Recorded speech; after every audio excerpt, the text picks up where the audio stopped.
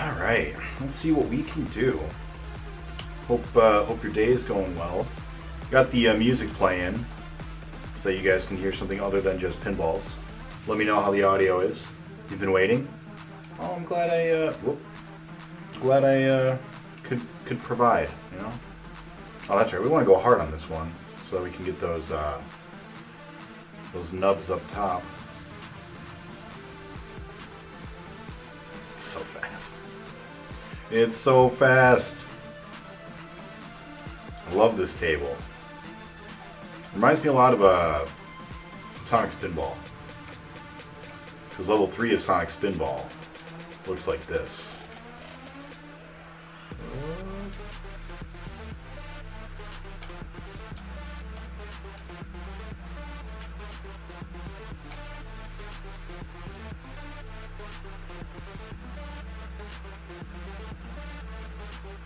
How's your day, Starsons? Keep forgetting we want to go hard there. We're gonna turn down the crazy speed, I think. That'll help us out a little bit.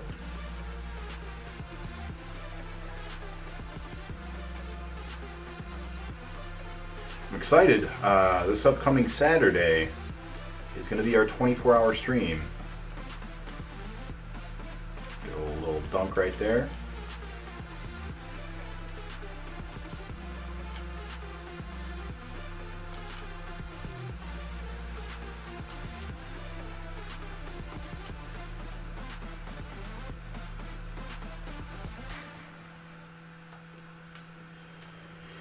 So our goal is to hit everything. Hit all the mutants. It's going to be great. Because we're going to do it. And today is the day we're going to do this board. I can feel it right in my pain balls. Now what happens if you finish pinball? Like before the 24 hours? It's not going to happen. But if I were to finish it before the 24 hours, I would stop. That would be that. I don't know, maybe. It would depend how tired I was. Because we got a whole bunch of games still that were requested that we haven't gotten to yet. And I do want to knock out all those requests real quick, so that might be a good time. I don't know if there are any I could do in one stream's worth.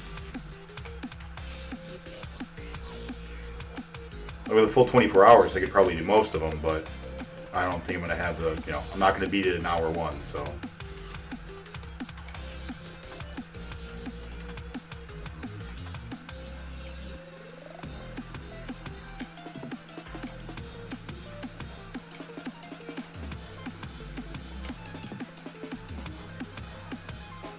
Battletoads, that will require Jake to be awake.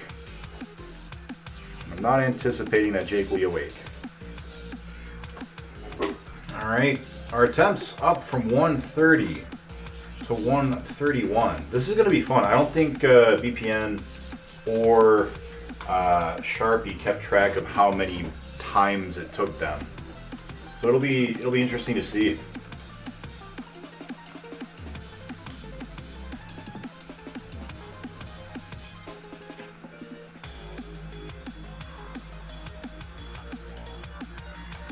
Oh, I forgot to turn down the speed. Oh well.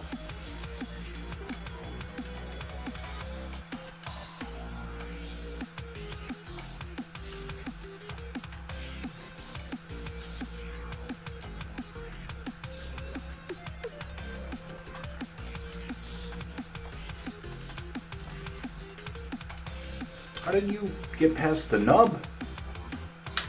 Interesting. So how did you like Allegra? Allegra was a beast.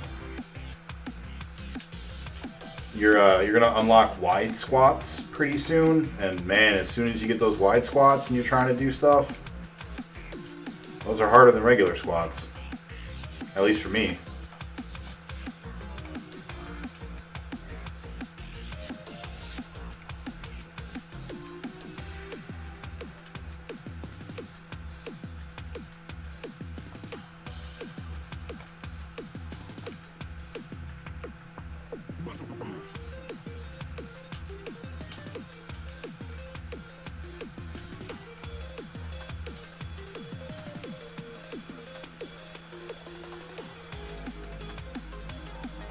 so the only thing we have up top are the right side lights on both.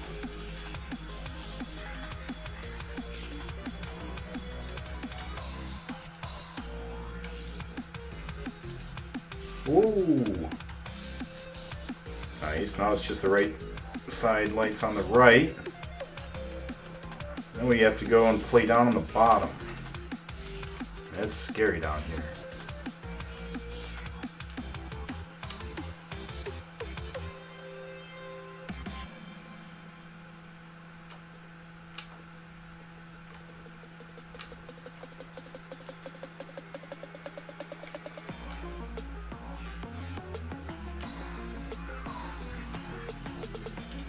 Too fast.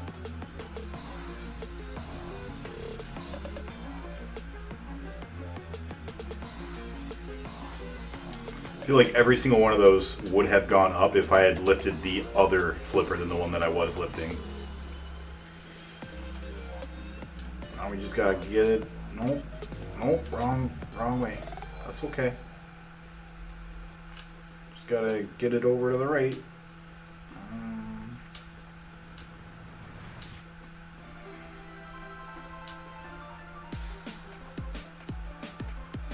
Here we go. Haven't beaten her just the first section. Oh, now I get to meet the arm guy. No, that's it. Alright.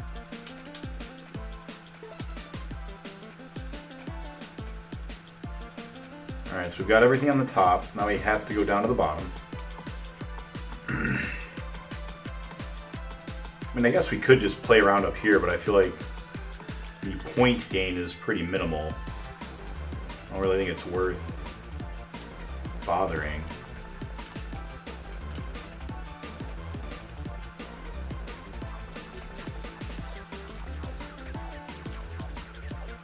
I think we want to be on the right. No, we want to be... Okay. We want to be both. Yeah, because we got both lights.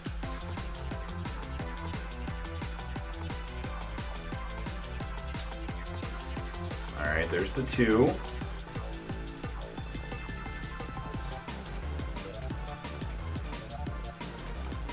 So we got all the pegs. Now we just need to get all the lights. But I'm going to try for the pegs again real quick. It's safer to be up here anyway, so let's just stay up here for a while and we'll go down here eventually.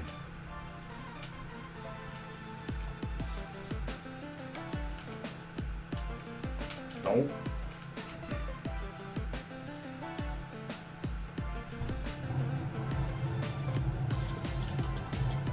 Nice, nice. This is going pretty good. I don't think we'll get another multiplier for hitting all the pegs, but I think we'll get another bonus at least. And we won't risk dying. Oh, what? What? Alright. It looks like the game thinks that I dunked it with the left flipper, but I could have sworn I hit it with the right. Well, maybe I'm just going crazy. It's alright. That was a good ball.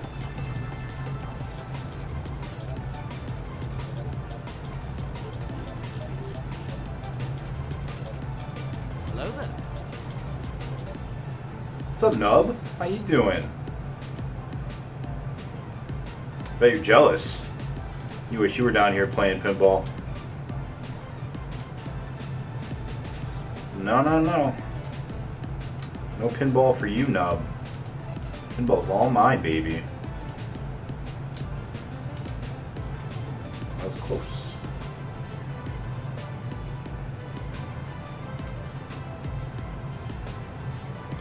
Nice. All good so far. It's going well. When did they change the definition of jealous?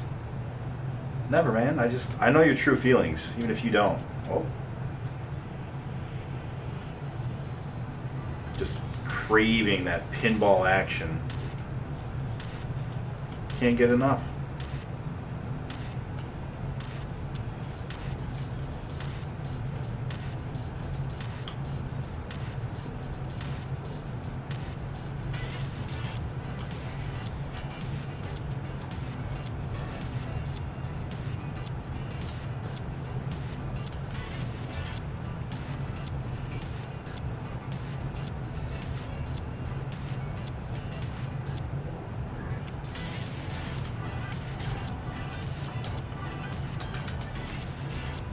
I think when you bump it, it always goes slightly to the left, it looks like. Was Nick scared you would beat him at another game? Probably, but mostly I just don't want to play this one in particular. I already gave him the credit for this game. He beat more of the tables than I possibly could. He got a higher score than I could, so I just let him have the win. Even counting these bonus tables that we found out about, I still can't beat more tables than him.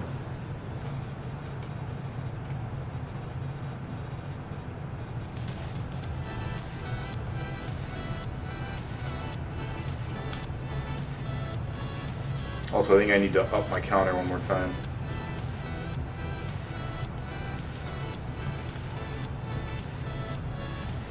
I keep forgetting to slow the speed.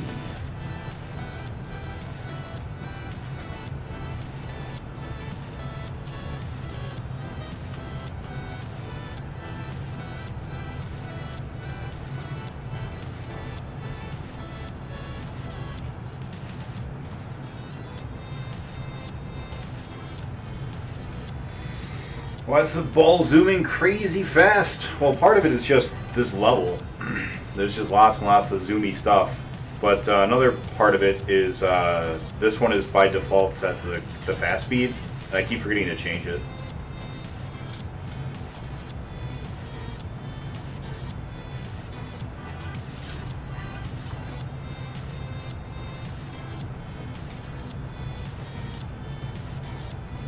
Ooh, we almost got all the lights in the middle. That one's that's a trickier part to do.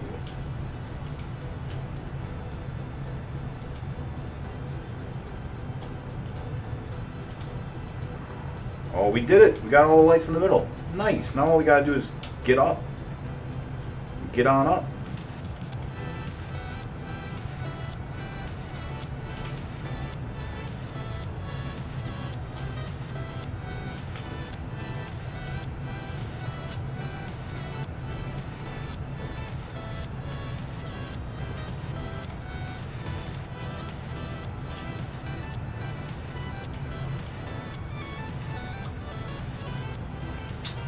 You working for a point value or pins and lights or both or neither? So I believe that I need a certain point value to get higher, to get to the next level. But I think the easiest way to do it is to get the full like 4x combo. And the way to do that is going to be all the pins and all the lights.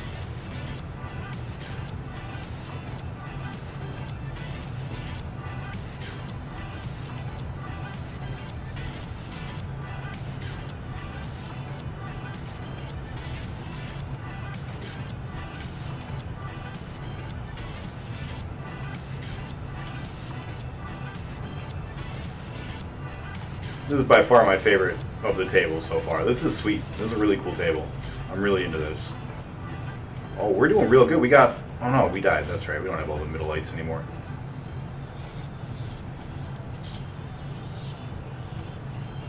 That's right. We can get them.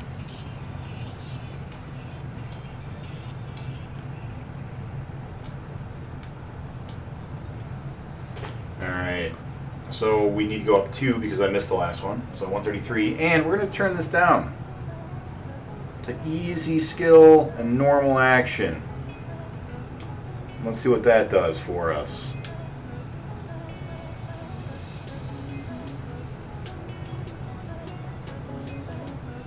Still pretty good.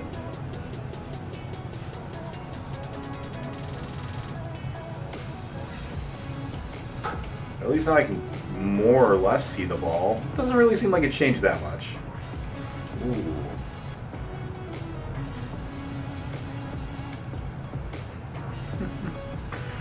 What a crazy ball. Look at this ball. He's so crazy. How's he doing that? Oh, nice.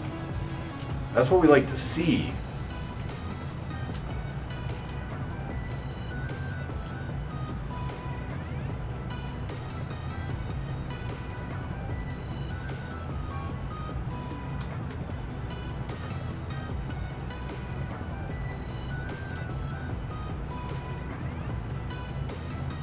What's up, BPN? How's it going?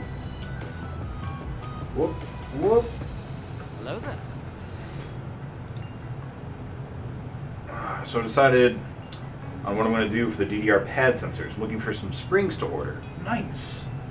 Springs, huh? Is there any concern that they will wear out over time?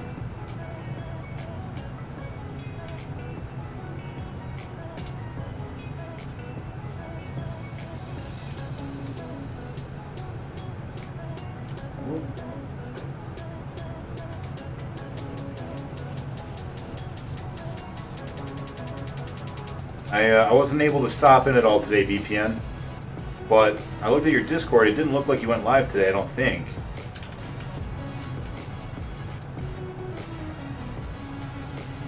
Did you get your pinball in for the day? Daily dose of pinball?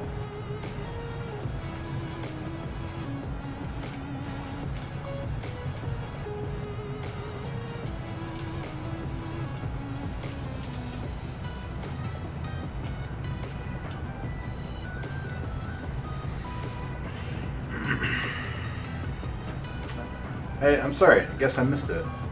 You get any luck? Get anywhere further?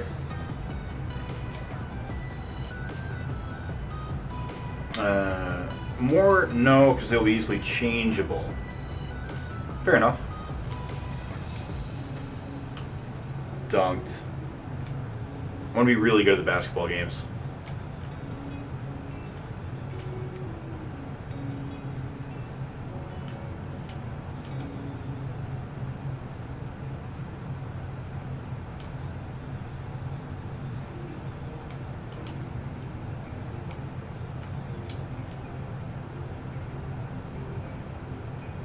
Really excited for the 24-hour stream. It's been a long time since I've stayed up for 24 hours. Excited to see how I do. Been getting more and more consecutive with higher scores today. I've been getting a lot more 3 million with potential for 6 and 7. Nice. Still no pass on the board. That is correct. That board is nuts. Ugh.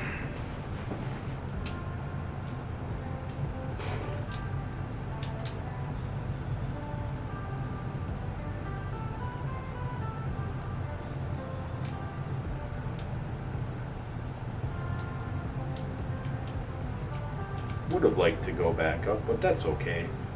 Oh, thanks, Ball. Oh, okay, bye. Bye, Ball. That's fine. Consent is important, even with balls.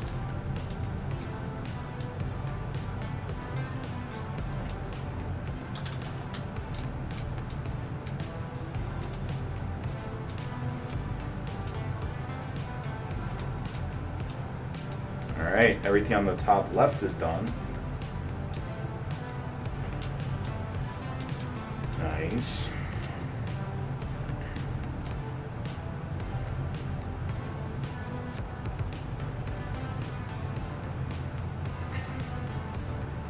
Pretty much know the table well enough to make any shot I want. It's just execution and luck. What even? Alright.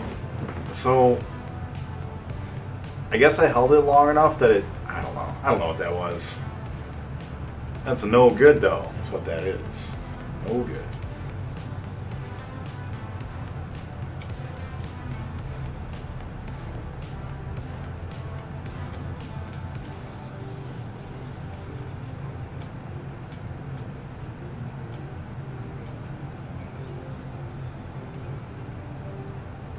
So, have you given any thought to what's next, BPN?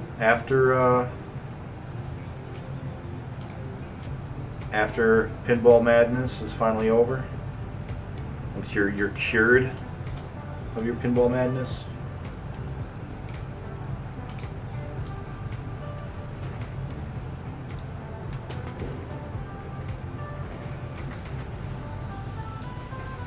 Turn up this music a little bit for me. Oh, Dire Docs, it's so good.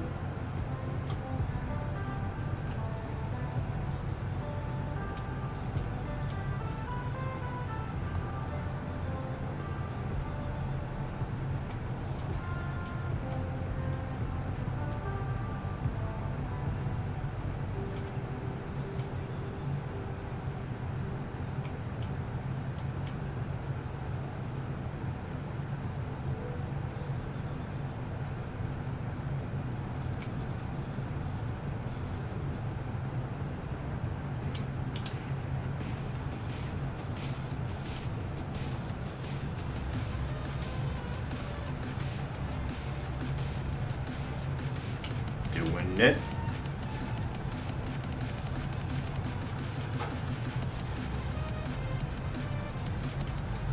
Whoops.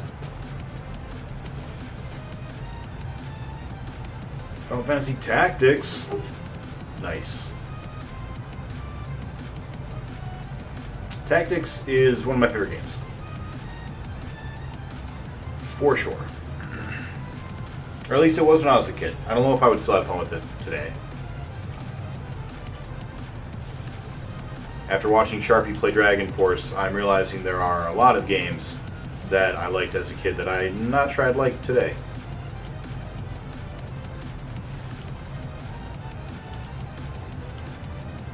Because now that I'm old enough to look past the razzle-dazzle and see the game for what it really is, you know, with some understanding of game design and stuff under my belt.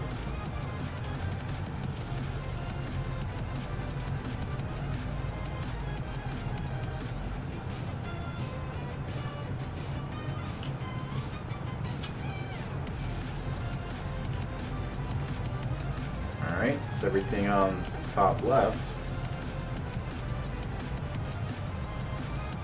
Love of Tactics, just don't like the last 10%. Yeah, I agree with that.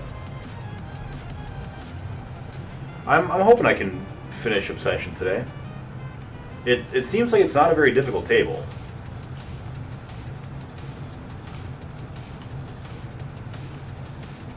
I'm just making a lot of sloppy mistakes. And it feels very fast, even after I've turned down the speed.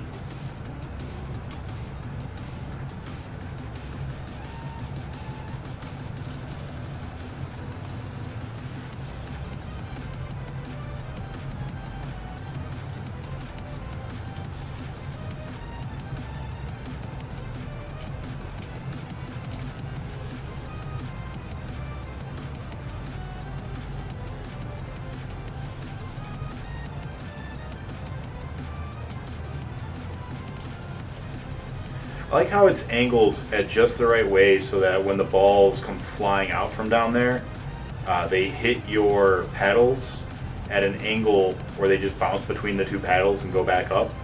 It's pretty cool. I like that. It makes for a much more fair sense of speed than might otherwise, you know, it might otherwise be.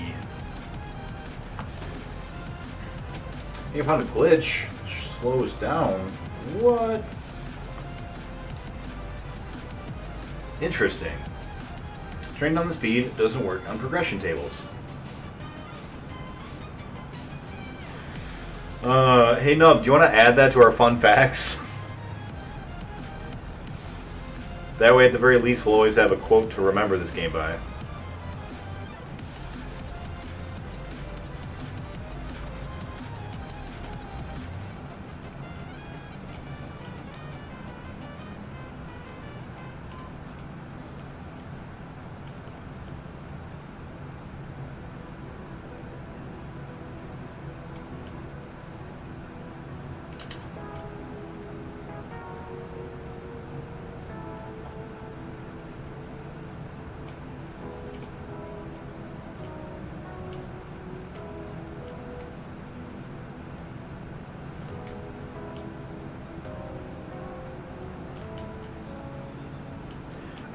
I'm not sure if this is the case, but it feels like every time you nudge the table, it feels like it goes to the left.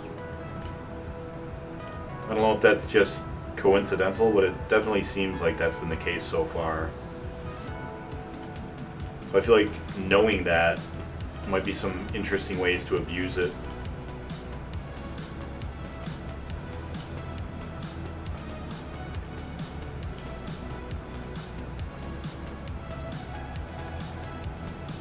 Wealth only trickles down when the wealthy are bleeding.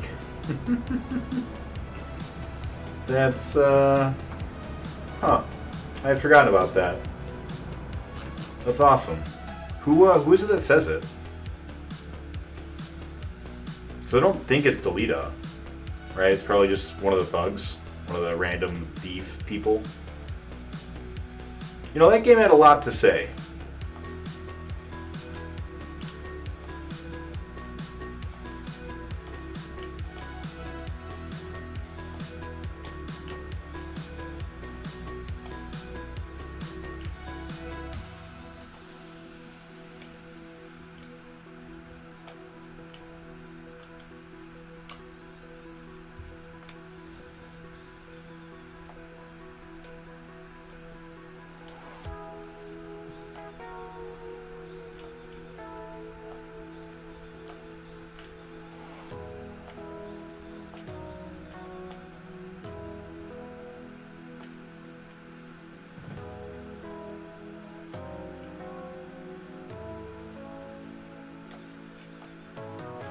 Still got the two nubs on the left side.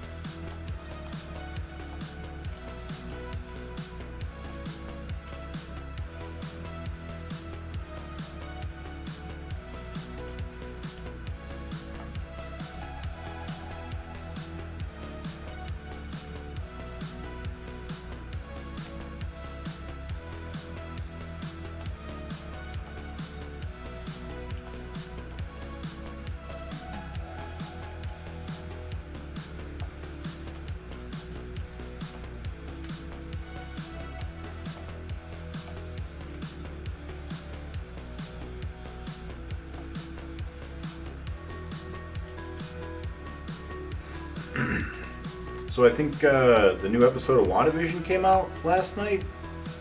I think Thursday nights are new WandaVisions. Still haven't seen 3 and 4. I'm thinking once we're done with Pinball, I'll maybe dedicate one night of the week to living a life. Oh, speaking of Sonic Spinball. Hello there. What a good song. Oh, hello. I'll be right with you right now. WandaVision is on Fridays. Gotcha. So that's tomorrow. That's exciting. Rando no-name guy, yeah, probably. All right.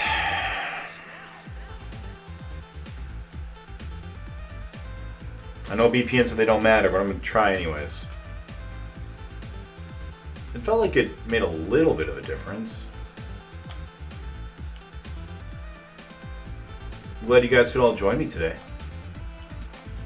Cute, I read in the Discord, I'm very sorry. I hope that you are going to be okay.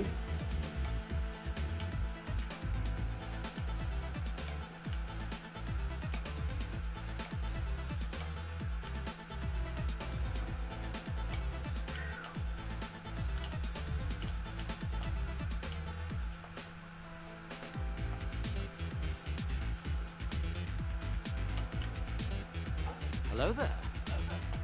Oh, hello.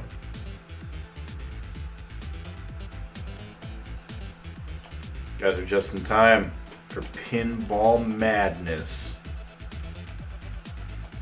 So, which Iron Man film is the best? Oh, mods can make a poll. Mods, you should make a good poll. Like, which Iron Man is the best? That way people can talk about it.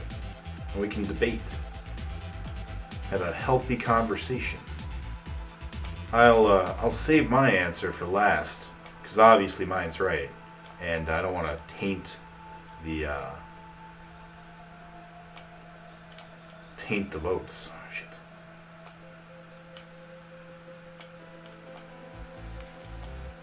Alright, now if we can just get that nub up in the top. Nice. So everything in the top right is good. What's up, Nico? How many mods does it take to make a poll? At least 4. I think we've only got 3 on right now, so that's a problem. I like your dabbing cat, Nico. That's awesome. Oh, nice. Good. I'm glad to hear that that you'll be okay. Good. Too hard. Just keep the best. It's a good question. Let's make a poll about it.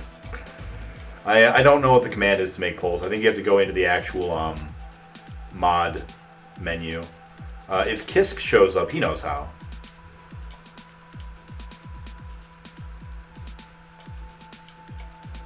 There we go. Alright, so that's everything on the top.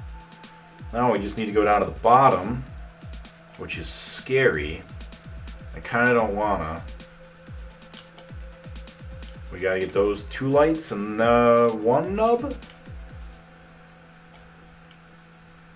hate those lights, man. Those lights are the worst lights.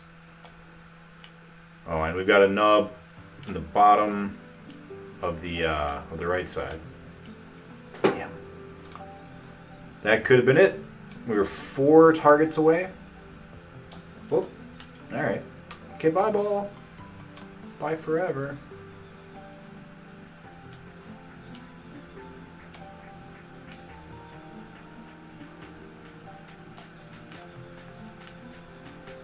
Really like the start of this remix, but I think this is the one that like gets kind of grindcore after a little bit, and it's just not as good.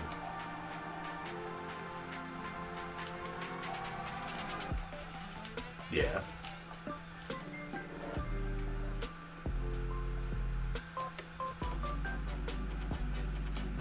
I mean, it's still good. It's a good song, like a good bass song to start with, but there's some very, very pretty remixes of this song. One is on OC Remix, which I need to go and steal music from so I can put on here, because apparently OC Remix is also copyright friendly to us streamers.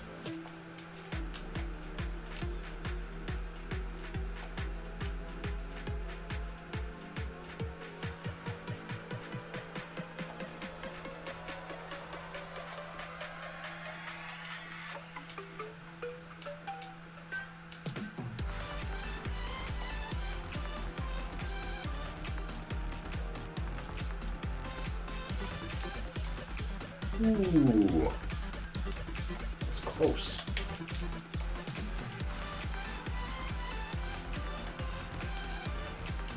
Well, that's everything on the oh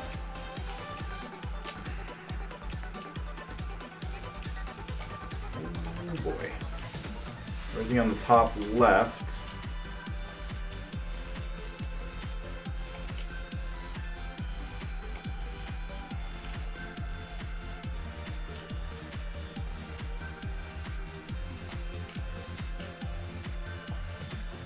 Oh, you just got to get up into those 2 lights up there. Oh, which isn't easy.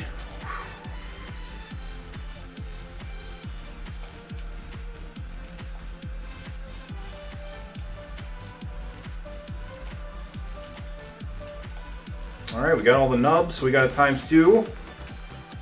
Nice, nice. I'm going to stay up here and hit all these nubs.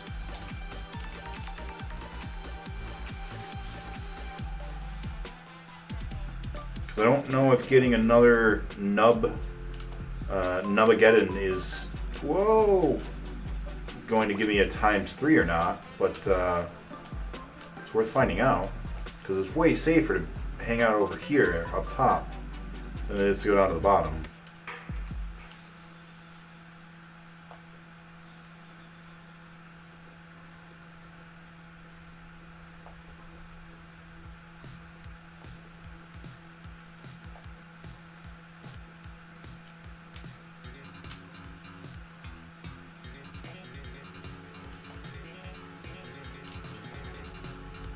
All right. Oh no, we still got a light.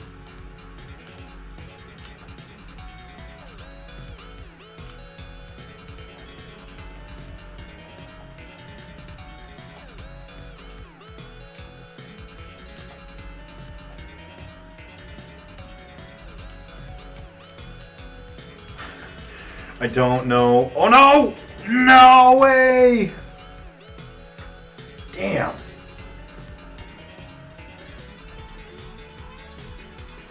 Oh man, that was good. Your mom wants you to move home. That's awesome. I fell asleep on your couch at 7. Yeah, man. Congrats on that, by the way. I'm really, really excited. Which Iron Man suit is the best? What is the Godbuster? I don't even know what Godbuster is. And Iron Lad and War Machine are two different people. I'm gonna go with Model Prime. It's got a cool name. And it's not War Machine.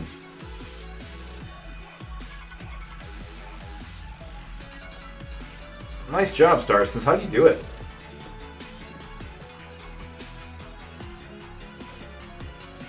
If you're gonna punch God in the nuts, you better get the God Buster. Seems fair. I don't disagree with you. I don't know what else one would equip to go and punch a God in the nuts.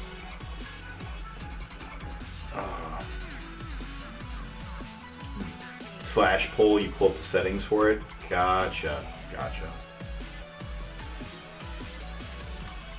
I played it on. I played Gungeon on PlayStation 4, PC, and Switch, and it's definitely the worst on the Switch.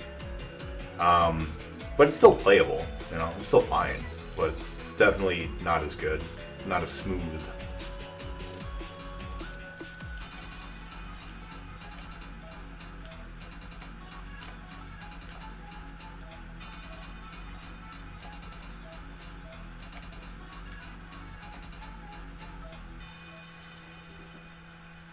Maybe one day Nintendo will make a system that isn't behind the times. There are 63 models of Iron Man suits. I knew that. I think you might actually be wrong. I think there are more than that, but I think there are 63 named ones that are in the like Iron Man wiki or whatever. But what I meant was like Iron Man movies, because people know those. I don't think many people know the different Iron Man suits other than like the ones from the movies. I'm interested to hear people's opinions. Like, has everyone here seen the Iron Man movies except for Nub? Because Nub doesn't watch movies.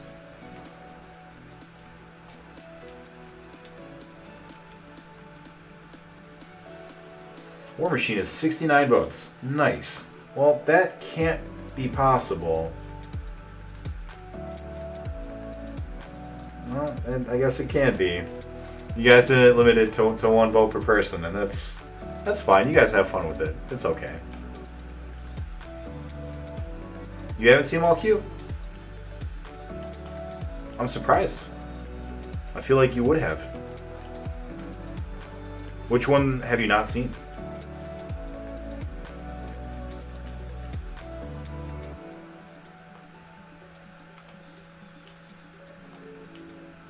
Alright, we got all the lights in the middle. That's great. That's like the hardest part of this table.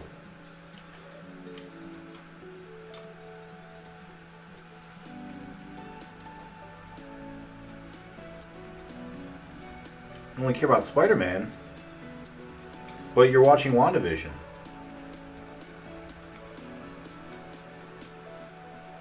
Thank you very much. Oh, thank you very much for the host, Backwoods. How is it going? What have you been up to? Alright. Oh, no, we still got nothing. Still got nothing.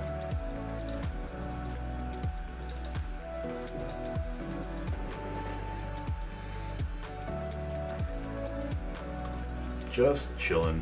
Nice. This is a good song to chill to.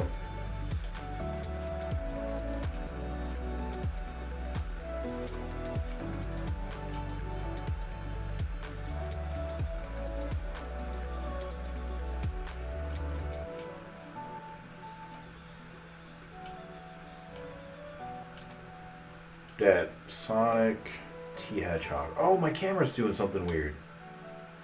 Let me fix that.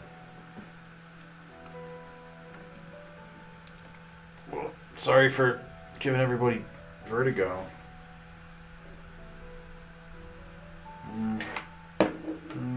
No, it's worse. Let's try that. Iron Man is just propaganda for the bourgeoisie. Probably. I mean, so is Batman, right? What's that shirt? Boba Gump? Shrimp Bounty Hunter? It's, yeah, Boba Gump. Sarlacc Co.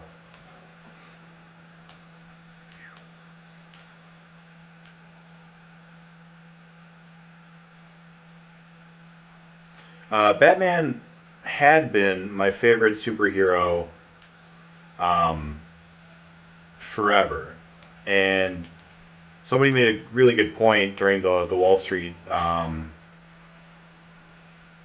the I forget what they called it now, but like when you know they were doing the 99% March on Wall Street thing, and they were like, yeah, Batman, Batman's 1%er and he doesn't use his money to help people. I mean, he kind of does, but mostly he uses it to punch clowns in the face, and I had a really hard time defending it. Um, I think I have grown out of my of Batman being my favorite, which is weird to say because he's been my favorite for like 30 years. However long I've been old enough to have a favorite superhero.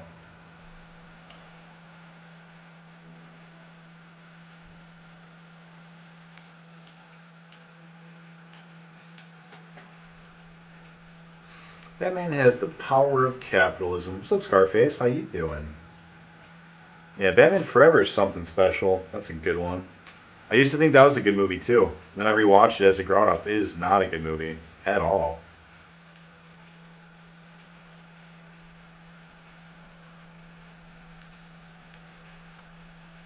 Yeah, I don't know who my favorite superhero is anymore.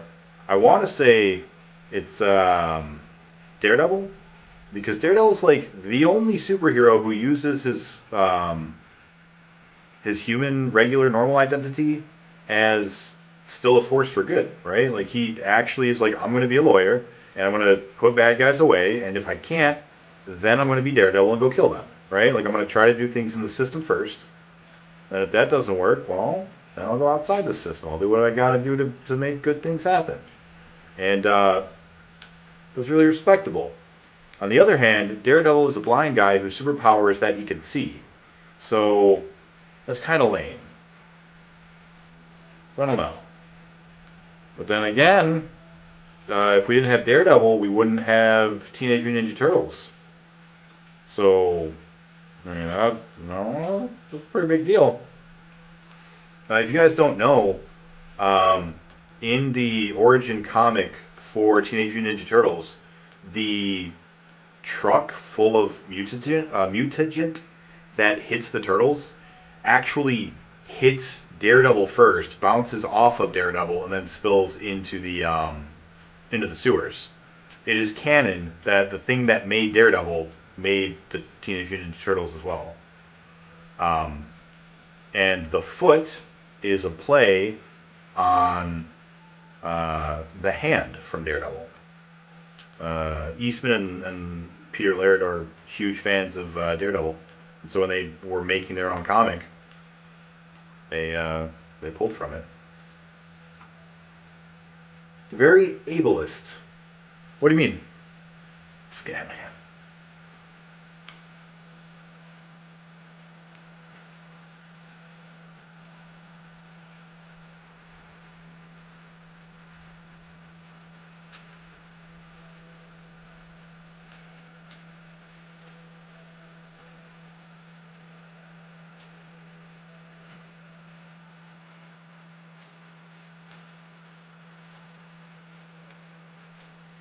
The only way a blind guy can be a superhero is if he can see. Right. That's kind of what I'm saying. Like it it feels kind of bad, right? To be like, I don't know. But on the other hand, he's the first blind superhero, so I mean, there's something they were trying. You know, gotta give him some credit, even if it wasn't done particularly well. You know, I don't know. But yeah, I don't know. I don't think I have a favorite superhero anymore. Maybe it's Spider-Man. He's cool. He's a cool dude.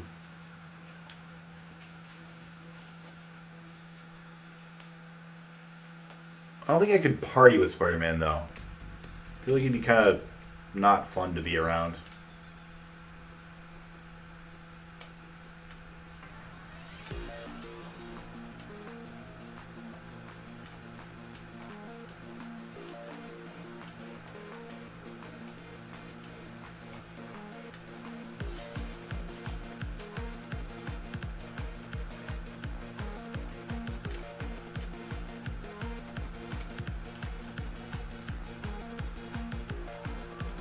Here we no, still over on this side.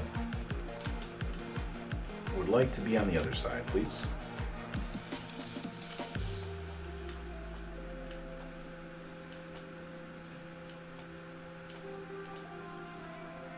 Nice.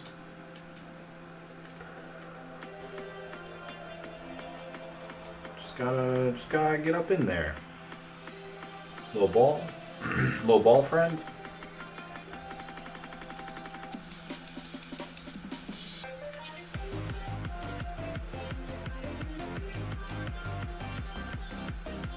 What about you, Scarface? Who's your favorite superhero?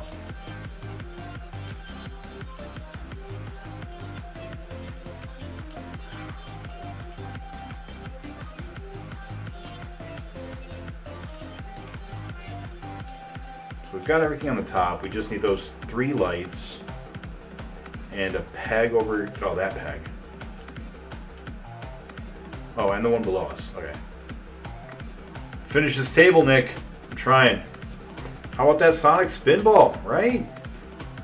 Why is Winnie screaming? Your favorite superhero is Spider-Man. Yeah, you mentioned it. Nice.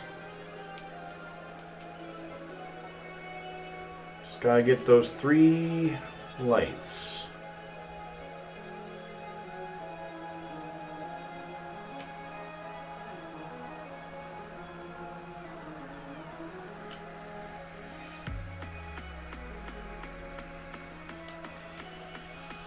Not like these. Cool. Let's give it a little taparoo. Nice. Now we can get the white one. Dr. Midnight is the first blind hero who also has the power of seeing. That's funny. Damn it! Ah, that was close. That was a good one. Dr. Midnight is Chandy's favorite superhero. I don't know much about Dr. Midnight, but any favorite superhero at Chandy's is a friend of mine.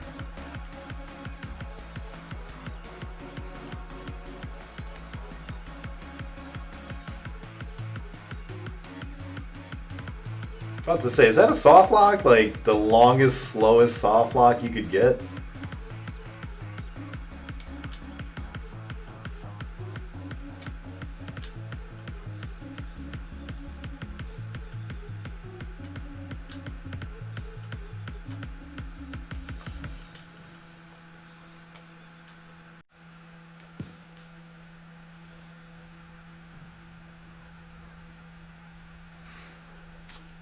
This one definitely does look a lot like Sonic Spinball, right, Scarface?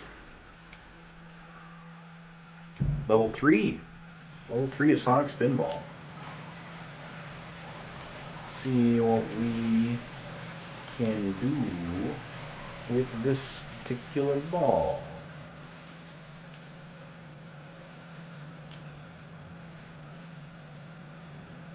Thank you, Peg.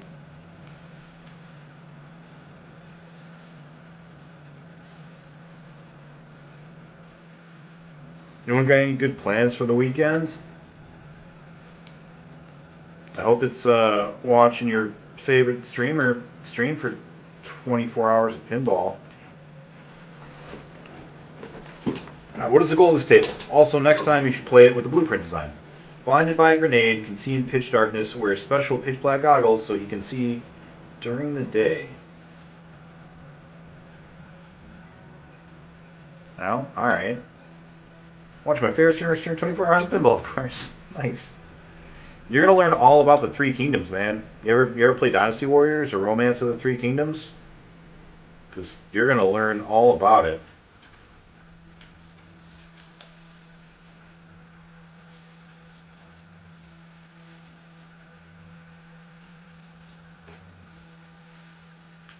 You guys are too nice. I'm hoping at the very least to finish this table tonight, and then by the end of the 24 hours to have made it to the devil table, the my break table, and that's my goals, all of them, for the rest of my life. Because after that, I can't accomplish anything anymore. I'll be stuck playing my break forever.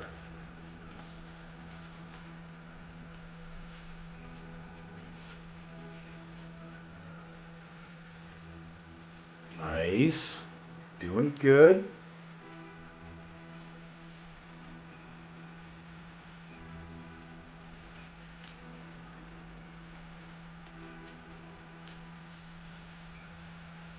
Got those middle ones done, the middle lights. It's the hardest part of the table for me so far. So, ooh, that was close. So now let's get these top parts, these little toparoos, as they say. Everyone says it. All the kids say it today. You know. Just the other day, I was down at the local park, and I said, "Hello, fellow kids." I was like, "What's up?" And they're like, "Oh, nothing. We're just, hanging out at the toparoo of this here park." I was just like, "Oh, that's the new thing. Got it. Now I feel hip and cool and with it. All right, that's sweet. Damn it. My break is paradise. Set up camp." Oh yes. Oh yeah. It's gonna be a good time. We should find some way to do a thing like that, like I don't know. What could we do with everyone for a whole 24-hour stream? What are some fun things we could do? We could have guests. Have guests show up and talk. Have a good lurk. Whoa. We could have guests show up and talk about anything. Bye, Q. We could have someone in the background playing Pictionary. That'd be kind of fun. No, you wanna play some Pictionary in the background for everyone?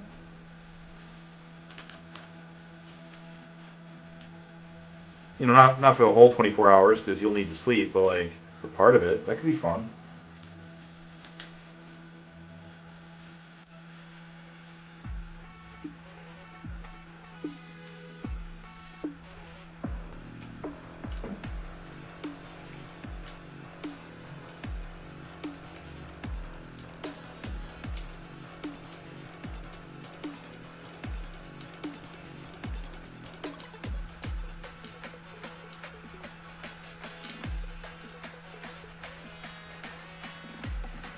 Hello there.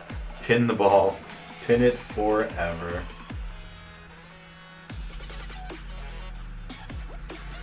What's up, Baynex? Yeah, cute. You need a better computer? You don't need a better computer. I'm streaming off of a laptop. An old laptop. An old laptop that Baynex helped me buy 8 years ago.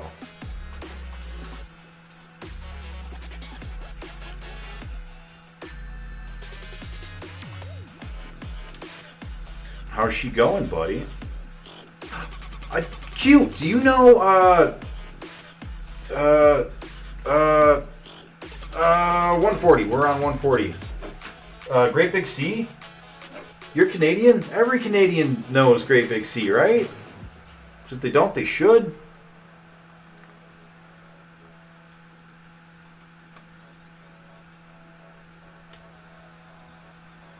What are you up to, Baynex? Oh my goodness, how's your day going?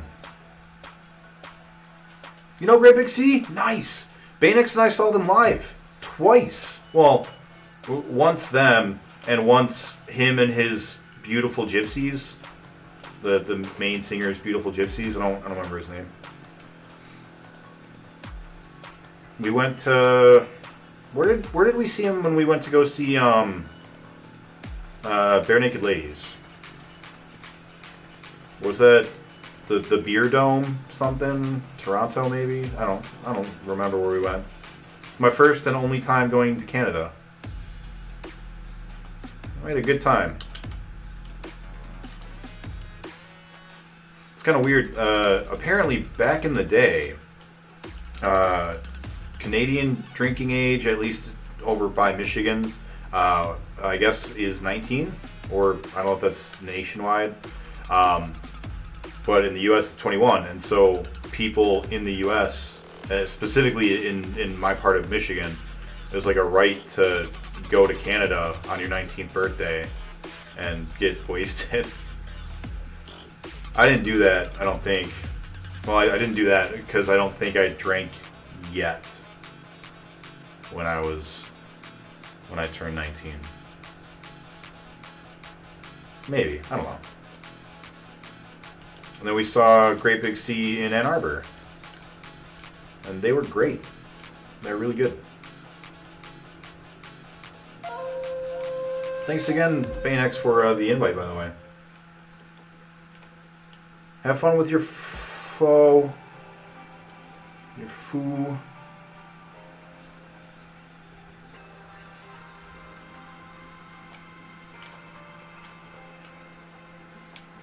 Jesus. This ball's so fast. We need the light still. And we got it. Nice.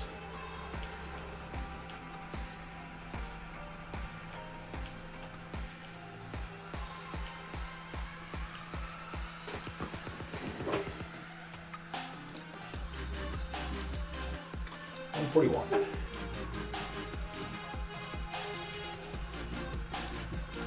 Budweiser Gardens, that's right. Ellen Doyle opening for Bare Naked Ladies in London, Ontario. That's where it was. 19 in Ontario, 18 almost everywhere else. Didn't know that. Yeah, I guess, back in the day, 19-year-old Michiganders would load up in the back of their buddies' pickup trucks or whatever, and they'd all go out to, I don't know, Windsor or something, and go and get drunk for their 19th birthdays.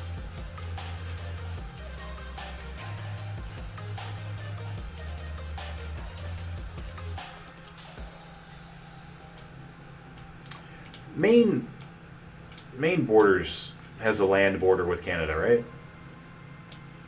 It's got to, yeah. I wonder if that's a thing in Maine, or like anywhere else along the northern border. I thought of Maine specifically because playing pinball makes me think of Sharpie and BPN. And BPN is not on the northern border. He's in the southern border, but Sharpie is in the northern border. I wonder if that's a thing everywhere.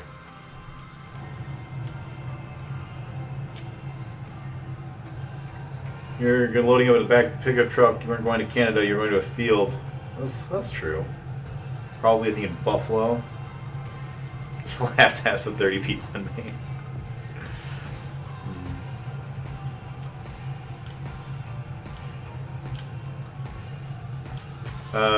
Banex, I don't know if you know, but on Saturday, doing a 24-hour stream playing this game and talking all about Three Kingdoms. If you want to show up and talk about Lubu the whole time, you're more than welcome.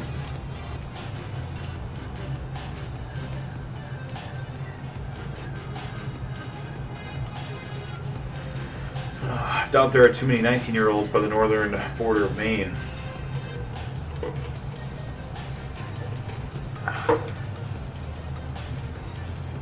I don't know. I've never been.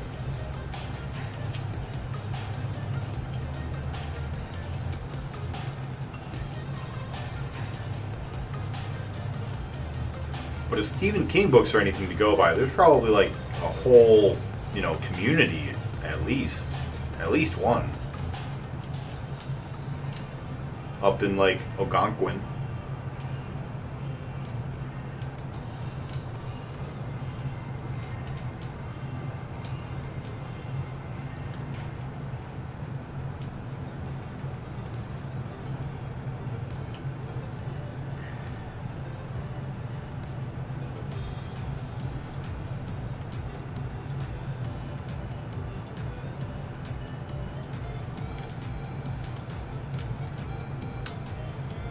Oh man, I told my girlfriend that I wanted to take things a little rougher in the bedroom, you know, spice things up a bit. Do a little bit of a, you know, little pain with the pleasure type of a thing. She was like, I got just the thing, and pulled out this game. It was an awful, awful introduction.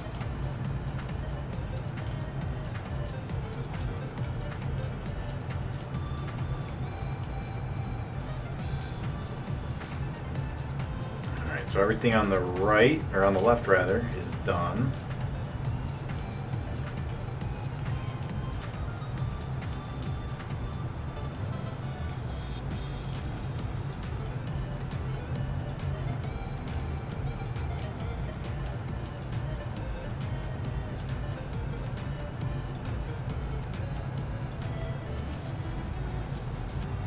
Gotta get back over to the left. Oh, alright. That's alright. We got stuff down here to do too. Hello there. Oh, hello. Nice. Nope. Less nice. What's up, Marble Lion? Hello. I'm here to temporarily antagonize. This is more the game equivalent to Tantric. Oh, man. It's like Bikram yoga, you know? You know it's going to be uncomfortable. You know you're going to end up smelling bad by the time you're done. And no one's going to want to be around you. But you're going to feel like you've accomplished something. You know it's good for the soul. You're going to probably lose a lot of weight too because of how long you've just been sitting in one spot playing pinball. How's it going, Marble Line? Not so confident in your pinball skills without the soft lock.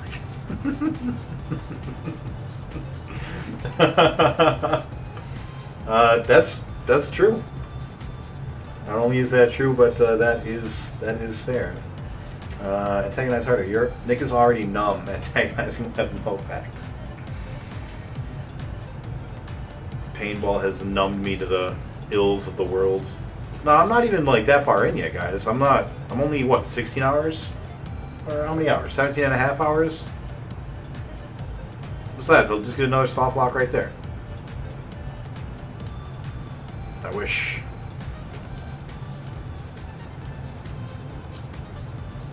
Have you had the great opportunity, the honor and privilege, Marbled Lion, of playing this game yet?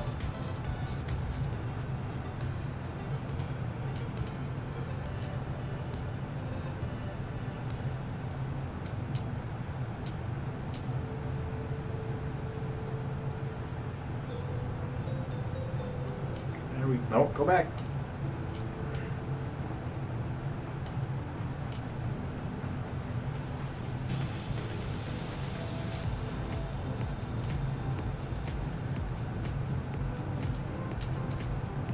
God, game. No.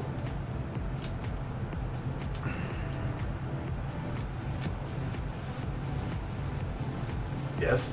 Yes. Nice, nice.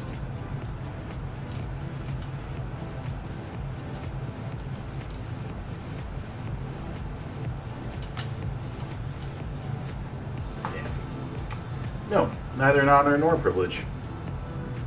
I might watch Hostel, but I don't physically.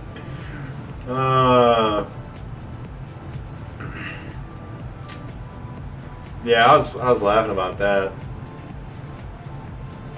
Yeah. Man, 12 hours. Man, can you imagine? Can you imagine how the way the world would change if someone beat this game in only 12 hours? It'd be beautiful. It'd be like world peace, you know? Like everyone would just stop and they'd be like, you know, there's justice in the world. There's still beauty. It's not all gone. Thanks, Bill.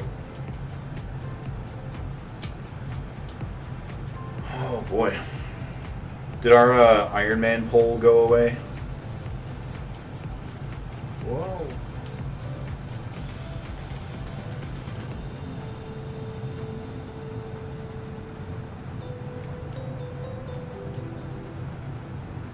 That beats.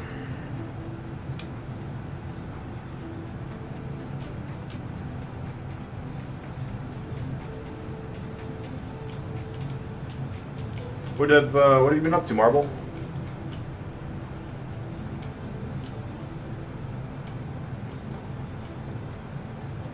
How's your Thursday going?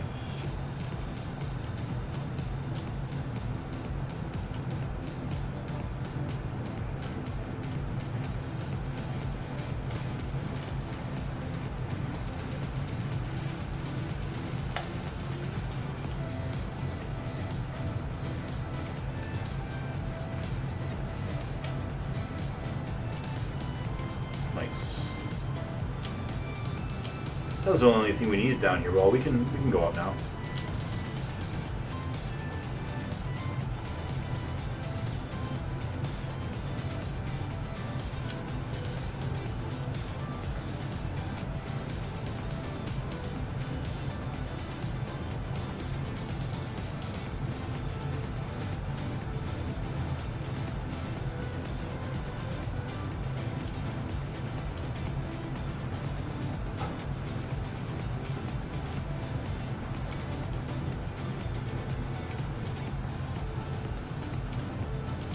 Still got one peg on the top right. Oh no.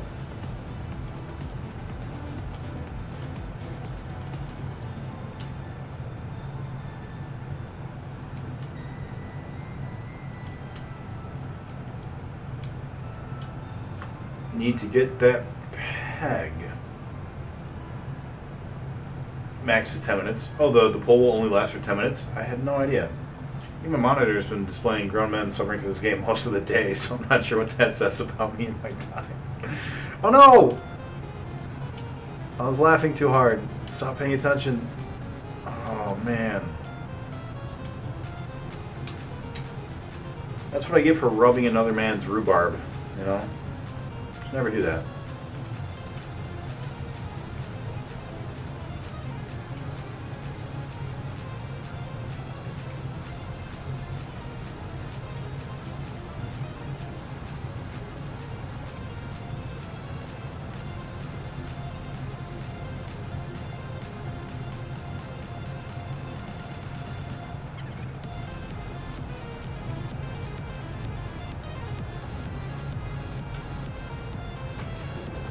You must be doing it wrong. Rubbing another man's rhubarb is a quick way to make $5.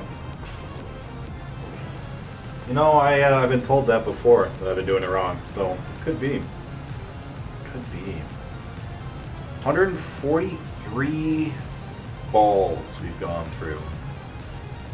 I think this is now the second most deadly game we have played yet. Well on our way to it being the first most deadly.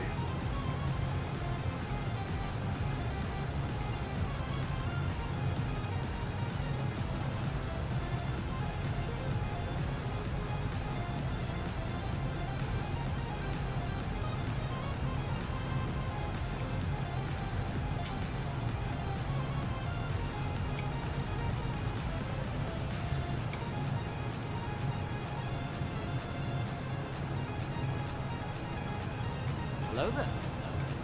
Oh, hello. I'll be right with you. I have to stare very intently at the ball.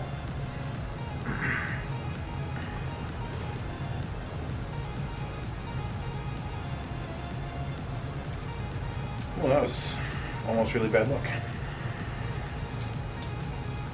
So BPN, what would you say your favorite thing about this game is? Is it the fantastic soundtrack, or the excellent ball physics, or the excitement you get when you pull back that plunger and you don't know quite where it's going to go? You know, what is it that keeps you going every day? That really butters your muffin about this game? Yeah. Just stop by to absorb some of Nick's pain.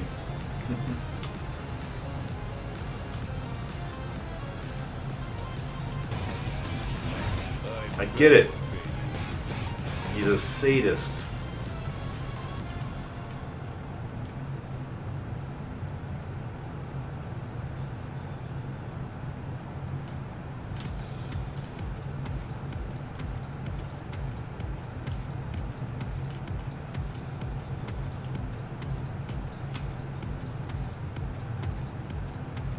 Progress.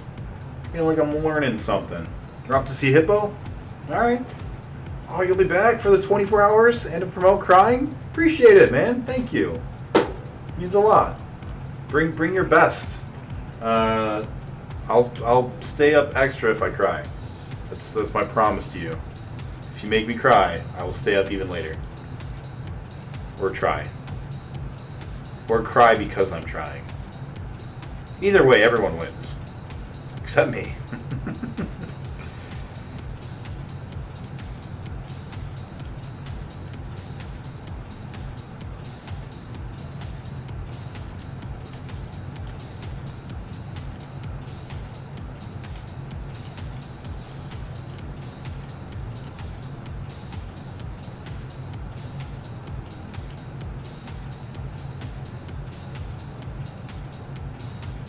What a nice little spinner those guys are being.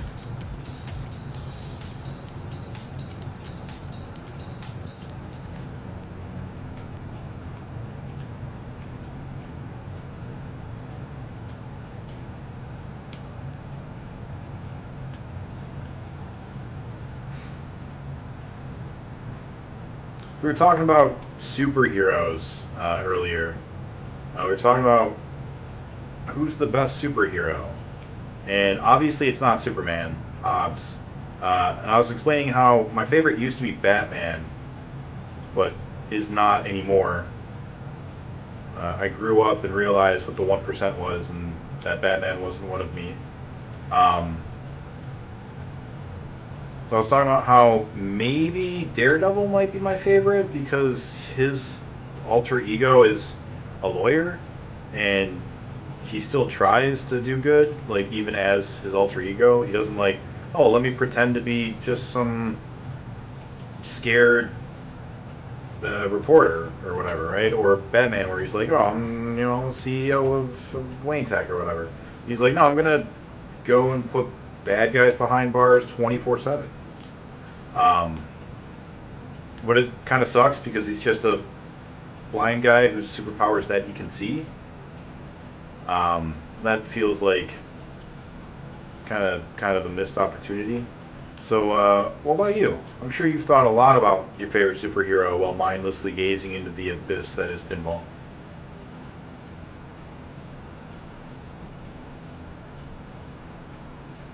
You want to go down, but not that far down, ball. I want to get those lights. Damn.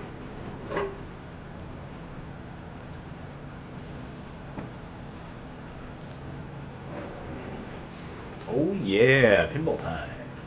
Gambit's your favorite? Why's that? I like Gambit.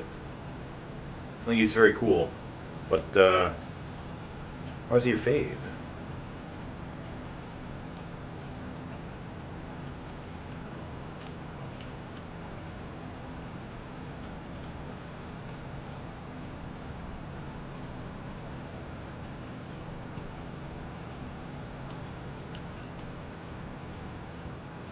Storm is a close second. I don't know very many people that have Storm as their favorite.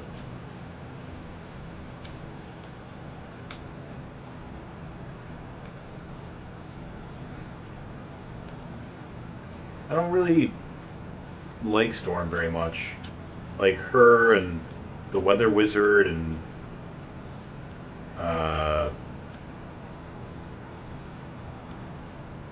who's the other person? Maxie Zeus maybe? Well, none of the weather people really tickle my fancy.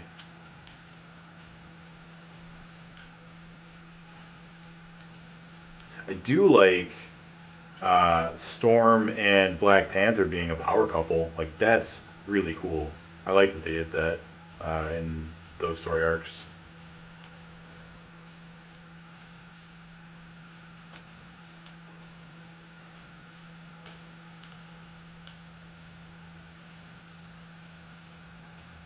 Because he's fallible and mortal. I agree. Those are definitely requirements for being a good superhero. If you are not fallible and you are immortal, you're not really a character.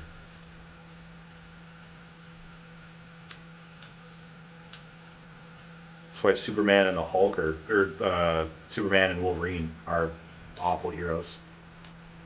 They're just no good. Kevin Smith was asked to write some Superman stuff, and he said no. He was like, you can't make a compelling Superman story unless you turn him into a bad guy, and that's already been done. And I agree with him.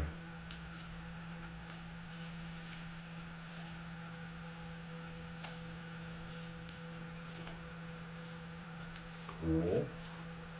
Now we just need those top lights and a peg or two. Speaking of pegs, you guys remember Peggle? Peggle was great. Oh, this game should be Peggle. I'm just gonna swap this one out real quick and play Peggle instead.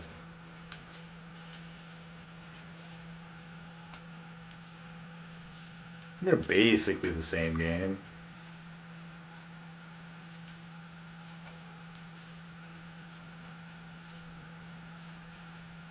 Nice, that's one.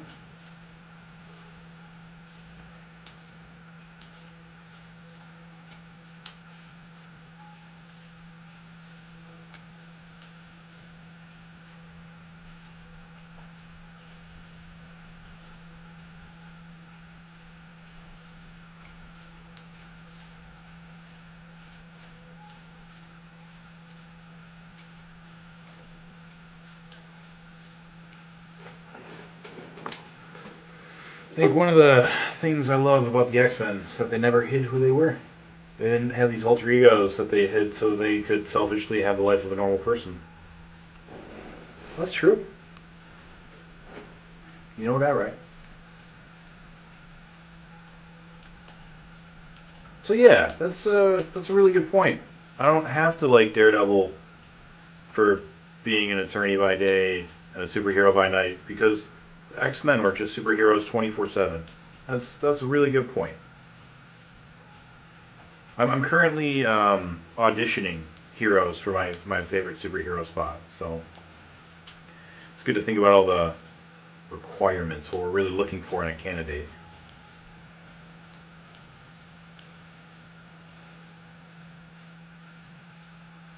Does that mean my favorite superhero is Cyclops? That feels wrong.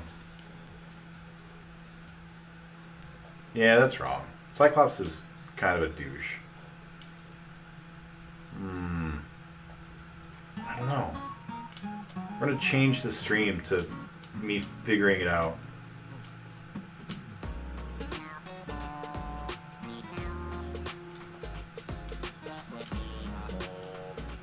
I really like Nightcrawler, but it can't be him. The religious bent is just a little bit too much for me. I'm not able to really what's the word I'm looking for? Empathize? Not empathize. Relate, I guess.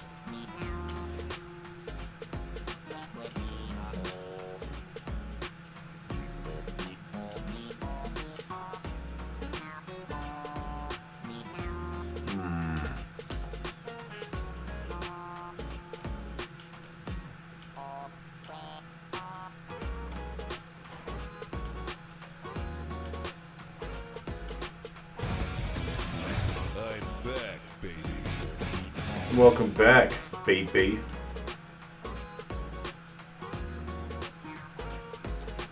Oh, maybe. No, I don't know. I don't know.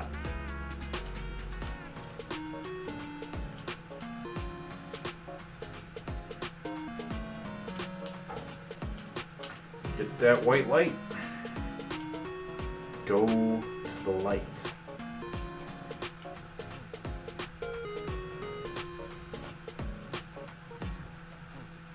Once you're done with that light, we can be done down here. Nice, or up here. Whatever direction we are. Who are we? Where are we going? What are we doing? What is life? Alright, so we got all the pegs, right? What pegs are we missing? We got the one down there, which we don't want to break.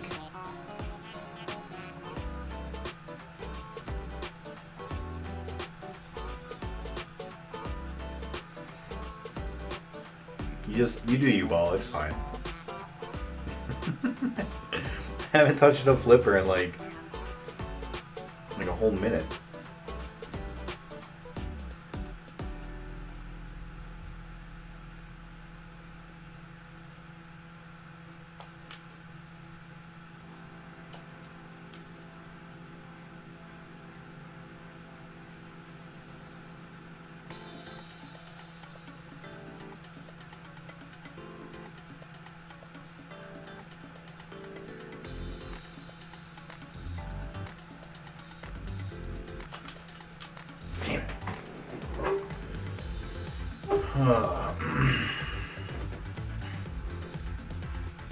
Why don't you like Storm?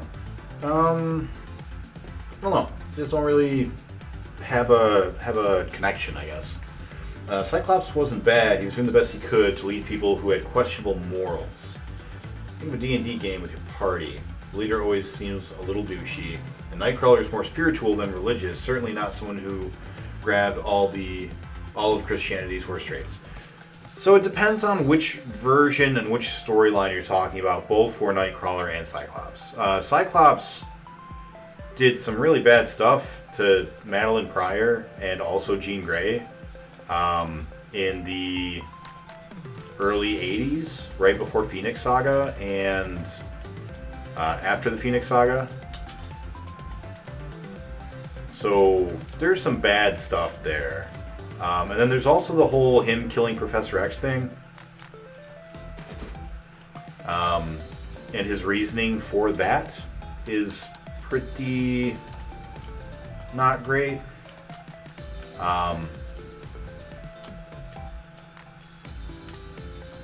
So, I don't know, I appreciate the fact that he is the leader and has to be a douchebag sometimes, right? Like, that's why Leonardo's my favorite turtle.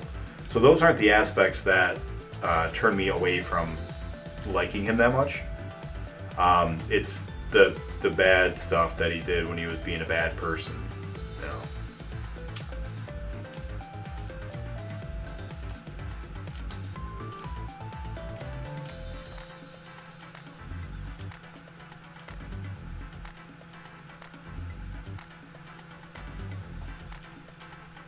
And then Nightcrawler, I mean, it really depends on which area which storyline you want to talk about.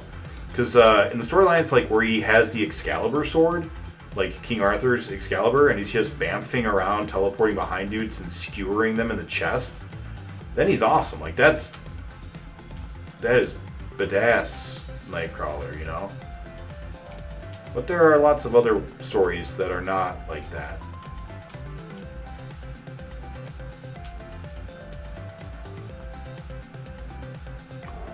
Ooh, we got all the middle lights. Alright. Oh, ×3. This could be it. No! Oh, boy.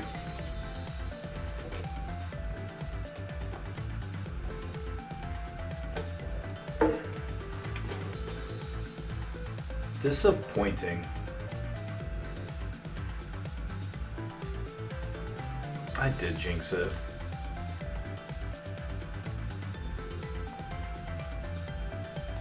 I think BPN was saying that happens to him in his current table. Every time he gets the 2x, he just instantly dies.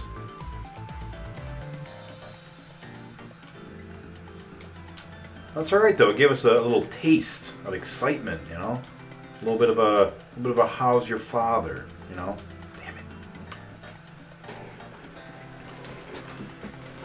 Means that we know what we're doing, or we just got really lucky. It's really, you know, both of those things.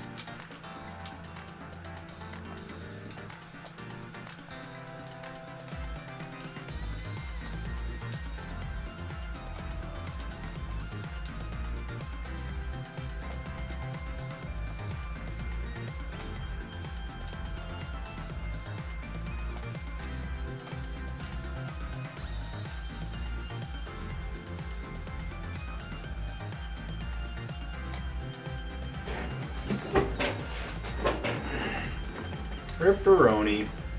Yep. Glad that was fun. I can only imagine my face. Like, I feel like I probably like lit up a little bit. Oh, this could be it. And then just... oh.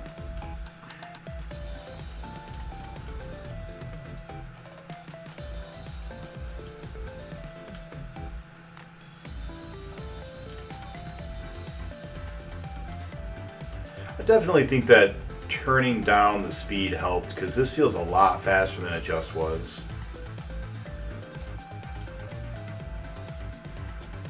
Let's make sure we do that in the future, 'cause that... yeah, that's definitely affecting it. It's gotta be. I think BPN might be mistaken.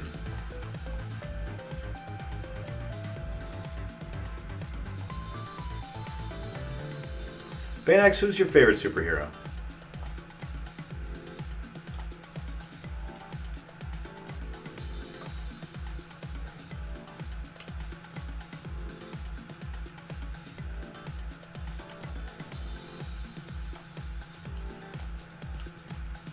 No, I do like modern Thor. Modern Thor is pretty cool. I like Norse mythology a lot.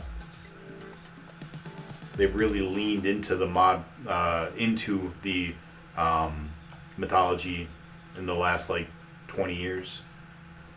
Whereas classic Thor is just some dude with a walking stick that turns into Mjolnir.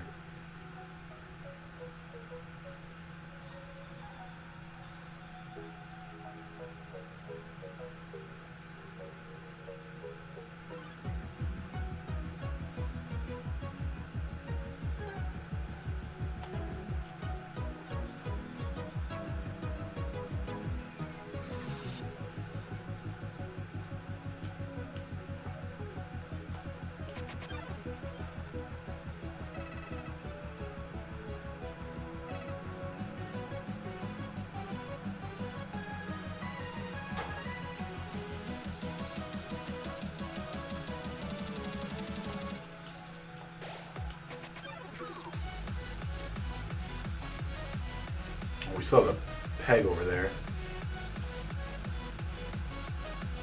We just need the one peg on the right side.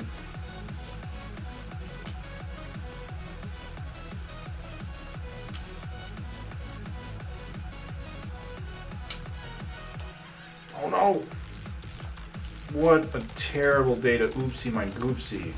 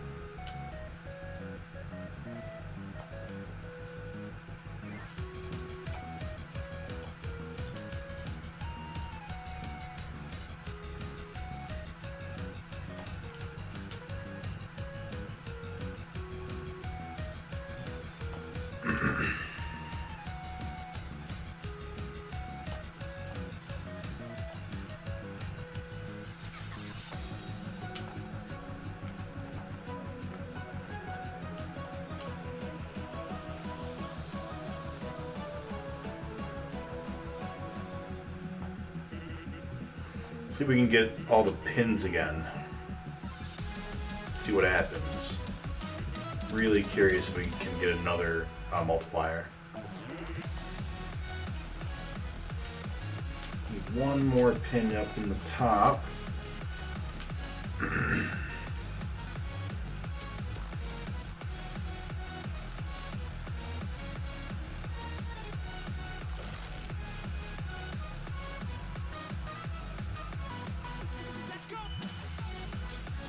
Baynex, have you been watching the WandaVision?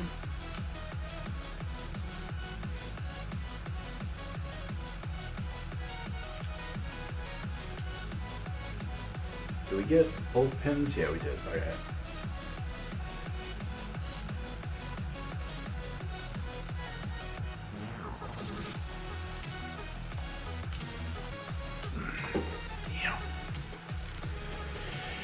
No good.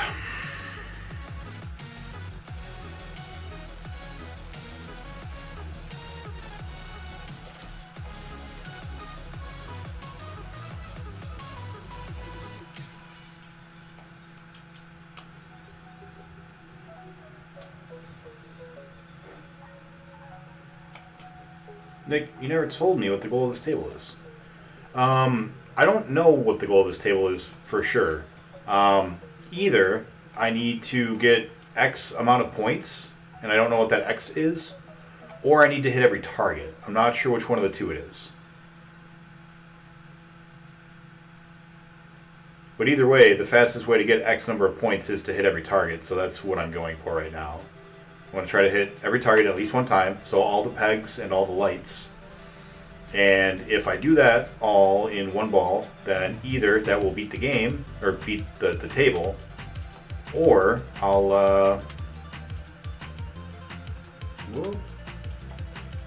I will know that I need a higher score. And then we'll have to do it like twice.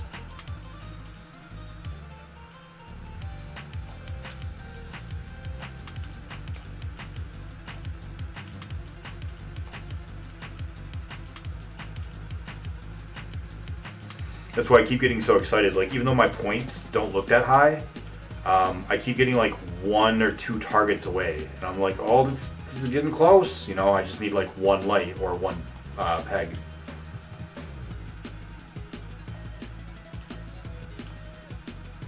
Hit that light. Yeah, nice.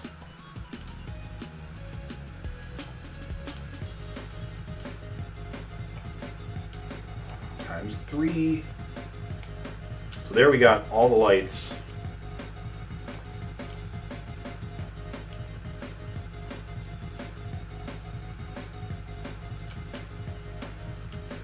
That was close. Not again.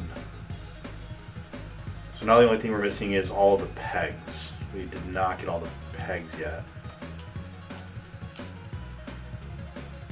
The last peg is on the left side on the bottom.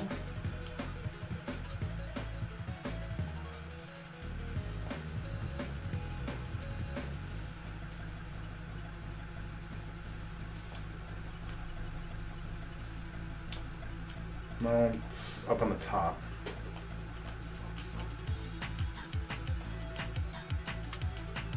Damn. Close.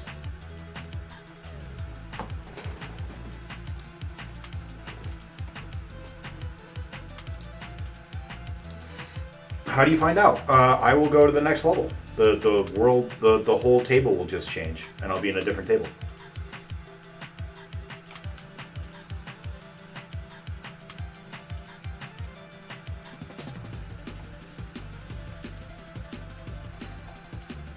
I think this one is the last table in this chain, so it'll take me back to the first level. And then we'll be on the last chain, which is at least 3 tables.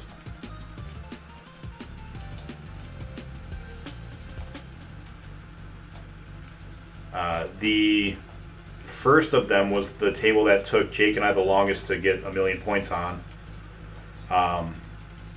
So that's fun because that one's the hardest of the normal tables. And then the second one is a table that is supposed to take 200 hours to beat. Or at least the only person who have beaten it on camera, not cheating, it took them 200 hours.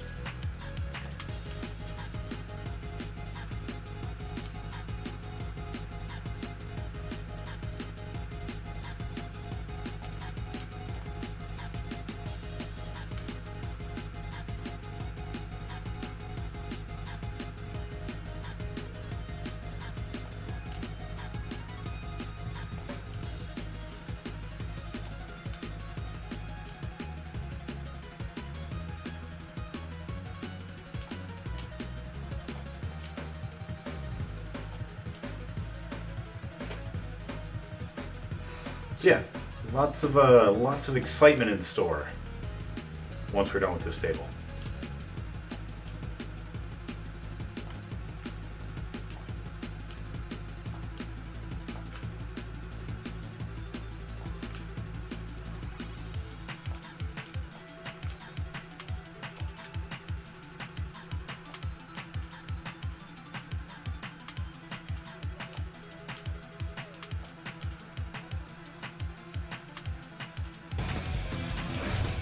back, baby.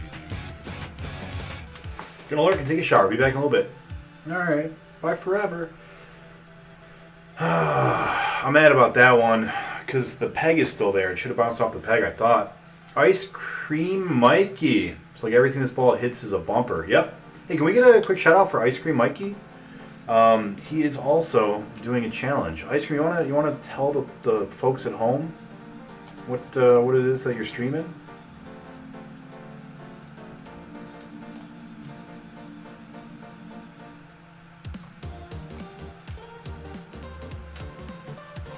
Man, that was real unfortunate. How I assume that you beat Wave Race because it's not a very long game. And that was like 3 days ago, I think. I don't know. Work's had me really busy, so I haven't really been on Twitch a lot.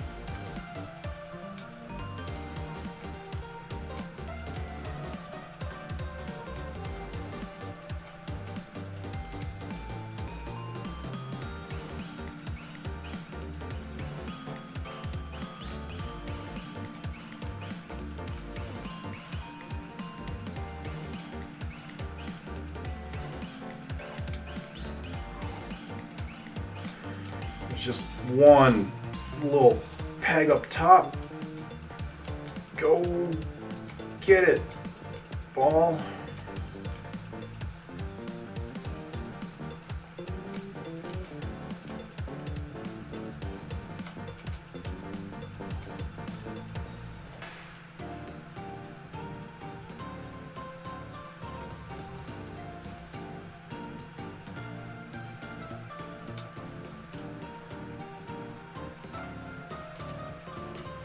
Ice Cream Mikey, who's your favorite superhero?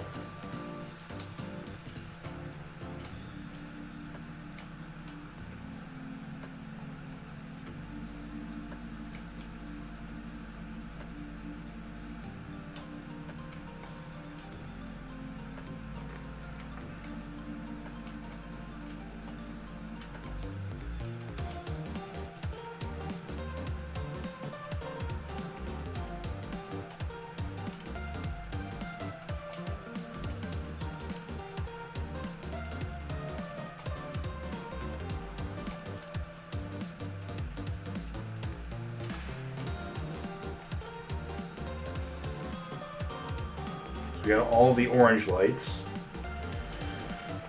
Oh man, we still got white lights and pegs.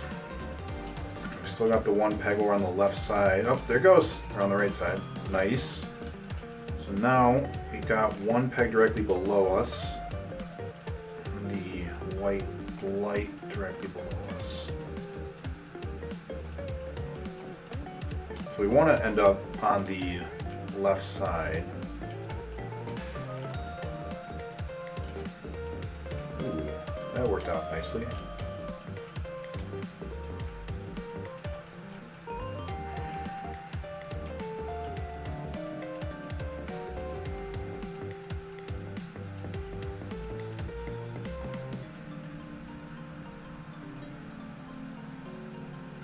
Where's the last peg? Is it below the flipper on the right side, maybe? I don't remember seeing that one.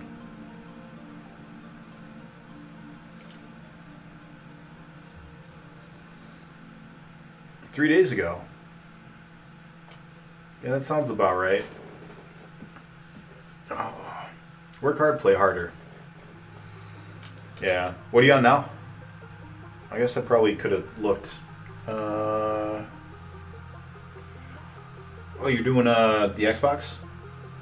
Madden NFL? Alright, so we need to hit that peg. We'll hit it naturally though, so I think we'll just... Yeah. No.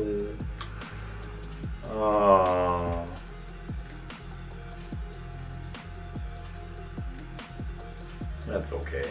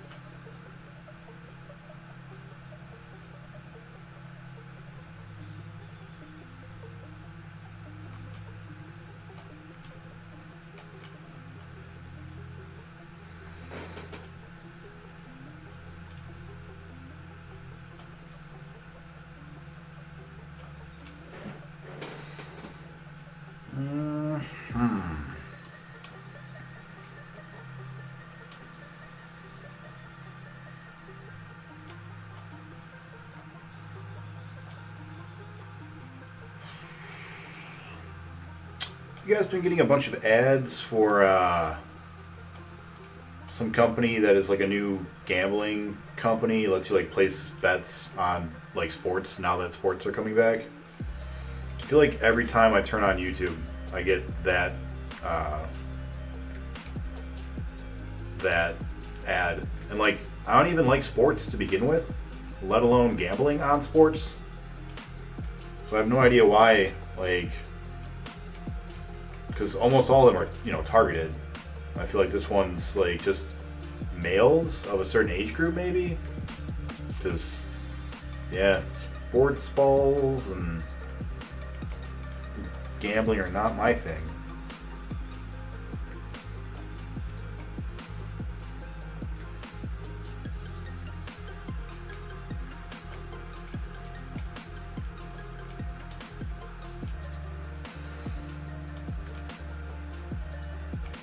I think they announced a new Sonic game as well. I don't think they've said much about it, but like there are some details. It's like Sonic's 30th celebration or something.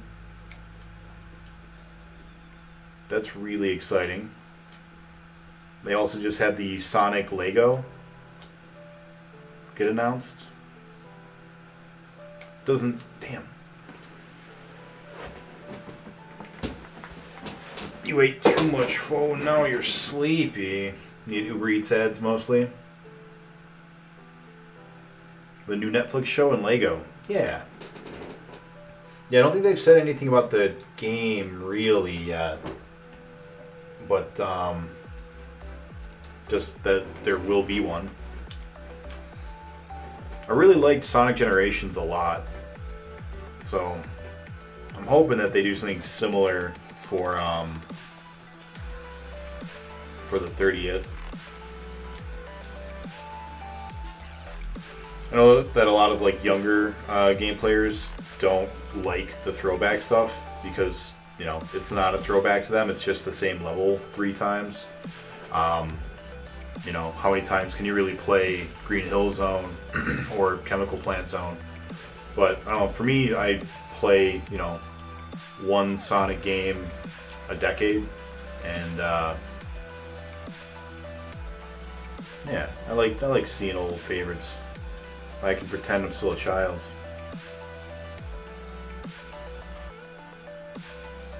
I can ignore all the responsibilities that I have, like being a parent to cute. Oh no.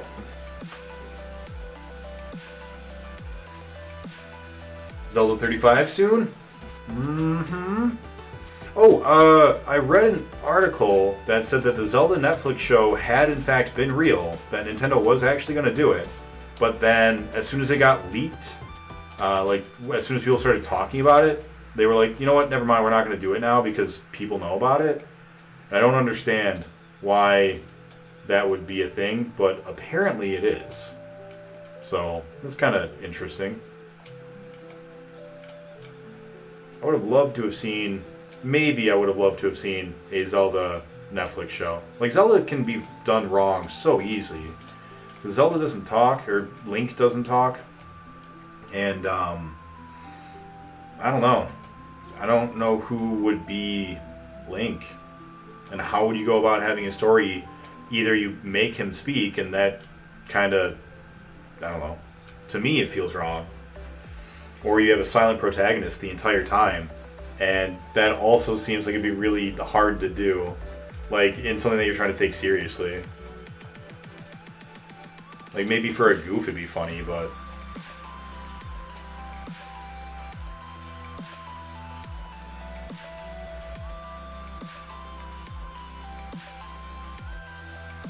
Ooh, nice. I think we got all of them with that.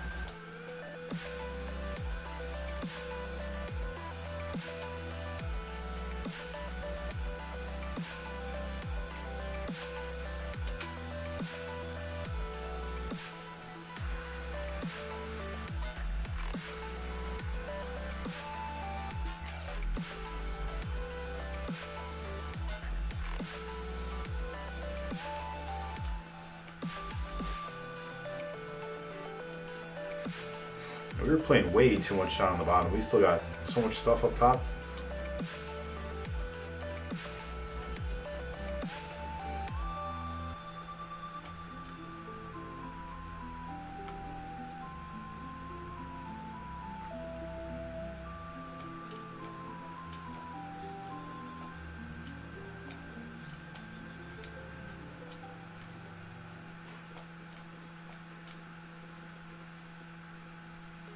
Just need that one white light.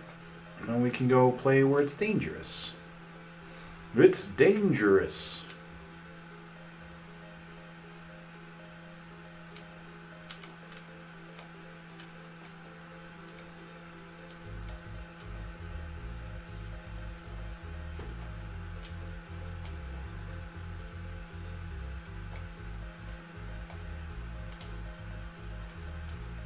There we go.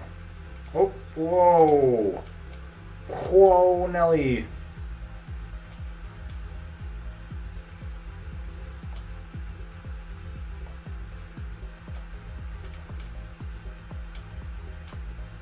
All right.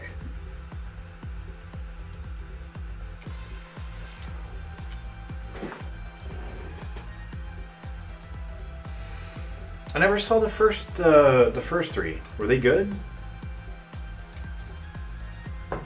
The first seasons of Castlevania?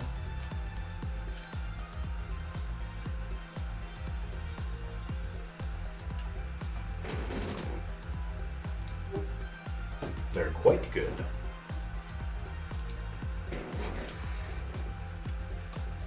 I've only... Growing up, the only Castlevania game that I had ever beaten as a kid was Symphony of the Night. I had the Sega one, which I think is called Bloodlines, and it was fine. It was a good game, but I just never beat it. And now I've beaten Castlevania 1 on stream. That was fun.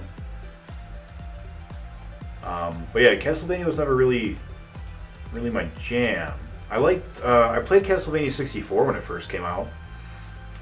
I kind of liked it.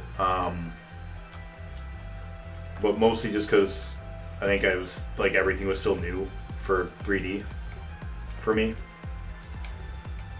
So yeah, I don't really know a lot about it. I know there are the Belmonts, and I know that there's Alucard, and I've read the novel, the Bram Stoker Dracula. So I know that stuff, but you know, Castlevania is not really that stuff.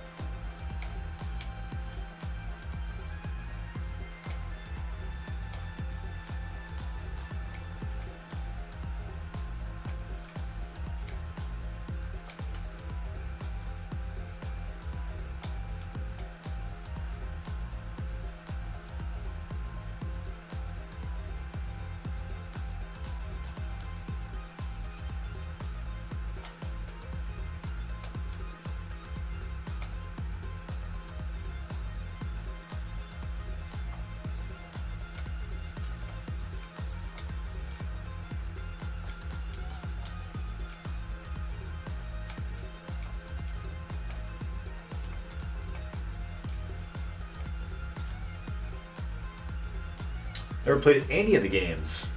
Really? Yeah, Symphony of the Night is great. Even still today. Like, it's still a fantastic game.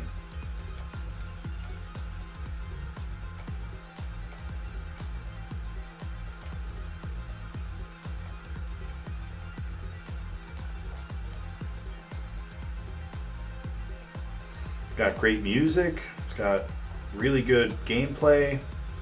There's not really a story, but that's okay. The Metroidvania elements are great. It's not overly, like, go back every 20 seconds, and it's also not complicated, really, what you gotta do. Yeah, it's a good game. You should stream that. Tomorrow. Do it. Because I am not going to be streaming tomorrow. So maybe don't do it tomorrow, because I can't watch. Because I forgot I have plans for tomorrow.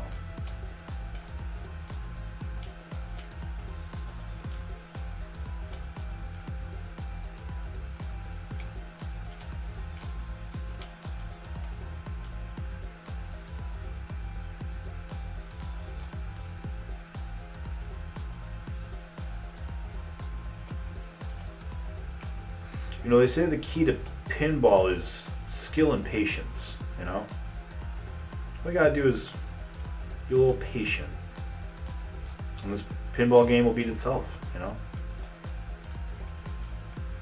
Sun Tzu says, let the enemy come to you when you are full. And I just had a whole thing of Jimmy John, so I'm good.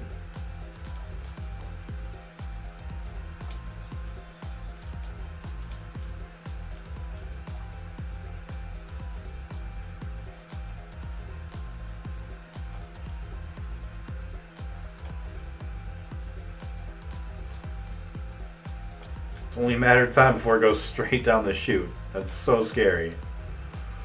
Oh, we just need that white one.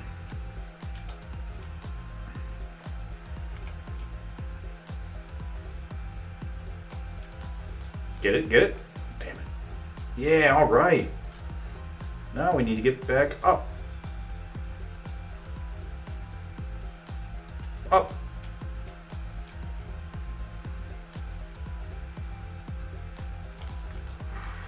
Up. Oh. Getting ready to shit on thine enemy. That's right. That's right. Where's presidential candidate Jake? He's upstairs. He's, I don't know, sleeping. Since I am now jobless, I will be streaming again at least. Awesome. Hey, can Ahmad shout out Cute since she's going to be streaming again and now people will be able to come and watch her? And they should.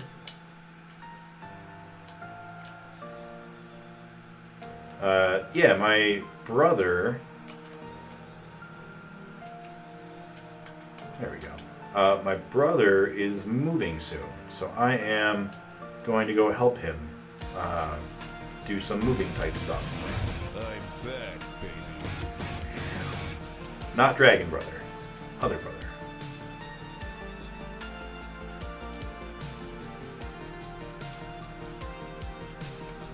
Hello there. Oh, hello. Really like that orange light to be gotten.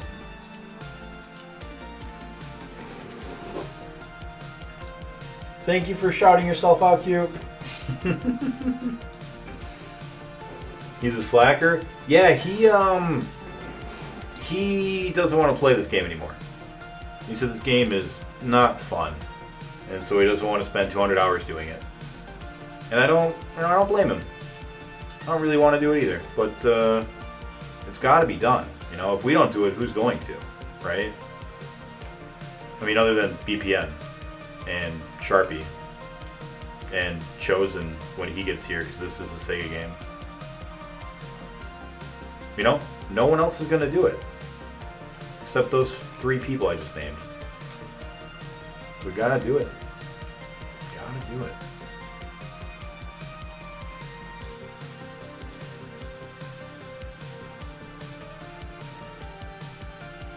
I can't stay up too late tonight because work asked me to come in a little bit early to hit some stuff that came in at the last minute today. But I can be pretty late. So I might try to stay up streaming for you guys until like midnight-ish.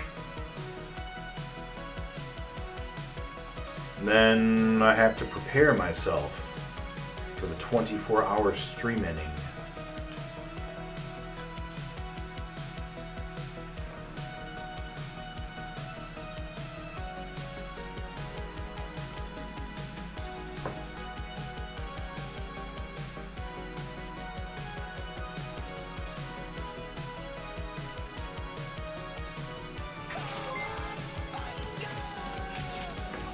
Aw, thank you for the bits, man. I like your little puppy. Thank you, Starsons. And I like how they pop up being all cute in the background like that. I feel kind of like I'm on an acid trip. It's amazing. Thank you. In case I didn't mention it to you, although I'm pretty sure I did, we do have some emotes now that people can unlock when they donate X number of bits. I don't remember exactly what they are. But if I haven't told you yet, now you know. So maybe that was the one you needed to get there. Whew. 149. You have. Twice now. Good. At least I'm consistent. We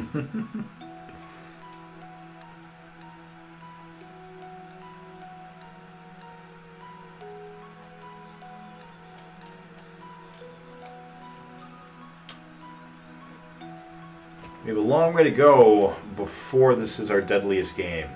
But I'm excited for that day.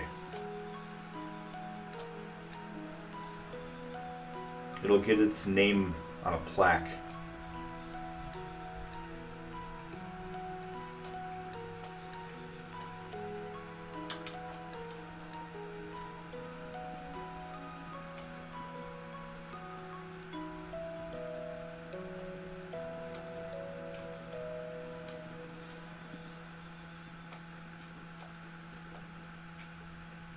I wonder what the most deadliest game will be in the entire challenge. Never even thought about it. It might be this. That'd be fantastic. So early on. Every game will be vying for that distinctive honor against this one.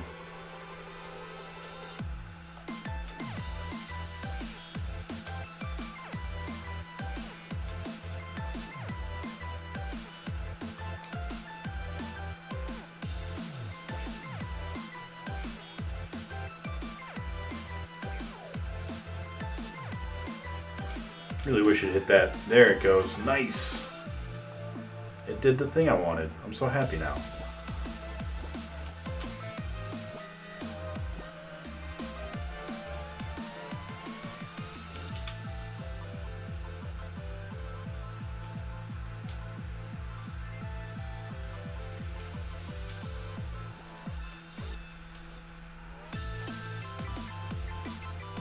Dunked.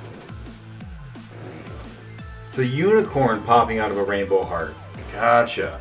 Battletoads. Notoriously impossible. Yeah, we'll see. We'll see. That one's next on the list. That is the next two-player game Jake and I are doing. Getting all the bangers out of the way.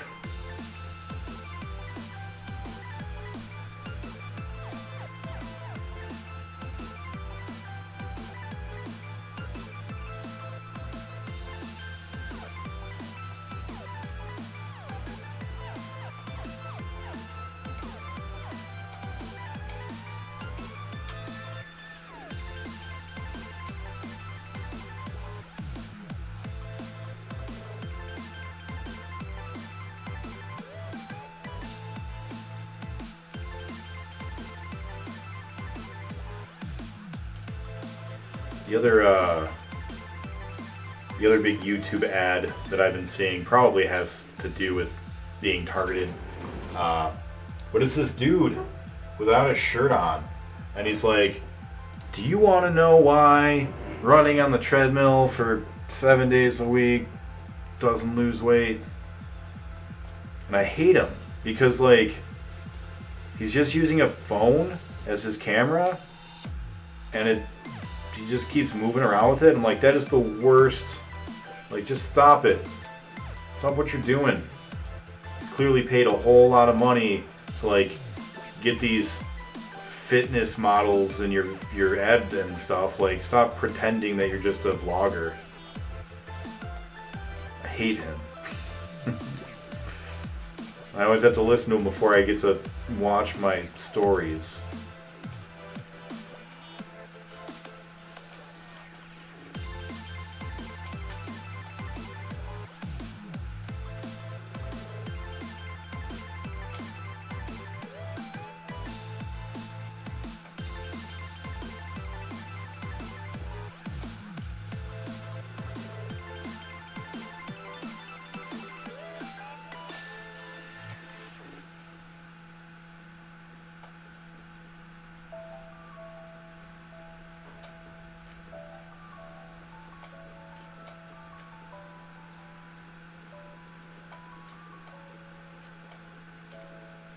hit the peg.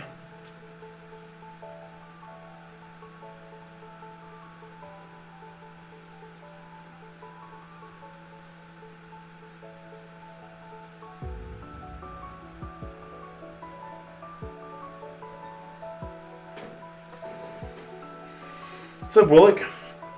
I don't feel like this game is hard, more just aimless. Bloop. Yeah, Jake is avoiding this game like the plague. I am doing some one-player games for the entire month of February to represent the loneliness that one feels on Valentine's Day. You know.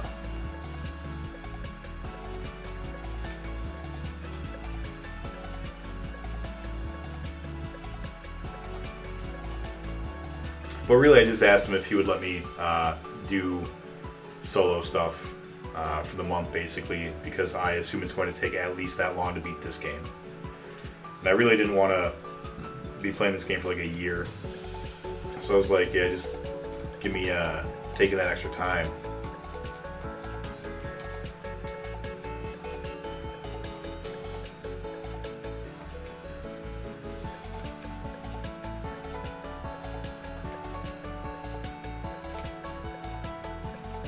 So everything in the top right is good.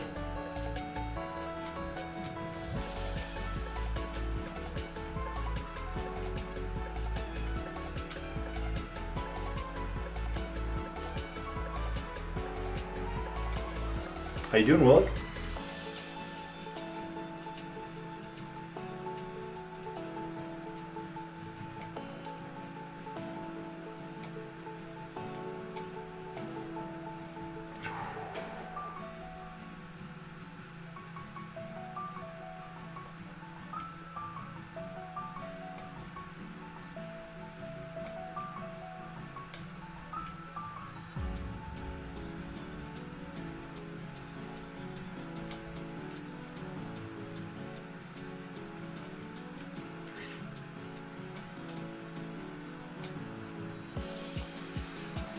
Well, look, we were having a very detailed conversation about superheroes and who my favorite one should be, because I realized I don't have a favorite superhero anymore.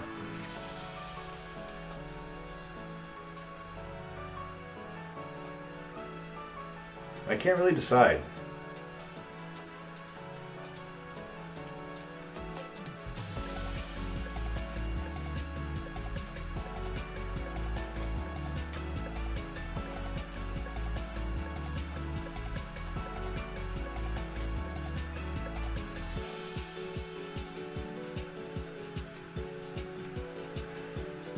Oh, took a 2-hour nap from 4 to 6 and still feel tired.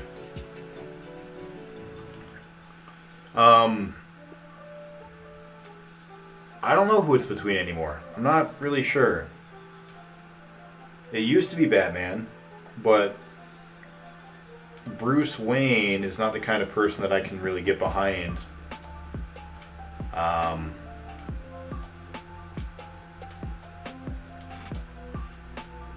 like Daredevil. Let me rephrase that. I like Matt Murdock a lot.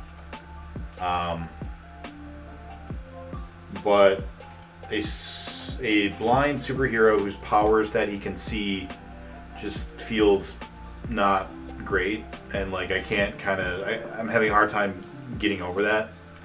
I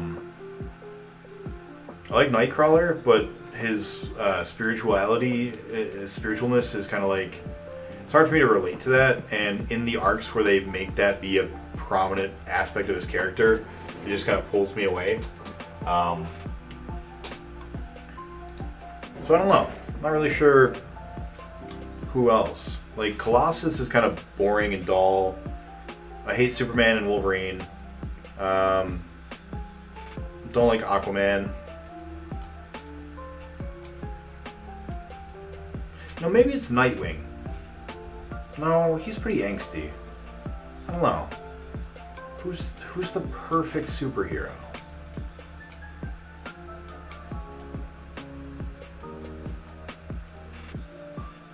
I was thinking about Cyclops, but he did some bad things in his day. hard to forgive him for that.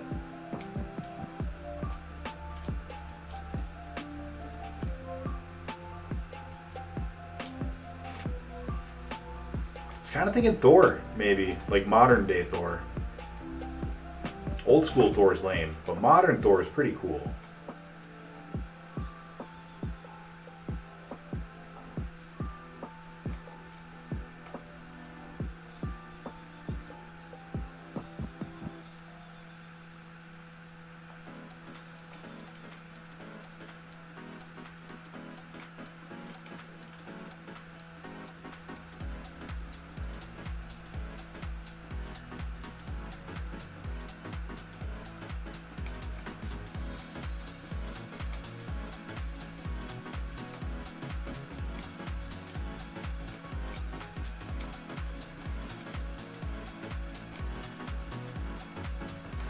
No, that's just me being sloppy. Fuck. Yeah, and the boys, they really crushed the whole Daredevil power set. Oh yeah? I still haven't seen that. I saw the first episode. That was all I got. What is it on? It's on like Amazon Prime, right?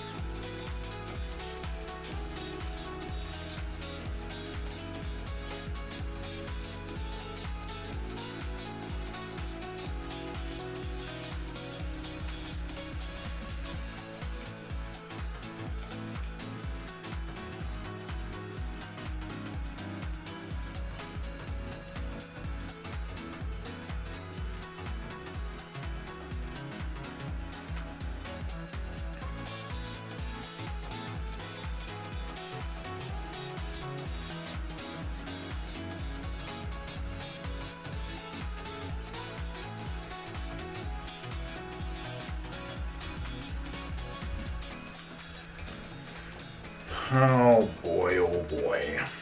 Pinball, baby. Ain't nothing like it. You know, my dad was a pinball player. That's why we don't talk anymore.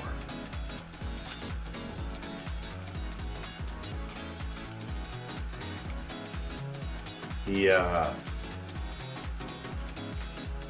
met my mom in the arcades playing on the pinball machines, and then they had me, as people do, and then one night she came downstairs and he was on another pinball machine. He decided to leave us for that pinball machine.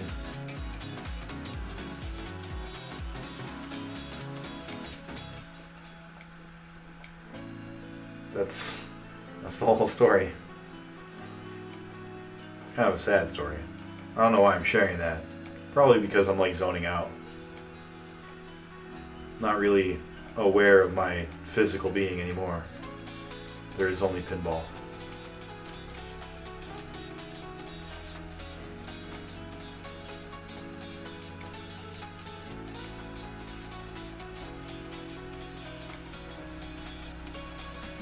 I will check out that link shortly, Willick. Thank you for posting it. What is it? Damn it. You got anything good planned for the weekend, Willick? Like watching your favorite streamer stream for 24 hours on pinball and teach you about Three Kingdoms? Would you like that? Would you want to do that? Because you could do that.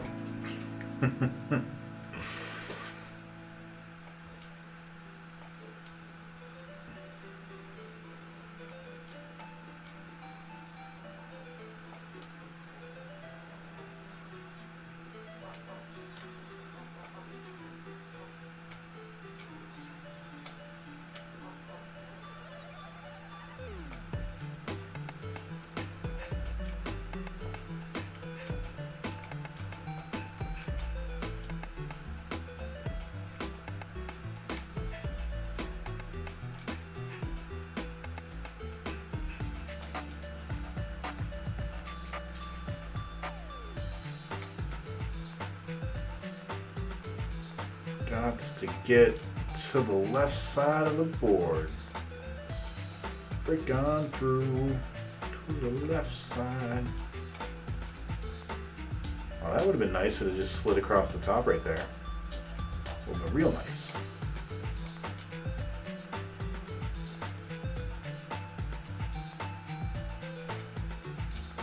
Alright. We did it, fam. We got there. Oh, we still got a peg though. So close.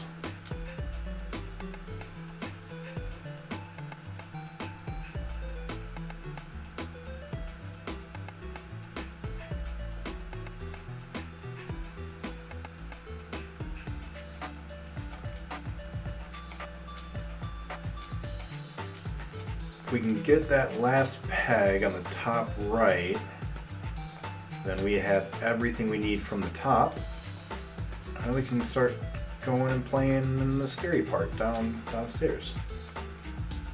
In the downstairs. Oh, there we go.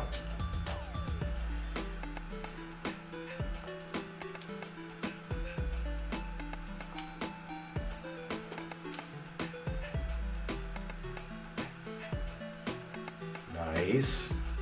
Now we just need those last two.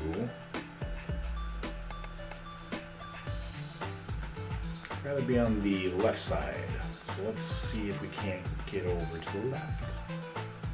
Because we still have a pin on the bottom on the left, so if we fall, then we are safe.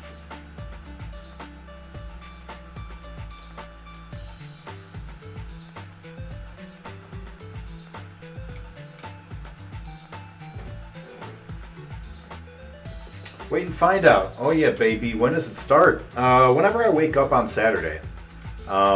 Probably noon.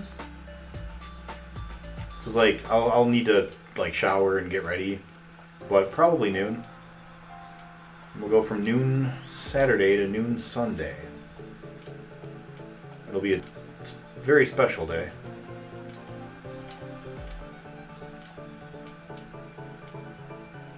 I was thinking about trying to get Jake to like do a Pictionary board or something behind me while I'm playing. Just like get people in on things to do. So if you can think of anything like that, let me know, because that'd be a ton of fun.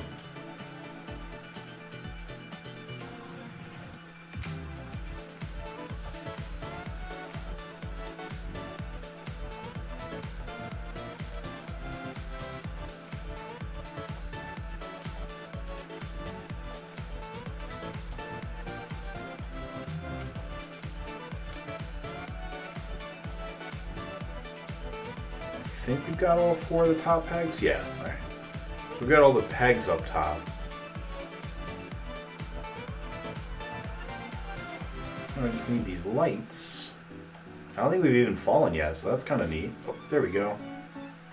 I need to stop talking when I say things, you know, just in general, as a general rule.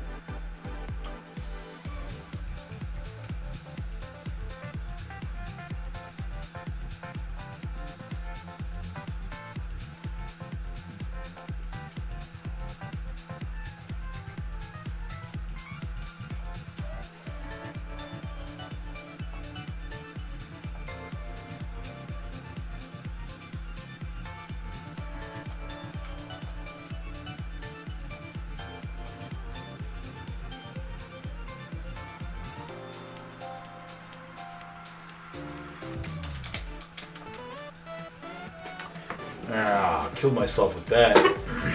Moved it over to the left when it was already too far left. I think after this ball we're going to take our first break. Or after this set, we'll take our first break. And then we'll be back to get revenge on Obsession.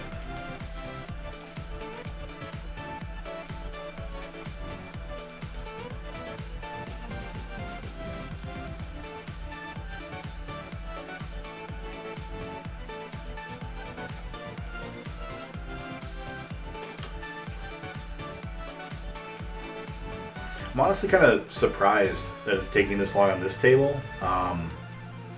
because this table isn't hard. Like, it's just fast. And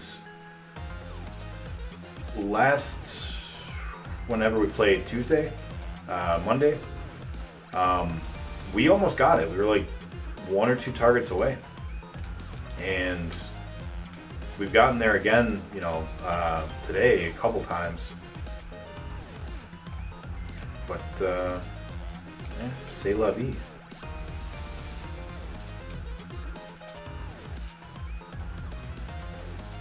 We do not have all the pegs up there yet. So, there we go.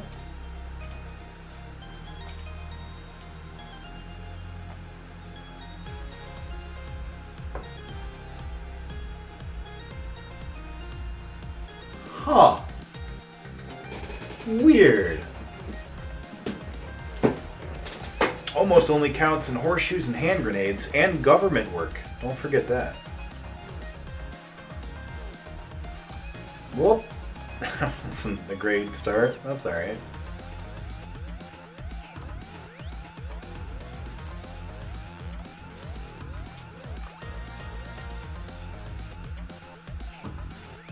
Did we give BPN a shout out yet? If not, could someone do that real quick? I know I mentioned this last time, but if you guys want more pinball action, definitely go check out BPN. And once he's done, he's probably going to play some other games too. But I mean, no one cares about those. We only want pinball. We are the cult of Oh Bill.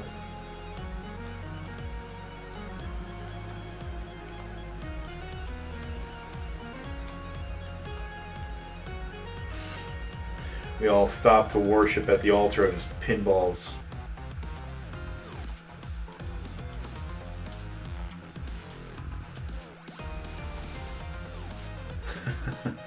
Hello, on to the 2-hour-long sacrifice of my break.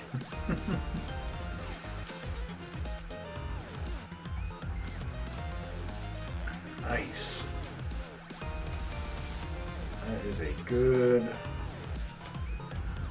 position to be in.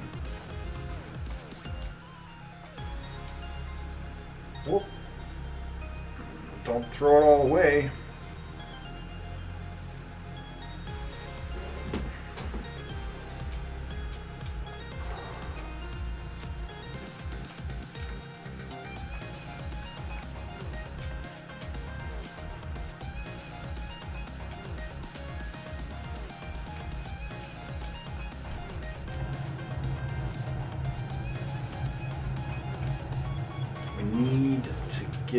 Oh no! We need to get dunked on.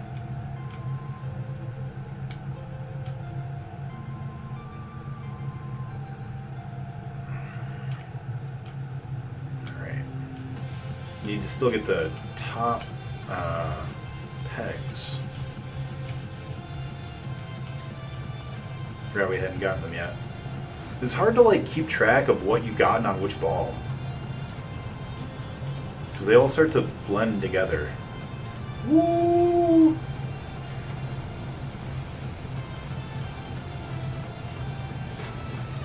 Man.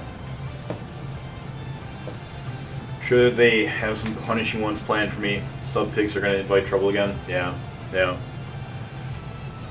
Alright, 2.5 hours. It's 8:30. Another 2.5 hours put us at 11 p.m. Yeah, that seems about right. Alright, I am going to take a first break real quick. We are on Death 154. I'm going to throw on a commercial and then break. Well, hello everyone. Welcome back. Hello Breeze and Sky. Hello C. Peterson. If that scene didn't look like pinball, I'm not sure if you were looking close enough. There was nothing but pinball on it the whole way through.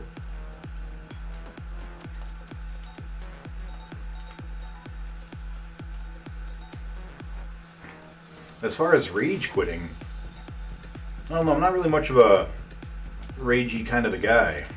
I don't really rage quit.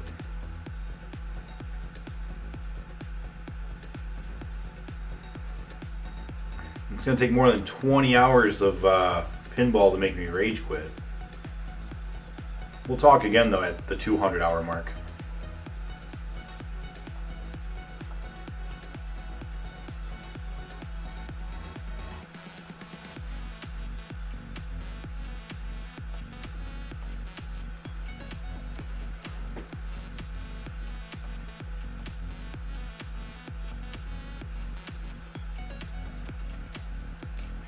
Whoop. Somehow, I confused the controls.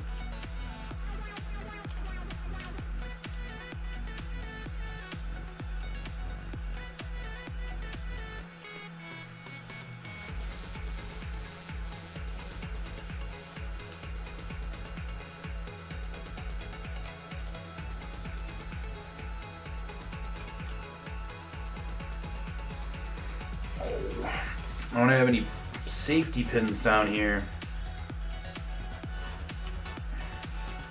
Safety pegs.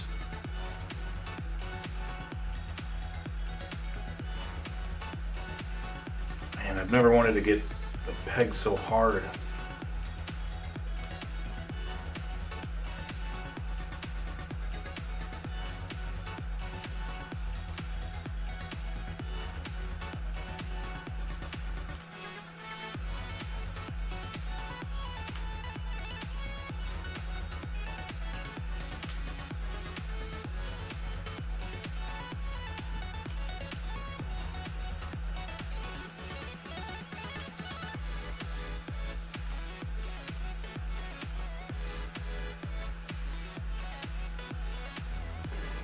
Bye, ball.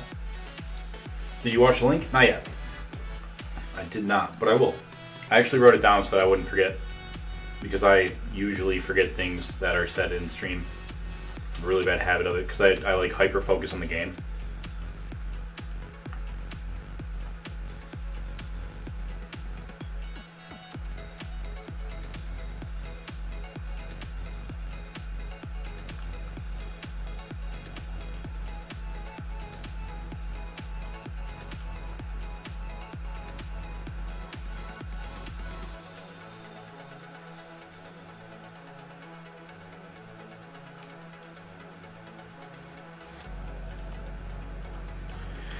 Still need to get that top pin. I don't know if anyone noticed, but it is snowing up a storm outside.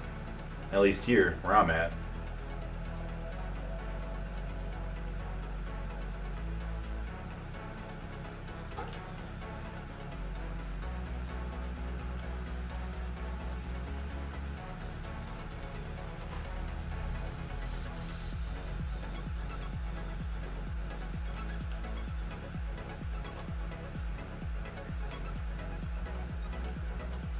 Okay.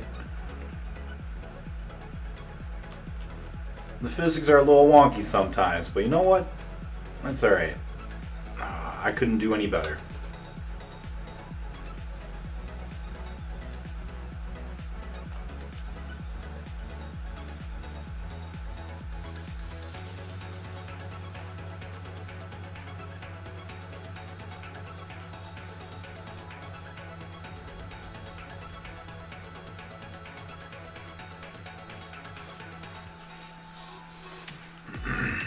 Ideally, we'd hit everything up in the top part first.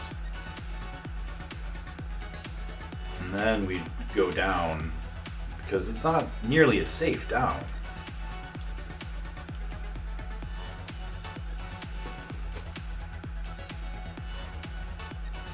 Ooh.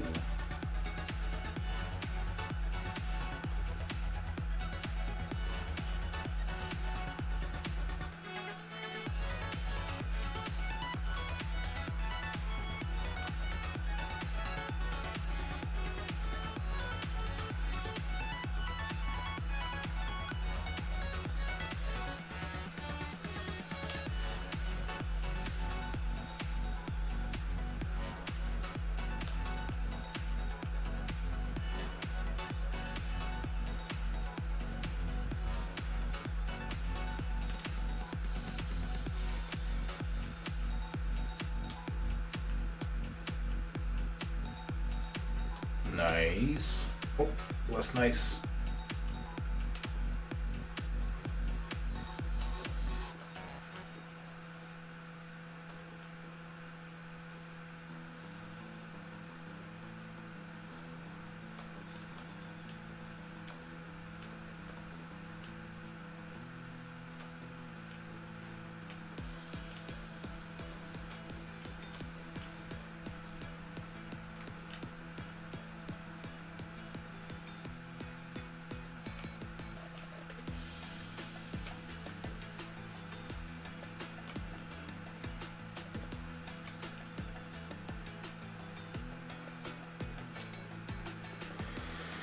It's making me real nervous.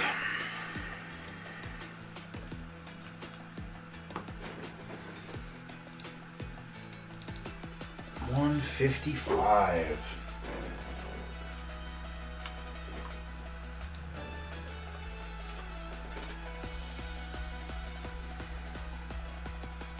The neighbor upstairs just dropped something off, and F.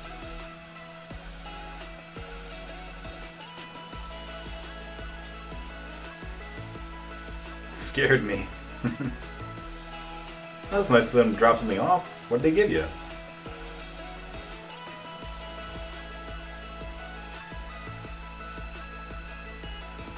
I mean, if it was like a human head, that'd be pretty messed up. Can you just hold this for me, please?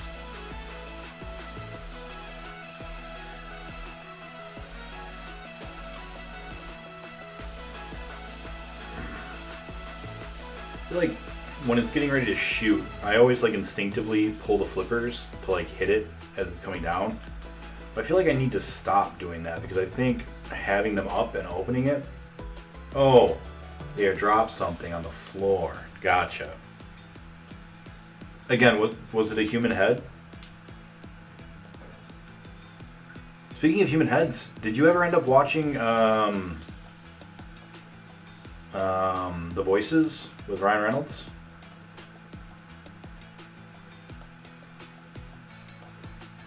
That is great. Don't lift. You gotta just let it come down to you. Skill and patience, buddy.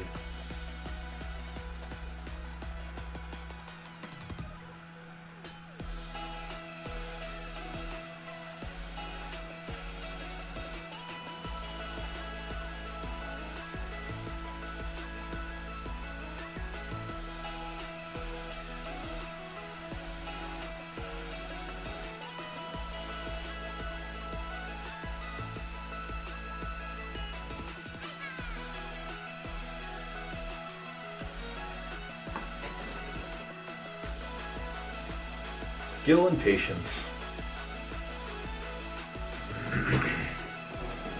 Giving them an awful lot of credibility there, saying that you're sure it's not a head. I mean, how well do you really know your neighbors? And they live upstairs. You can't really like talk to them all that often. Hello there. Oh, hello. What's up, C. Peterson? Welcome back. Damn. I saw your buddy Christ. I saw your chocolate-covered pretzels. I can't eat chocolate-covered pretzels anymore because they just make me think of Mallrats.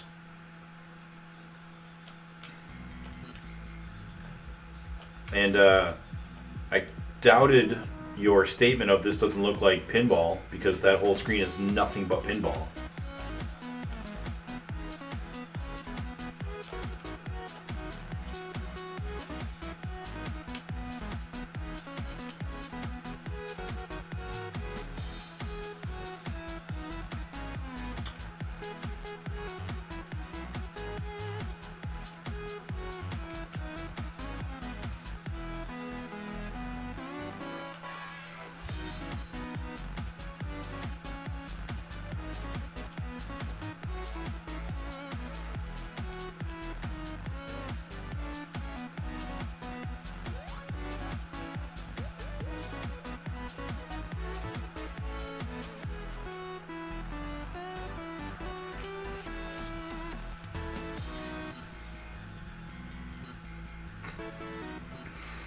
table just plays itself.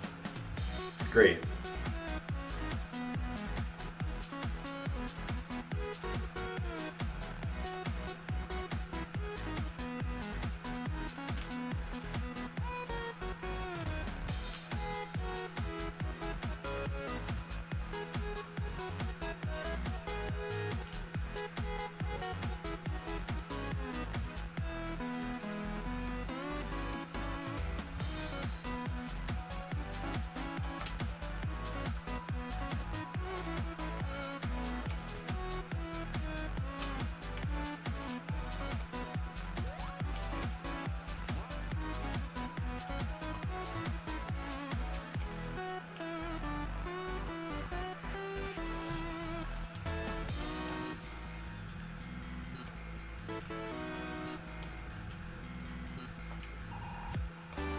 Alright, I think we've got everything on the top now.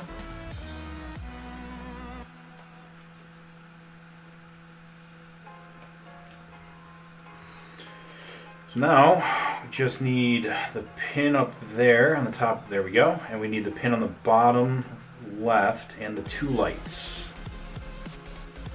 Oh boy, this is the scary part. This is a very scary part.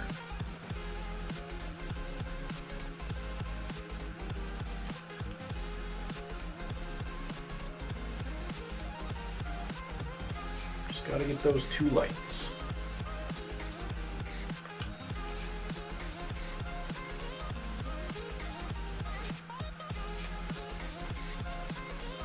Yeah.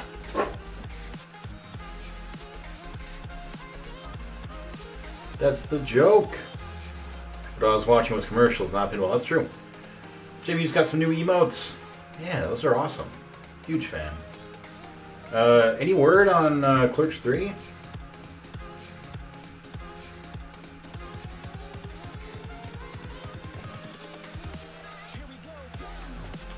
Man, that was a close ball, that one. Less this one so far.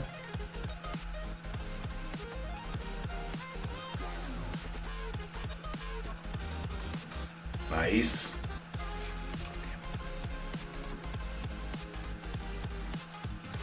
Yeah, he does the popular games.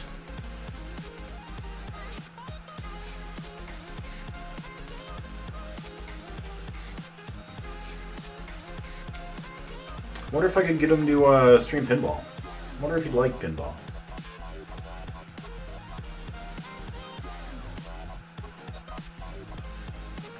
Get him real snoochy boochy and then just be like, have at it, man.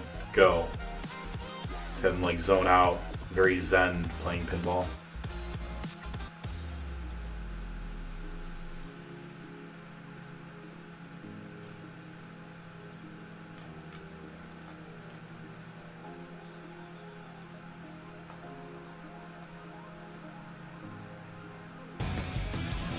I'm back, baby. Oh no, I hit the wrong button. Damn it.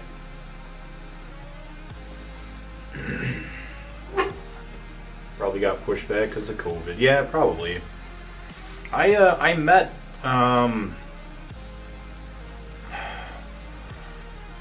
what's his name? God, I can't remember the actor's name or the actor. I don't know his name, but the character's name. Reynold. What was his name? The other guy in Clerks. The funnier of the two. The Jason Mewes stand-in in Clerks.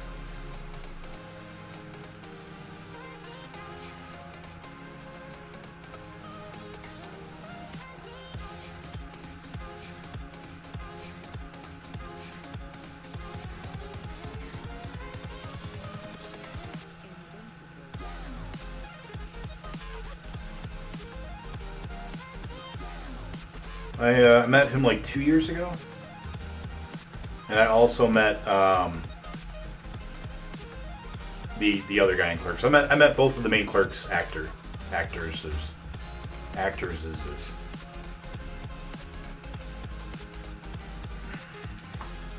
Randall. Oh, good. I'm glad Jay is sober now. That's good. It's good to hear. Yeah, I met Randall and I met Gibb Huxton, whatever his name is. I forget his name. He always plays like the same family members, like they all have the same last name in all the movies.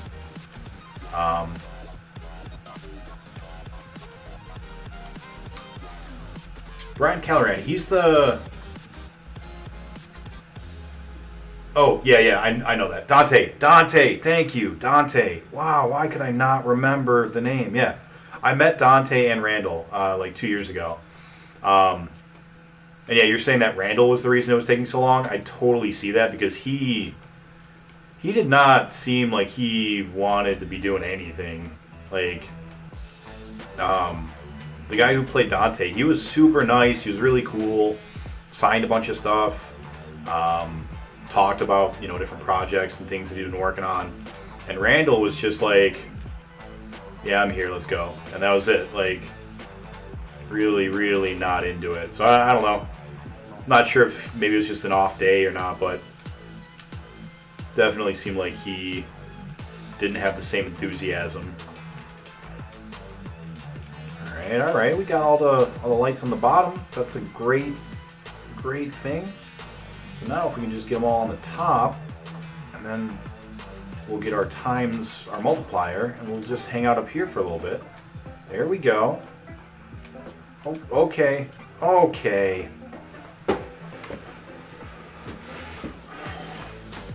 Oh, that sucks.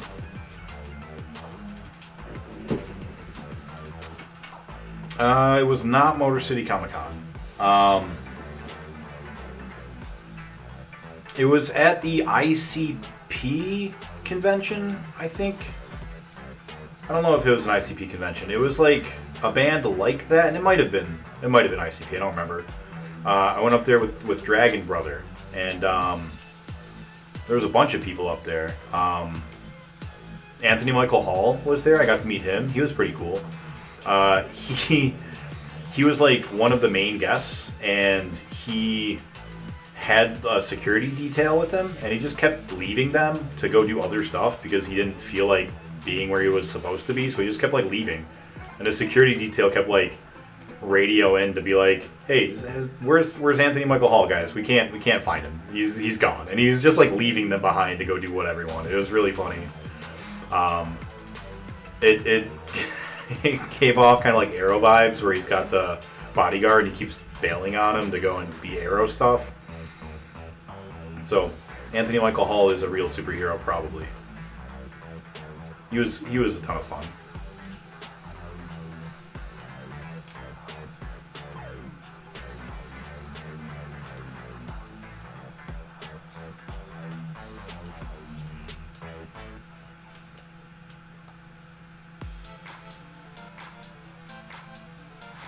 Still in patience, Nick. You can do it. The Gathering? Is that what it's called? I don't remember the name of it. It was pretty far away. Not like crazy far away, but like definitely further away than, say, Motor City Comic Con. I'll have to ask. But I don't remember. But yeah, he was cool. Randall was not cool that particular day. I don't know if that's, him in general or not, but the day that I met him, he seemed not cool. And then Dante was awesome. He was super nice, super friendly.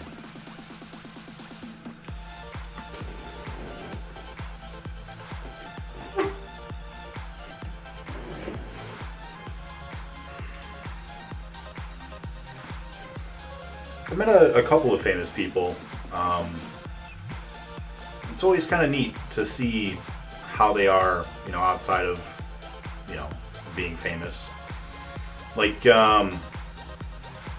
Matthew Lillard, I met him. He was awesome. He was super cool. Love it. He saw a group of people. Hey, Really K. I've never heard anything great about the guy that plays Randall. Have a good day. Yeah. Bye forever. Bye forever, nub.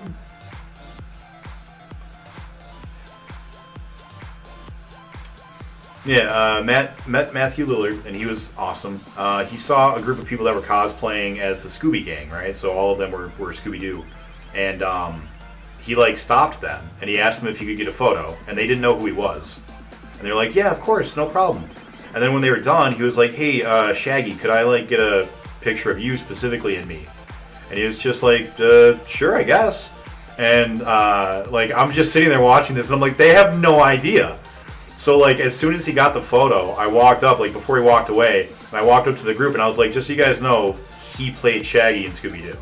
And they're like, what do you mean? And I'm like, he's the actor that played Shaggy in Scooby-Doo. And, like, I was saying it quietly enough where, like, he overheard it, but I wasn't, like, making a big deal so, like, a crowd would come or whatever.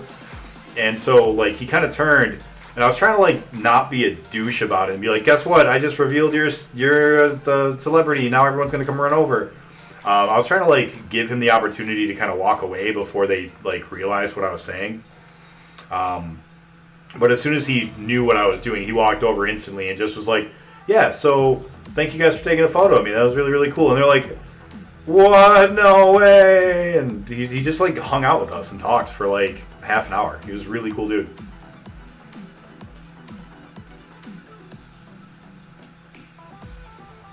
He likes board games. I met him at Gen Con.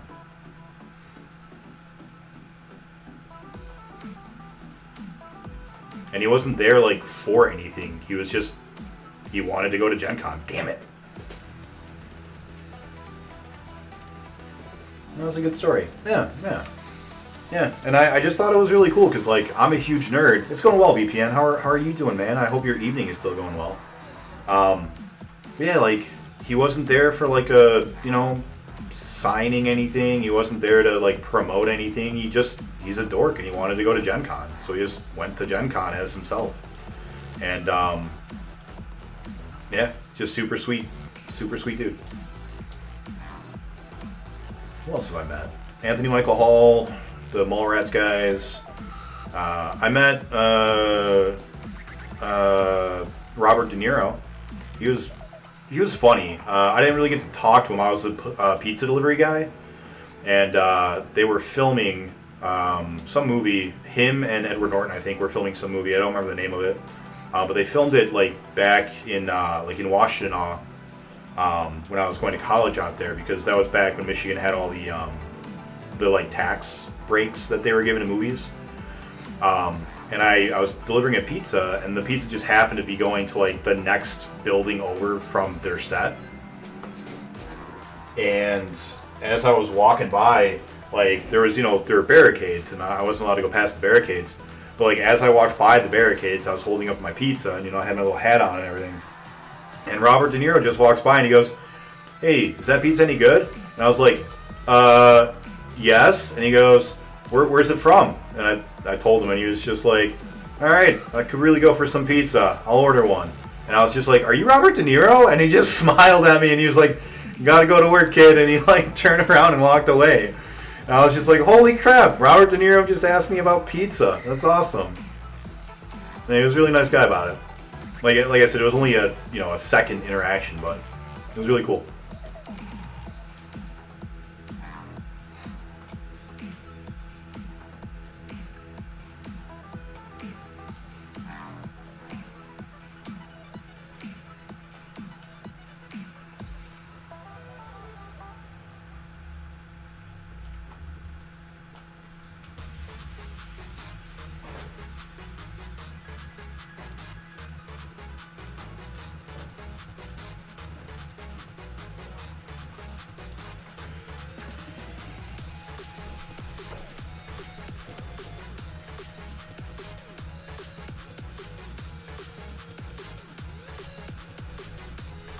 I met Third Eye Blind. Kind of a pretty funny story. The lead singer was not a cool dude at that time. Maybe he is in general, but when I met him, he was pretty drunk, and he tried to get my girlfriend at the time to go with him on the tour bus. That felt pretty bad. She didn't go, but they were my favorite band at the time, and, like, had been since I was a kid. Oh no! Goofed it. I heard a funny thing about Third Eye Blind the other day. Really?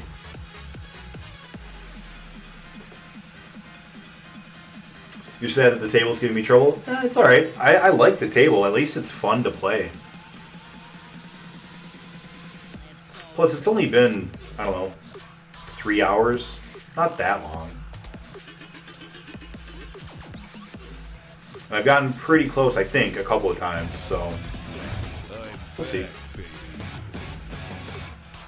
Welcome back.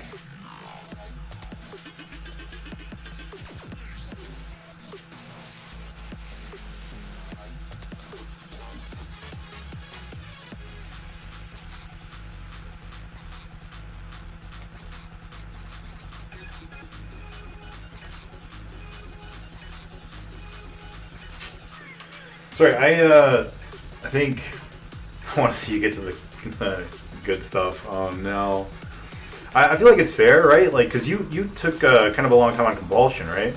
You said it took you like 30 hours to get the soft lock on Compulsion. So if it takes me, 30 hours on this table, then we're even on that, So everyone's got to put in their time. Everyone's got to put in their O-bill time.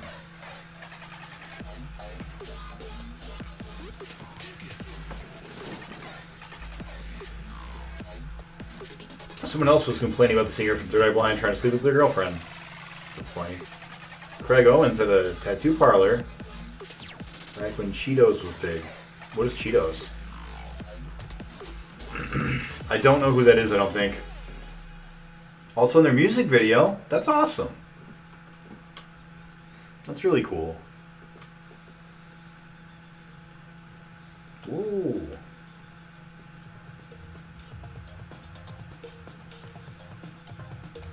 I can't think of too many other celebrities that I've met. I met Armor for Sleep.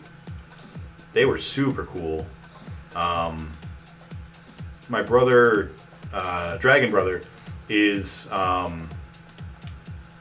he's trying to be in the music industry, and he's kind of there. He's like halfway there. And so he knows a lot of famous musicians and like gets to talk with them and work with them on like videos and production stuff.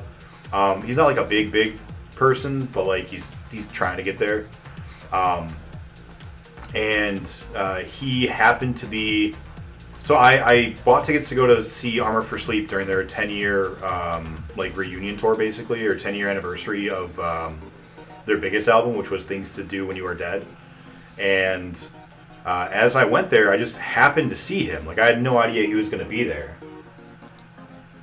And I walked up to him like, what are you doing here? And he was just like, oh, I'm with one of the bands and helping them. I'm just like selling some merch for them or whatever right now because, they're friends of mine.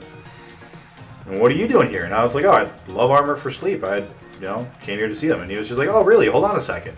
And then he like just left. And then he came back with the lead singer for Armor for Sleep. He was like, oh, hey, you're Jared's brother? And I was just like, yes. He was like, hey, I'm Ben. How you doing? And like we just sat there and talked for a minute. And like the band, the warm-up band started to play, and he was like, "Oh, it's getting pretty loud. I can't really hear, so I'll catch you later." I was just like, "Oh, absolutely, yeah." And at the end of the show, as I was getting ready to leave, my brother was just like, "Hey, where you going? You got a mandate with him. You're gonna go and hang out with him after the show." And I was just like, "What?" And so I hung around after the show, and he like came out, and he was just like, "Hey man, what's going on?" So like we just sat and talked for like half an hour while the people like cleaned up the stage around him and stuff. It was really nice. It was a really cool dude. I'm really, really sad because I'm pretty sure that their band is like done, and it has been for a while. But if you don't know Armor for Sleep, you should give them a little listen to, see if they're your kind of music. They're not really mine anymore, but when I was into my like emo phase, I don't even think it's fair to say emo phase, but like when I was into that kind of music, the early 2000s, Day to Remember, all that stuff, brand new. I don't know. The Used. They're in that like genre of music much less screaming than some of those. They do not scream. I'm not a screamy kind of a fan guy, but yeah. My Town, I think, is like one of their big hits. Car Underwater is probably their biggest hit, but I don't think many people will have heard them regardless. Oh, they did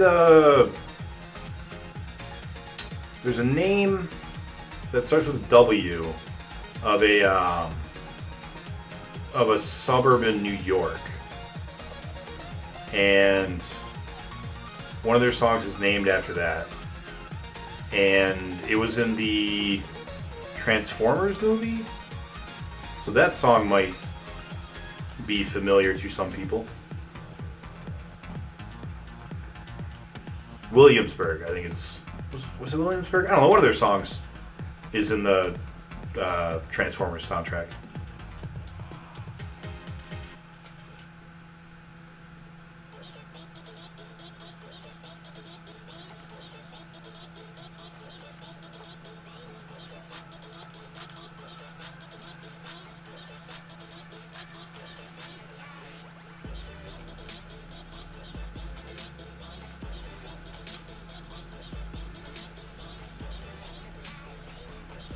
I would love to hear some of your stories of meeting famous people. And I know I pronounced it wrong. I'm sorry. I'm so sorry. Gonna go lurk. Bye forever. Alright, bye forever, Really Cake. Hey, real quick, can we get a shout out for Really K before she's gone forever? She's, what are you streaming lately? I know you were streaming Tarkov last time, I think.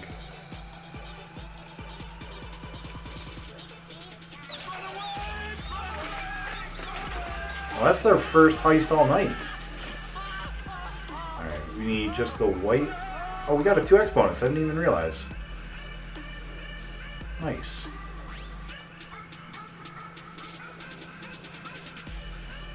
Let's not die immediately.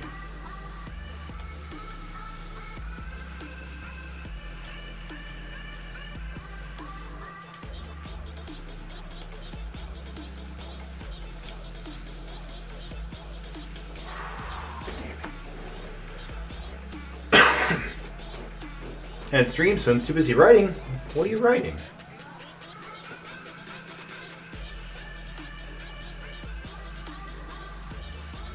There's a club around here, a small place where bands play. It was a natural thing that all bands, before they went outside to practice, before their set, were outside chilling with people. That's really nice.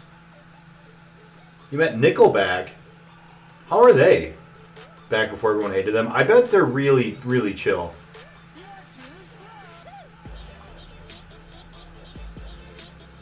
Hipster Central.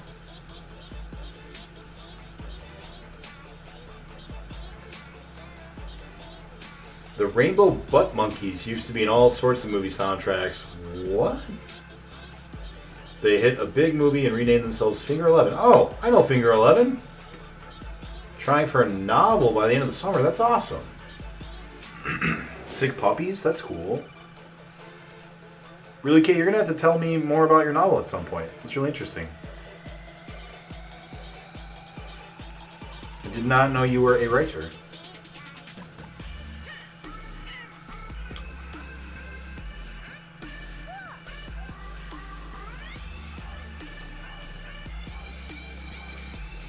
I wrote probably something like 200-page academic book. It was about the Three Kingdoms. Not end up getting published anywhere significant, just on some websites, but that's my forte into writing.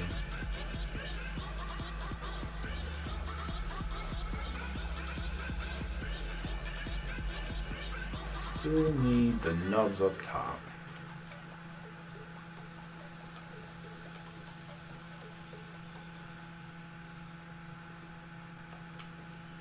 Wow, that was fast.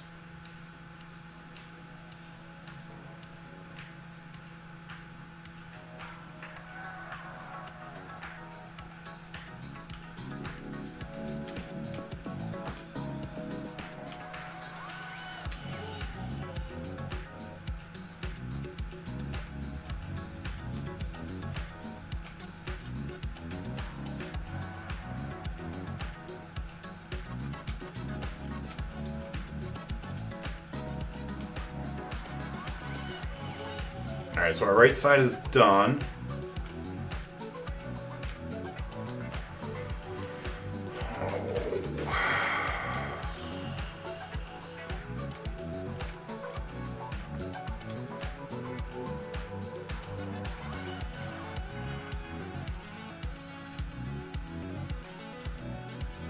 I guess it's kind of famous. Super Guitar Brothers. I am kind of friends with one of the dudes.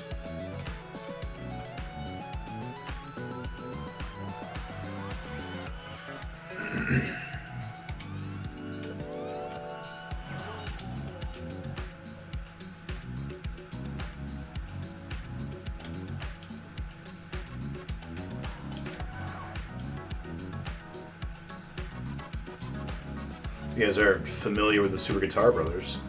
Some of you in chat have actually met him. He's come by for Bunnies. I don't think he's actually played Bunnies, but he's come by during the Bunnies parties. Way back in the beginning.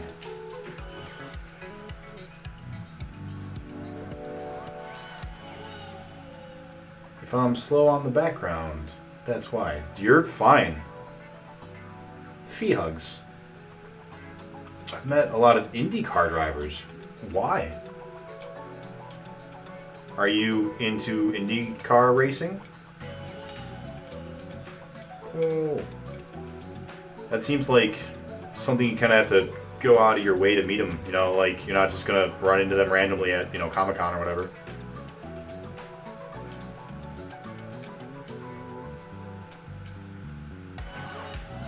No! Fuck you! Oh no, man!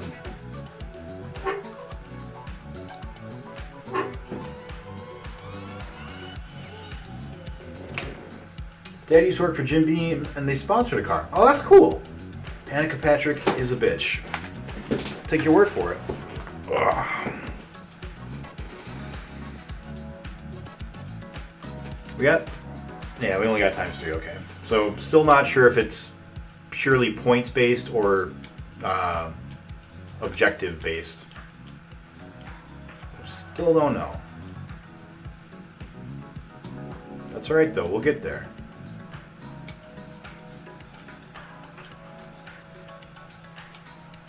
Even if it's going to take me forever, I'll get there, and I'm going to bring you all down to hell with me. You'll be there too. Damn it. You'll all get to see. Have a sip of that Coca-Cola. Yeah. I like that one. That's good.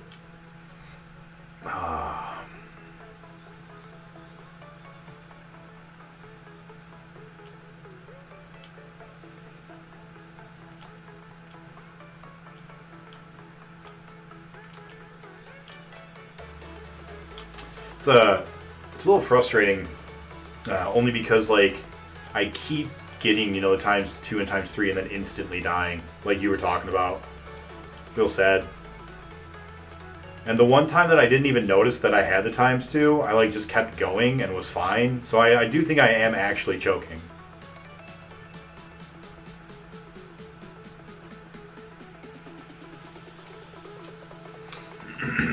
Like, even if it is just a subconscious thing. Oh, okay. I used to watch someone that had an emo. That's cool. I like that. I saw Gene Simmons. That's cool. Coca-Cola. That's awesome.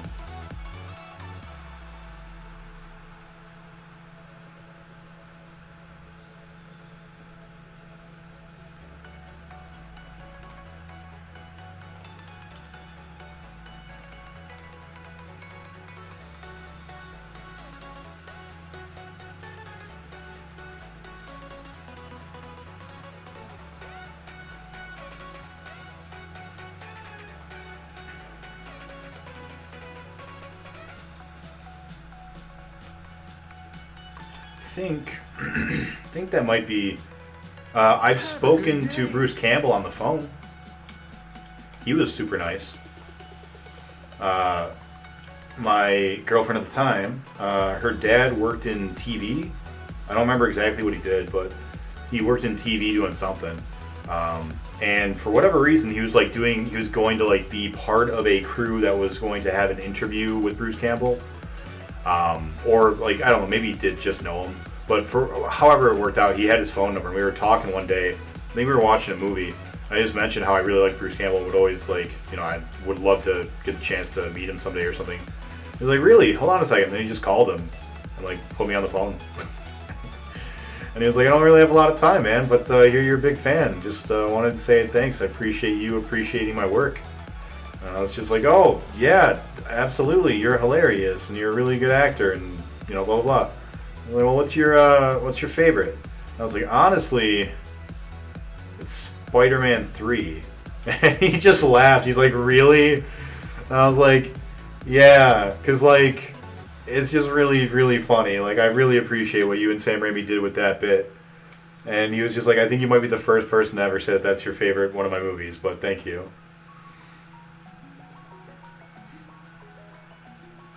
Bye forever, C. Peterson. Have a good night.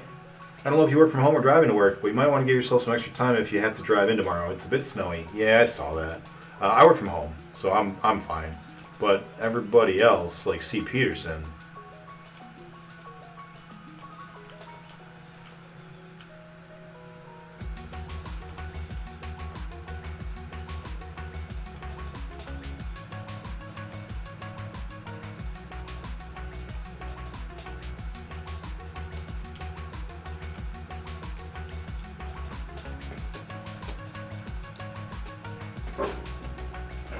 And me working from home is the only way I find time to ring fit. And it's also why some days I'll do like 3 or 4 levels, and other days I do 1, like today. Because when work is busy, I just don't get the time.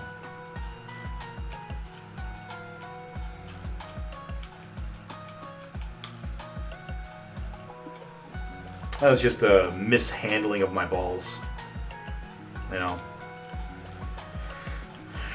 Gotta work on that handling a little bit more. It's all in the hips. Have a good day. Bye to you too.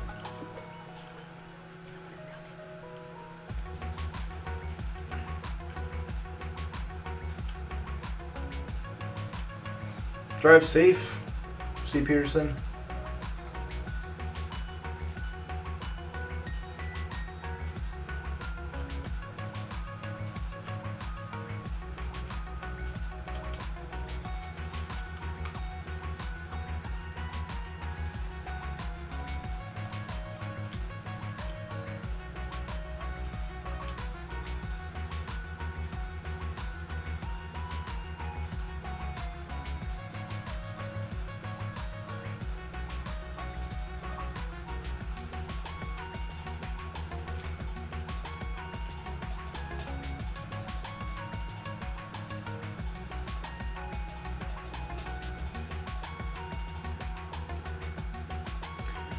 Most of the video game music that I have is Sonic the Hedgehog music.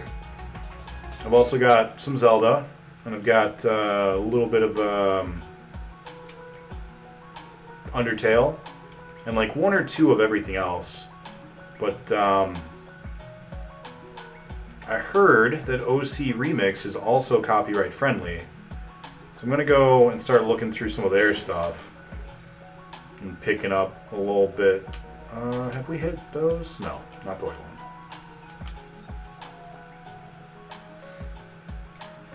So, if anybody's got some good OC remix or really any music that is copyright friendly, definitely let me know what you'd like to hear.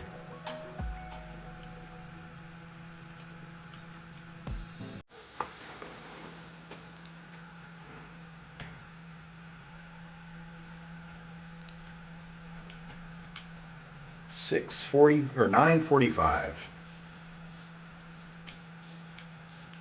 I really, really want to say that we're gonna just stay here and do this until the end of the night, until we beat this level. But I don't want to tempt the pinball gods.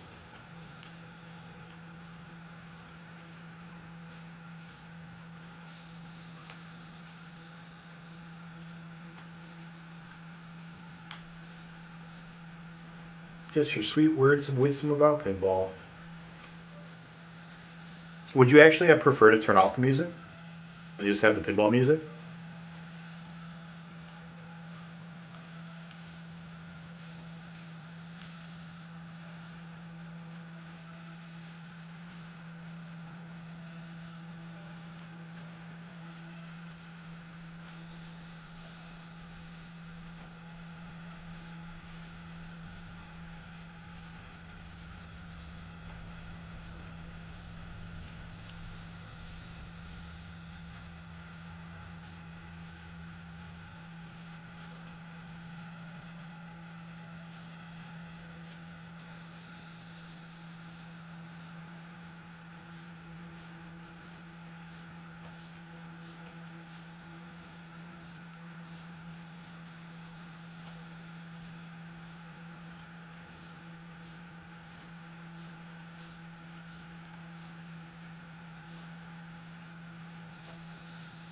Too slow.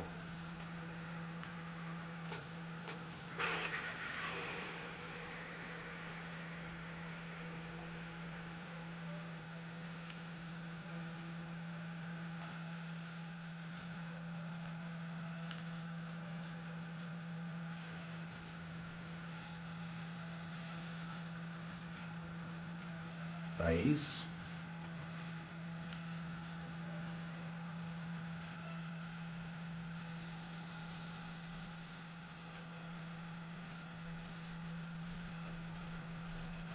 So I think that's everything in the top except maybe a pin. Yeah.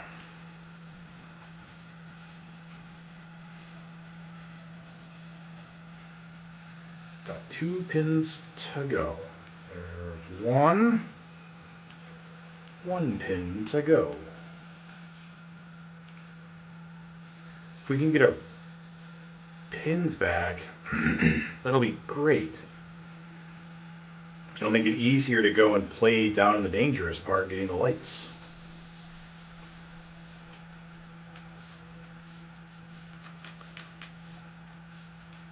Oh no, I goofed.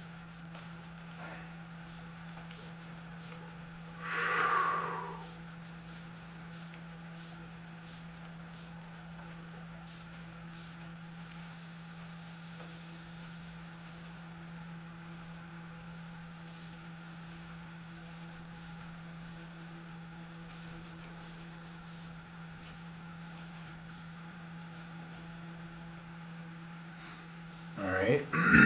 If I'm not incorrect, I believe all we need now is to hit the orange light. But just in case, we're going to go ahead and make sure that we get as much done first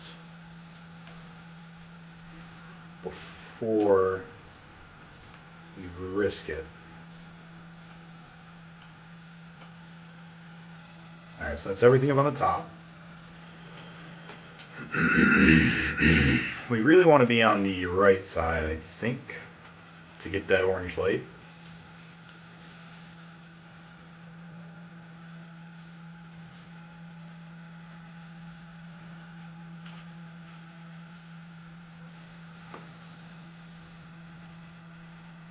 You just beat it right now. That's true.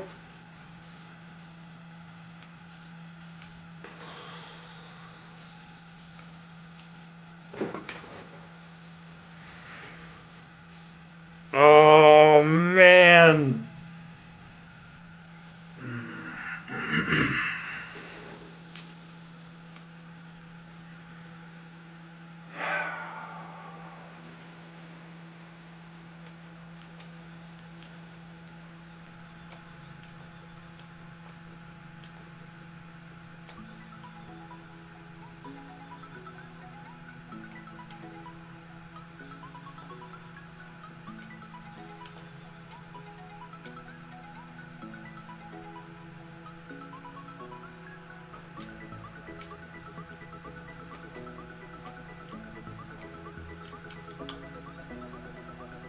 That was a close one. That one before that last one.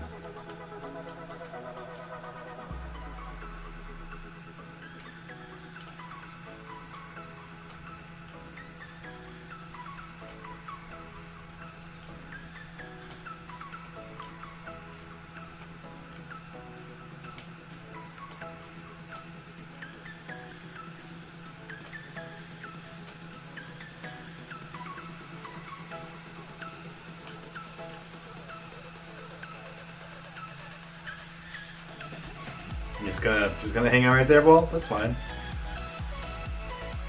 I ain't got nowhere to be. Oh no. Yes. Alright, we got all the lights.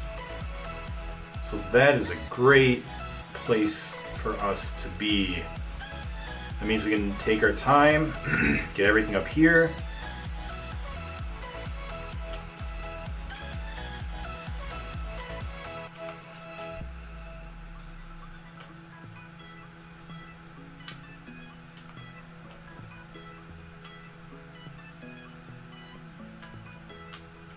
Whoa!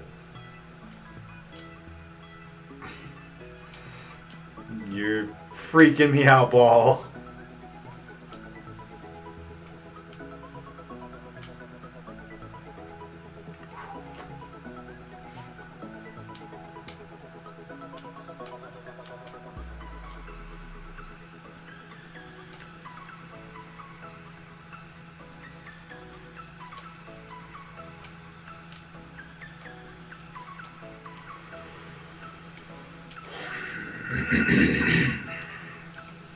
Oh boy.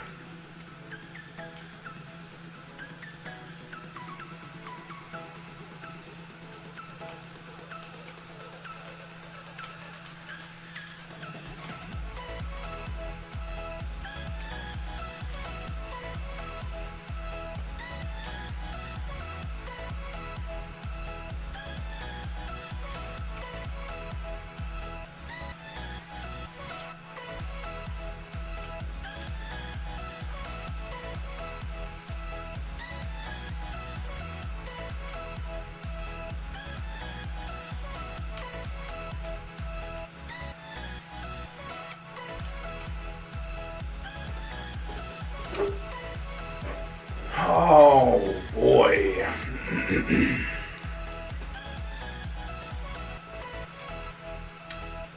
We are pretty consistently getting within one or two targets, so that's good.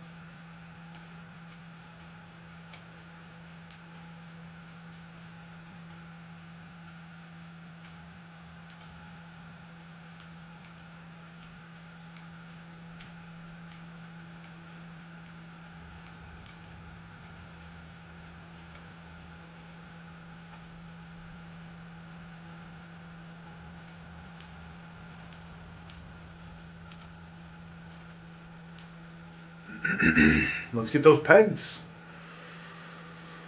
Oh, those pegs are so... No. Don't. Let's,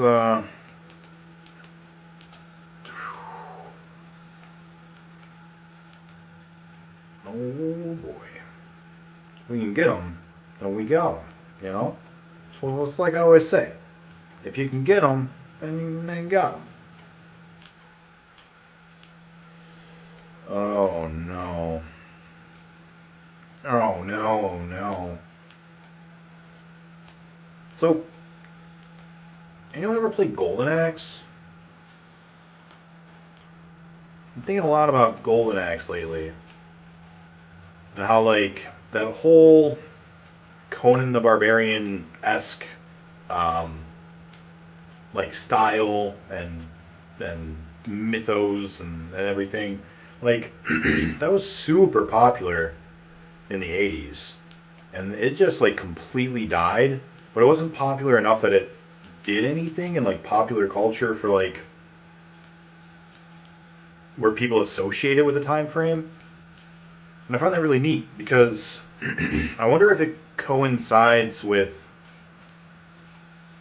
the fear of technology, specifically like computers and the internet, because they were just beginning to like enter the households and become like mainstays. You know, like people were reading Neuromancer and like the Terminator was on its way and stuff like that. And then I wonder if like it lost popularity because very shortly thereafter, everyone just had computers and they stopped being afraid of them. So I wonder if like there was any sort of, you know, like increased interest in it because of the fact that you know, wanting to go back to a simpler time before computers.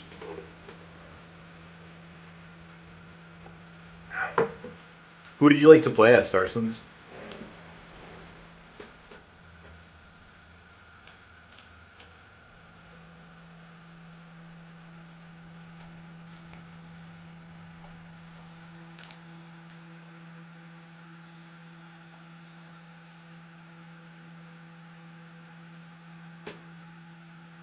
No, I'm pretty sure Skynet just changed what the focus was.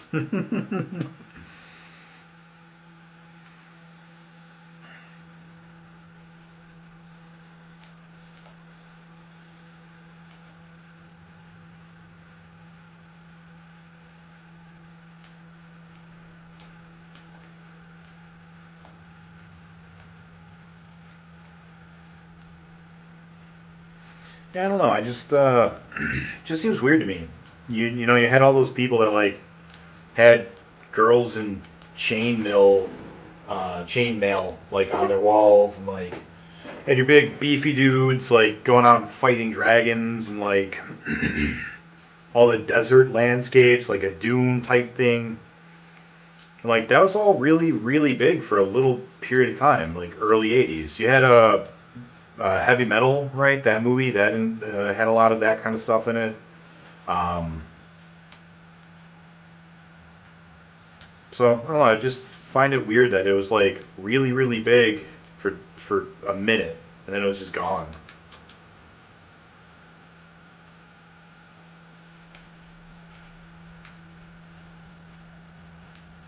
Like I know Conan is still around, kind of, but like not really.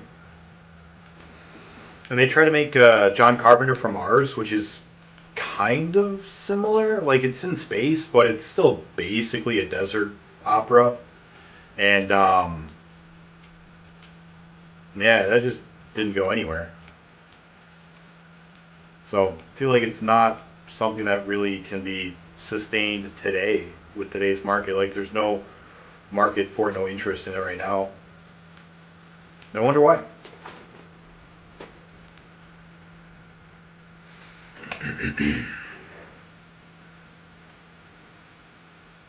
I was never big into that aesthetic at all, but Golden Axe was like the one entry point for me. because I definitely liked Golden Axe a lot.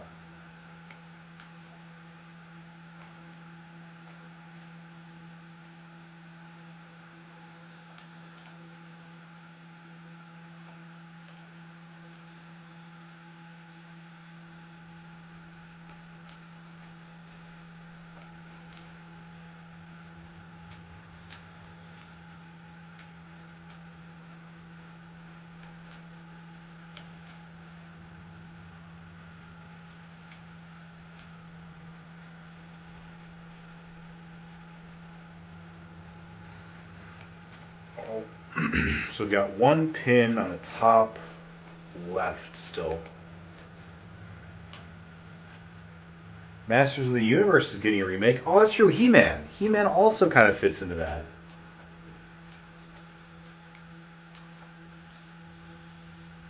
They've been talking about a Masters of the Universe remake for a long time. Have they finally like attached anybody to it?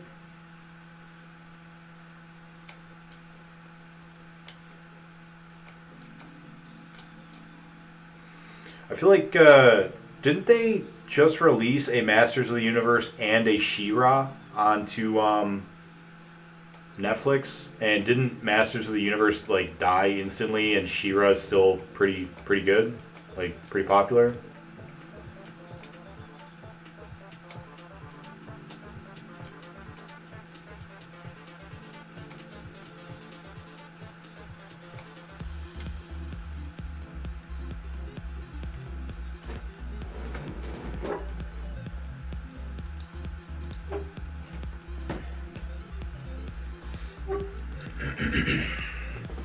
He was just kind of all about being big. Big muscles, big hair, big Transformers.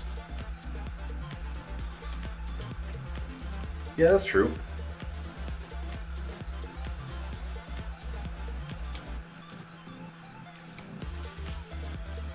I think we're getting sloppy in our sleepy age.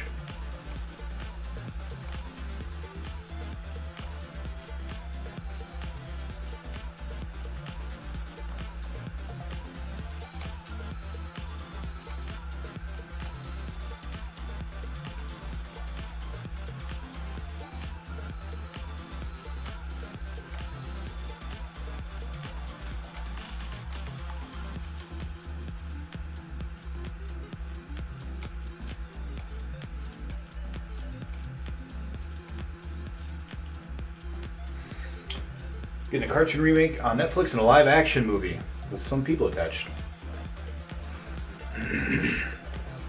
Didn't they make a He-Man Masters of the Universe movie? Like in like 88 or something?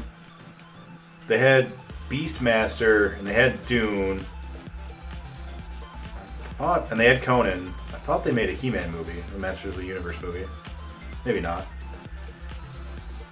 I don't know, I'm not really up on He-Man. It was a little bit before my time.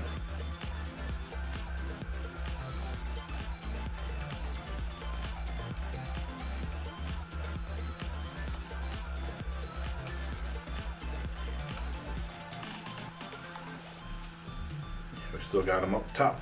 Need those pegs up top. I also think you're slurring together like 20 years of fantasy stuff. I don't think it's fully ended. It had Dolph Lundgren. That's right. That's right. That's why I was thinking. Yeah, for some reason I thought Dolph Lundgren was in Beastmaster. But yeah, that makes sense. What was that? You said you don't think it's fully ended. What could you point to today that would suggest it's still going?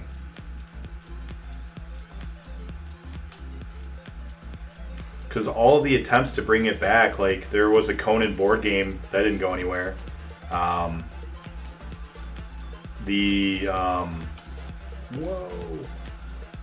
Carter from Mars failed.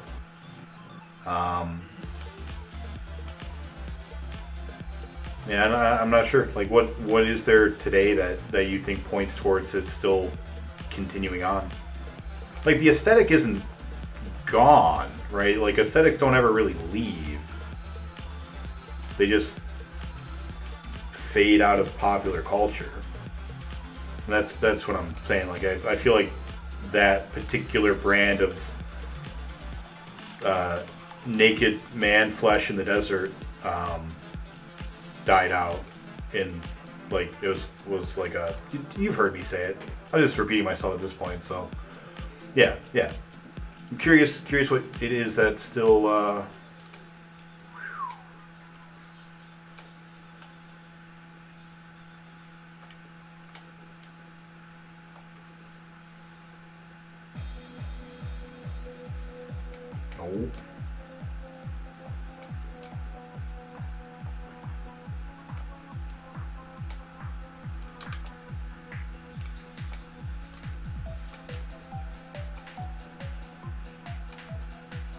Oh boy, we are in a pretty good spot. Look at that. That's great. Now we just need to get over to the right hand side.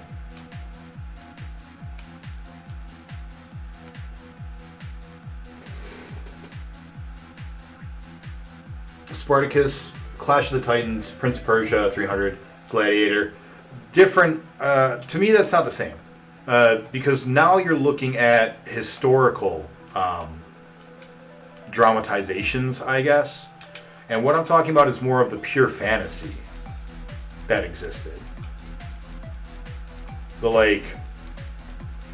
You could even argue, like, I would even accept that it evolved into, like, Mad Max and then, like, Waterworld, because, like, you can definitely see the inspiration of, like, the man versus nature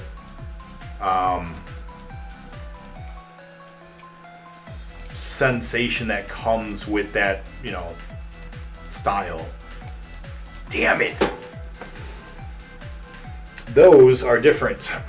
Hercules, yeah, like I'm saying, I don't think those are the same. Beastmaster doesn't exist anymore, does it?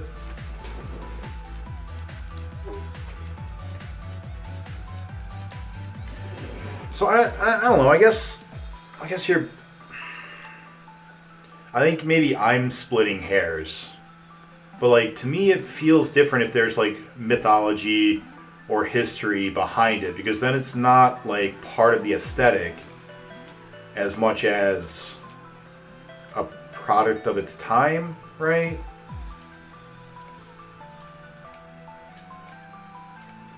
I don't know. Maybe I should sleep. Saturday's gonna be fun. It's a valid point, Starsons. I'm not sure I agree, but I can't really argue. Or at least I can't articulate my argument very well.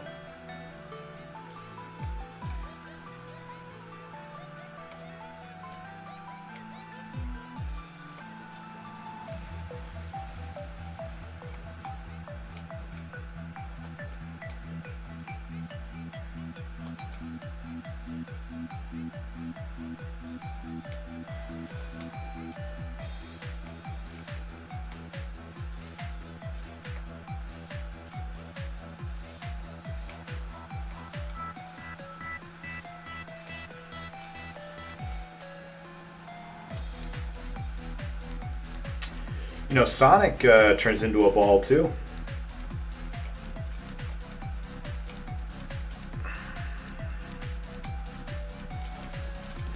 No, Cute's kind of my resident expert on himbos. I think I should get her opinion. Cute, are you familiar with the genre style of like... Have you been listening to the conversation? And if so, do you have an opinion?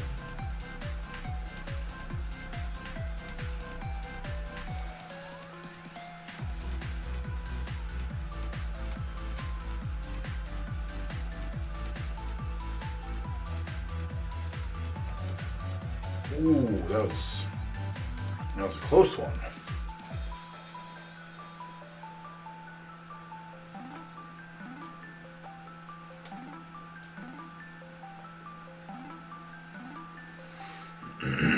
You're saying naked man, and there has to be a wizard.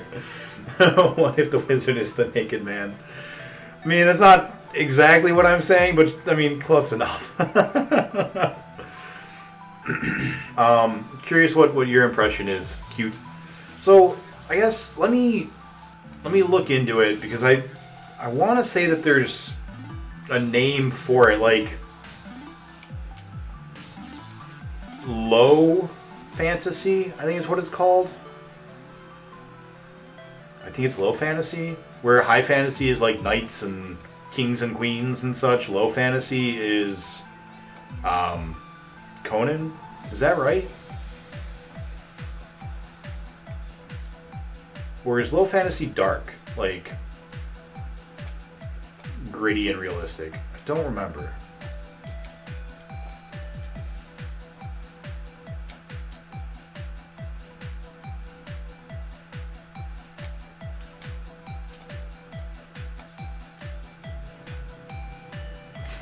It has to be naked guys and a wizard.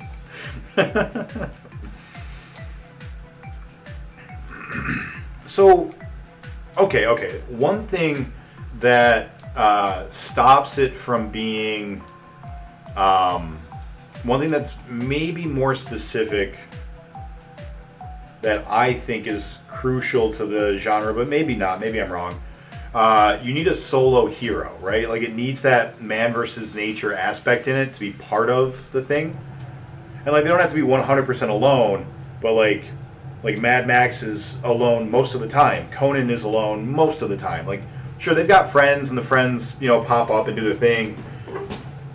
Low fantasy is kings and queens with a little fantasy in it.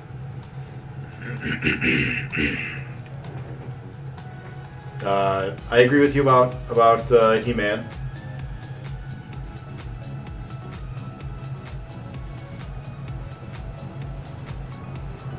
You're in your first 20 hours. Woohoo! You need to accept The Witcher as what you're looking for. Is The Witcher?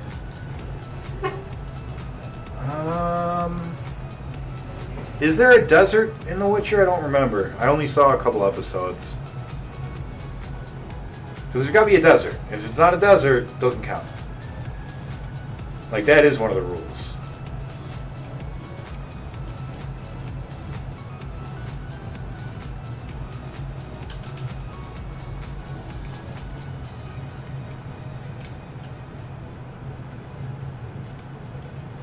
Thank you for cheering me on, by the way, BPN. Appreciate that.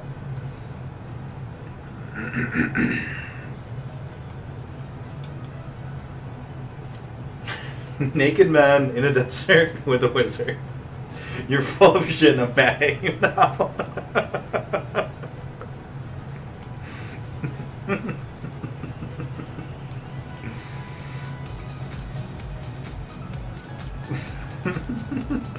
Because a lot of the things that you pointed out actually do fit that still. Like 300, has the desert area. The Clash of the Titans definitely does with like the deserted island and stuff.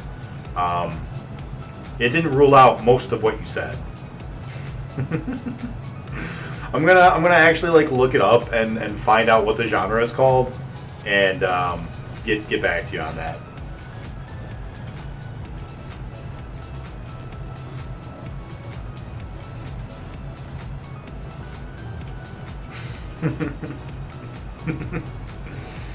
Naked man in a desert with a wizard. I think that might actually be the name of it. Naked man in a desert with a wizard. That's the name of the genre, I'm pretty sure.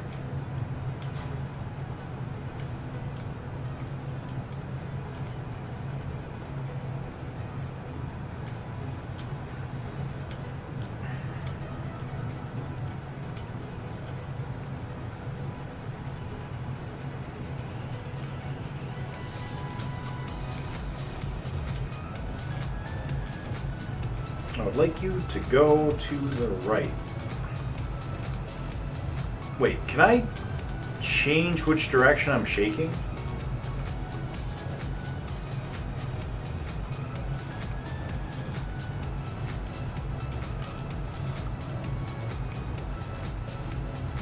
Hold please, ball.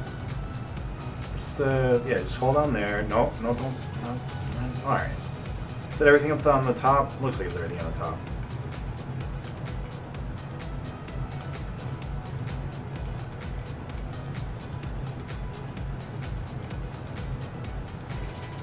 Again, what if the Naked Man is the wizard? Has desert, has wizard, has Naked Man. Game of Thrones.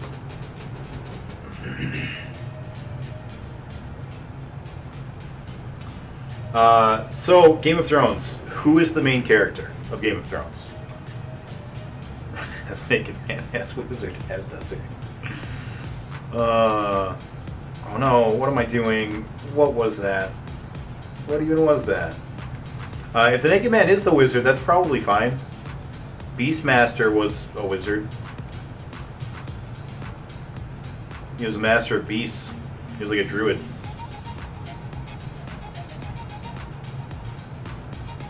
BPN, I like how you're just like hanging out and you're like, I'm gonna let these guys talk about whatever weird shit they're talking about, and I'm just gonna casually once in a while mention something about pinball, try to get the conversation back on the game. I can move it to the... No, I can't. It's always to the left.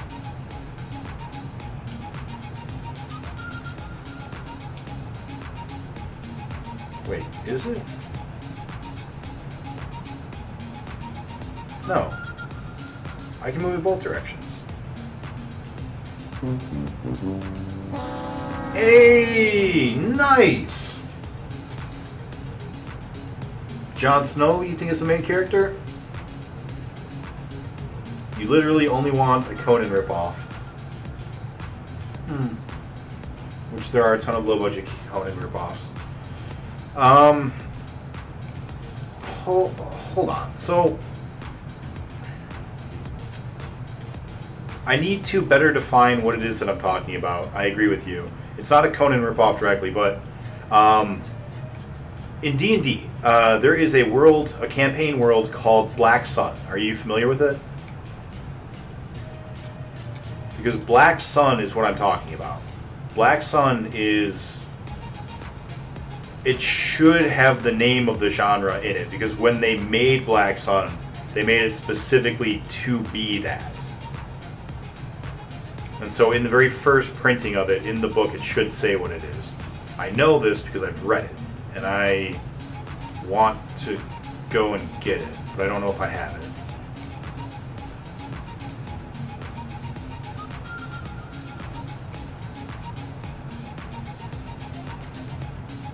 You are familiar with Black Sun, all right?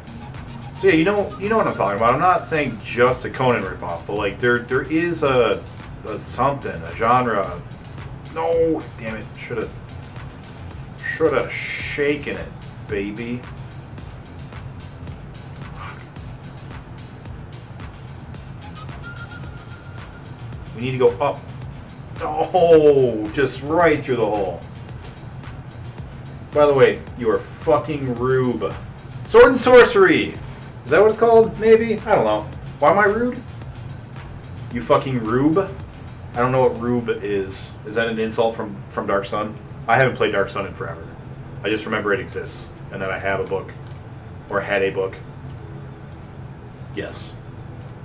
Pressure's 1. On. Oh no. Yeah. That's exactly what it was. Alright. 170! It's called Dark Sun, not Black Sun. Yeah, Dark Sun.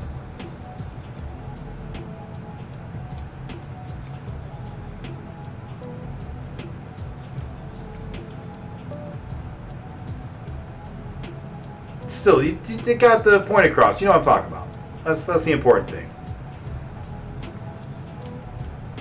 The purpose of the English language and names and titles are just so that I can make a sound and you know what I'm trying to convey. And it worked. So, you know what? Doesn't matter. We did it. We got there.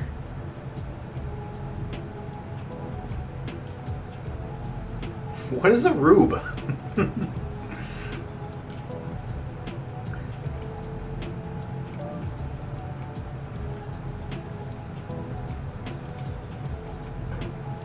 Nice. Alright, now we can just get that little peg on the top there. We'll be in pretty good shape. Tip top. Oh no.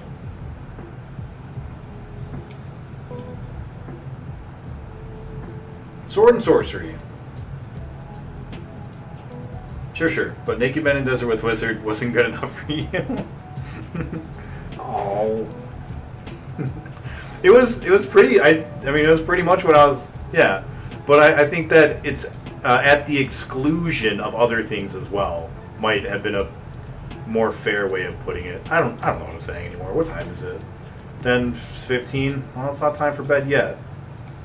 But I do feel like my brain's starting to turn off a little bit, so I apologize in advance for being incoherent and apparently a rube.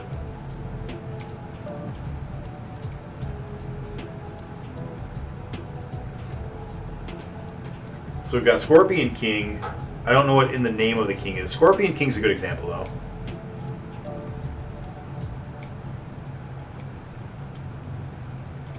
Is Scorpion King a sequel to The Mummy? Does being set in an actual historical time period disqualify you from being part of Sword and Sorcery?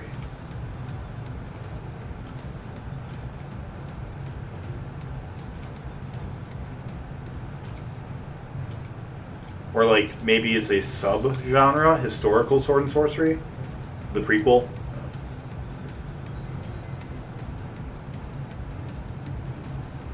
I saw The Mummy for the first time like 2 months ago. It was really good.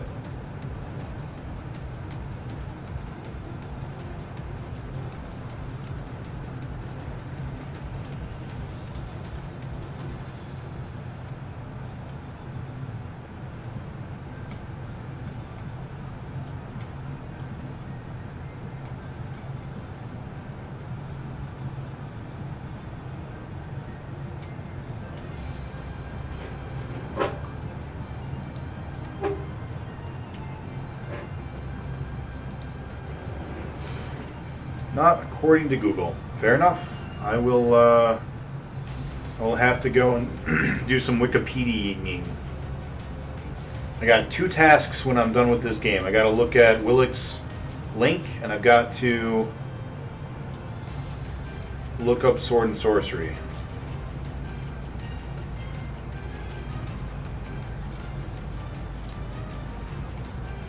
Whoa, okay, alright, Ball. That was some good stuff you did there, but let's slow it down, buddy. Too far.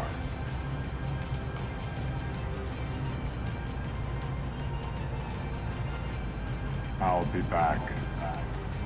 Alright. See you in a little bit. Need 1 peg up here.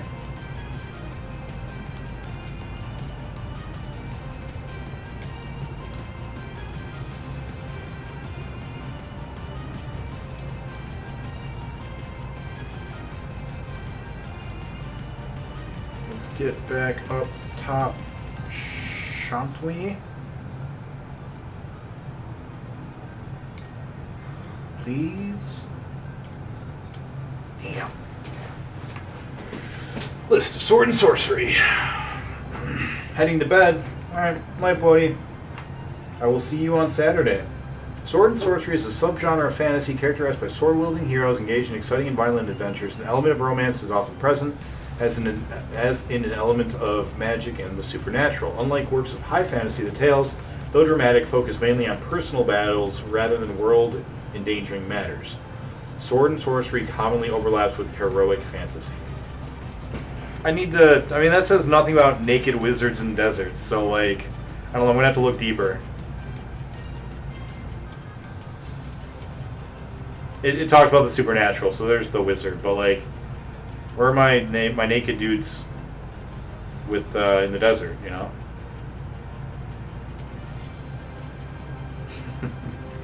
I do accept that Mad Max,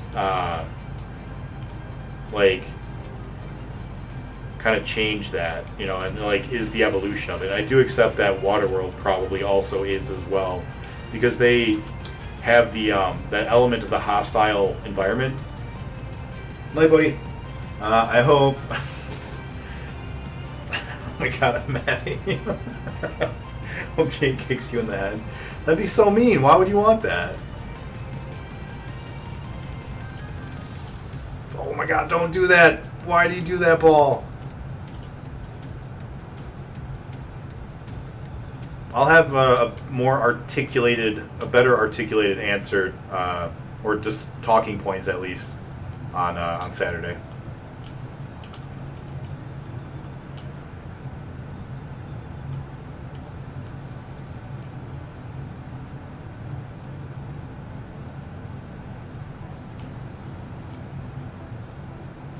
I would like to go to the right, please. Thank you. We did it. Nope. Go back, though.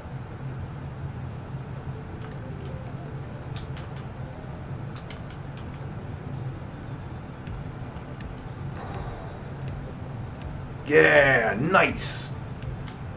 That's what I'm talking about. That is beautiful.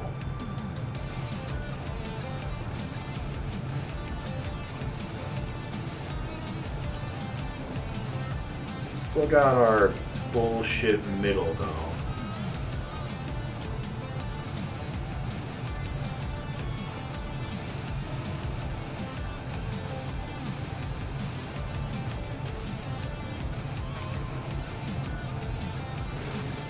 Saturdays for the Three Kingdoms. We can talk about both.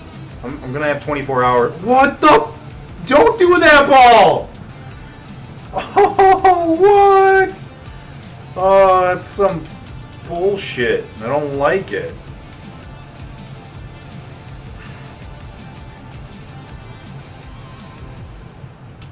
Alright, so we got everything up on the top. So now we just have to get these bullshit... Oh no, we have a peg up there. Oh, that would have been terrible. We had lost all of our... Oh, nice.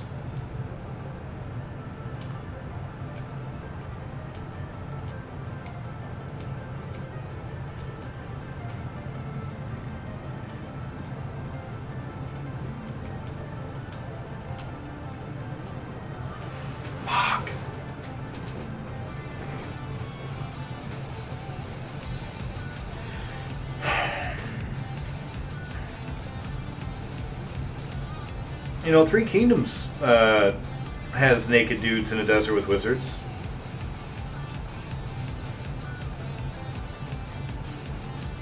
It does. They call them mystics, not wizards, but, you know, same thing.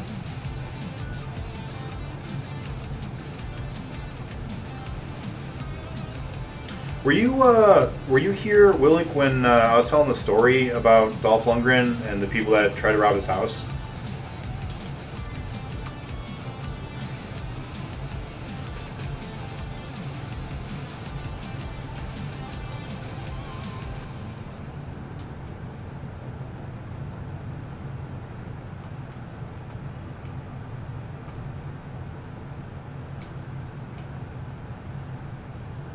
Nice.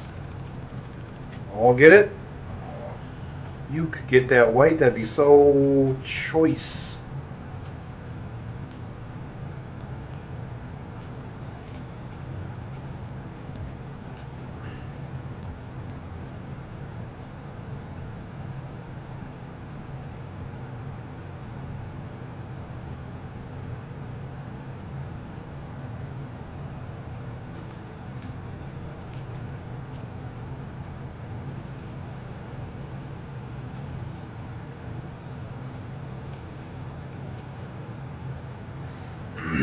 So I'm gonna go ahead and tell you the story then. It's pretty funny.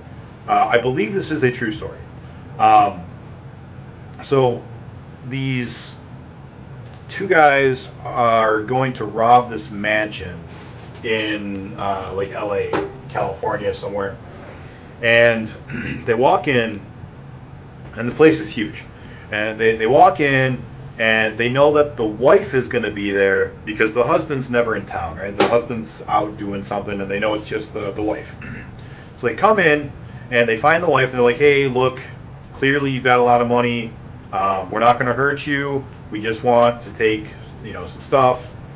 You guys are not going to miss it. Clearly, like, we're going to tie you up, but don't do anything. We're not gonna hurt you. Like, let's just make this easy. The woman, gets tied up, and so the guys are walking around and they're, picking stuff up out of the mansion.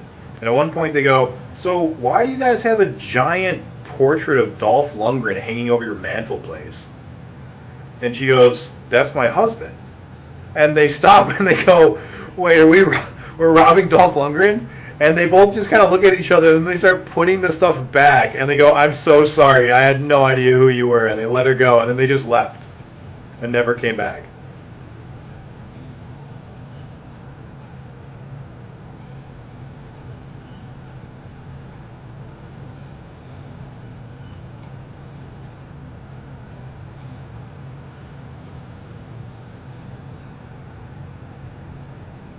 Right? I don't remember why we were talking about it, but we were talking about Dolph Lundgren like last time I streamed, Monday, I think. I think I was talking about Arrow, maybe? And because he's in Arrow. And I told that story.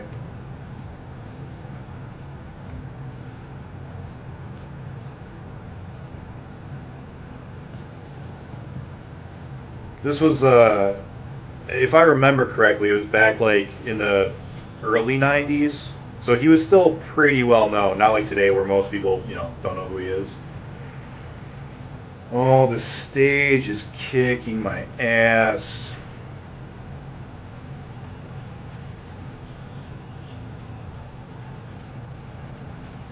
That was just all sorts of sloppy. Well, the reflexes are slowing. We're going to at least go to 11, though. What we got on? Hippo's on, Ash said High's on, Reloader's on. Yeah, at least going to 11.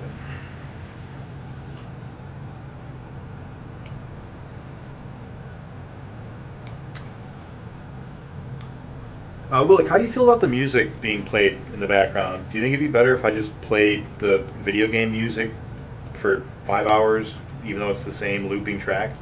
Or do you think having the music on is a good thing? I imagine a lot of people probably watch streams while they are playing their own music. So I'm thinking maybe I should turn it off.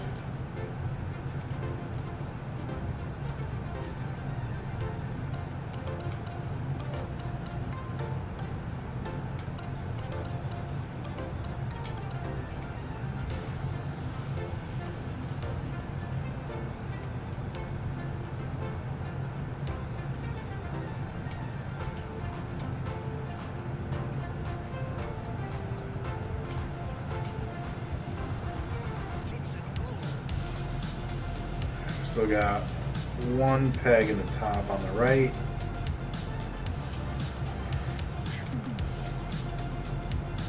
One peg top left.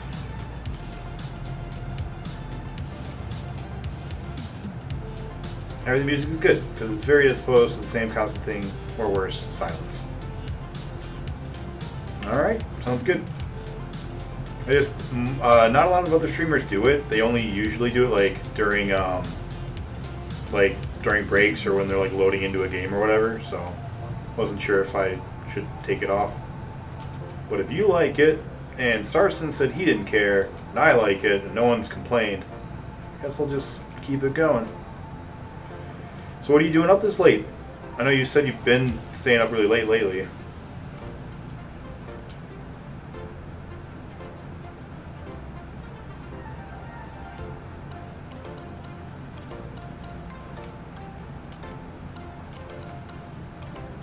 Don't want to be down here yet.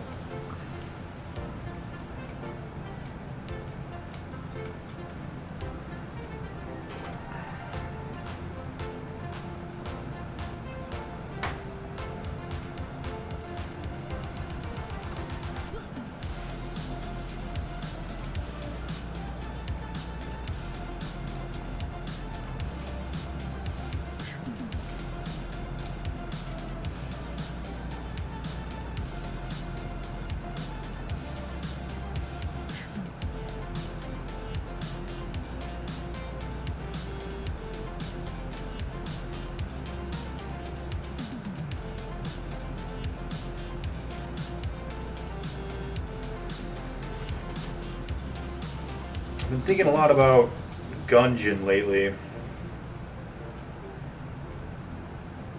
Nico just beat an actual past in the Gungeon for the first time. And he's been like sending me photos of like his progress. Damn. And every time I'm just like, man, I kind of want to go back and play some more Gungeon.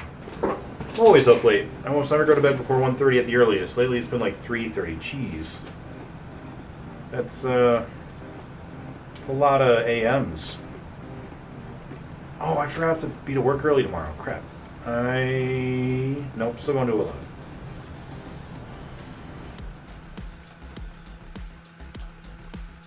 Or until I beat this stage. Whichever's first.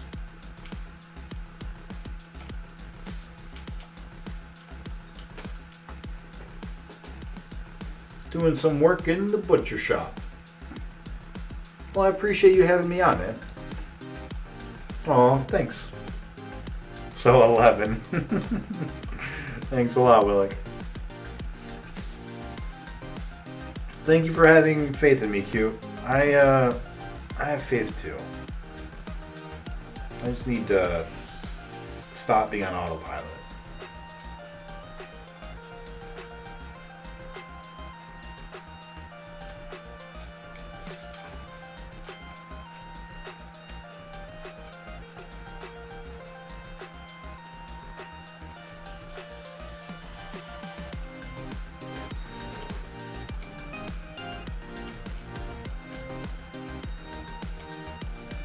Nice, that was good. That was a good one.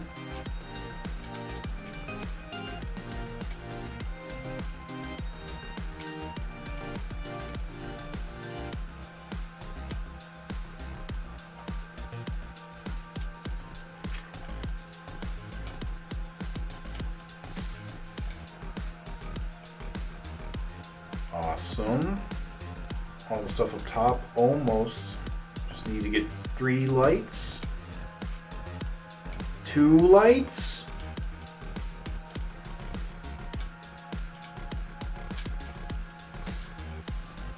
Oh, this is going to be great. This is going to be it.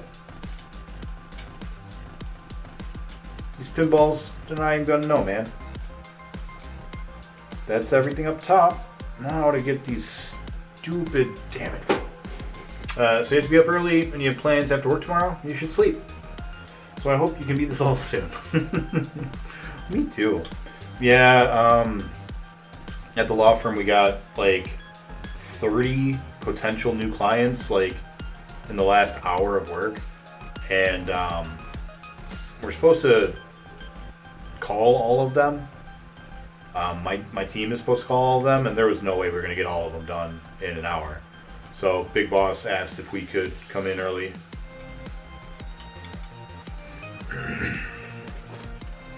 Well, that'll be that, which is a shame because pretty much everyone that we're calling is going to be asleep.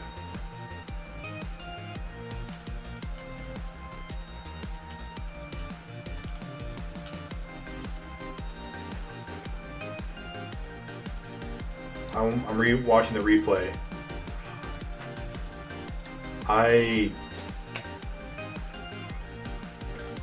Sometimes, man, the physics, sometimes it's real neat. Got real neat physics.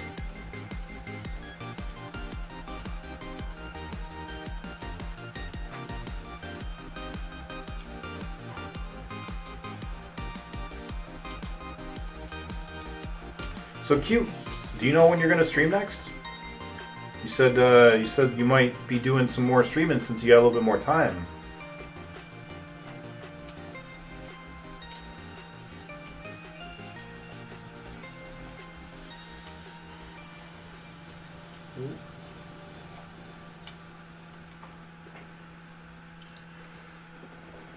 $175.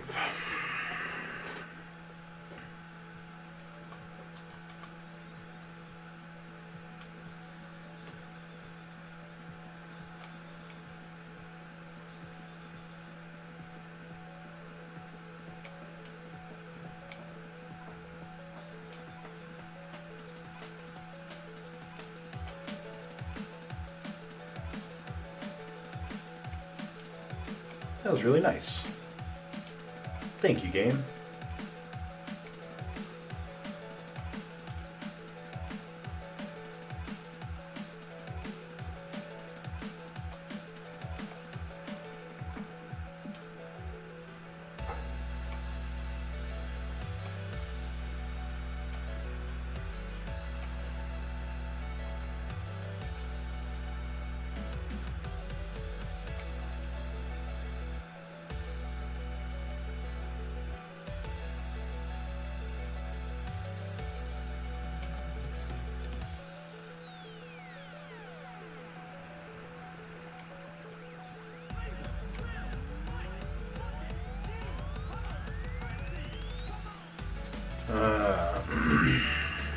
Not right away tomorrow. I'll start on Monday. Probably while you are working, though. That's fair.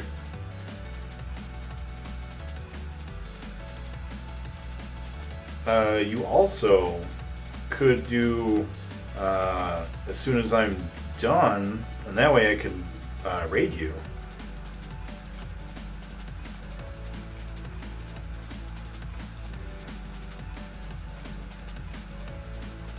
Tonight's raid wouldn't be very good. We're only at 3 people now, but we had more earlier. We were at like 12. Oh.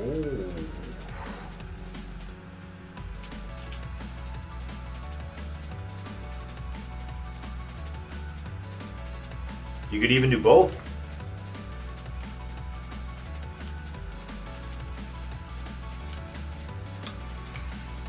Those ejaculators are the worst.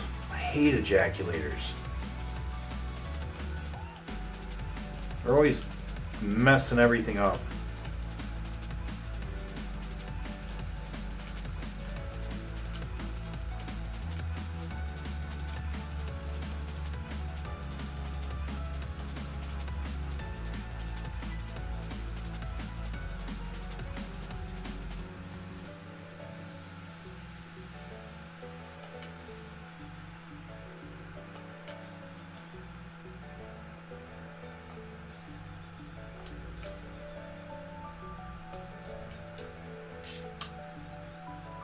Please don't call them that. What else would I call them? That's what they do. They ejaculate the ball.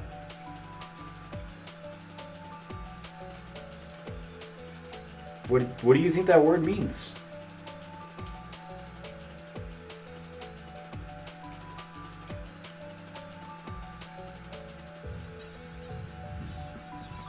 Isn't it called a plunger? The plunger is the thing that launches the ball up, like from the side.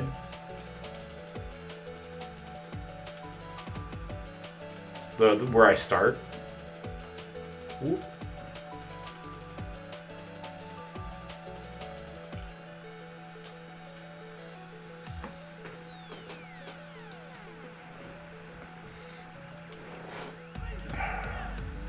This thing here, this is the plunger.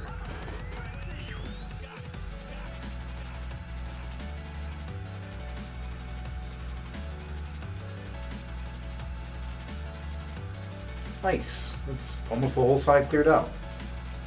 Cool.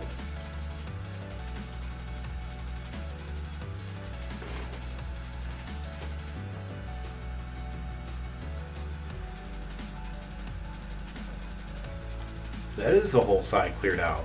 What a good start.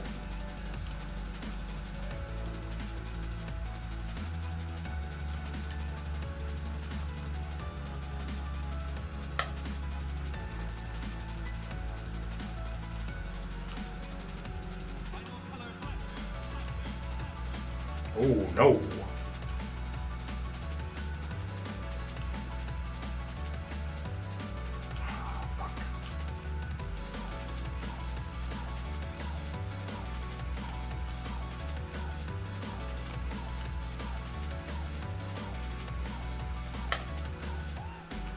Cool. Now we just have the one pin.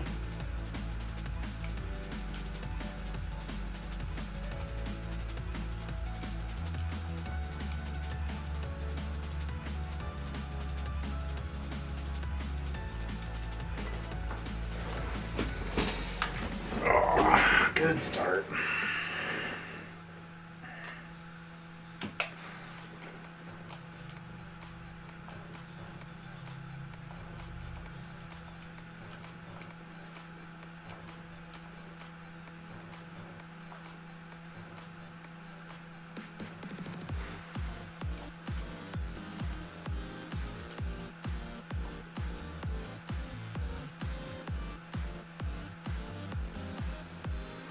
Good song. This is the kind of song I imagine they play in the clubs in Hyrule.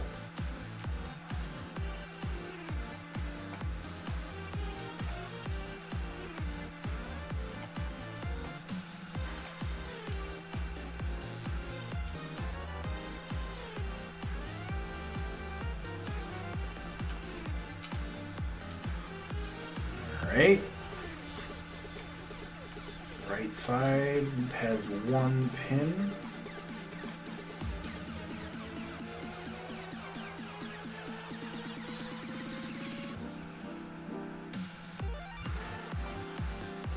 Yes, alright. Doing it. Oh no! Oh, that's bad. Okay. We don't want to be over here. Damn. Do they have clubs in Hyrule? Yeah. Where do you think all the great fairies hang out? I thought the fairy fountain is like, what? A literal fountain with fairies? No, it's the name of the clubs. Fairy fountain. You know, like electricity and, I don't know, the club. Whatever clubs are called. Club names, you know.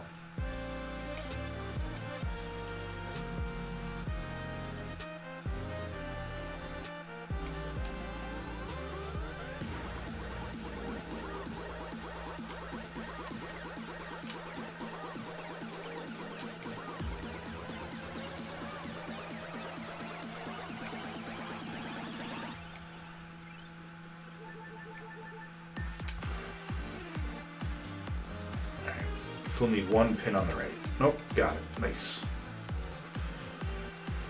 Here we go. Now we need those lights.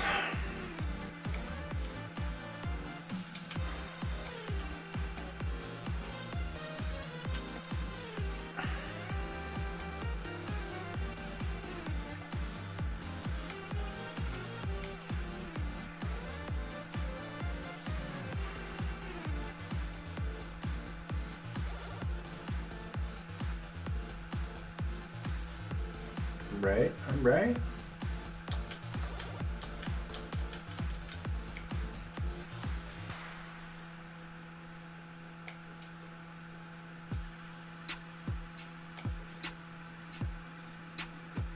Cool. All right, let's get back over to the other side.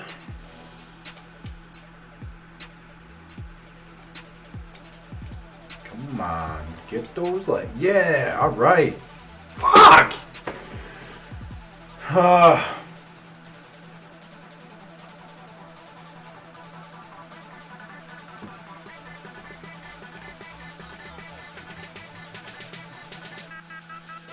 Pinball. Oh, Bill. I forget the guy's last name, but the guy who made this game is named Bill something. He's become a bit of a meme in my community. So all the people I talk to, they hate him. Shit. Sharpie actually asked him to come and watch him play the game, and he said no.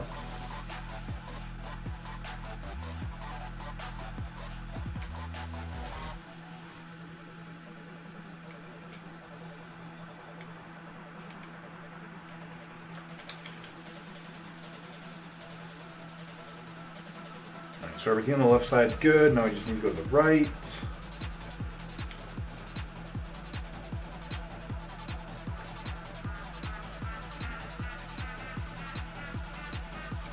Nice.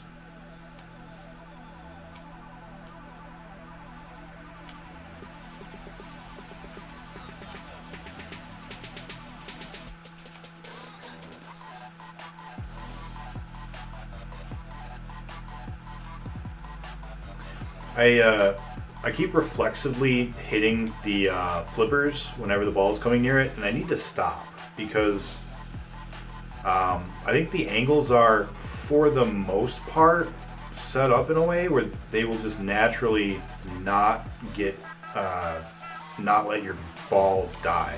Like you will naturally just have the flippers prevent it from hitting a thing or from dying.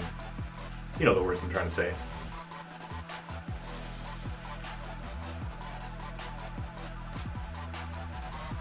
Like those angles where it shoots it down are all like perfectly to hit the flippers and bounce it between the two flippers.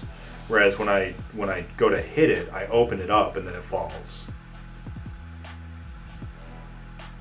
On this table very specifically.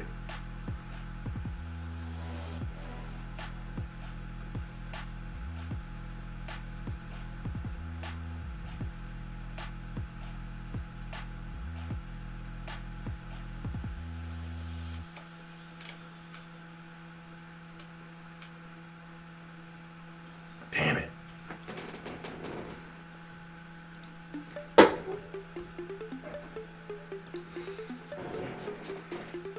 Very rude. Very rude. Yeah, it's kind of funny. A lot of the people, when you reach out to them about these old games, they'll like, number one, be impressed that you took the time to figure out who they are and, you know, that they made it. And then they'll like be cool and be like, yeah, I'll stop by, whatever, I'm not doing anything, I'm retired, you know.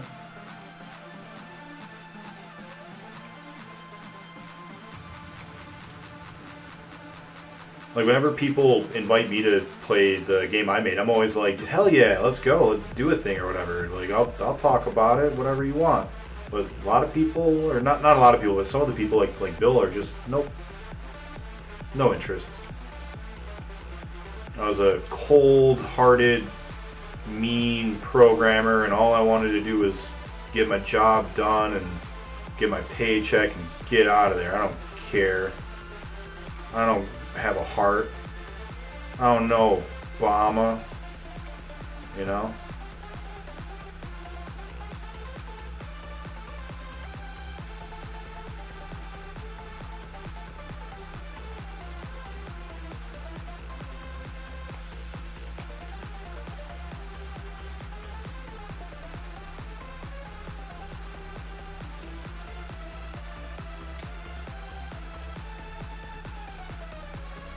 Just try it again.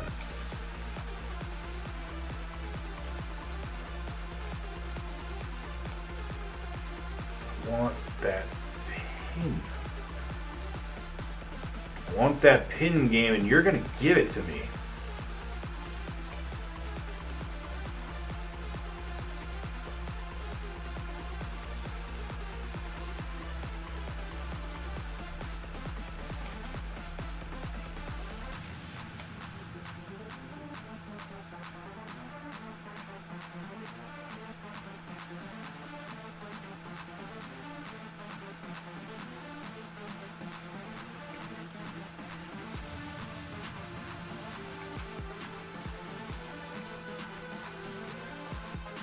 Yes. All right.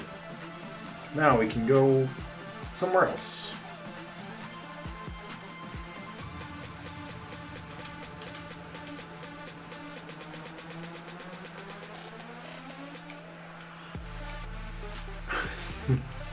Game, stop doing that, please. Oh my goodness, it's freaking me out. All right, we need to get those pins to the right. Maybe he knows he made a bad game, and maybe... Oh boy.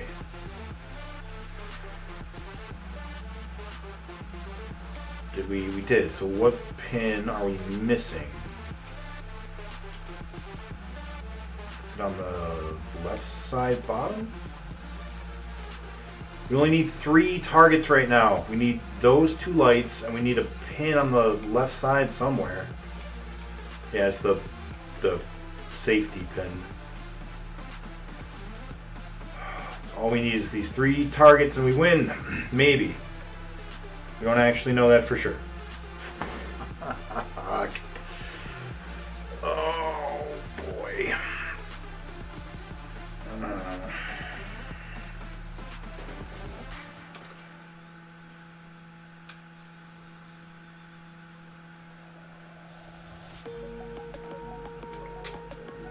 Need a glass of Coca-Cola, man. That was a good one. I liked that. Glad BPN shared that with me.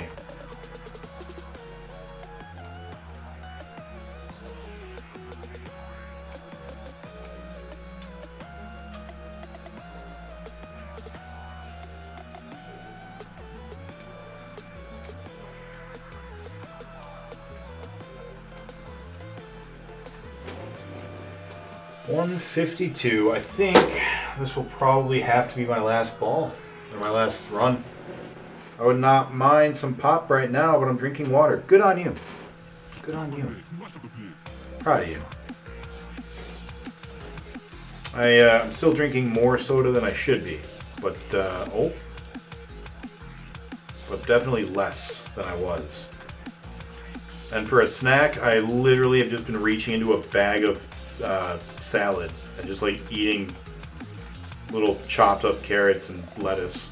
That's been my snacks lately. It's pretty good. Like, it's still, when you're hungry, like that'll do it.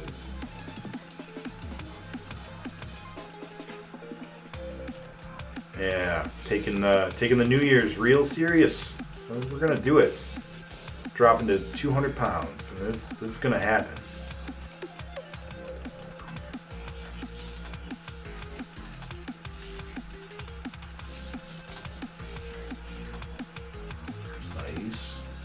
Nice.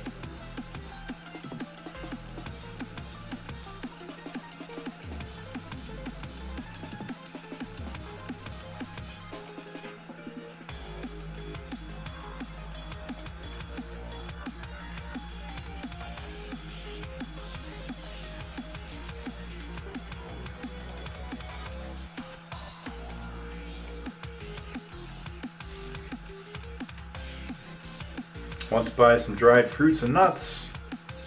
Yeah, those are good. Oh, don't do it. Nice. Perf. Oh. Skill and patience. Skill and patience.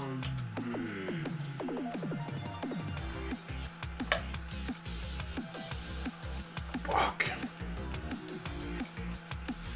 Oh no!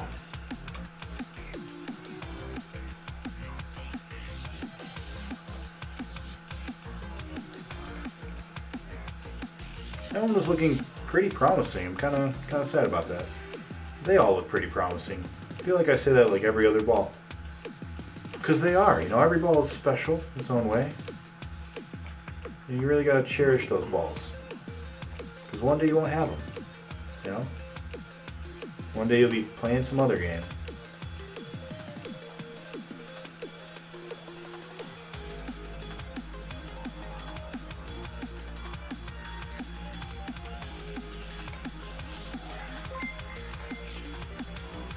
Oh, a raid from Hippo! How's it going, Hippo? Can I get a shout out for Hippo from Ahmad, please? Thank you, Raiders. I hope you guys are having a good night. Hope you're in for some paintball. Bunch of sadists. What,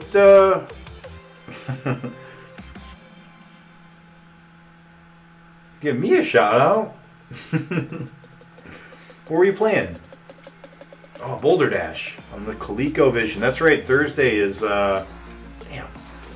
second generation, right? And this game is actually my obsession. Yeah. Oh boy. How is it going, Gal? More and more paintball. Everyone is on the paintball.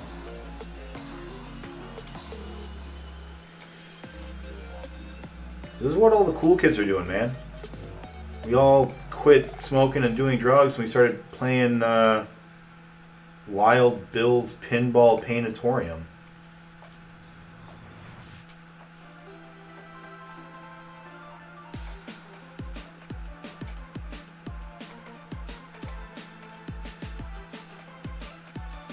We were talking about the genre of fantasy that is naked, muscular dudes with a wizard in the desert. We were talking about the best examples of that. Would you like to make a statement for your future self in 100 hours? Oh, Bill. I'm not sure if wild qualifies. This is ball number 179. And I think this is actually going to be our last ball. Well, our last 4 balls. Because I gotta go to work. But Hippo, how was Boulder Dash? How is your 2nd gen challenge going?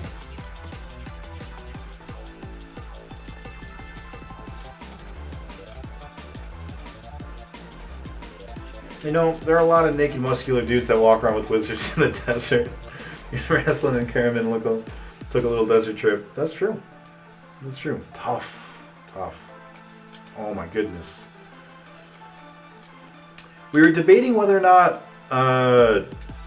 what qualifies as that type of genre, right? Because it's called swords and sorcery, I think.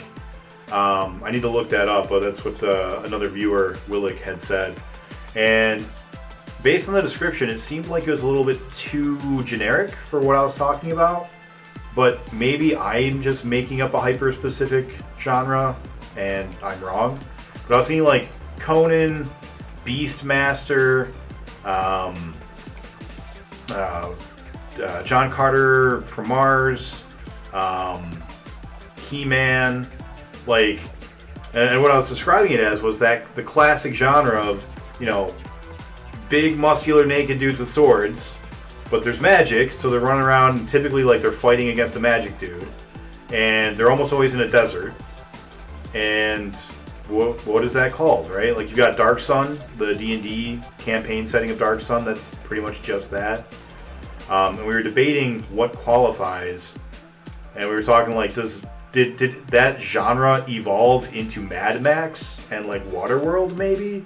Or does that genre still exist, but now it looks like 300 and Spartacus and Gladiator? Does the historical aspect make it a different genre?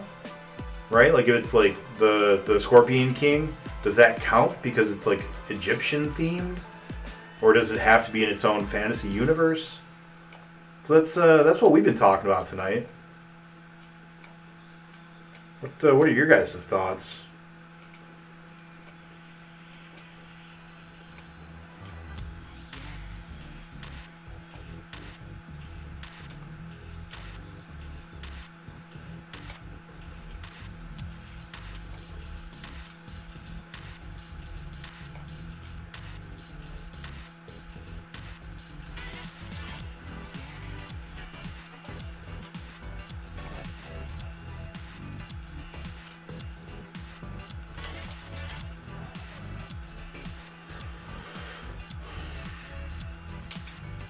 Goofed. That's okay. That actually worked out pretty okay.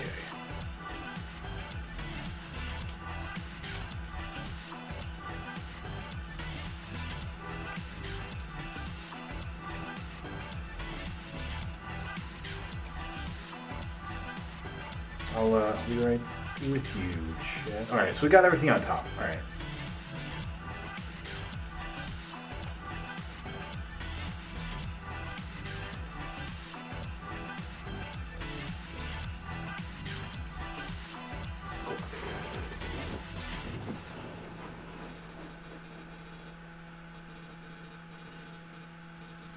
As a child of the 80s, it gives me perverse pleasure that the easy majority of those published works of barbarians and wizards are probably straight ladies making them gay.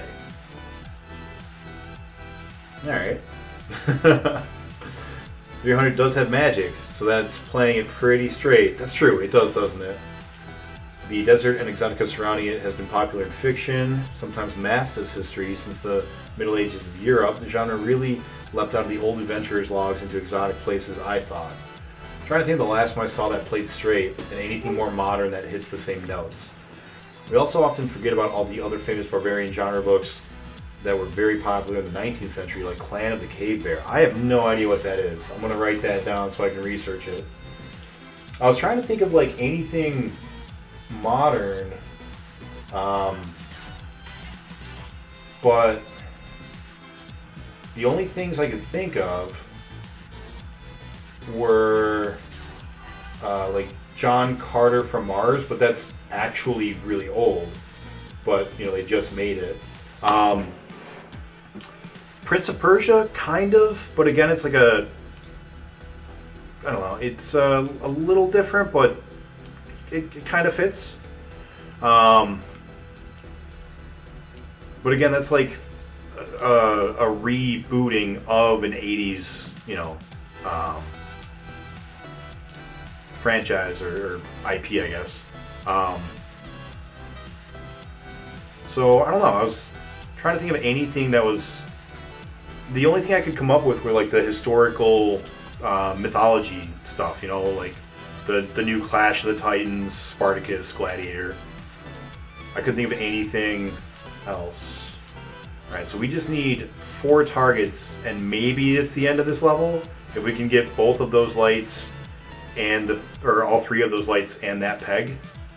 Maybe. Can we do it? Damn it. Oh, boy. Swing and a miss. I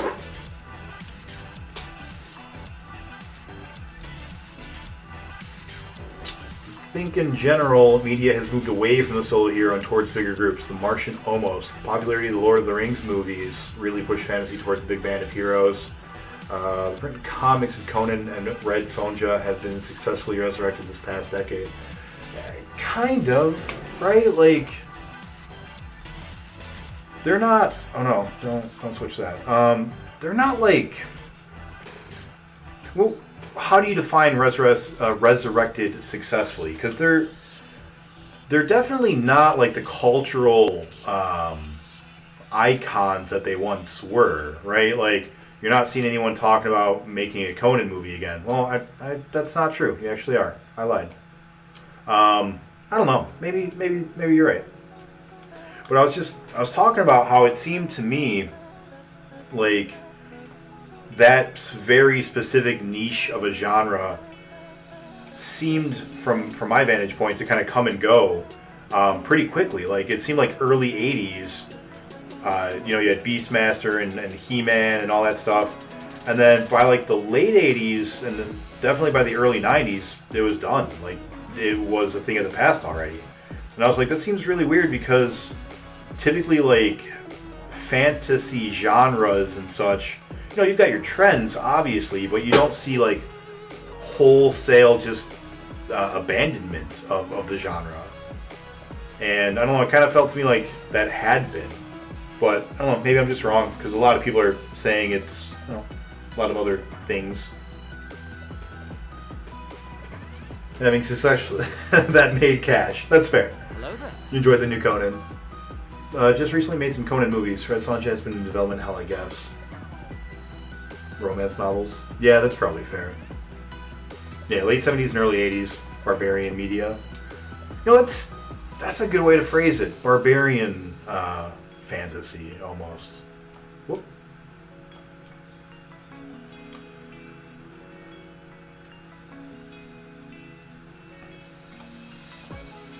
Then we were talking about Dolph Lundgren. Talked about a funny story that happened when 2 guys tried to rob his house.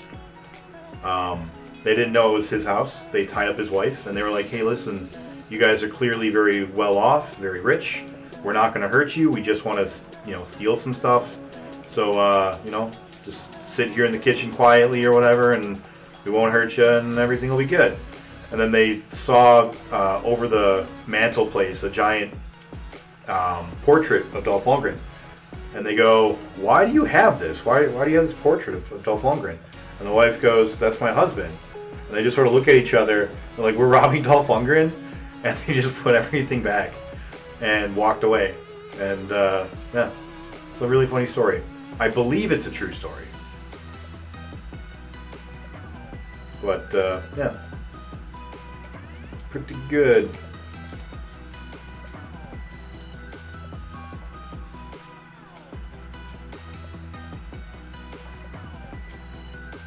This is the last ball.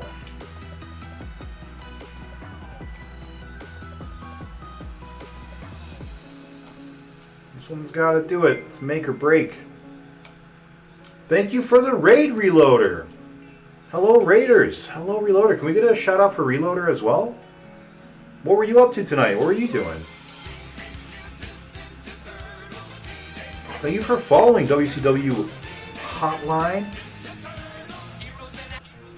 The hottest of lines. And Disheveled Human. Thank you guys. I really appreciate that.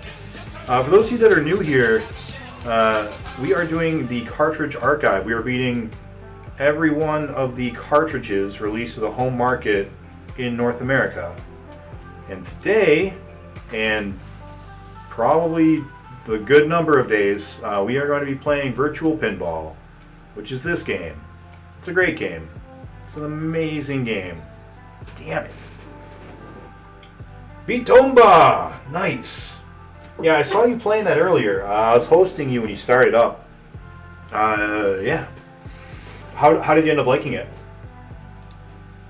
All right, we'll do one more. Since we got Raiders, it's only right to go one more.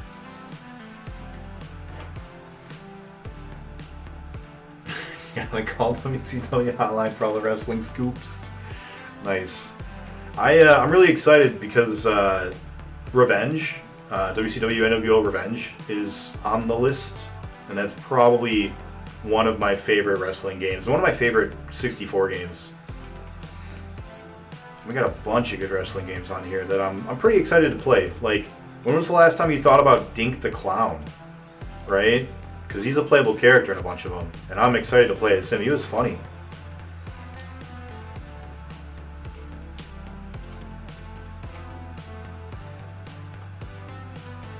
Both. Yeah, that is a classic. Here's 64. Yeah, 64 is one of the. It had cartridges, so we got to beat it, all of it. How's it going, Divine? Today is a Genesis Virtual Pinball Day, but in the future, we just beat Donkey Kong 64. That was actually the last game that we played before starting this one back up.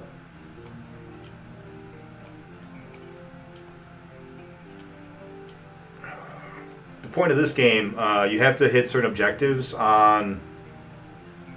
Oh, okay.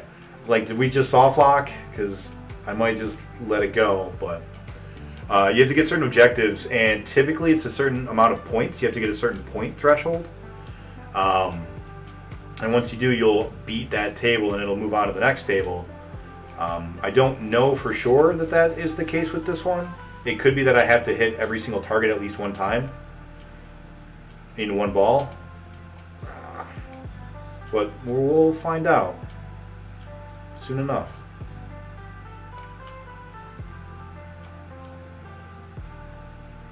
We just need those two pegs, the two lights right there, and then I think we've got a couple on the top right. Yeah, and if we get them all, that should be it for this table. Got the pegs. So now we just need to get those two lights plus one light that's still on the left side. Right side. Oh my goodness. Physics. What are physics?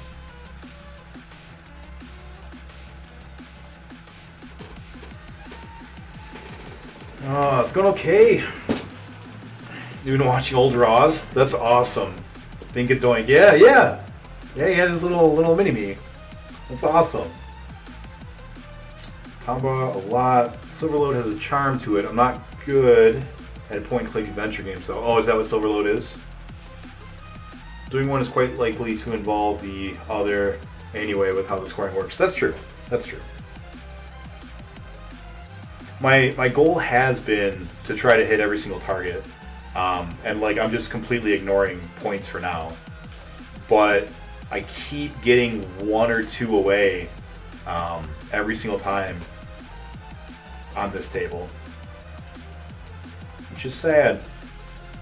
I already did the like funny tables, the funnel, flip out, that one. So So I just have this left, and then the Your Break progression tables. So most of the game still because of my break.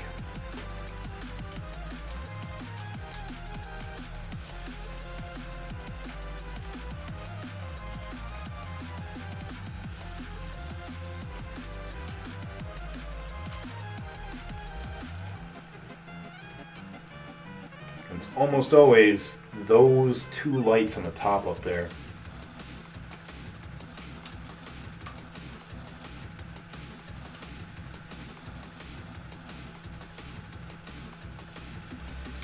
We are also going to be doing a 24-hour pinball stream on Saturday. I am going to be going through all of the pinball I can in 24 hours. And to give myself something to talk about during that time, I'm going to be telling the entire story of Romance of the Three Kingdoms.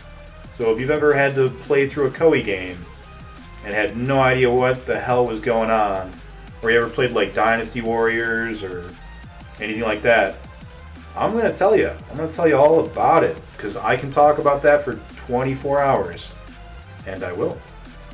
So if either of those things sound interesting, 24 hours of pinball, or talking about Three Kingdoms for 24 hours, stop by Saturday.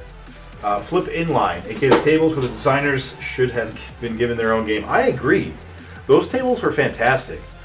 And I really wish that they had left the wheel mechanic from Amazing and from Funnel in like the other tables, because that could have been really fun.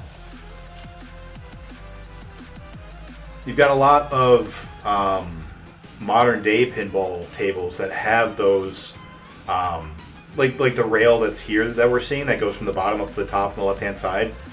It would have been fun if they had like a couple of those that crisscrossed up top, and you could like use the wheel to go to different parts or whatever. I think that would have been really neat.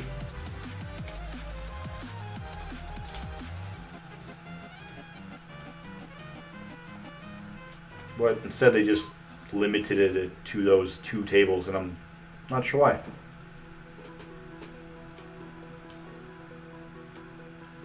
I haven't messed around with the create your own tables yet. I'm wondering if you can put both of them on the same table, like the regular flippers and the wheels, or if there's some reason why, the controller wouldn't work for some reason.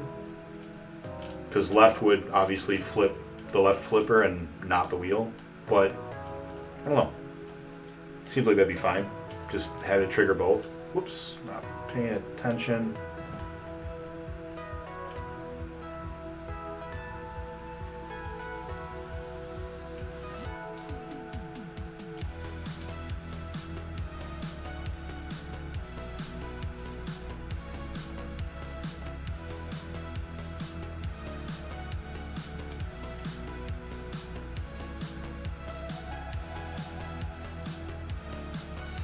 Need to get that last pin up top, and then we can go down and play around in the danger zone. High voltage.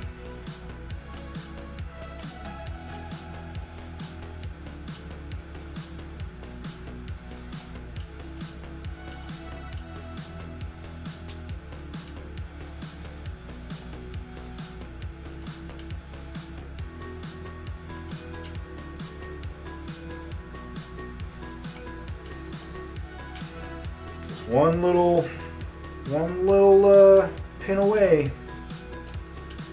That's it. Well, I appreciate all the raiders that came by and hung out, and thank you, Hippo and Reloader, for coming by. I hope you guys have been having a great night. Hope you guys sleep well. Where we are. Yeah, here we go. Obsession. Sleepy already? Oh no, sinus infections. Oh good.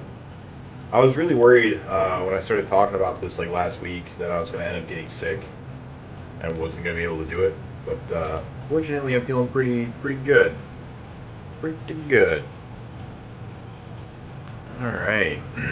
Let's see if we can beat this one pretty quick, because we got a lot more tables to go after this. I'm going to wait just a little bit before I get into the Three Kingdoms stuff. because there's a lot of like important build-up, like backstory and background that kind of needs to be told for people to kind of understand it. And I'm not expecting anyone to be here the whole time, but I do figure that the people who are going to stick around the longest will probably be here pretty soon. I'm gonna wait until we get a couple more people, and we'll go into it. It's really interesting. I hope I expanded my playlist. Didn't, unfortunately. That would have been a good idea. Smart thinking, Q. You should be my stream manager. That way you can help me out when there are simple things like that I should be doing. Ooh. How's your weekend going other than your sinus infection?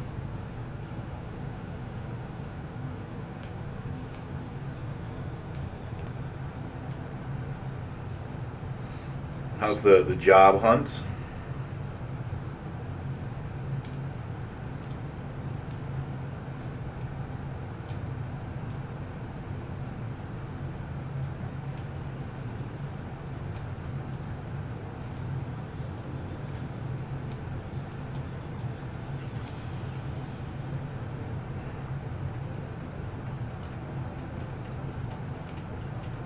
It all feels so foreign. I don't remember how to pinball.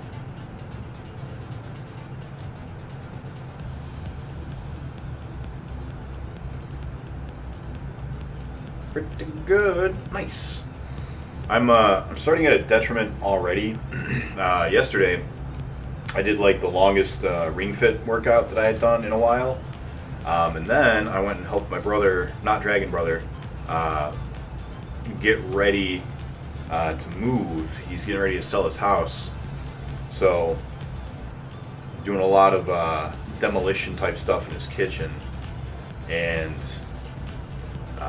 so was moving like a fridge and dishwasher and an oven and ripping up 3 things of floor because some people before them decided to put 3 floors just on top of each other instead of replacing the bottom floors. And then also like took a sledge axe, just went ham on the on like the counters and like the island and stuff. And so just up all night wrecking havoc in the kitchen, which is a ton of fun. And it was good to see him because I don't really get to see him very often. But unfortunately, it does mean I'm a little more tired out today. And I woke up really early. I'm really mad about it. I woke up at like 10 after staying awake until like 4. And so I only had like 6 hours of sleep. And I was like, that's a no good. So I was up earlier trying to like get a bunch of stuff ready. I should let you guys know what I've got here. What's up, BPN? How you doing? So I've got myself a variety pack of Red Bull. So I'm gonna get to try all the different flavors of Red Bull. I didn't know there were so many. I got a whole case of Mountain Dew, which, you know, got like the most sugar and caffeine out of any of the sodas. And so I got a whole case of that next to me. Also, I need you guys to help. I've got a gallon of water. And like I said, I've got a whole variety pack of Red Bulls, but a man cannot survive on Red Bulls and a 12 pack Mountain Dew alone. So got water here to make sure that I don't just kill myself today by drinking nothing but bad stuff. What's up, Starsons?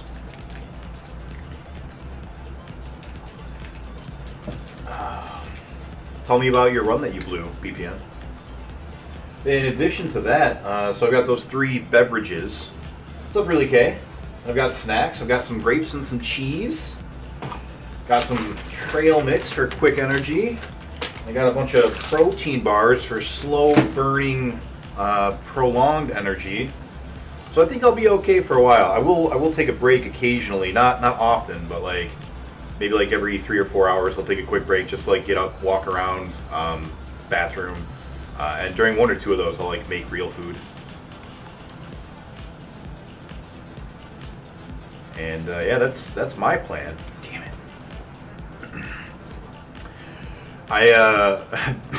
BPN, you can probably confirm, but I assume that doing this for 24 hours is actually kind of dumb. Because, well, first, doing it is dumb. Just, this game is dumb. But, more to the point, this is a game that requires, like, quick reflexes and, like, you know, skill. It's not like, I don't know, like an RPG where you can kind of just, like, even sleepily just make your way through it because you got all the time in the world to kind of think about what you need to do, and you can, like, even half asleep be like, oh, right, I need to attack, whatever, I'll just go grind for a while and make progress. Like, this, being sleepy, I imagine, is going to make this just, the last couple of hours are going to be useless, but we'll see.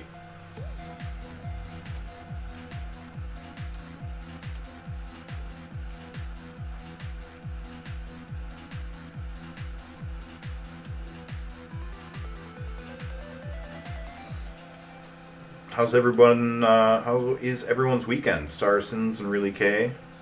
Damn. You fall asleep during every 24-hour attempt? Nice.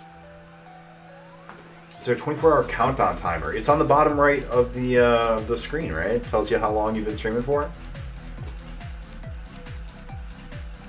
Oh, that's a good idea, though. Like a countdown instead of the count up. I hadn't thought of that. But I figured it wasn't really necessary because, you know, you already know how long it's going. We got 9 people. Nice. All right, that seems like enough. That's true. 23 hours, 56 minutes left. About to head to the grocery store. All right, well, have fun with grocery stores. So I decided to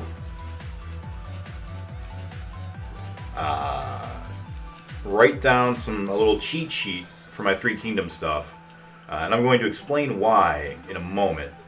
So I'm gonna get started in that conversation now.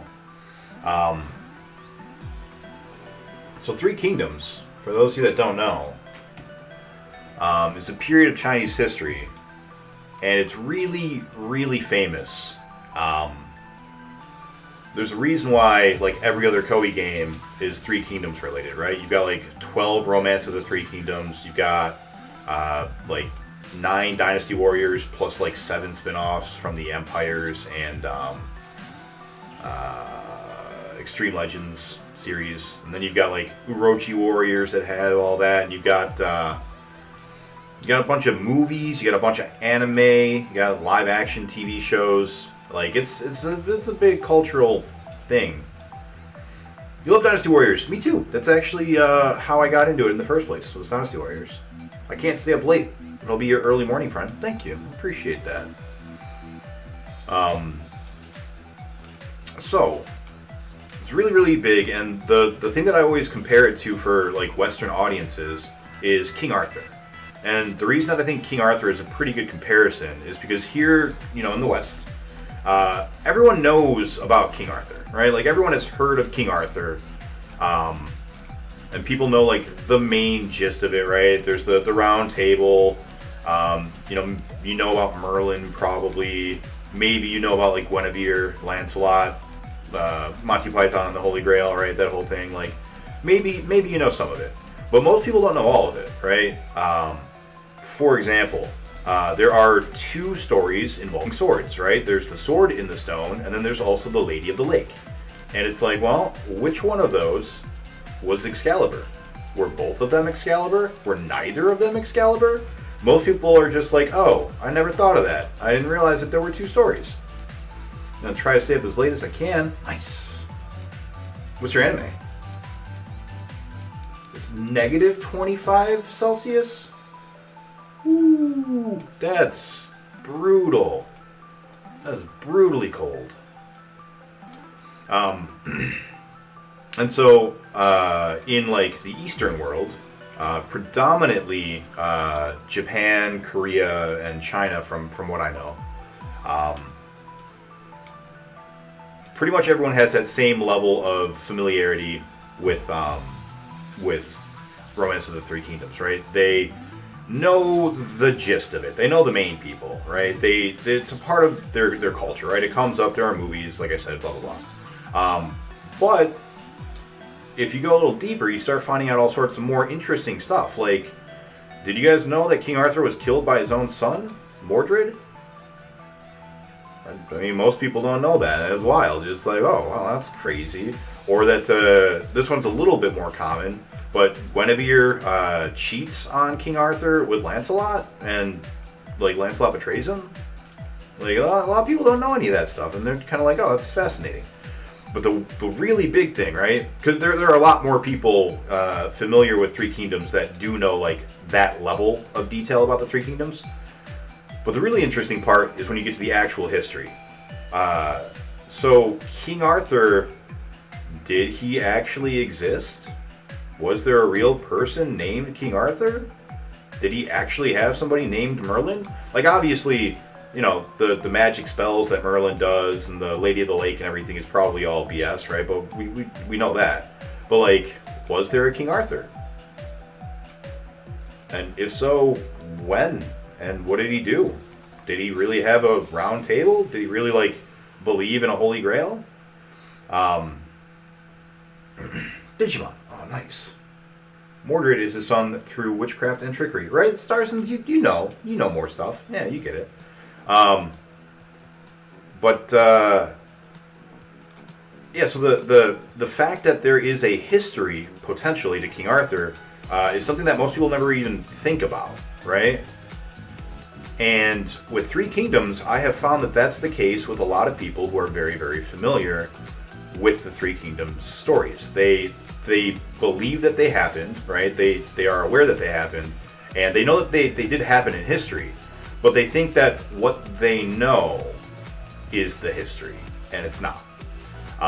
Not most of it, or not some of it anyways. So because of that, I find it fascinating to study, because you can talk to people who have literally like watched every anime, seen all the movies, grew up hearing the stories, they can recite the book inside and out. And when you start talking about the history, they don't know anything. And more importantly is they don't know that they don't know anything. They'll actually argue with you and be like, especially because I'm a white American, they're like, you don't know anything about the Three Kingdoms. You live in the USA. How are you, like, what are you talking about? And so it's really, really neat. You have some really interesting conversations and a lot of really frustrating conversations. Because of that lack of awareness. So, anyways, that's kind of the backdrop to all this. And it's why, like, man, that was going pretty well. Do you remember the Knights of the Round Table cartoon?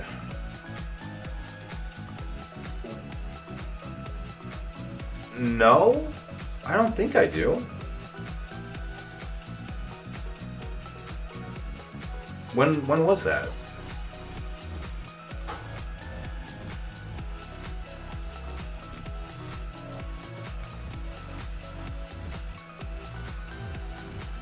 So, they had this guy who could make a brick wall with a shield. That's kind of cool. Was that Percival, probably? No, that would have been Percival. Percival would be like the young, the child surrogate, probably. Damn. Gotta stop lifting. You don't remember. That's okay. I gotta stop lifting my paddles. I just like instinctively lift them, and I need to remember not to sometimes. If I'm ever gonna get anywhere in this game. So, let's get on with it then, shall we? So the reason that most people know about Three Kingdoms... What's up, Kisk? I'm glad you are here. I just started talking about Three Kingdoms stuff. I was explaining why it's really interesting to talk about, because lots of people throughout Asia are familiar with it but don't know the history, And the history is kind of like our own King Arthur, where everyone, they all know about it, but they don't really know about it. Oh no, Nick, this song is already played today. We are like 20 minutes into the stream, we're already repeating songs. This song is not played yet today, I promise. But I do have a couple of different versions of songs, so that might be, but not that one. Whoa. So, Three Kingdoms.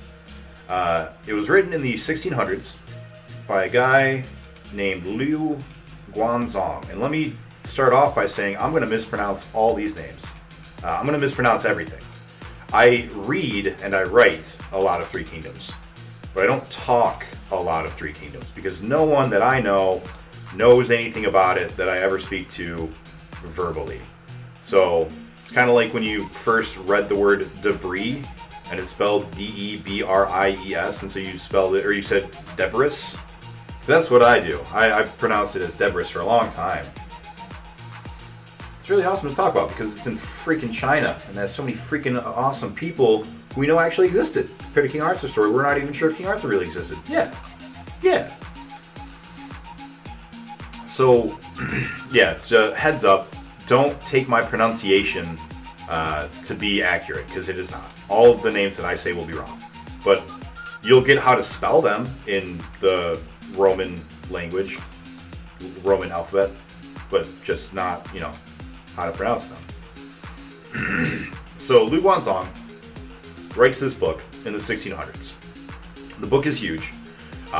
It is 120 chapters, and the rough outline of it is each chapter is roughly 2 scenes. And by scenes, what I mean is he didn't write the book from whole cloth, right? Like he didn't just create it or whatever. He had a lot of sources. And what he would do is he would take those sources and he would set them up to be chronologically relevant, but he would kind of tell it like, here's the first myth that is relevant to this part, and then here's the next myth relevant to this part, and it would kind of like go in chronological order. But almost every chapter was set up that way, where there were 2 like scenes, and that's what I'm going to call them. I think is there would be 2 scenes in each chapter. Not every chapter follows that, but the vast majority of them do. So what I've done to give myself a little bit of a cheat sheet is I actually have a document up on my computer that has chapter 1, and then it's got 1 sentence for each of the scenes, right? So 1 sentence for the first scene and 1 sentence for the second scene. So I've got 240 sentences, and each one is roughly, this battle happened, this guy is made the emperor, blah, blah, blah. So just like enough for me to remember the order that they're in the book. Because I want to give you guys like roughly the equivalent of having read it. Yeah, so that's, if you see me like stop and look at the computer and then start talking, it's because I'm looking to see what the next scene is.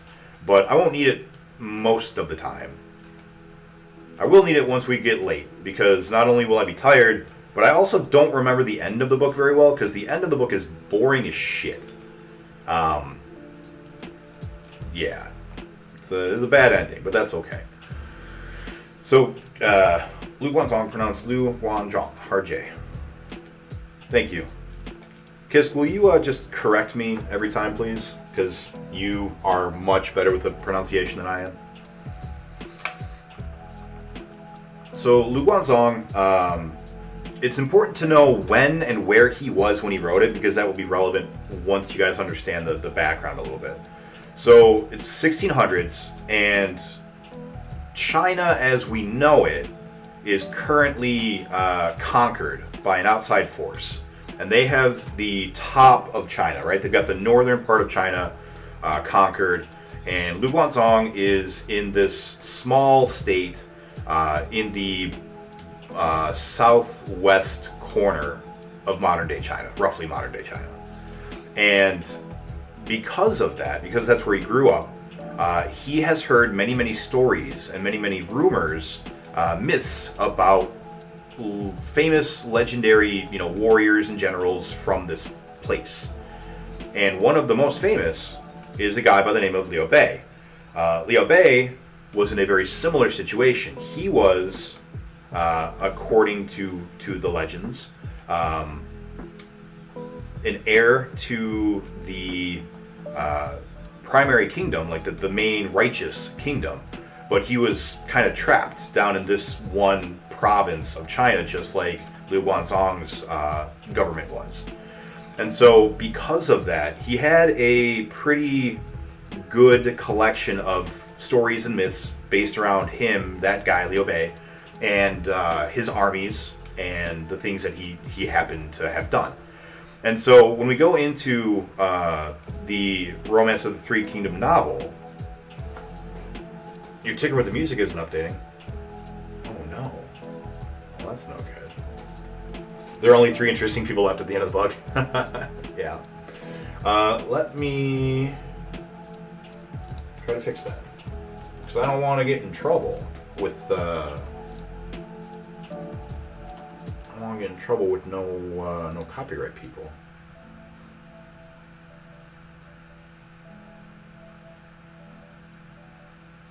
Nah, is that better? It looks better. All right. Yeah.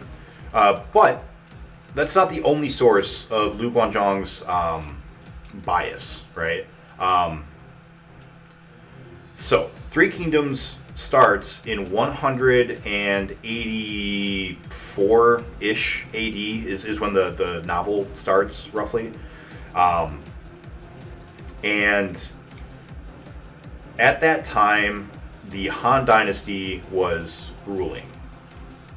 But by the end of the Han Dynasty and the end of the Three Kingdoms period, which is approximately 280 AD, the Jin Dynasty has taken over.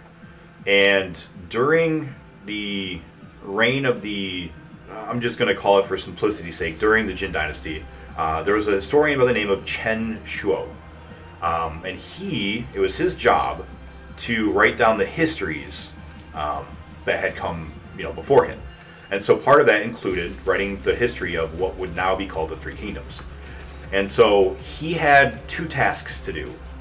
First was, because he was in the Jin Dynasty, he had to make the Wei Dynasty the legitimate rulers. Liu Guanzong was from the north. Thank you. Go ahead and correct me as much as you want, Kiss, because I'm doing all this from memory, and so I could be totally off on some of it. Although I'm gonna have to look that up, because that one I was really confident about. I didn't even look it up. Chen Shou, pronounced Chen Shou. So he, number one, he had to make Wei the legitimate winner of the Three Kingdoms, right? Wei had to be somewhat like the good guys, right? However, Chen Shuo, I think his father maybe had served in the Shu kingdom, and so to honor his family, he also really wanted to make Shu look good and important, right? And so that left the third dynasty of Wu. And so Wu is kind of left out. And it's not that he had any, as far as we know, it's not that he had any, anything against Wu in particular. He just had no reason to really care about them. And so they're mentioned, and they're given, a lot of records, and there's, a lot about them. But they're not quite shown in the same illustrious light as Shu and Wei would be. So that's kind of where the bias kind of starts, right? So you already have Shu and Wei being made into the main characters of this story.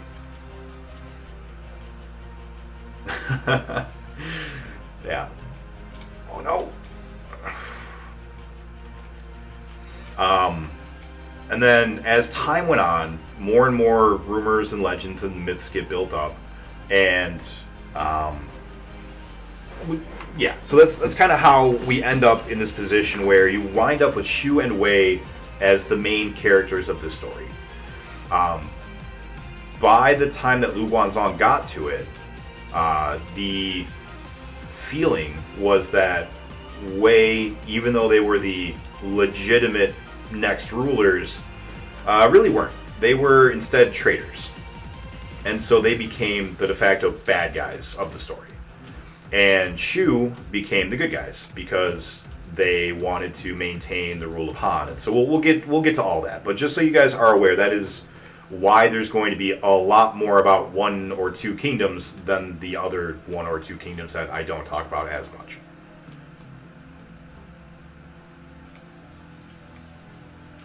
So we start off in 150-ish AD. The Emperor of Han is Emperor Hyun? Emperor Hyun, I think. And he is in trouble. There is a family named the Liang family who have taken power. They have kind of risen up over the past couple years. They lead the army. They are very, very powerful, and they don't really respect him. They don't really have the interest of the state, at hand. They're in it for themselves. And Emperor Huan wants to try to get rid of him, but he's afraid. He doesn't have very many allies. He doesn't have the army. He can't really make any sort of moves. But Emperor Huan has what's called the palace attendants, or the regular attendants, depending on which translation you're reading. And they're also called the eunuchs most of the time because they were eunuchs. If you are unfamiliar, a eunuch is a gentleman who has had his twigs or his berries chopped off. Typically his twig is intact, but the berries are usually gone. Thank you for typing it. And the reason that he had these attendants, these eunuchs, is because the thought was, if you don't have any berries, you can't make any babies. And if you can't make any babies, then your primary concern is for the state, is for the government, and not for yourself. You don't have selfish ideations. You don't. You're not worried about trying to have your own, children become emperors or whatever, right? So the eunuchs were thought to be the perfect way to give the emperor and those close to him assistants and advisors and such, because without man bits, they're not gonna try to revolt. They're not gonna try to kill him. They're not gonna sleep with the empress and have their own kids, right? So eunuchs were used for a long time, not just in China, but in a lot of dynasties. Depends on the type of castration. Sometimes the twig is removed too. Yeah. No bakak, no cash and prizes. It's all gone. So he relies on his eunuchs, and they end up helping him to kill the Liang family leaders. And with that, the eunuchs, the regular palace attendants, start to grow in power. And unfortunately, the idea of, well, if they don't have a dick, then they'll be great servants, doesn't really work out in this case. And they end up becoming very selfish. They start to take money for themselves. They start to build lavish palaces. And as trouble starts to brew in the kingdom over the next 30 or so years, they end up not really doing anything about any of it. And they don't allow those messages to get to the emperor for him to do anything about it. They want the emperor to be happy, and they want him to think everything's going well. There were also people who pretended to be eunuchs who were intact, and obviously removing somebody's body parts does not guarantee that they'll be loyal to the state. Yeah. To be frank, or not frank, but to be clear, to be a eunuch was a great honor at the time, right? People weren't forced to be eunuchs typically, very, very rarely. And I don't know that it ever happened during this period of time. But if they wanted to be a eunuch, then they had to go through that operation. I'm not sure if it was invented yet at the time, but I know that at some point the Chinese had a chair that was invented specifically for the purpose of castration. It's wild. It looks kind of like a toilet seat. And you just sit down and let your bagak hang down, and little snippy snips. It was yeah. Anyways, so they start to mess everything up. There were people forced, but the majority were ones who wanted to, and you had to agree a whole bunch of times before they went through it.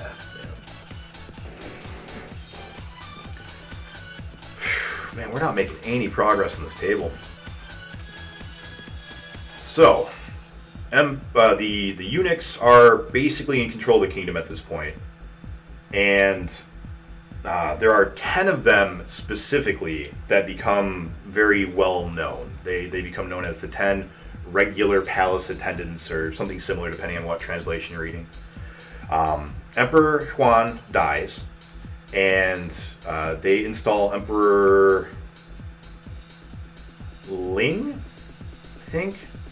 Emperor Ling doesn't do anything different. In fact, it arguably is worse in terms of knowing any better, in terms of recognizing what the eunuchs are doing. Who would have thought not making any progress? Yeah, welcome, Marble Lion. How you doing? Gotta get through this table. This isn't even one of the hard tables. This is an easy table.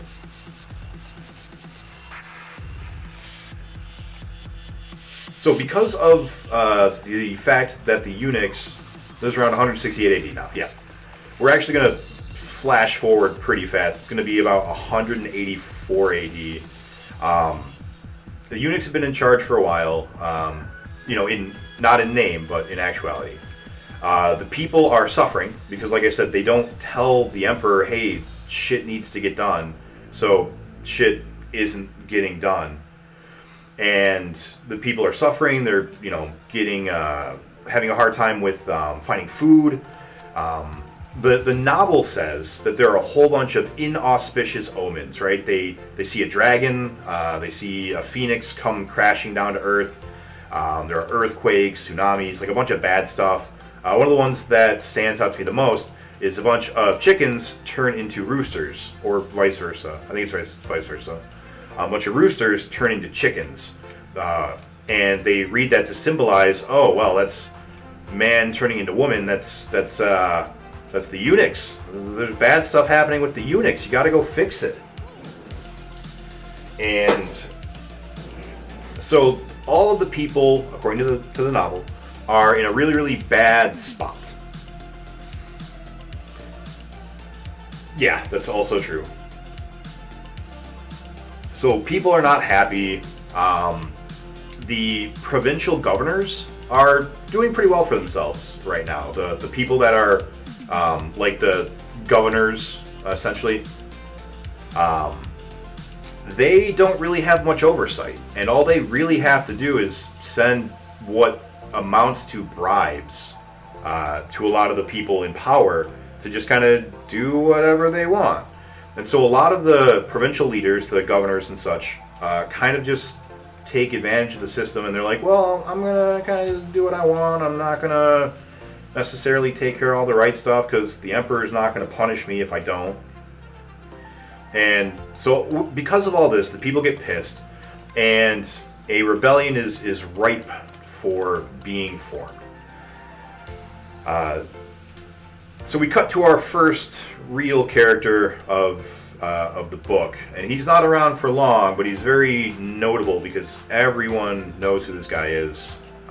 This guy is named Zhang Jiao, and feel free to correct my pronunciation and spell it because I'm going to be wrong.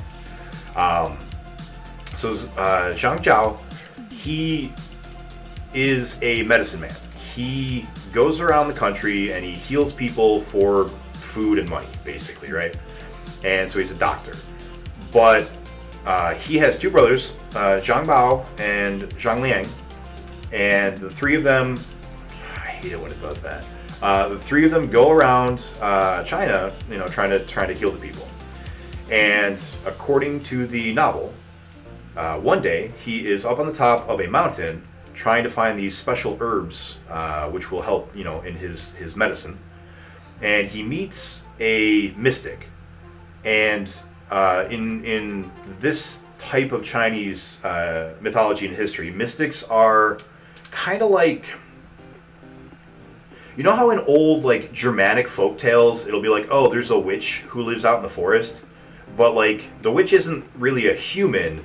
The witch is like a human, but she's been there for like hundreds of years, and clearly she's more than human, right? Like, she's not a demon, she's not like a monster, but she's definitely, maybe a monster, I don't know. Mystics are often kind of viewed the same, where they're not gods, but they're definitely not just people.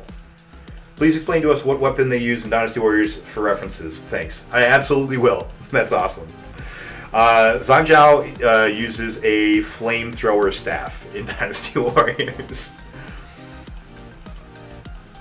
So he goes up to this mountain to get medicine, and he finds this mystic. And depending on what translation you're reading, one of the translations that sticks out in my mind is the Sainted Hermit of, I think the name of the hill he's on. But yeah, the Sainted Hermit. And also sometimes written Chao, pronounced Chao. Yeah, thank you. So while he's up there, this mystic comes up to him and he goes, hey, Han Dynasty is falling apart. You should change that. Here's a magic book. The book is called a bunch of different things, but the most common one that I see is the Essential Arts of the New Millennium, I think. And the Way of Peace is... I don't think that there's any source, like any of the translations, that call it the Way of Peace, but a lot of people, when they're talking about it, and a lot of documentations that came after the novel call the book the Way of Peace. But the Way of Peace is, as far as I know, what Zhang Zhao called his rebellion that is forming was the Way of Peace, not the book. But regardless, so he gets this book, the Essential Arts of the New Millennium, and inside the book teaches him all of this crazy stuff.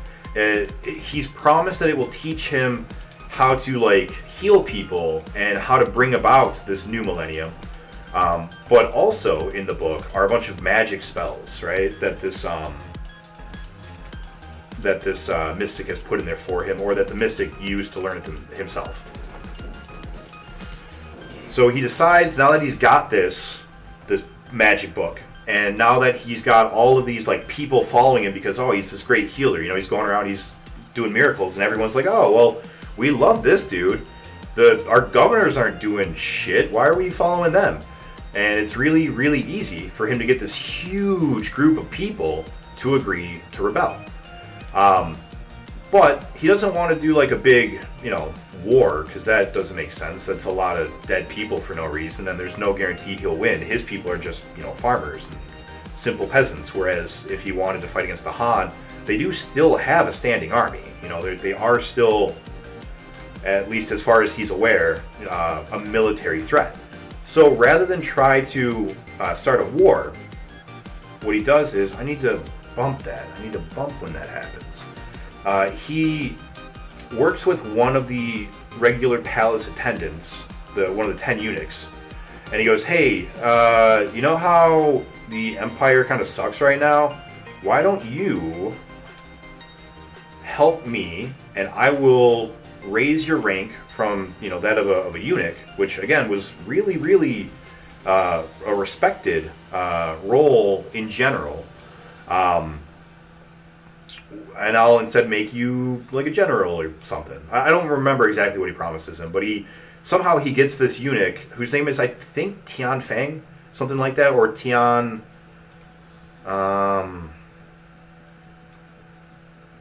The Scriptures of the Great Peace. Okay.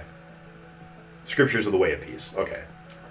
Yeah, I've seen it translated a lot of different ways, but I've seen that one pretty often as well.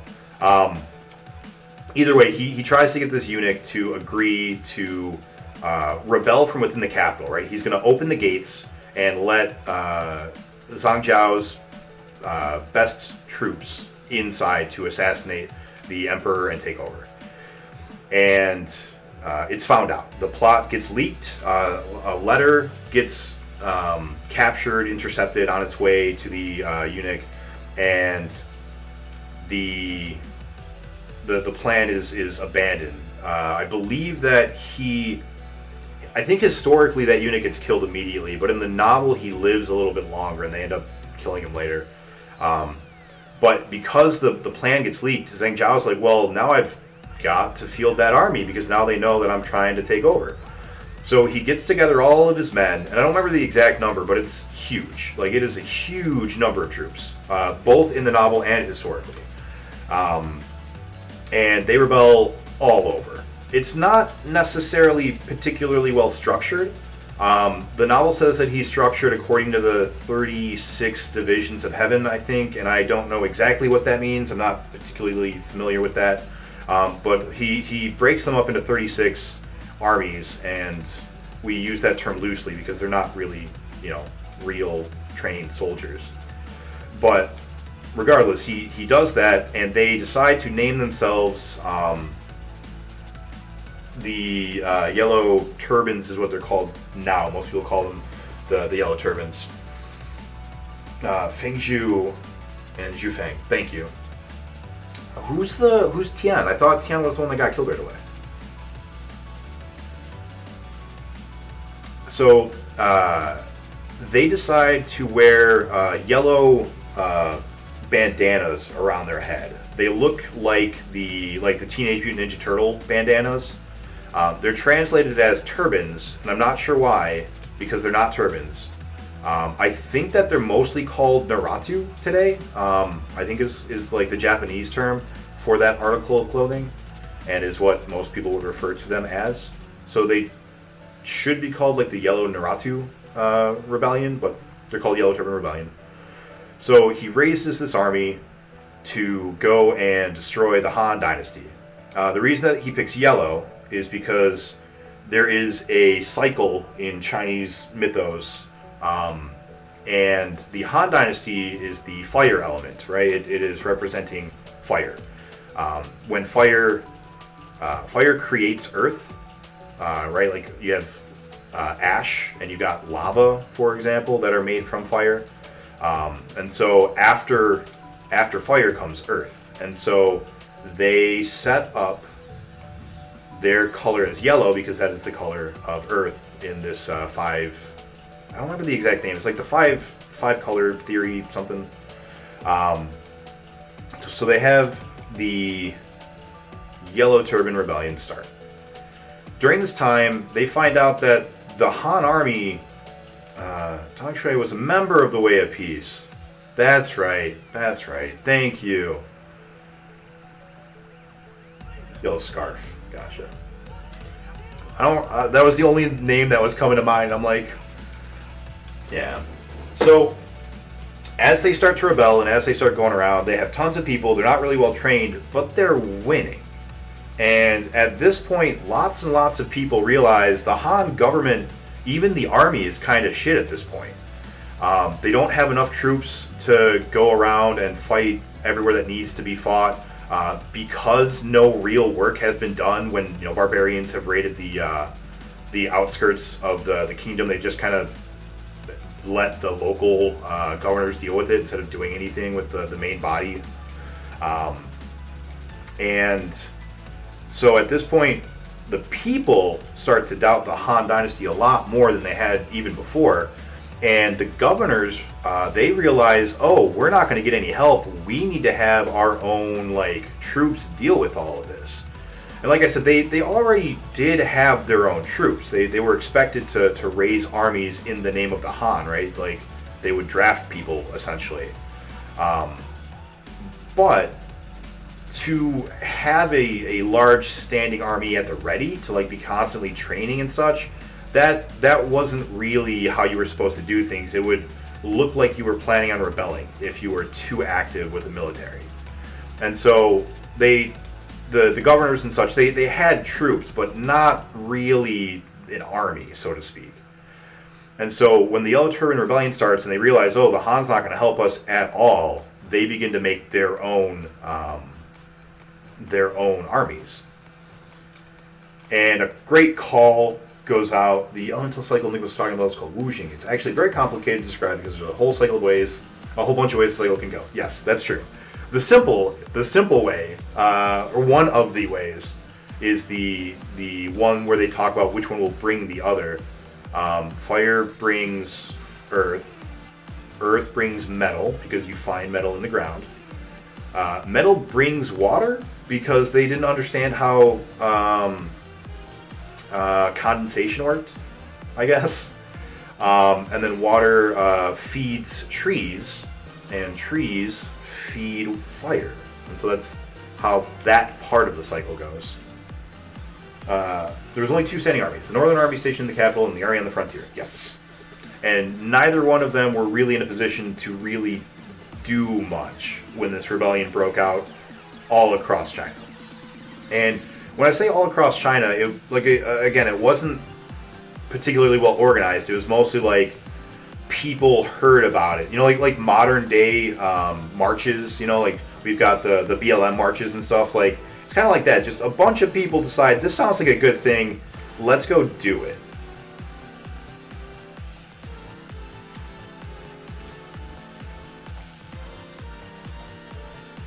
So at this point, the call goes out, and a bunch of rulers begin trying to bring their own people on board. And we find our second main character, and this one is actually the main character of the book for the first 30 chapters. And his name is Liu Bei. Liu Bei is very famous, and if you ever want to talk about the Three Kingdoms at all, you should know who he is, because he is the good guy of the story, more or less. There's one other guy who's probably the actual main character, but we'll get to him later. So, Liu Bei is a weaver of sandals and a maker of mats. He belongs to a poor family, although the name Liu is significant. The founder of the Han Dynasty was named Liu Bang, and all of the Liaos typically will claim to be descendants of Liu Bang, and because of that, they all are part of the imperial family, right? So they're all divine. They're all from the heavens, kind of a thing. And not no one really believes that they're from the heavens, but you have to respect them, right? In that time, you gotta show respect. It was one main group in Shandong, and then it was just spread with splinter groups in other places all across China. Yeah. Go in. So he's a poor merchant, basically, just making mats and sandals and other straw-related things, and I think he's I want to say he's already late 20s or early 30s when this happens. He's not young, and so he sees this request for soldiers, and the novel describes him as crying. He can't. He's so sad because the Han Dynasty, which he loves and which he's so loyal to, is falling apart, and he's just a simple weaver of mats. He doesn't have an army. He can't go and help. And then he meets while he's standing in the road reading this sign saying, we help wanted. He a butcher comes up to him and says, "Hey, why are you crying, guy?" And Liu Bei goes, "Oh, Mr. Butcher friend, I'm crying because I'm useless and I can't help the Han." And he's like, "Well, I'm useless too, but I've got money. Maybe we can raise an army." And he's like, "Oh, that'd be great. Let's do that." And as they're taking the money from this guy's butchery shop, they run into a bandit. Basically, he's an outlaw, and he goes, "Oh, you guys are gonna go and fight the Yellow Turbans? That's great. They're bad guys. I am a good guy, so I will join you, who are also good guys, and we three shall stop the Yellow Turbans." It's 23. Okay. So let's talk about these three guys, right? You got Liu Bei, who is described as having very long ears. And the characters in the book actually make fun of him for that repeatedly.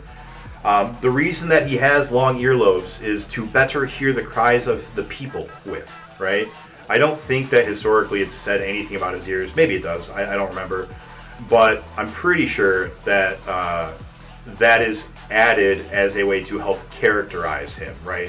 Physical attributes in a lot of Chinese myths are used to exemplify the character's traits as opposed to being actually historically accurate with what they actually looked like sometimes.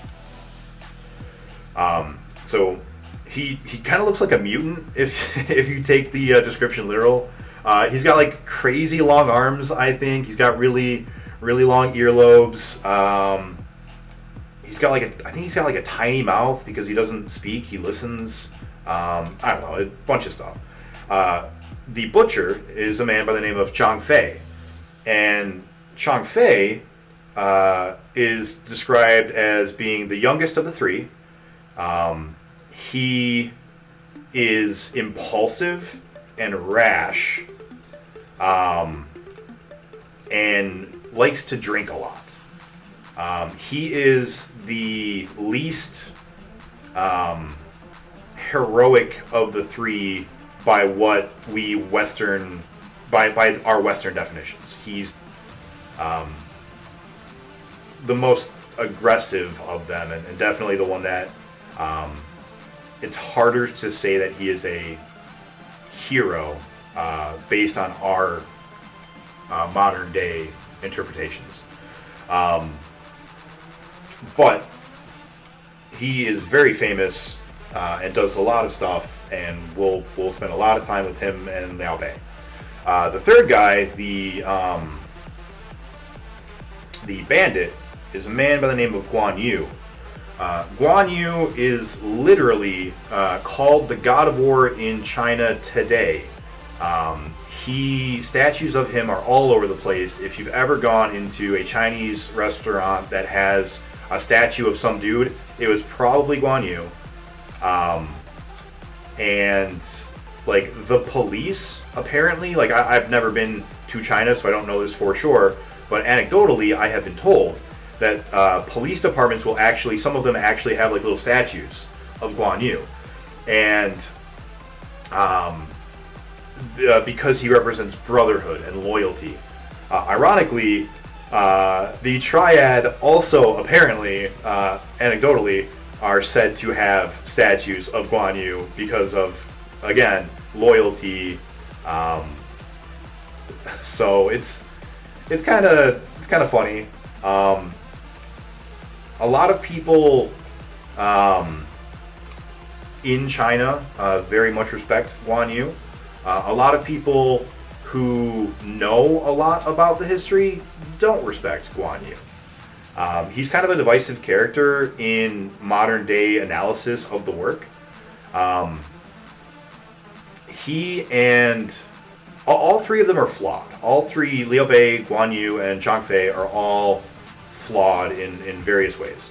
But Guan Yu is made out to be very, very strong and very, very powerful, and he does a lot of things in the novel that he doesn't do in real life. And a lot of people get angry about that, and they're like, oh, he's getting all this credit for these things that other people did, and so I don't like him, which is understandable. But we'll talk about those things when we get there. The reason he's a bandit is because there was a magistrate in a town that he was in that was taking bribes from the people, I think, and so he killed him. He was like, "Oh, you're corrupt, you're a bad guy, so I'm gonna kill you now," and he did. And then that magistrate's personal guards like go to try to kill him, like they have wanted posters, whatever. And there's a myth. This isn't in the novel, I don't think, but there is a very popular myth about Guan Yu having a red face, and there are a lot of depictions of Guan Yu with a red face. Oh, I guess I should describe Zhang Fei as well. Short, loud, angry, and a very bristly short beard. Short compared to, I guess, Guan Yu. Guan Yu is described as having a red face, silken like eyebrows, like a silkworm, I think, and a magnificent beard. He is actually called the Lord of the Beautiful Beard a couple of times in the novel. Wow. Damn. He was not allowed because he killed a bad guy who bullied people. Yeah. Read the water margin. Yeah, water margin is pretty good. He was pretty awesome IRL, at least from a fighting perspective. Kisk and I have long disagreed on this. I'm one of the people that thinks Guan Yu is vastly overrated. There is a lot of different tales of how he got a red face. Nick is talking about one of the more common ones. So the three of them decide to swear an oath of brotherhood together. It is very famous. It is called the Peach Garden Oath. There are works of art, paintings, poems about it. It's very, very well known. They take an oath of brotherhood in a peach garden, and they say that when one of the three of them shall die, the other two will also die the same day. I don't have any insight into why they made that, and even from a historical standpoint, it is my understanding that historically they actually did do something very similar to that, if not that. And I don't know why. Like at that point, like if they did it later, like historically they may have done it later. I don't really remember. But if they did do it at the time that the book suggests, I don't know. That's nuts, right? You just met these guys, and now your sworn brother is going to die the same day. All right, you do you guys. It's cool. So they raise a bunch of money, and they get some troops. Heaven provides for them, because just as they're looking to try to buy up some troops, these two guys come with like a bunch of horses for sale and like a bunch of weapons, I think, or something. And they're like, "Oh, surely heaven smiles upon us." And so they spend their money and they get a bunch of troops and they buy a bunch of weapons and horses, and then they decide to march out and they go to kill some yellow turbans. And they do. They succeed. Guan Yu and Zhang Fei very quickly in the novel show their fighting prowess, and they go and beat a bunch of yellow turbans. I believe early on, Liu Bei also is displayed as being very competent on the battlefield. I think that he also goes and fights some yellow turbans himself and wins. And so all is good in the beginning of the novel. He runs around and he goes to save a variety of Han officials who have been very kind to him. There are, I want to say, 4 Han officials that are of particular importance in the novel. There's Zhu Jun, Hong Fusong, He Jin, and I think there's one more that I'm forgetting. Whoa.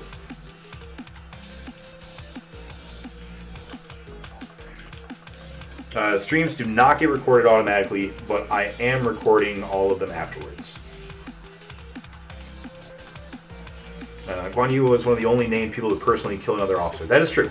That is true. Nick doesn't view how it's done as being anything good. That's not fair. We'll get to it. We can have that conversation when we get there. Zhang Fei finances their entire army with the addition of his other merchant colleagues. Gao is rich. Yeah. My brother's getting married in 10 minutes in Alaska. That is awesome. Just curious if it will get recorded or if they need to set up specifically. I can help you with that. They need to do something specific, not beforehand, but afterwards. It will automatically save it for 2 weeks, and then after 2 weeks, it'll automatically be erased unless they highlight it. And so that's what you'll need to do. For some reason, I thought there was a fourth one, but maybe not. If I think of who I'm thinking of, I'll let you know. So they run around and they go and they save a bunch of people, and all of them are like, "Oh, thank you so much. You're the best," and they get praised. They start to get a little bit known amongst these officers as competent warriors, right? As they go to save one of them. Oh, and Marbled Lion. Liu Bei uses twin swords in the most recent Dynasty Warriors games, I think. He used a single sword before, but I think you know who these three are if you've played Dynasty Warriors. Guan Yu uses the Sword Blue Dragon. I think they call it the Blue Dragon in the games. It's Qing. Qiang is the word for it, which translates either as blue or green or bluish green, like a turquoise. And I think that the novel reads it as the Qing Dragon Blade Saber, something like that. So that's what he uses. And Zhang Fei uses the Serpent Spear, yeah. Verdant Dragon Crescent Blade. Yeah, that's the translation. A lot of people say that it was a Guandao, and that they say that it was basically a Guandao, that the Guandao was named after Guan Yu later on, because the weapon he used was similar, and also to pay homage to him. I don't know if any of that's true, but just FYI, interesting facts.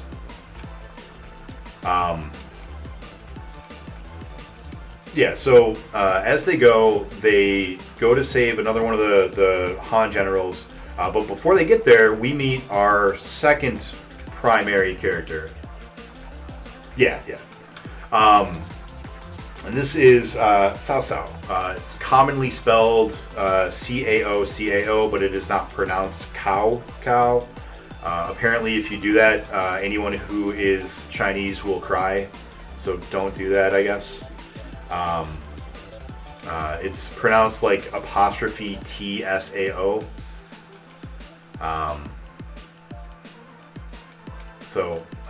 I will probably be saying Cao Cao, which isn't exactly right, but it's close enough for me.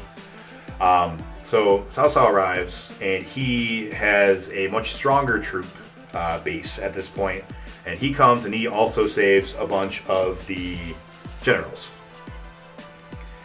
And I don't think he meets Liu Bei at this point in the novel. I think there are some stories though where they do. And basically, historically, they're both just running around with troops fighting rebels that are farmers. And Cao Cao is introduced to us now. He is the primary villain of the novel, the entire novel, because later on the villains are not kept around long enough to really mean anything. So Cao Cao is essentially the villain of the book. And so he has his army, he comes in and kills stuff. It is said that when Cao Cao was a child, he had an uncle that he didn't like. And he wanted to get his parents to not like his uncle as well.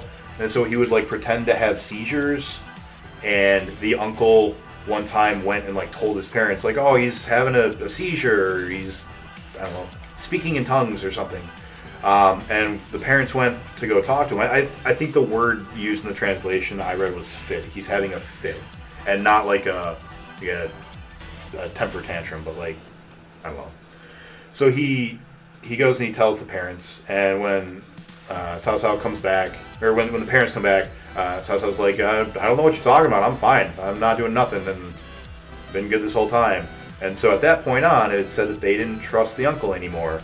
And this is Lu Guanzong showing you, look at how clever he is, even as a child. He's so very smart, and very sneaky, and you know, etc., etc. I believe that early on they say that when asked what kind of a man he would grow up to be, or asked what kind of a man he was,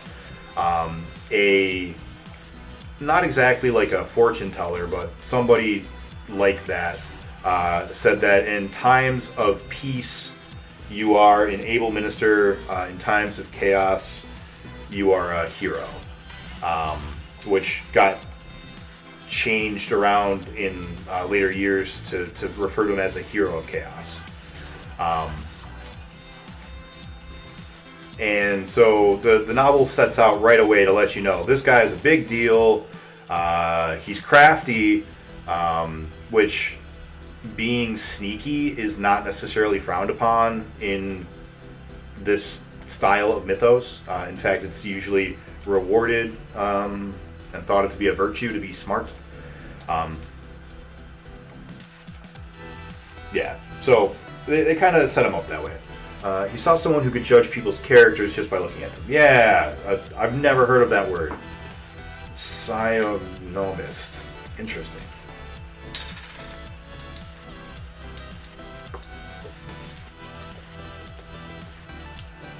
This whole thing's got to be gone by the end of the stream.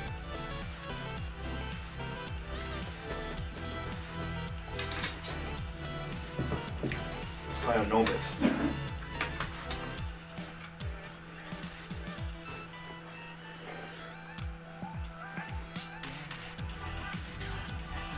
So, we are introduced to Cao Cao. He's a badass. We move on. At this point, there is another general introduced to us by the name of Dong Zhuo. And Dong Zhuo is immediately cast in a hugely negative light. Instantly, they tell you that, oh, he's ugly and fat, and he's very rude and disrespectful, and he's just terrible. He goes and he loses a fight against the Turbans, and I think he blames somebody else for it, and blah blah blah, a bunch of bad stuff. And as he is getting rocked by the Yellow Turbans in the novel, the brothers come and save him. And when the brothers save him, he goes, "Oh, thank you so much for saving my life. What is your rank?" And they're like, "Oh, we don't really have any ranks. Like, Chang Fei is a horseman, or is an archer, and I'm a Guan Yu is a foot soldier." And he's like, "Oh, you guys aren't like nobles. You aren't, you don't have titles. Never mind. Go away. I'm not going to talk to you. You're not worth my time." And Chang Fei gets so pissed. He's like, "What? We just saved this dude's ass, and he's just gonna talk off like that? Like, no way!" And he makes off to kill Zhang Zhuo because he's so angry about it. The novel has a very funny way of ending every single chapter with a cliffhanger. And so in this case, the first chapter, I remember this, I'm pretty confident, I'm like 90% confident this is how it ends. First chapter goes something along the lines of like, "Would Chang Fei kill Dong Zhuo? It will be told in the next chapter." And it's like, I don't know, it reminds me of those old radio shows that they would use. Tune in next week to find out.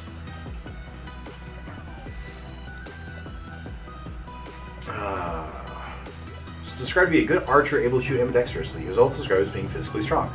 Not in the novel. Well, no, in the novel they say he's strong, but I don't know that they say anything about his archery in the novel. Historically, though, yes. Historically, he was very good at his job. So the novel doesn't talk about this rebellion that I'm about to talk about at all. But before the Yellow Turbans rebelled, there was a rebellion, and I think it was in Liang province. It's in the northwest, if I'm not mistaken. And so a bunch of these, they call them barbarians, but we'll have a whole conversation about what a barbarian means in Chinese historical terms, because it's not what it's not often what you think it means. Sometimes it is, but so the Zhang, I think, Qiang, same way I spelled the color but was wrong.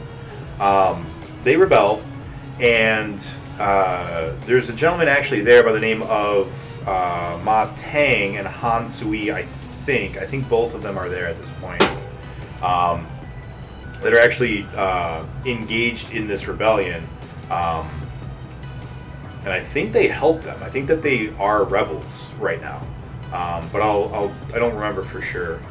Dong Zhuo is sent to go and fight these rebels, and he also brings with him a gentleman by the name of Sun Jiang, whom we haven't talked about, but we're about to meet. He is the next character that the book introduces us to. So for Marbled Lion, Cao Cao uses the blue blade, some sort of blade, sword, ice sword in the newest one. And Dong Zhuo, damn it, every time. Dong Zhuo uses, what does he use? I think he uses a ball and chain now. I think he just had a sword in the older ones. I don't know. I remember that a lot of these chapters were meant to be individual plays. Right, yes. He wasn't very good. He basically sat out the fights there, didn't lose his army because he didn't do anything, and then gets credit. Cheng, pronounced Cheng. Thank you. Han Sui and Ma Tang were in control of Liang province at this time. Yes, cool. I remember things. So I don't remember him not doing much there. Okay, let me rephrase that. We didn't talk at all about the Sangguozhi or the Zhezhitangja, I think, ZZTJ, and we probably should. So the ZZTJ is one of the historical documents. It's basically the historical version of all of China's history, right? Like it's just a huge record of all of the historical records. Sangguozhi is often pronounced or abbreviated SGZ, is the historical documents that we were talking about at the beginning that Cheng Shou wrote. And in those, a lot of the historical keepers, a lot of the people that the historians in Chinese culture, history wasn't written just to convey what happened. Often history was written as a parable to tell you what to do or what to not do. And so a lot of historical documents in this period of Chinese history specifically are not 100% historically accurate due to that. And what I mean is, Dong Zhuo, as we're about to find out, is a bad dude. He does some bad stuff. And it is most likely that posthumously, after he died, that most of the things that he did, most of the records that he had collected, most of the things written about him were changed to reflect the fact that he was a bad dude, that he did a bad thing. And because of that, there are doubts as to whether or not he actually was as awful as the ZZTJ makes him out to be.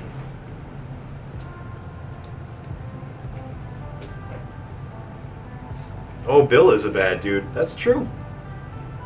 He used to have a serrated sword. Now I think he uses ball and chain.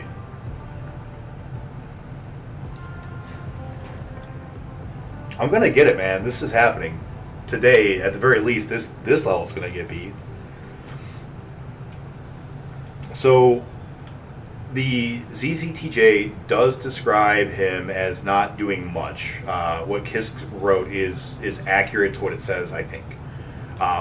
But there's a lot of thought that it may not be correct, and the evidence for that suggestion, I don't remember all of it, but oh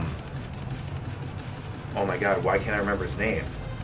Dr. Raf de Crescenby, I believe he wrote a lot about it and said that Sun Jian's role in that might have been a bit upplayed, a bit exaggerated, due to them wanting to downplay Dong Zhuo's. So, I don't know. It's. I would argue it's a little bit open to debate that Dong Zhuo was incompetent. I don't think it's open to debate that he was a bad dude.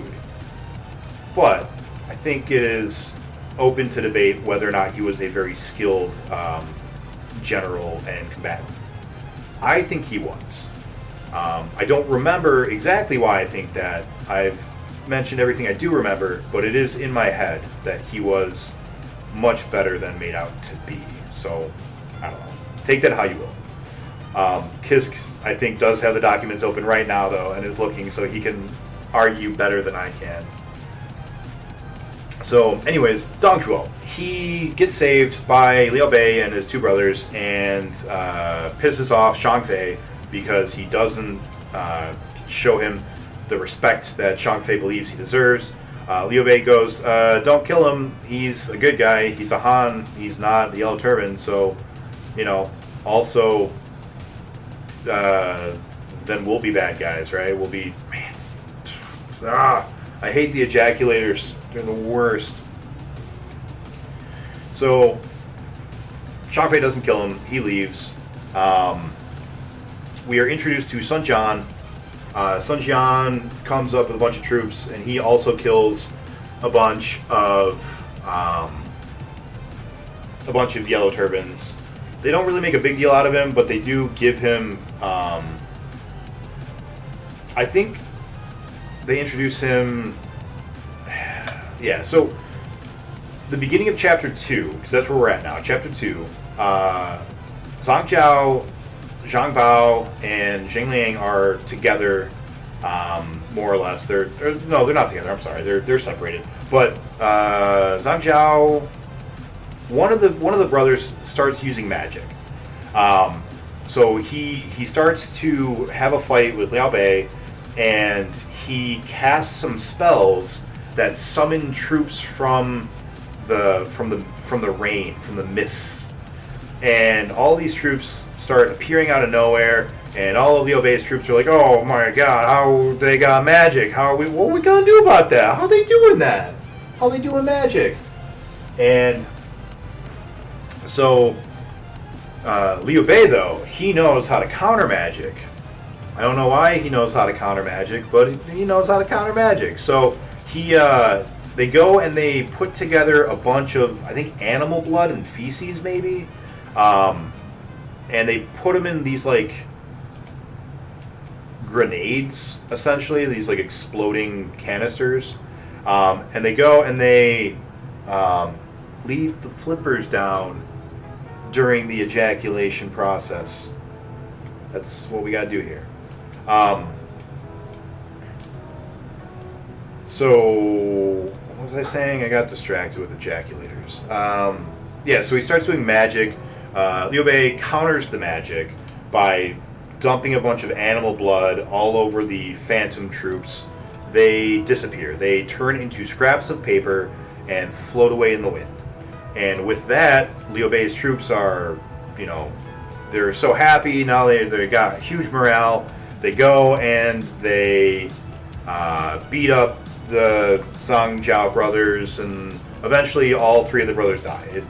They get killed, not by Cao Cao or Liu Bei, I don't think. I'm pretty sure they all get killed by Han generals in the novel. Also historically, Cao Cao might have been there to kill one of them. I don't remember. But either way, the Zhang brothers are dead. Nice choice on the game chops. Nice, man. I'm surprised you know game chops. It wasn't that he was incompetent. It's more that the way he performs in the Lang Rebellion was kind of conniving. More to preserve his army itself, and he doesn't really help the other commander there, Zhang Wen. Again, I believe that it is written after the fact, and that it is a little bit accentuating the connivingness of him, the selfishness of his troops, based on what they knew he would do later. I could be wrong. I wasn't there. I didn't write it, so I don't know. And I think Raph has an article about that somewhere that he read. And I think that's what convinced me, was Raph's article. So is De Crespi's, however you pronounce his name, is his University of Australia page is still up, right? That has all that stuff. He does perform admirably, though.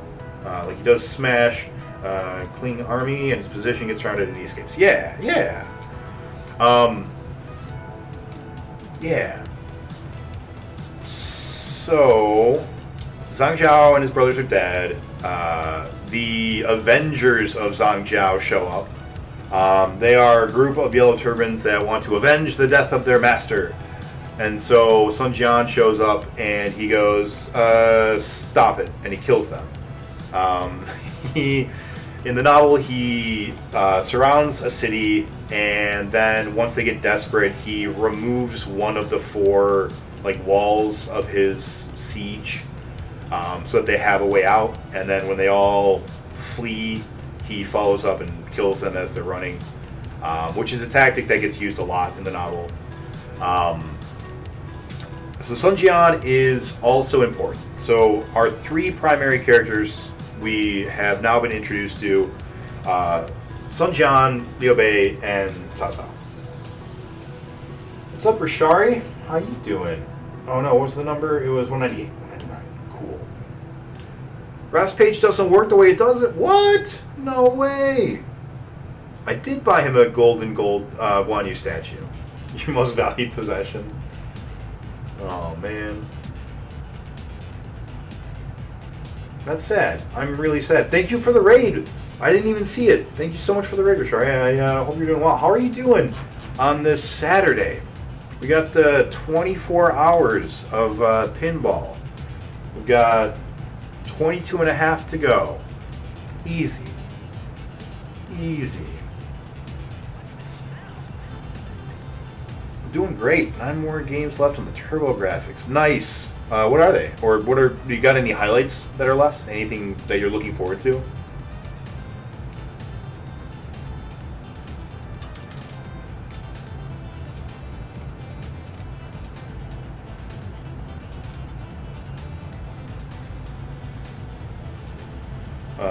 There is an easy way, but it's not allowed to be talked about.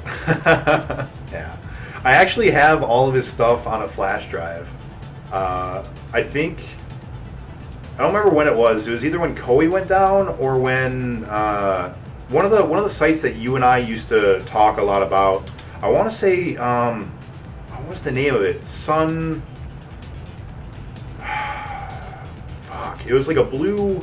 It had like a blue background. It wasn't Scholars, but it looked like Scholars, and it had a whole bunch of really, really good information. He had a bunch of stuff about, like, was taking the North of Fools errand was one of the essays that were on there. It was talking about whether or not Zhuge Liang ever had a chance. I don't remember. Anyways, one of the sites went down, and I was like, oh man, this information could disappear. And so I went and I downloaded all of Raph's stuff on a flash drive. So I think I have all those upstairs in my room somewhere. For those of you just joining with the raid, if you've ever played Dynasty Warriors or Romance of the Three Kingdoms or any of the Koei games about China, we are walking through the entire story from memory for the 24 hours that we've got. So that sounds like it's interesting to you. Hang around. We got a lot, and I would love to have conversations if anyone knows anything about it. And if that doesn't sound interesting to you, I don't blame you. I get it. But it is kind of like Chinese King Arthur. It's kind of neat, right? You get to find out some cultural stuff. But if not, maybe stop by on another day, because maybe today is just boring pinball and history, and that's not what you want to see. So I don't blame you.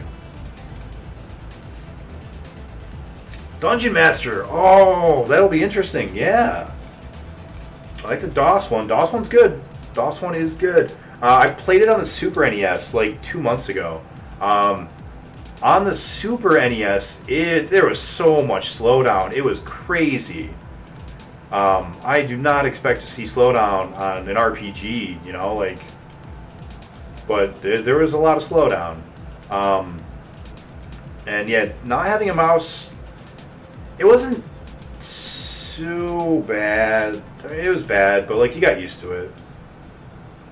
Yeah, that'll be really interesting. I didn't know they had one on the TurboGrafx.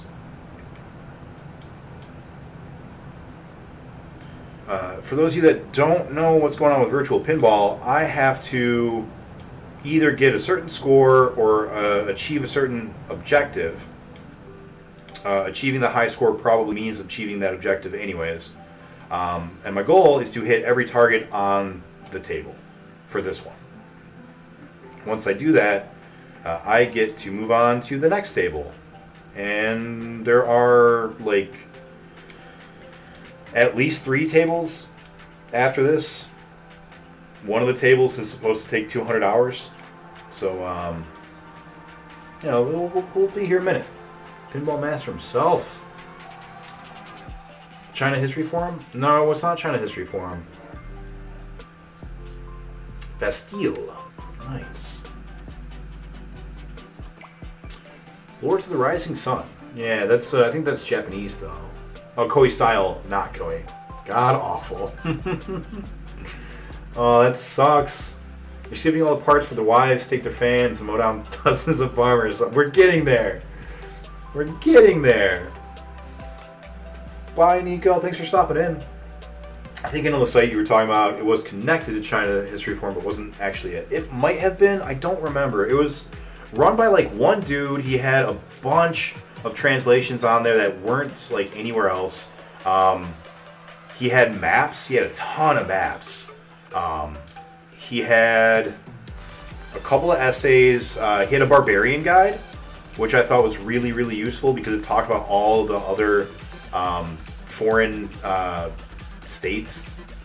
Yeah, and that went down, and it made me real sad because it had some information I couldn't find anywhere else. Empire Divided, run by Sun Bofu. Yes, that's it. That's the one. Yeah, that was the one. Yeah, that one, man, I missed that site. That was a good site. There was so much good information there. So, Sun Jian. Sun Jian goes and kills the Avengers of the Yellow Turbans. Sun Jian was a pirate. Sun Jian had boats in his youth, and he would ride them, and he would pillage and plunder and pirate. And this is sweet. Sun Jian's awesome. He was known as the Tiger of the Jiangdong, I believe, which was a river that he grew up on. He had at least 2 sons. I think he had more. He had a pretty big family. He had a couple brothers, and most of them will do something in the future. So Sun Jian is an important person, if only because of what he represents to come. Sun Jian used the tiger sword or something in Dynasty Warriors. So Sun Jian shows up. Sun Jian was, like I said earlier, he was in the fight in Qing province with Dong Zhuo. The 2 of them were ordered by the capital to go and put down the rebellion of Ma Teng and Han Sui. In the novel, they are both made out to be very loyal. Damn it. In history, they weren't nearly as loyal as the novel would portray them to be. He did make an updated version. Oh, interesting. I had no idea. I would love to go and find that. 200, ladies and gentlemen. Let's give it up for ball number 200. So Sun Jian was a very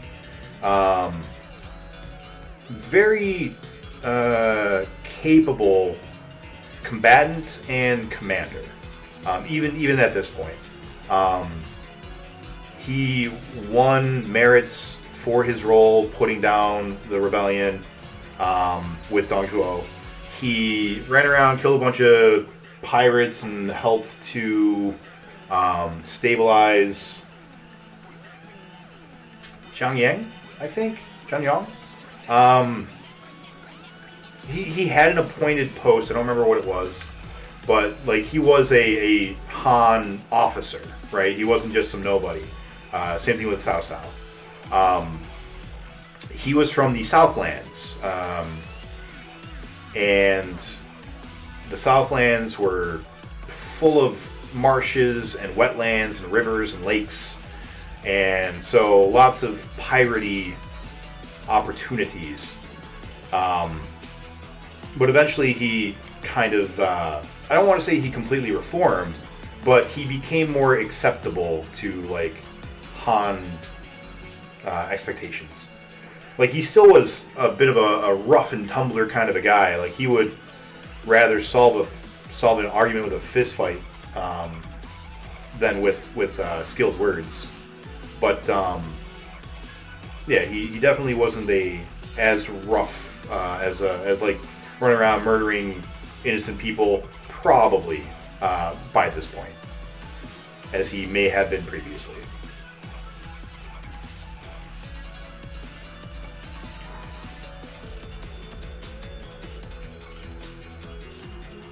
So Sun Jian shows up, kills some Yellow Turbans, gets awarded.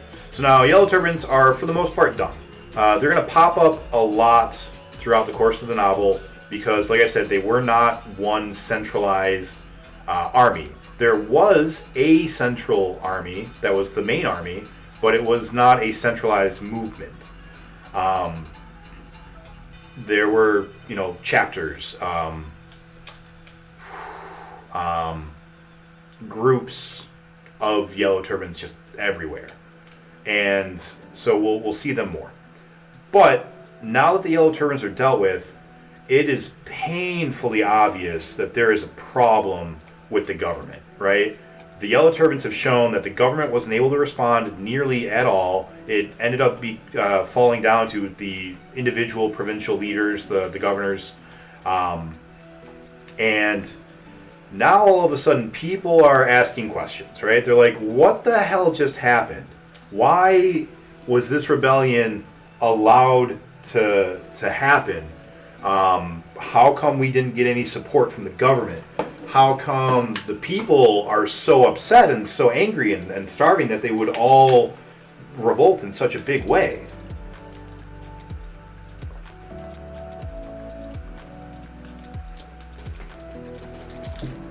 TNP Thorn on Amazon.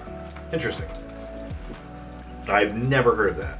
I want to. Can you post that in the Discord or Bookface? Yeah.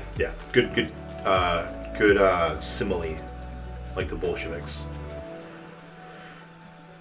So now people are asking questions, right? They're like, what the hell happened? How did this, why was this allowed to occur? And one of the loudest voices asking this is a man by the name of Yuan Shao. Yuan Shao is very famous at this period of time. He's very well known. His family is very distinguished. He's got a large portion of land that he is in charge of. He actually does have a bit of a standing army, a little bit. He's got two generals that I believe historically and in the novel were very well known, named Yan Liang and Wen Chao. They will become important soon. And so he like starts to investigate. He's got a brother named Yuan Shu. Yuan Shu is in the capital with him, and he is offering support. And they find out that they don't find out. It's basically confirmed, what they already suspected, which is that the eunuchs have kind of been in power. The eunuchs are messing up everything, and so they go and they try to convince the main. I forget his exact title, but he's basically the leader of the armies, and I believe that is He Jin. And they go to him and they say, "Look, we need to do something about these eunuchs. All right, we have a problem. They were responsible for trying to overthrow the government in the first place with Feng Jing and Zhu Sheng. They were in alliance with the Yellow Turbans. So, that's a fucking problem right there, buddy. We need to deal with this." Let's see. I'm looking at my notes to see if I missed anything.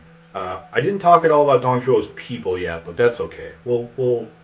So Dong Zhuo has a large army that is loyal to him. This army includes a couple of names that are that will be important. One of the lesser important ones is a guy named Li Ru. Li Ru is positioned as his primary advisor in most media. And he's got 4 big generals. Li Ju, Luo Zhang Ji, J.I., Zhang Ji. And I always forget the 4th one because he's not important. But those guys. Niu Fu, maybe? Niu Fu might be the 4th one. They're with him at this point. They are loyal, they are skilled, and they will be important later. But back to the matter at hand. So, Emperor Ling dies. And when Emperor Ling dies, this is 189, I believe. When Emperor Ling dies, they're like, all right, now is the time to deal with this, right? Like, we need to make a move because right now, shit's fucked up. And if we wait, then they're gonna twist words and poison the few of us that are there, right? Because keep in mind, this isn't like, it's not all of the people all over the country are like, oh, the eunuchs, to make them dead. This is a couple of high-level, gentlemanly officers. They're like, look, we need to solve this problem. The emperor loves the eunuchs, so we can't openly say anything.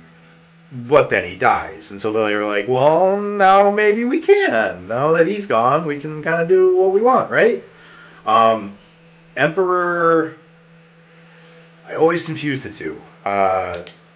Xian, I believe, is made the emperor now, and very soon it will be Emperor Bian, I think.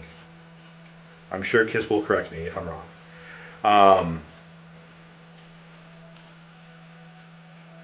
Did you write a script for the stream? I did not. You weren't here in the beginning, so I'll very, very quickly let you know. The novel that we're discussing right now is 120 chapters, and each chapter basically has 2 scenes in it. And so I wrote down 2 bullet points for each chapter. I said, this chapter has this scene and this scene. And so right now we're in chapter 2, and the bullet points were Yellow Turban Rebellion, Liu Bei, Cao Cao, and Dong Zhuo, and that was it. That was we've talked for the past hour and a half about those 2 sentences. So no, not a script. All right. There was no emperor at the time. Liu Ban was set on the throne first. Thank you. It's beyond. But he's a child, and he's ruled by the regent He-Jin. He-Jin is his uncle. There's a lot of nepotism. Yes. So, for all intents and purposes, though, even though he has a regent, it is still, the emperor is still Liu Bian. He is still known as the child of heaven. He still wears, I forget, he's got the seal, he sleeps on the dragon couch, blah, blah, blah. So he is still the emperor, even though it is just in name. So He-Jin now is in charge, and Yuan Shao and a bunch of people, Cao Cao, damn it, I did it. I promised myself I wouldn't do it. Cao Cao is also amongst them saying, hey, we need to go and deal with these guys. And they try to talk with Yujin to get him to approve it, to give them the go-ahead. And they go, hey, Dong Zhuo is standing right outside with an army, by the way. And he's there, he's there, he gets invited there. I don't remember who it is that invites him, but someone says, hey, this might be important. Can you bring your army that you've got with you here? Because, you know, the Han army is kind of garbage right now, obviously. Otherwise, the Yellow Turbans wouldn't have been able to do what they did. There's no one here in the capital that's really able to do a fight. Can you show up and we can use you to deal with these eunuchs in case they try to, like, actually rebel, in case they've got, you know, family members, generals that are loyal to them. And I want to say it's Yuan Shao. I want to say Shao invites him, but I don't remember for sure. But so Dong Zhuo gets invited, and he's stationed outside of the city with his big old army, and he's like, I'm ready. You guys just say when. And the He-Jin, in the novel, they're talking about, like, I think his sister. No. His sister likes the turbans, or not the turbans, the eunuchs, and she listens to them. And at some point, the plot gets out. He-Jin hasn't officially been like, oh, we're going to go kill them, but he is like, you're right, there is a problem, we should solve it. Give me some time to think about it. And the eunuchs find out, and they're like, oh, he's going to kill us. We need to do something to stop it. And I think his sister might have been the one to let them know. Like, she didn't tell them to be like, oh, kill my brother, but I think she slips up and lets them know, says something about it in the novel. I'm not sure historically how that situation went. But, so they find out, they invite him to the capital. I think they ask his sister to invite him to the capital, and don't tell her why. They're just like, hey, we need to talk to him. Can you, like, send him a letter and get him to show up? And she's like, oh, sure, no problem. And so he gets the letter from his sister, and he's like, sure, I'll go. And Cao Cao and Yuan Shao, and I think Yuan Shu is there, and he's saying the same thing. They're all like, don't go. This is a trick. They know that you're going to kill them. You need to be ready. Like, let's go in with an army. Let's call in Dong Zhuo. Like, let's do the... Damn it! Let's do the smart thing here. He doesn't have a regional or sovereign name. Yes, that's true. Doesn't even get a posthumous. That's true. Dong Zhuo gets invited because he's one of the few people whose army is intact after the Liang Rebellion. Yep. And He-Jin is the one who invites him. Thank you. Yeah, I wasn't sure who it was that invited him, but I knew someone did. He-Jin's sister is sympathetic to the eunuchs. Keep in mind the eunuchs are harem guards, so they have a good relationship with the palace ladies. Gary, is he talking about the book because he's playing a boring game? Yes. Absolutely. That is 100% what's going on. So, they invite He-Jin in. He-Jin goes, and they kill him. The eunuchs kill him, and they throw his head over the palace gates in front of Cao Cao and Yuan Shao, who are waiting for him to come back. And they're like, we know it was just him. We know nobody else was going to do anything, but he was going to rebel. We couldn't let him do that, so we killed him. You guys can all go home. Everything's fine. We're all fine now. Everything's okay. And they're saying that because they don't want them to come in and try to kill them, obviously. But it doesn't work. Cao Cao and Yuan Shao are like, these motherfuckers! And they break open the gates, and they go running in, and they just kill all of them. They kill, like, all of the eunuchs that they can find. It is said that many innocent people without beards were killed as well. Reason being, they didn't know who all the eunuchs were. Like, there were a lot of them. And so they went in with the intention of just killing all of them. And one of the things is when you get your balls chopped off, you get a lot of less testosterone, and facial hair doesn't grow as well, I think is the meaning of that sentence. And so because of that, they kill lots of people who just didn't have beards, thinking that they were eunuchs. Yeah. So all the eunuchs get killed. Dong Zhuo in the novel, historically it's a little bit more ambiguous, but in the novel he sees like the fires and the chaos from this destruction that is wrought in the capital. Yuan Shao uses a golden sword. Yuan Shu also uses a sword. I think he uses a rapier. I don't know. He's only in the newest one, and I never played him. But yeah, those are both important names from Dynasty Warriors as well. If you are still trying to keep weapons going, Marbled Lion. So Dong Zhuo walks in. He just walks in with his army, and people are like, "Hey, it's cool. We got everything under control now. The eunuchs are dead. You can head back out."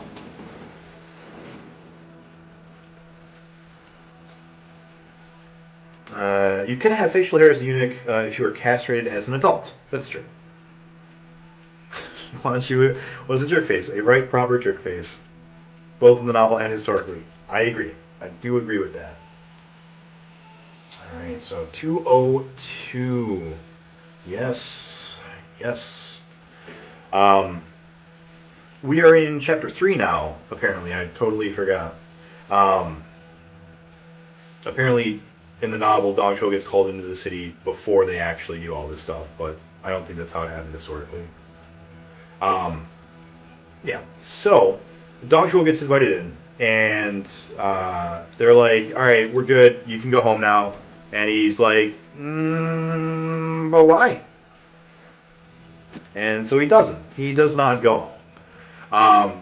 Instead, he uses his army, and he's basically the only guy with an army, to just take over, and he does. Emperor Bian gets replaced and disposed. He replaces him with Emperor Xian, I believe, Xian.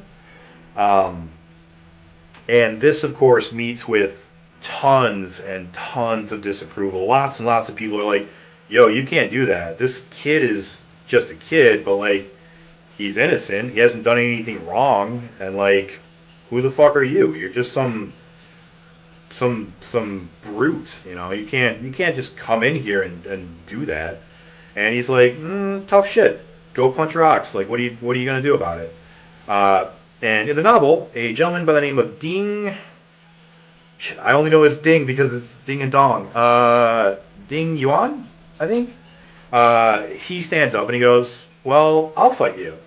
And Dong Zhuo's like, "Why? I mean, all right, let's go. I'll just kill you now." But his advisor, Li Ru, I think it's Li Ru, says, "Yeah, you probably don't want to do that, Dong Zhuo. You see that 27-foot tall guy behind him?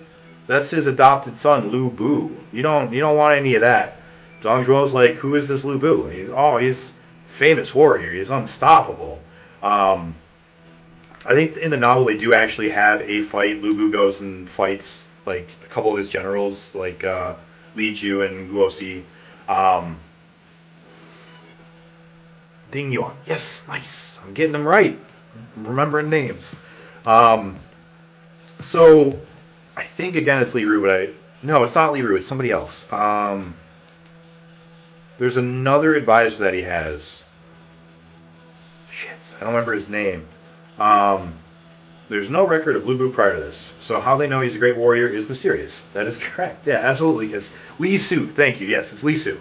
So Dong Zhuo has one of his men by the name of Li Su go over to Lu Bu, and he goes, "Hey, you're great. You're a really powerful warrior. What are you doing with this asshole?" And he's like, "Ding Yuan's my adopted father, you know, and he's awesome. Why would I not be with him?" And he's like, "Well, he's not really your dad. And Dong Zhuo's kind of a badass. Like, he's kind of in charge. You should just kill your dad and then come and join Dong Zhuo."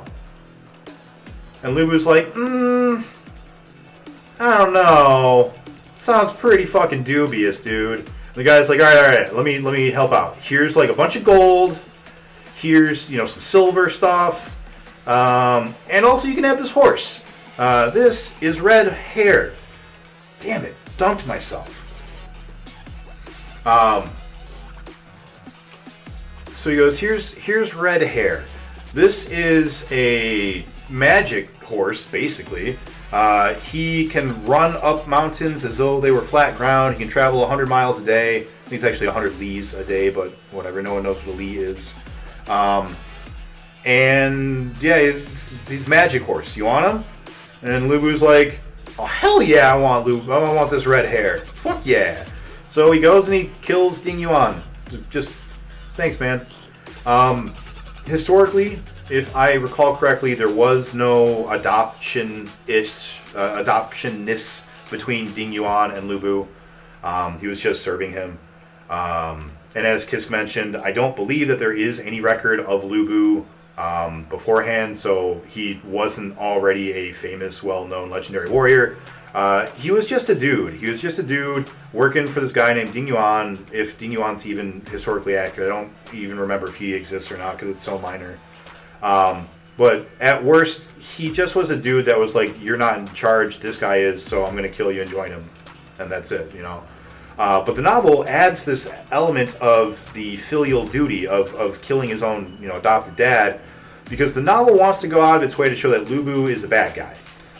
Because Lubu is not a very bad guy throughout most of the novel at all. He's actually surprisingly pretty good in a lot of cases, despite Luke Wansong wanting him to be a bad guy or a anti-hero at best.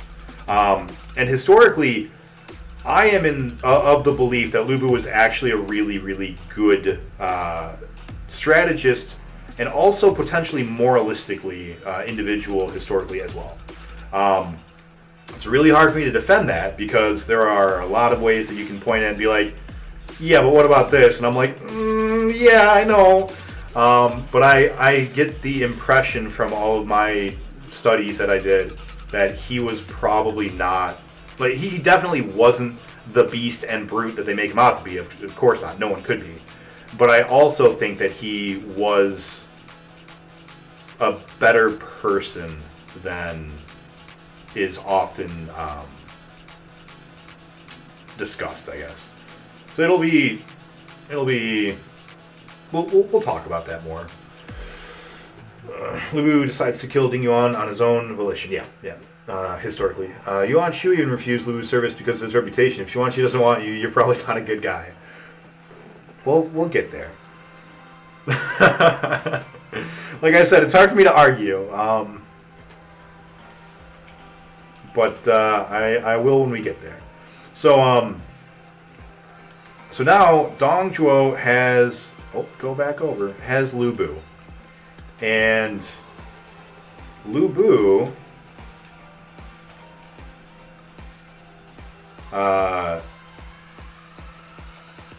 basically puts the fear of God into everybody. And everyone's like, oh, he's always bad. So Cao Cao goes, don't worry, guys. Dong Zhuo's, in control. He's got a bunch of troops. He's really powerful. He's got Lubu. But I will slay him. And so he takes a jeweled... That was almost the end, and that would have been real sad. He takes a jeweled dagger, and he waits until Dong Zhuo is sleeping. And he sneaks up behind him. Fuck the ejaculator. God damn it.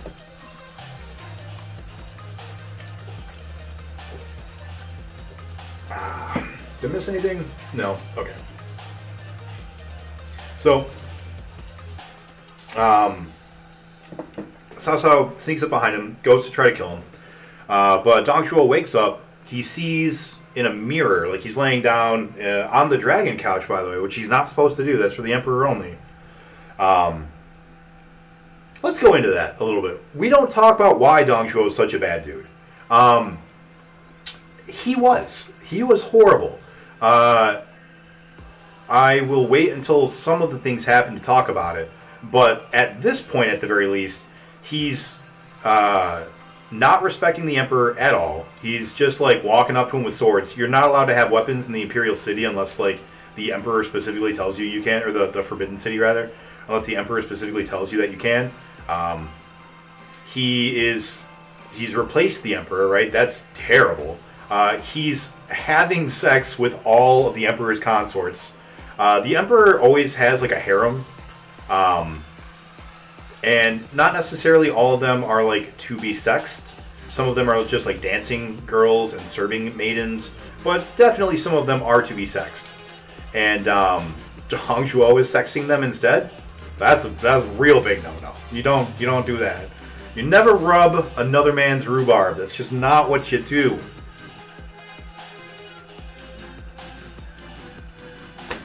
Man, fuck this game. Huh. Huh. Wow. That is real frustrating.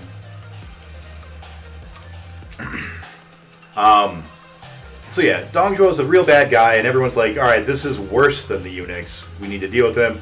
Cao Cao goes to try to kill him. He is sleeping on the Emperor's dragon couch, which you're not supposed to do. That's only for the Emperor. And when before Cao Cao can stab him, Dong Zhuo wakes up, and there's a mirror on the side. Maybe it's a sex mirror. I don't know. But there's a mirror for whatever reason on the side of this bed, and he turns and he sees Cao Cao with the jeweled dagger, and he turns around and he goes, "What are you doing?" And immediately Lu Bu like walks in, and Cao Cao turns around and he's like immediately on his knees and he's holding up the jeweled dagger and he goes, "Oh, this is a gift. This is a gift for you, my lord Dong Zhuo. What else would it be? Why else would I be creeping up on you with a sword while you're asleep?" And Dong Zhuo goes, "Oh, right, of course, cool, thanks." And he takes the dagger. and Lu Bu, afterwards, Cao Cao immediately is like, "All right, I should get the fuck out of here," and so he leaves. And as soon as he leaves the room, Lu Bu goes, "You know, Dong Zhuo, I kind of think maybe he was going to kill you." And the novel like presents it like that. It's not like a, "What are you doing? You can't let him leave. Obviously he was trying to kill you." It's, "Do you think maybe he was trying to kill you?" Because like, it's kind of sus, right? Just walking up with a sword like that. I don't know. And Dong Zhuo's like, "You know, let's find out. Here's what we're going to do. We're going to call him back to the room, right? Go and issue a command. Command him to come back. And if he comes back, it's fine. He's probably still a good guy. No big deal. But if he doesn't come back, oh, well, that's how you know he a traitor. That's how you know." And so they issue a command for him to come back, and he instantly runs. He leaves the capital, and as he's running, he runs into, I think he's supposed to be an old friend of his, but I don't remember for sure, a guy by the name of Chen Gong. Chen Gong is not particularly important, but he will come back a couple times throughout the story. So for right now, just remember his name and that he's the dude that helps out Cao Cao for a minute. Chen Gong was unknown to Cao Cao at this point. Thank you. Mirrors were kind of religious objects. Yeah, but having it on your bed, I don't know. Lu Bu wasn't in the room because he was getting a good quality horse for Cao Cao. That's right, yeah, thank you for that. Lu Bu had been there. He went to go get a horse for Cao Cao. When he left, Cao Cao went to go stab him. And yes, the red hair is probably the Feng Hana horse. Yes. It wasn't on the bed, it was just in the room. Okay. Alright. What do I need to do in order to beat this level? I need to either get a high enough score, which I don't know what it is, or I need to hit all of the targets in one ball, which will probably get me a high enough score either way. So that's what I'm trying to do, is get every target. So far, the closest I've gotten is all the targets but one. And I'm real mad, because that was just a little bit ago and I didn't say anything about it. But now I'm going to say about it. I'm mad about that. That was rude, game. Because it did the stupid thing. Alright, I'm gonna hold the ball for a second. Get here, ball. Come to me, ball. Yes, slow. There's this stupid thing in this game, and I don't know if BPN is here, and if he has encountered this, I'm sure he has.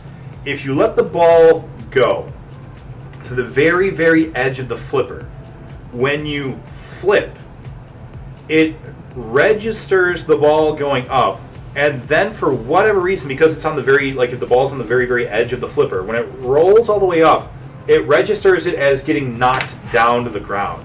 So if it's at the very, very end of it, when you go to flip it, it actually just shoots straight down and you die.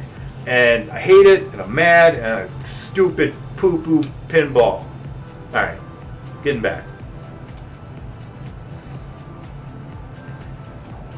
I'm a grown man, by the way. I can use words like that. So don't even bother trying to tell me to watch my language, because I'm grown. I'm allowed to say poo-poo pinball. And I'll say it again. I'm not afraid.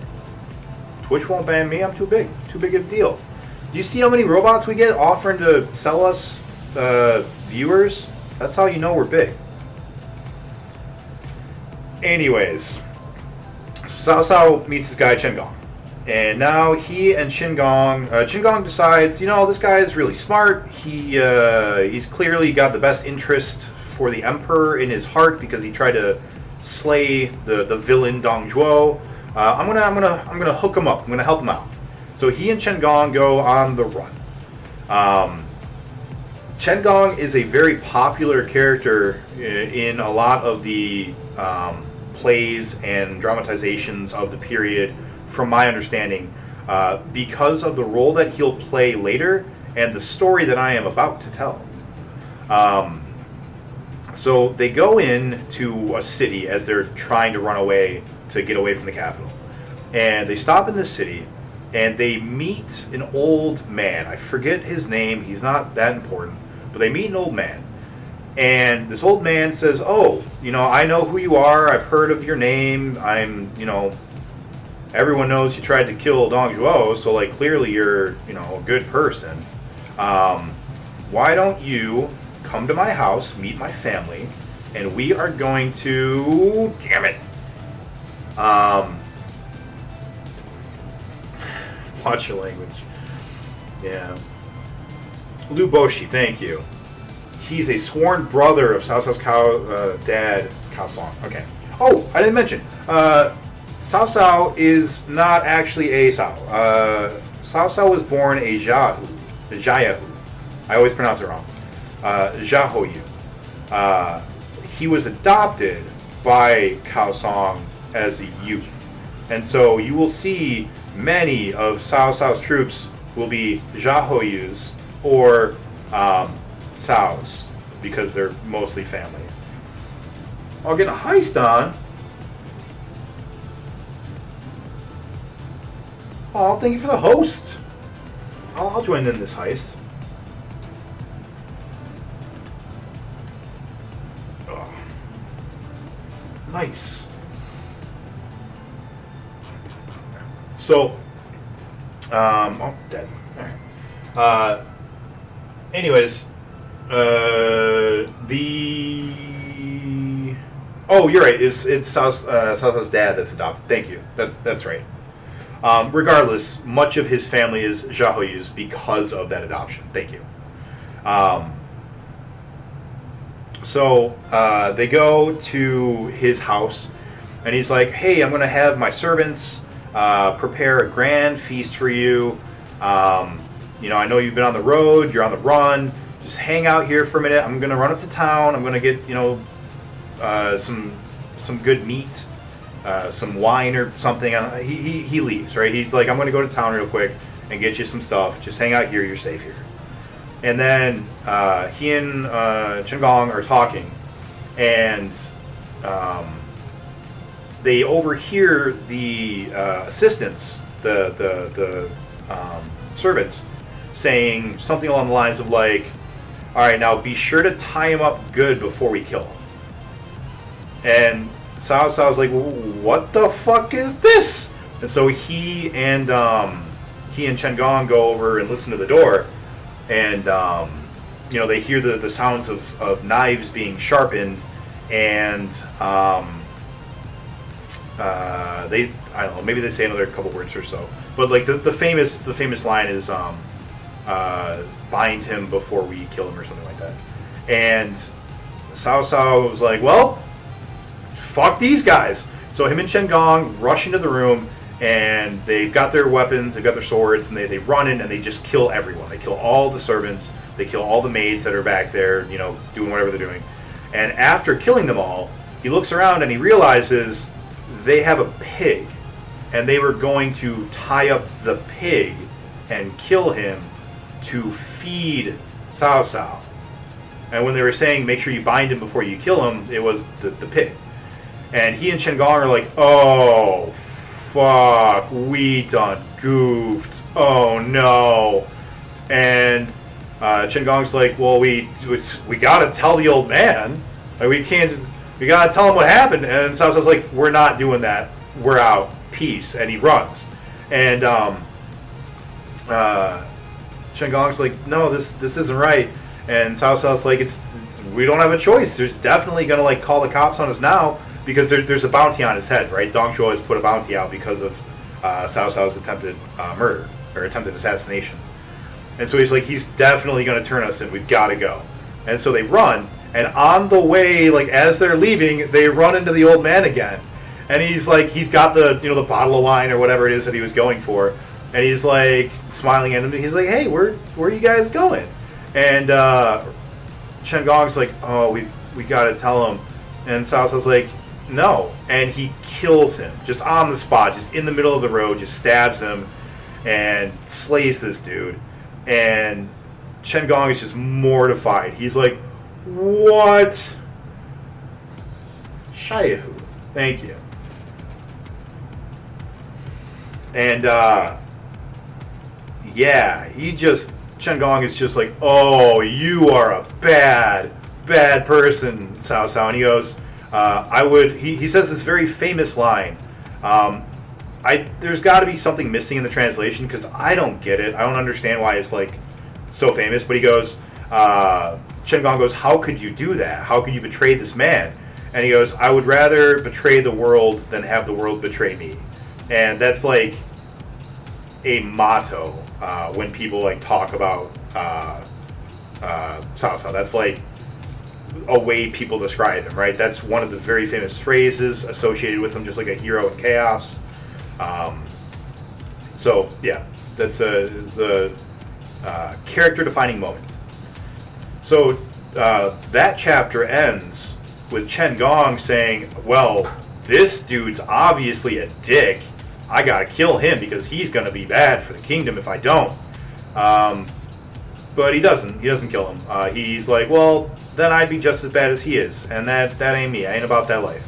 So he just leaves. He just up and goes away. Yes. Sorry, damn it! Oh, I can sense it. It was in my body. I could feel the death approaching.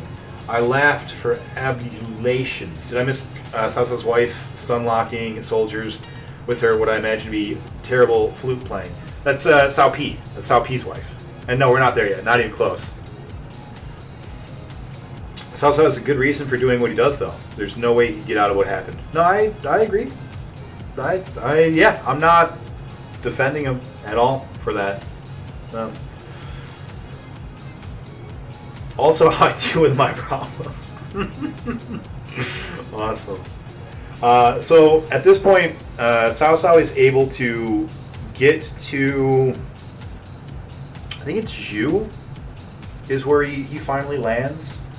And he basically meets with his family. And so he gets a number of generals. Chen Gong does not leave historically at this point. That is correct. So, hey, you wanna say hi? Huh? Jake says hi, everyone. Hi.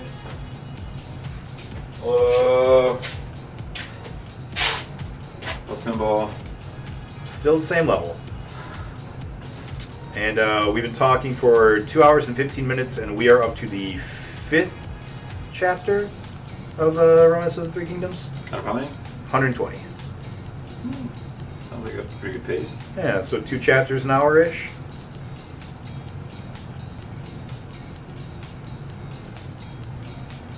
Yeah, man. How you doing? People want to know. Q says hi. Thank you. Q Jake said Pearson. hi. Oh, damn it. C. Pearson said hi. Really K and Kissed. He goes to quiet where he's born. That's right. That's right.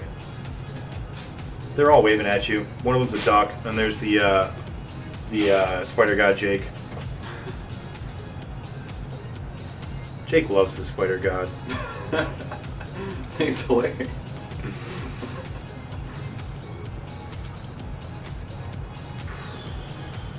Good. Not gonna get Good. it. It's not getting got. Whoa!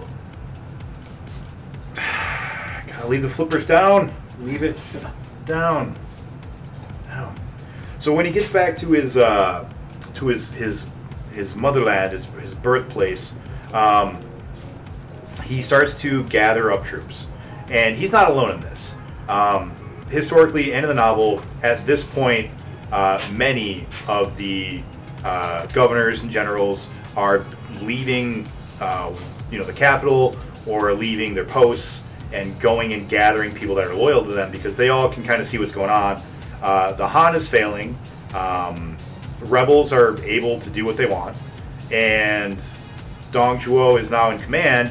And some people are actually loyal and are like, "Oh, we're gonna fight against him." Other people are like, "Well, he's nuts. Let's just get the fuck out of Dodge and get our own army so that when he shows up, we can say, go away." So, damn it, Dunk. Cao consort beyond Shi is not playable in any Dynasty Warriors game. It was the perfect opportunity. A small girl, a historically inaccurate cannon made of bamboo. Yeah, Dynasty Warriors. Mine can be too loud if I'm loud in the shower. Probably. Is the mic gonna pick up the shower and stuff? Because I was in my shower, but I don't know. It'll pick up the water coming out of it for sure. I don't know if it'll pick up like the... Probably, but like, I don't care. It's fine. This heist is taking forever. Oh yeah, I forgot about that. Did the heist go? So he ends up getting, he gets Zhao Yidun and Zhao Yuan. And he gets two members of the Cao family as well. Cao Ren, and the other one is not a playable character, Cao Hong. So he's got Zhao Yidun, Zhao Yuan, Cao Ren, Cao Hong, and then he gets two other generals that are not related, and I think they're Yue Jin, or Yu Jin. God, I always confuse them. There's Y-U-E Jin and Y-U Jin, and I always forget which one is which. Hold on, I wrote it down. I can cheat. Where is it? Y-U-E Jin. Nice. And then Li Dian as well. So he gets his army started, and he takes that army and he goes back towards the capital. It's not actually at the capital. I don't remember where they meet, but he goes with his army and he calls to Yuan Shao, who's also grabbed an army, and he goes, "Hey, we should." There's that thing where it dunks itself on the edge.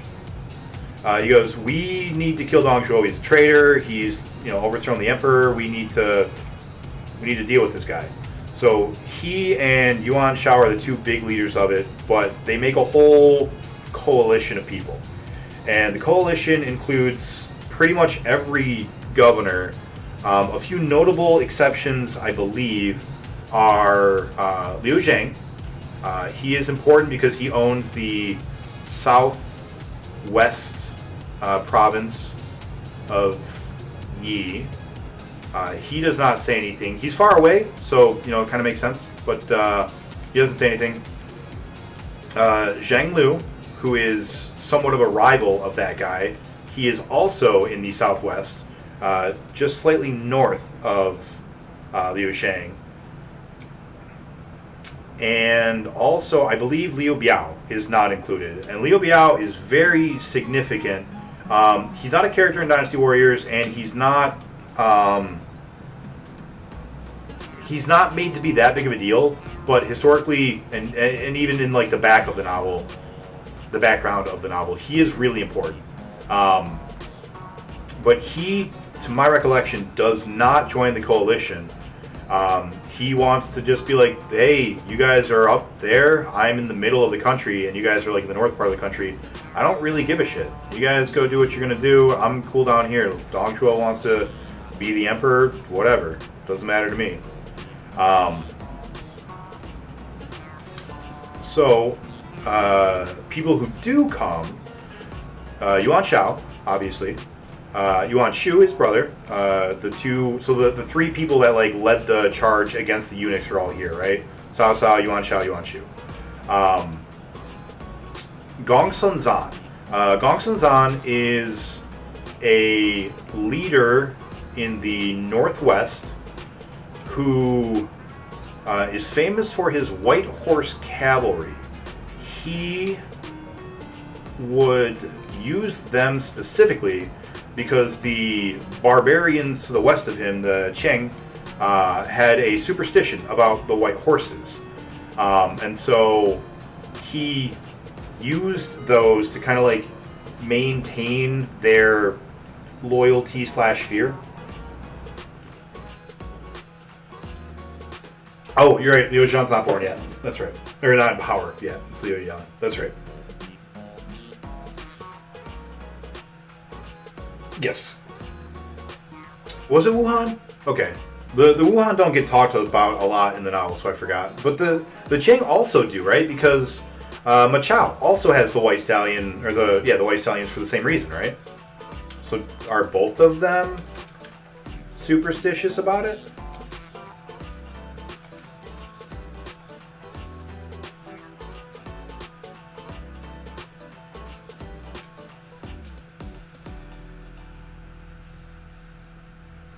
Or am I just confusing them with the Wuhan, and Ma Chao is also involved with them?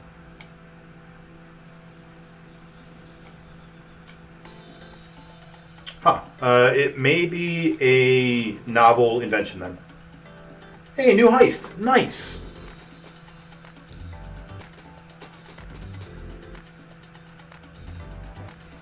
Oh no, he doesn't have a White Stallion army, but he was said to ride a White Stallion himself personally for that reason. At least in the novel, I'm pretty sure he does. I don't remember historically.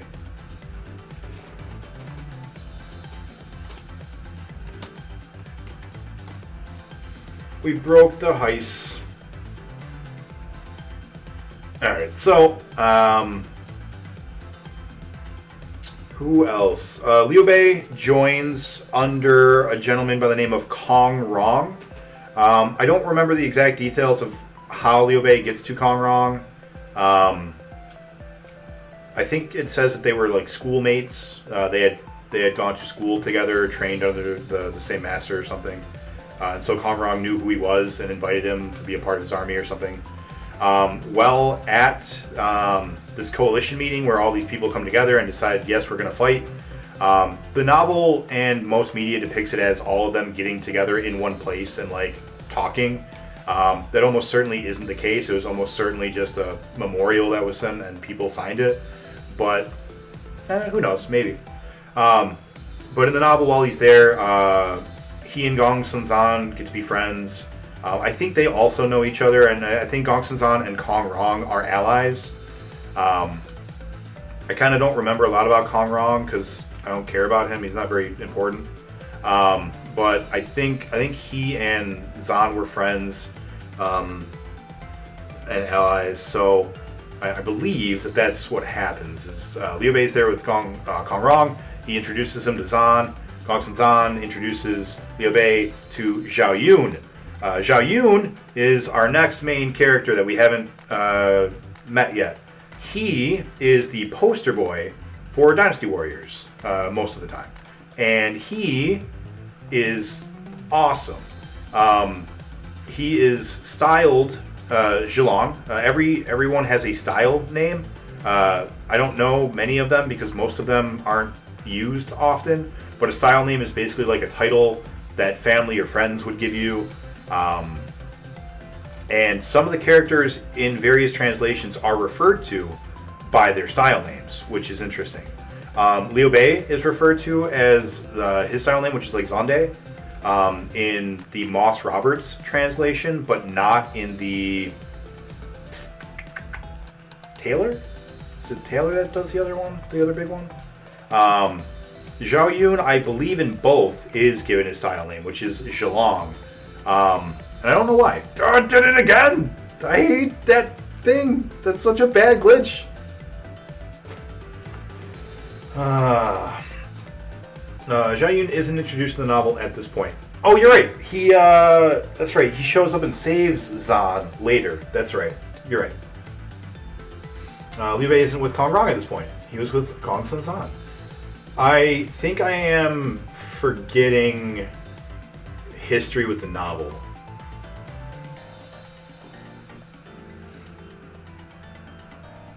Depends which novel. Most of them are not.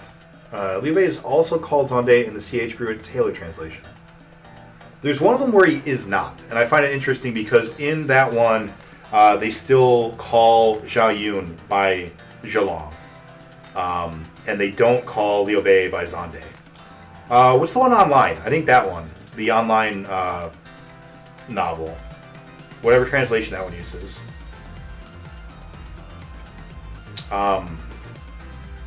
Yeah, anyways, Liu Bei's there, and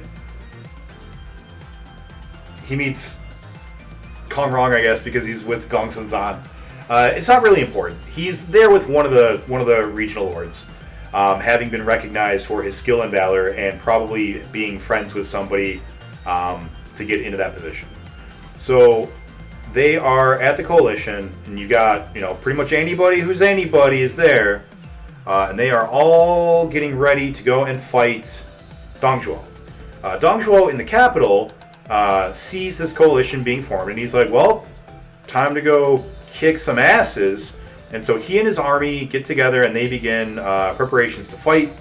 So he has his 4 generals, Niao Fu, Zhang Ji, Li Ju, and Guosi.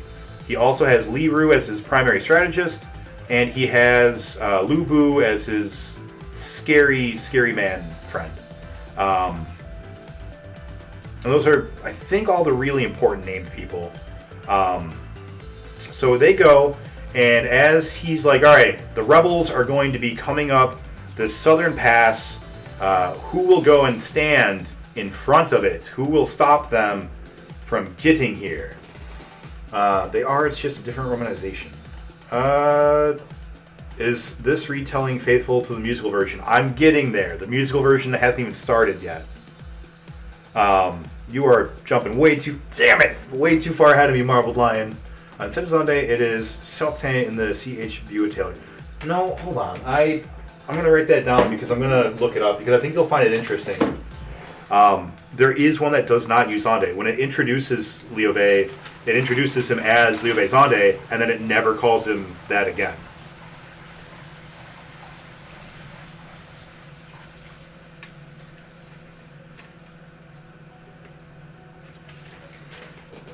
And I think it's really, really interesting that the translator made that choice. Because it's the only one. Yeah. So, he goes, who's going to go and protect this pass, this mountain pass? It is called Sea Pass, I believe, or Sea Shui. Shui, I think, meaning pass. I often see it called Sea Shui Gate. Specifically in Koei stuff, it's Sea Shui Gate. So, this guy named Hua Zhang, right? That's the guy, pretty sure. He's like, I'll go and defend it. No need to send out Liu Bei. He's not worthy, they're not worthy of fighting him. Like, they're just rabble. Let me go out and take care of this for you. So he sends him out. There was no gate there at the time. And there was no gate at Hulao either. Yeah, I know. They call them Hulao Gate, etc. Virtual paintball is virtually painless. It's virtually pinball. Yeah, man. It's great. It's fantastic. Reloader, welcome. Can we get a shout out for Reloader real quick? Oh, we should have given a shout out for shit. My mind is blanking. There is only pinball. The gentleman that rated us earlier. I need to go and look. What are we playing today? 40 Winks. I don't remember that one. I don't know if you ever played Dynasty Warriors Reloader, but that's what we're talking about today. Thank you, C. Peterson, also for throwing it out there. Virtually painless doesn't mean mentally painless, which can be seen watching that guy top right. The agony can clearly be seen. Did you see that? Oh, it's such bullshit. Oh man, that is so frustrating every time. I don't know if it's just this board that does it. Sorry about that. I have no idea what just happened. I will figure it out though. Yeah. Bye, Kisk. Thank you so much for helping. I hope you can come back soon. Yeah, I don't know. Hopefully we don't have to do this. So we started at 4 o'clock. So 4 o'clock is our 24-hour period of time. My good buddy is a big fan of Dynasty Warriors. Never played one, but thought through him I feel like I know the whole series by proxy. Nice. Try to reload your app, C. Peterson. Yeah, dude, we're talking all about it. So if you know anything about it or you want to learn any details, I'll learn a whole bunch of stuff here. Someone reported your stream for Chinese historical drama retelling inaccuracies. Nah, it ain't like that. I'm pretty accurate. All right. So, at this point, when last we left our heroes, Liu Bei, Cao Cao, Sun Jian, and a bunch of other characters that may or may not be important, we're all teaming up to go and fight Dong Zhuo. So Dong Zhuo sends this guy Hua Zhang to go and defend Shui Gate, as it is called. Oh, timer.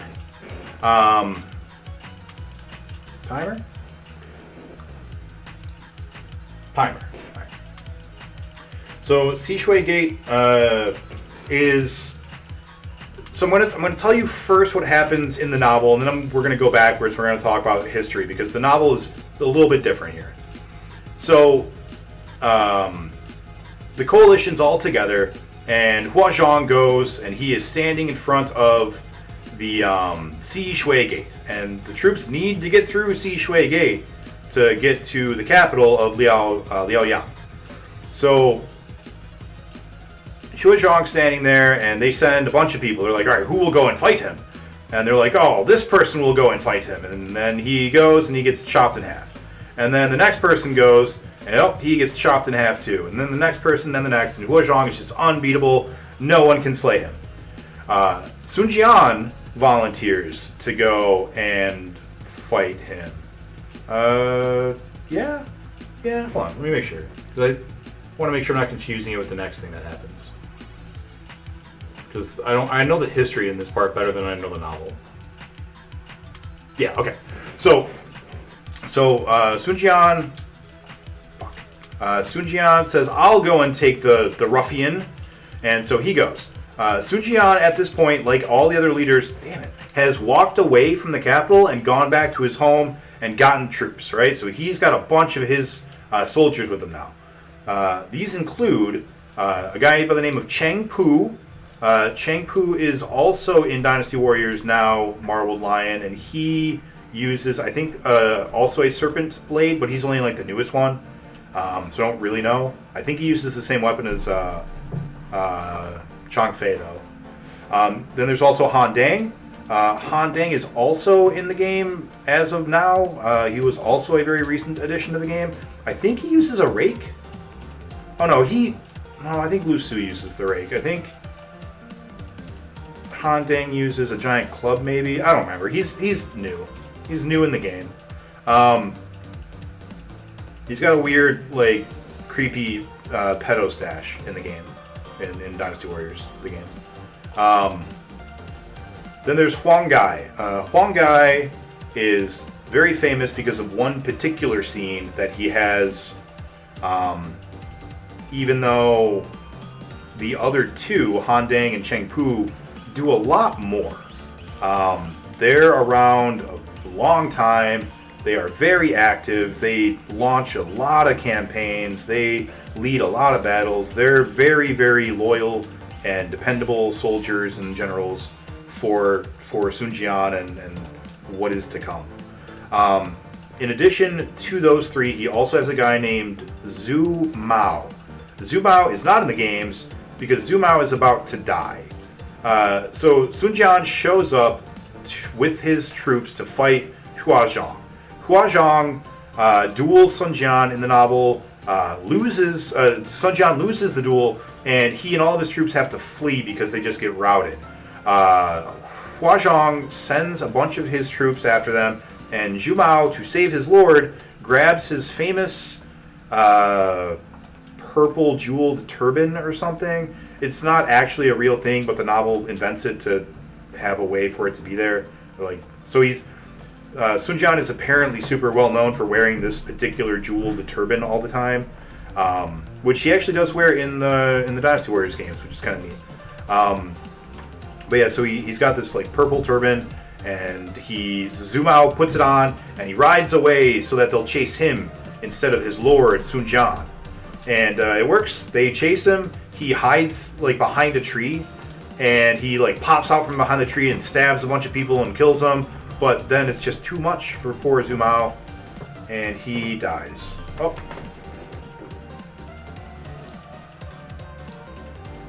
Better? Fixed? Yeah? Better?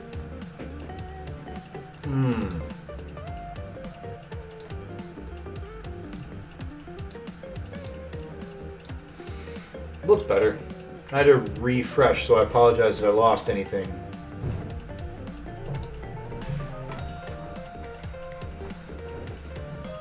Helmet with a purple scarf wrapped around it. There we go.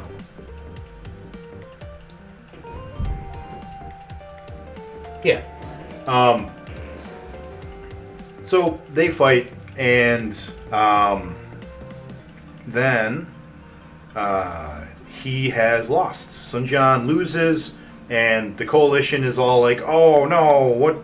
Well, we're done. We can't do anything. This Hua Zhang is just unbeatable." And then mighty Guan Yu steps forward and, "I'll slay him."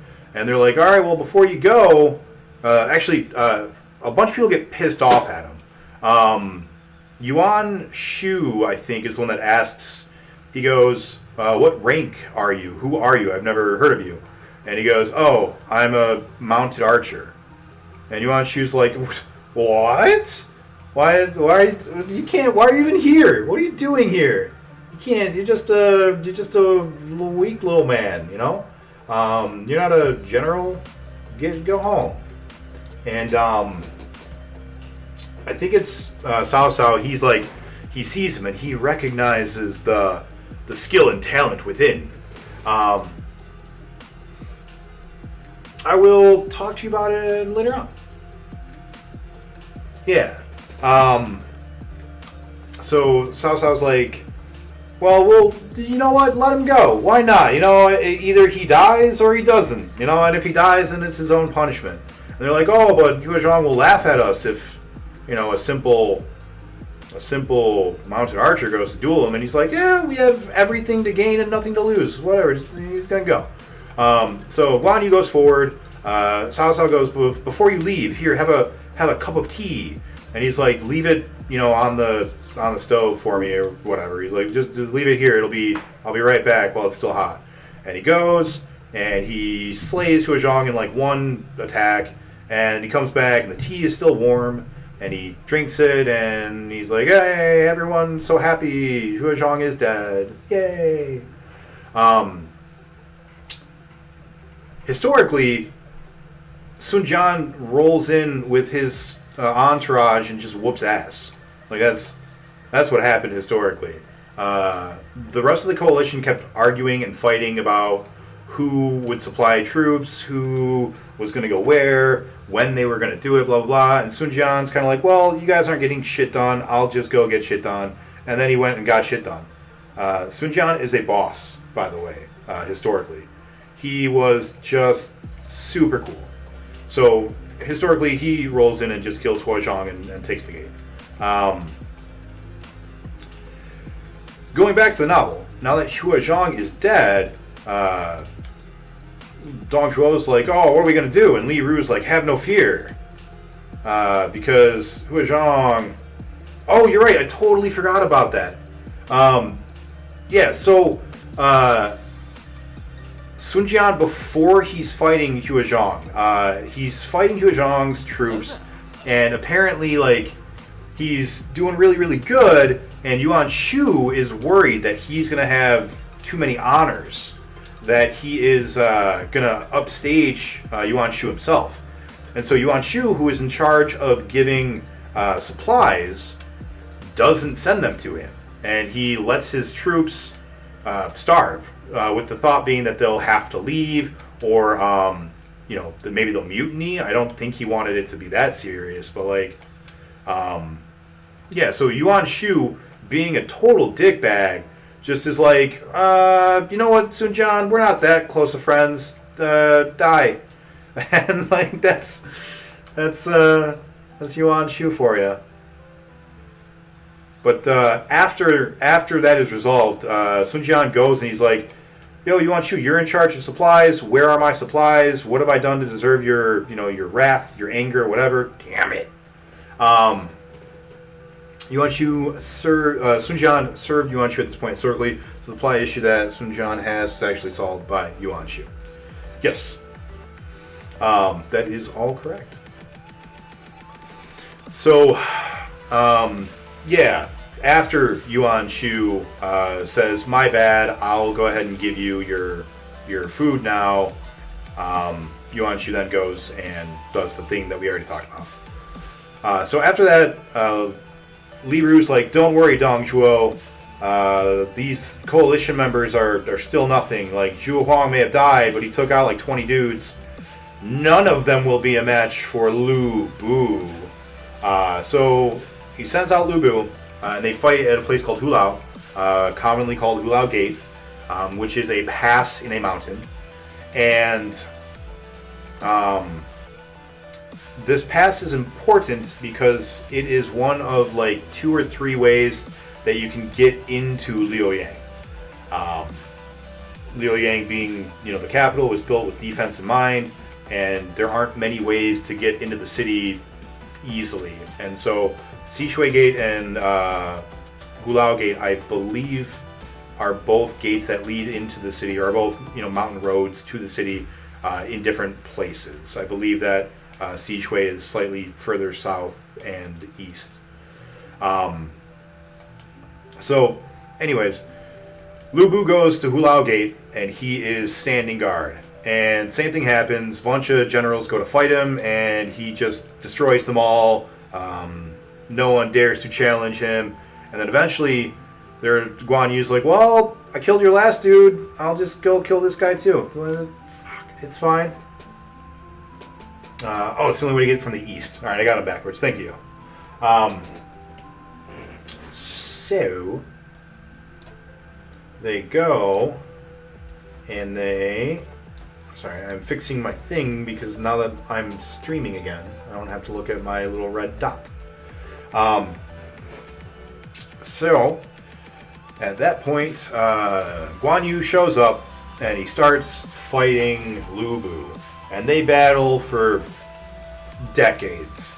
And then, I think it's Zhang Fei. Zhang Fei gets nervous for his brother, Guan Yu, and he decides he is going to ride in and he's going to double team Lu Bu. They're going to work together to fight him.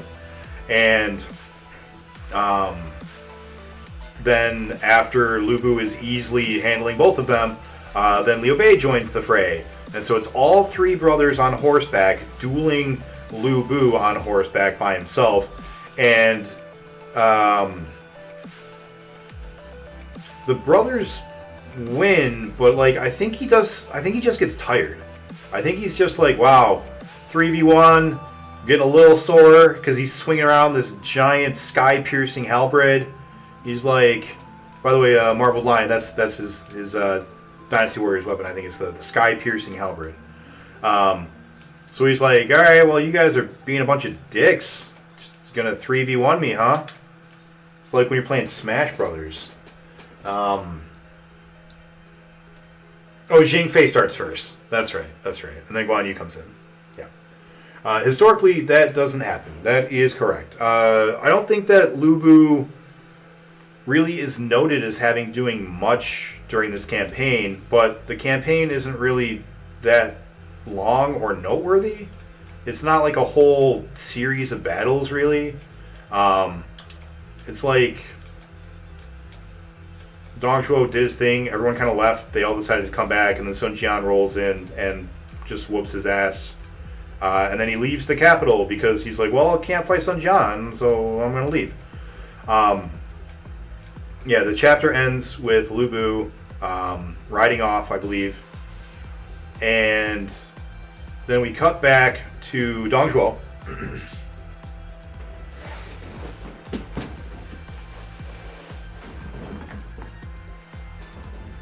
Sun Jian does beat his army? Okay. So after Lu Bu leaves that fight and comes back, Dong Zhuo's like, alright, well, we're not going to stay and fight, so let's get the fuck out of here. And so they decide they're going to move the capital from Liaoyang to Chang'an, I think is the one they go to. And they burn Liaoyang. They burn down the capital.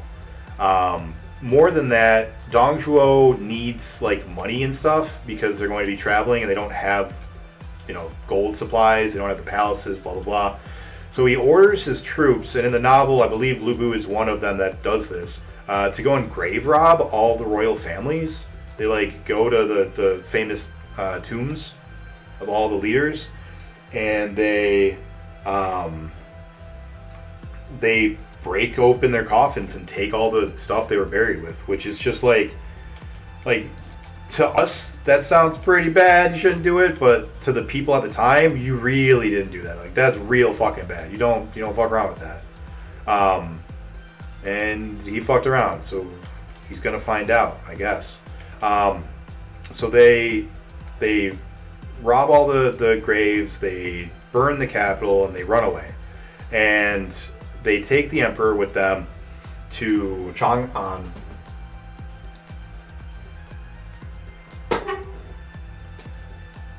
Yes, Lu Bu loots all the tombs, both historically and in the novel. Man, can you believe that I'm really proud of myself right now. I haven't thought of this stuff in so long. Alright, next chapter. Okay, so as they're running away, a couple of things happen. Cao Cao tries to get all the people in the coalition to stop them, right? He's like, hey, cool, we beat them. They're running away. Let's go kill them and save the emperor. Thank you for following, Dumbfounded. Appreciate that. Dumbfounded. I like that.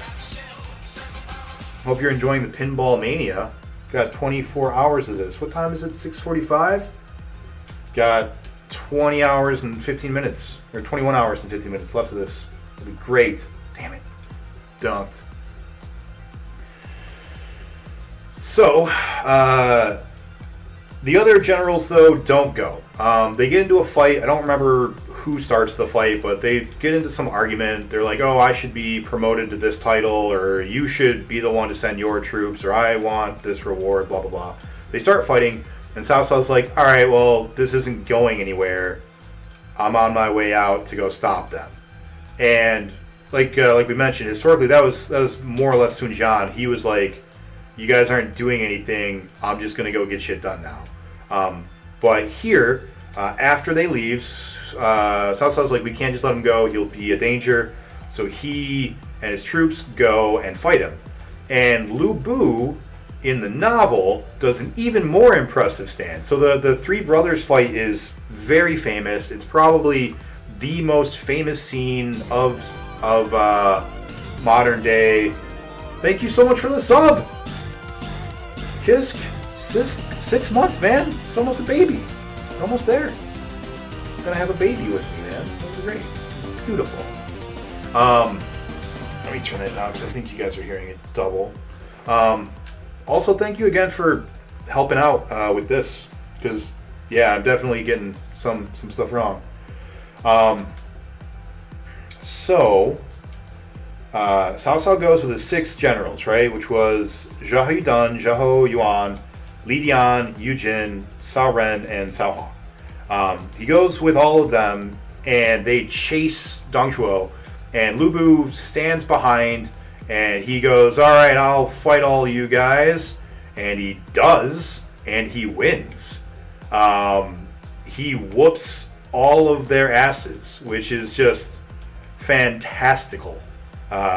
Mostly because it is fantasy. It didn't happen. But in the novel it does, and it is pretty cool. I wish that were more well known and more like dramatized than the three brothers, because I think it'd be even cooler to see him taking on 6 people at once. It'd be like a, I don't know, Jet Li movie or something. Cao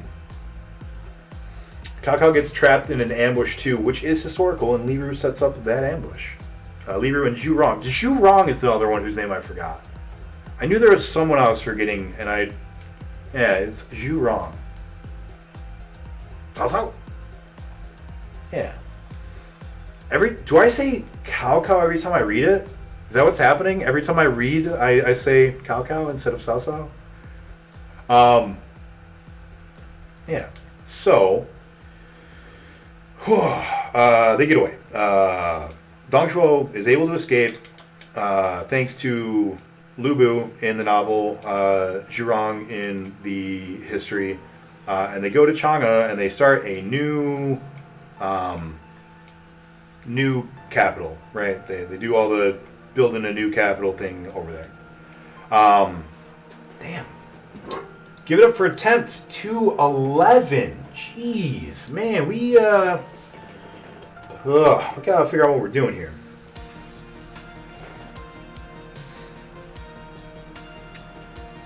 Gotta beat this level, man. This is an easy level. Oh. All right, so Luo Yang is burnt and blown up. Sun Jian, the hero of the histories, and the soon-to-be father of Wu. It's pronounced Wu. I'm going to keep saying Wu, and I apologize. Please forgive me. I can't help it. So he goes into Luoyang. You know, he's trying to put out the fires. He's trying to help the people where he can. And while he's there, in the novel, he sees a beam of light coming out of a well. And he goes to investigate, what could this beam of light be? And down in this well, I think he finds a dead body. I think he finds a lady dead body, which is heavily implied to have been somebody. But they are holding the Imperial Seal. And the Imperial Seal is supposedly a symbol that the gods approve of you to be the Emperor.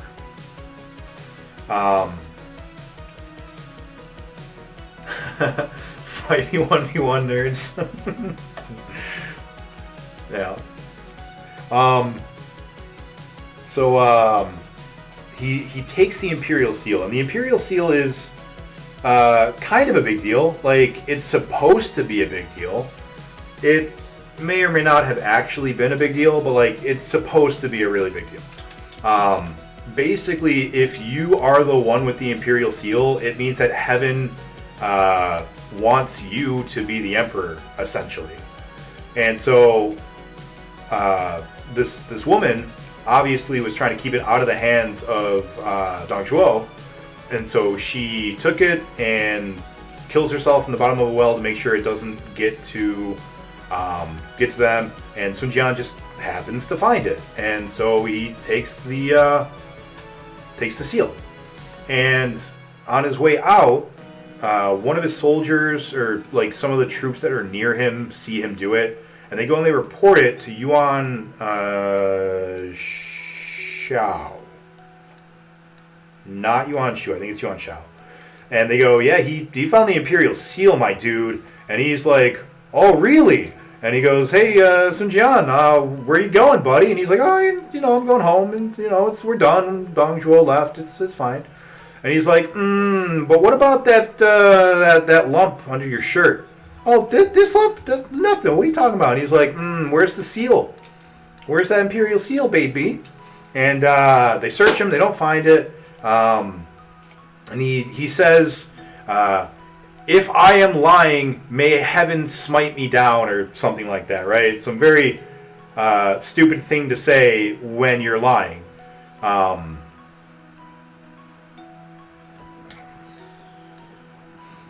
Please? Yeah, all right. Nice. And so, as he's leaving, Yuan Shao doesn't believe him. He thinks he's still got it. So he tells Liu Biao, who, as we mentioned previously, didn't join the coalition. He is content being right in the middle of China, having this very valuable, fertile land. He doesn't feel the need to go and deal with Dong Zhuo. He's like, let him do whatever he's going to do. It doesn't affect me none, Haas. But for whatever reason, Yuan Shao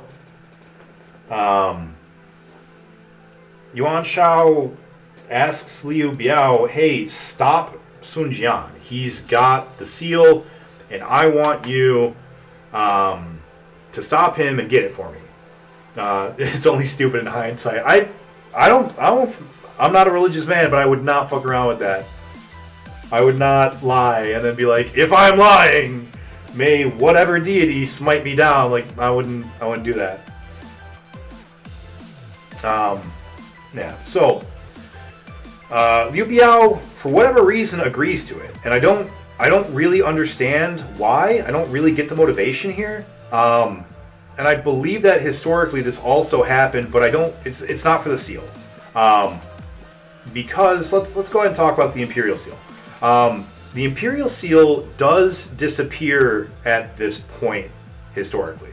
It is lost during the burning of Liuyang. And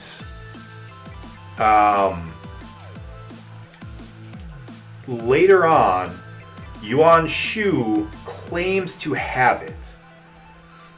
And with that claim, he then will proclaim himself emperor.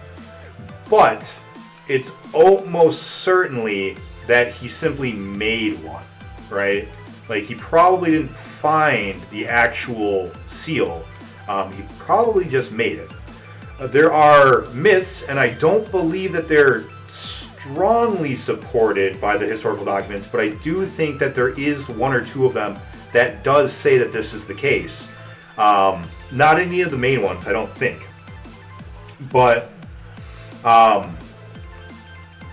it is said that he got it from Sun Ce, and the novel runs with that. And like I said, it's like 99% not probably the case. But I think there is one or two documents, and I think it's by what's his name? All the stuff that Pian Shenzheng, I think is his name.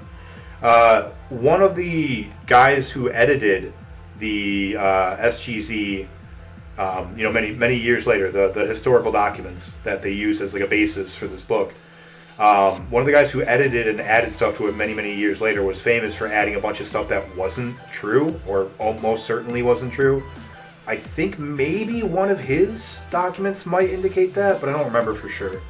But either way, most likely the Imperial Seal was destroyed or lost at that point when Liu Yang was burned. But in the novel, it plays a very important role for future actions in the Southland.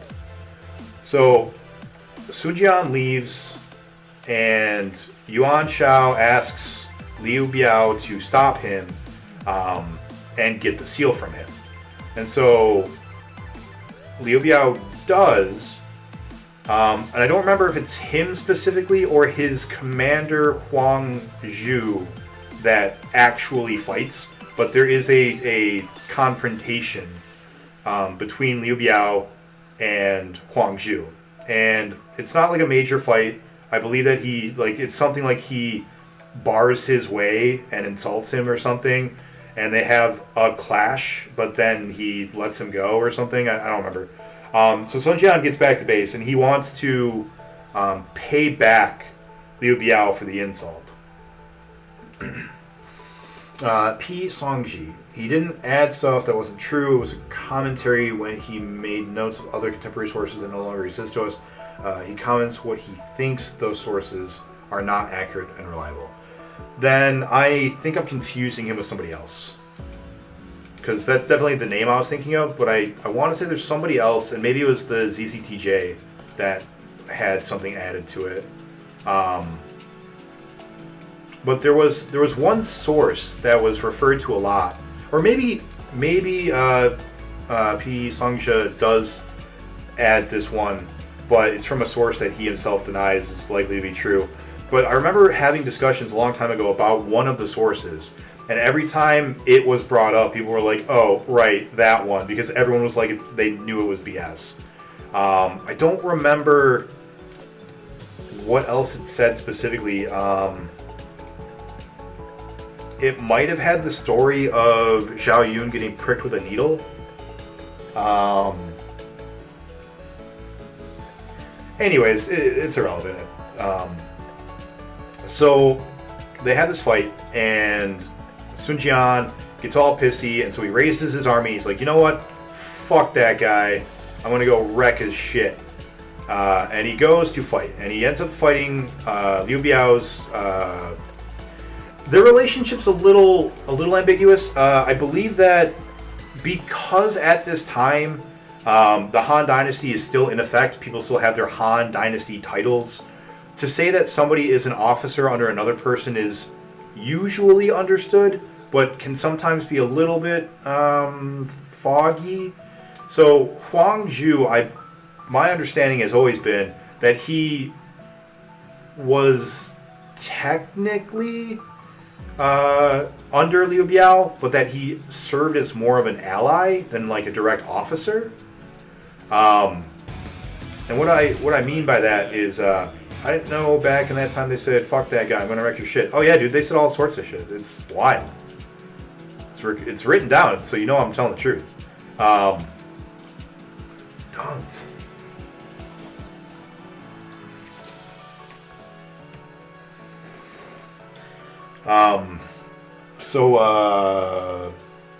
Yeah, he goes in and he fights Huang Zhu, and Huang Zhu...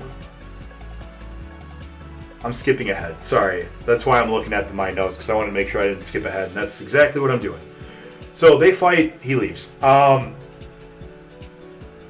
Yuan Shao, at this point, starts to make some moves. So Sun Jian, gets stopped by Huang Zhu or Liu Biao, one or the other, and he's pissed about it. He goes home and he nurses that wound. He gets more and more angry about it. In the meantime, Yuan Shao goes back to his home, which is in the far north of China. And while he is there, there's a small little commander named Han Fu, I think. Han Fu has a small territory, I don't remember what it's called, but it's in the north, and it is in between him and Gongsun Zan, who we've already talked about. Gongsun Zan with the with the white horses, friend of Liu Biao, Liu Bei. So Gongsun Zan is on the other side. He's back home now too, and Yuan Shao says, "Hey, you know what?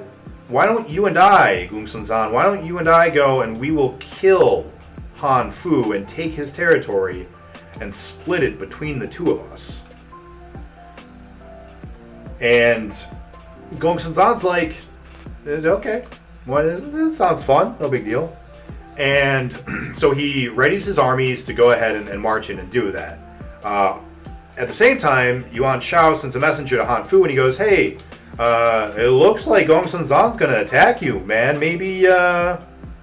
Maybe you should join my team and I'll protect you. You know, just give me your land. You know, and yeah. And Han Fu does. He surrenders over to Yuan Shao, gives him all of the territory. And Gongsun-san goes, hey, that worked out really well. Neat trick. Give me my share of the territory. And Yuan Shao says, get fucked. And so now Gongsun-san and Yuan Shao are going to be at war. It is at this point that I believe Zhao Yun enters the novel. And so I apologize for jumping the gun. Gongsun-san is getting beat by Yuan Shao, and he's gonna die. Damn it. And then they mess up one of the most awesome people, Liu Yu. I don't even remember who Liu Yu is. I'm sorry. Who is he? Let's see. What am I missing? That's right. Okay. So, what happens is, while they were fighting the coalition, while the coalition was fighting against like Dong Zhuo and Huazhong, Yuan Shao was like, oh, if only my two soldiers Yan Liang and Wen Chao were here, then they would clearly remove these ruffians. When someone wants something of mine, say get fucked. It works.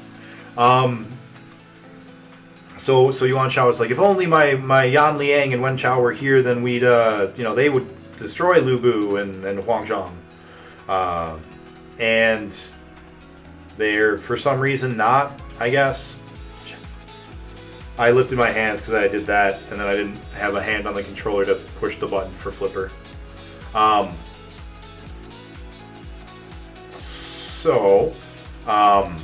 Now Yuan Shao's got them two generals. He's got his Yan Liang and his Wen Chao. And so Wen Chao and Yan Liang go in and they just rough up Gongsun-san. They're just like, get shit on, dude. They get dunked. And he's about to die when Zhao Yun comes riding out of nowhere. And he's like, I am Zhao Zhelong of Changsha. I will save you. And he runs in and he fights Yan Liang and Wen Chao and doesn't kill him or anything, but he fights him and stops him. And then Gongsun-san's like, all right, now that I've got you here, this amazing warrior, let me go and whoop Yuan Shao. And so he leads with Zhao Yun. Zhao Yun is leading his vanguard or something, and they go, but Yan Liang and Wen Chao are too strong, and so now they're still gonna die. And then Liu Bei shows up, and he's like, I will save you, my old friend Gongsun-san, who I am meeting now for the first time in the novel. And while he's there, he meets Zhao Yun. They have some very homoerotic imagery between the two of them, which I don't know if it's intentional or not. Homosexual relations at this time were not particularly looked down on. Like you had to go and have kids. Like you had to do your duty and make babies with the lady and a man folk. But if you wanted to mess around with other people, like for the most part, it wasn't a thing. It was just like, all right, whatever, do your thing.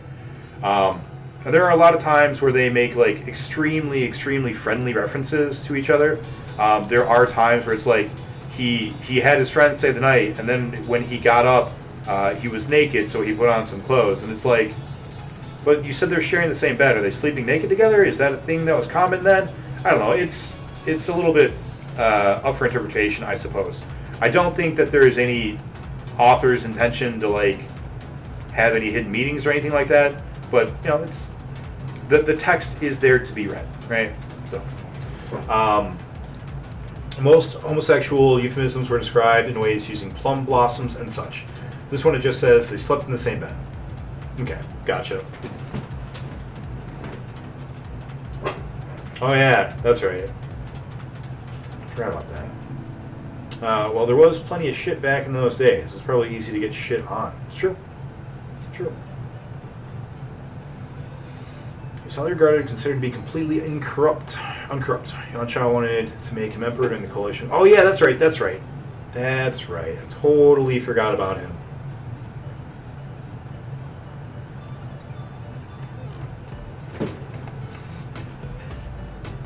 So they're friends.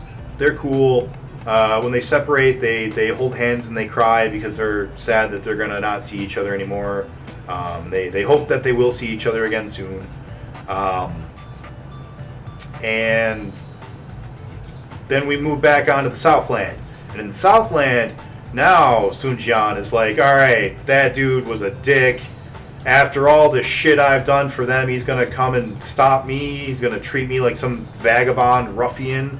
I killed Huazhong. I stopped Liu Bei and blah blah blah. Because I'm mixing history and the novel, but you get the point. And so he's all pissed off, and he's like, I want to go kill him. I'm gonna go kill Huang Zhu specifically because he is an officer / ally / serves Liu Biao. So he goes with his his 5 remaining core leaders, those being Chang Pu, Han Dang, Huang Gai, and also his son comes with him. His son, who is named Sun Ce.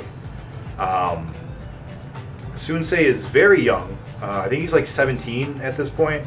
And when they go, there is a bad omen in Sun Jian's camp. One of his flags, one of the flag that show like his name on it, falls. The wind knocks it over, and that was a bad sign. You know, you don't want to see that before a big battle. But he ignores it. Also, that's pure novel again. And then we've got everything on top. Let's just beat this table right now, right here. Let's do this part, right? Just oh, Bill.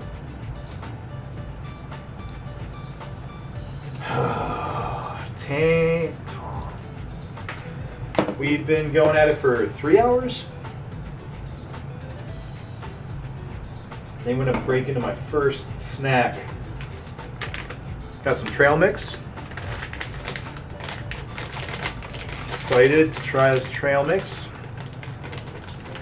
So he goes in and he tries to attack Huang Zhu, and he makes he's overconfident. What's up, Willie? Oh.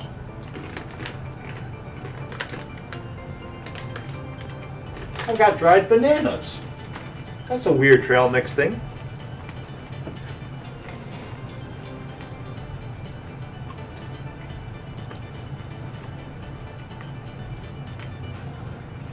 So Sun Jian rushes in.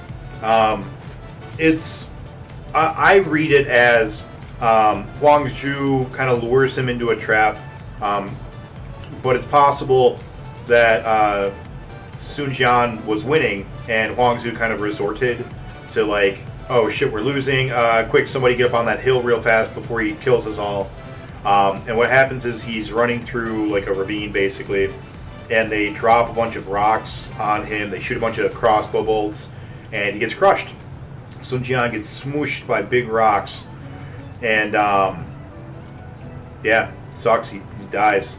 But I think it's Han Dang comes in and retrieves the body. No, I'm sorry, does not retrieve the body. That's right. Han Dang comes and captures Huang Zhu. And Huang Zu gets captured, and they bring him to Sun Ce, who is now in charge, because his dad was the commanding officer. And so they give him Huang Zu to kind of like do what he wants, and he offers a trade. He offers a trade of Huang Zu alive for the body of his dad.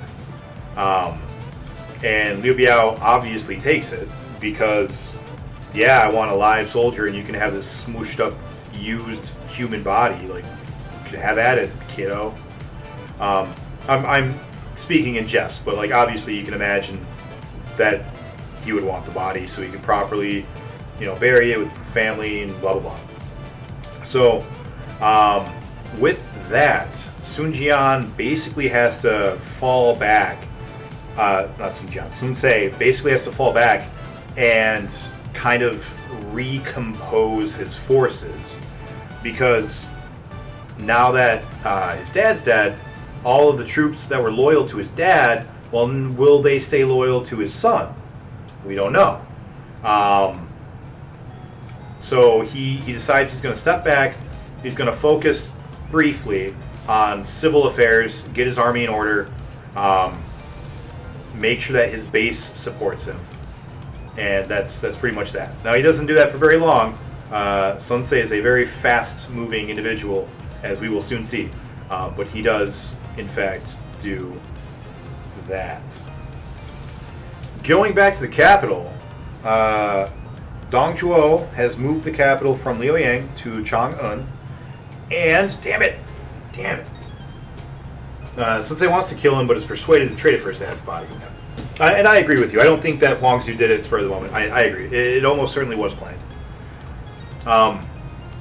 So this next section is, I'm going to sum it up for you in one sentence-ish. Here's the historical part of the next two chapters. Lu Bu slept with an imperial consort, and he lived fearful that Dong Zhuo would find out.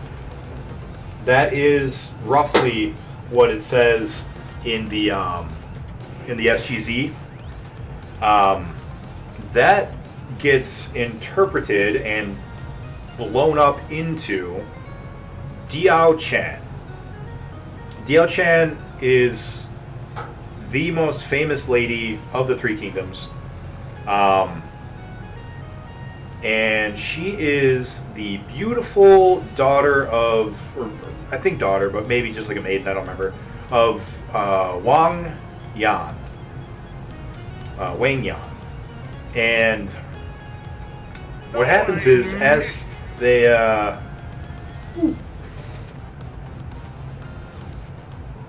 oh yeah, that's right. Yeah, he does. I forgot about that. Yeah, that is in the SGZ as well. I have a question. Perhaps I missed it. What is your question?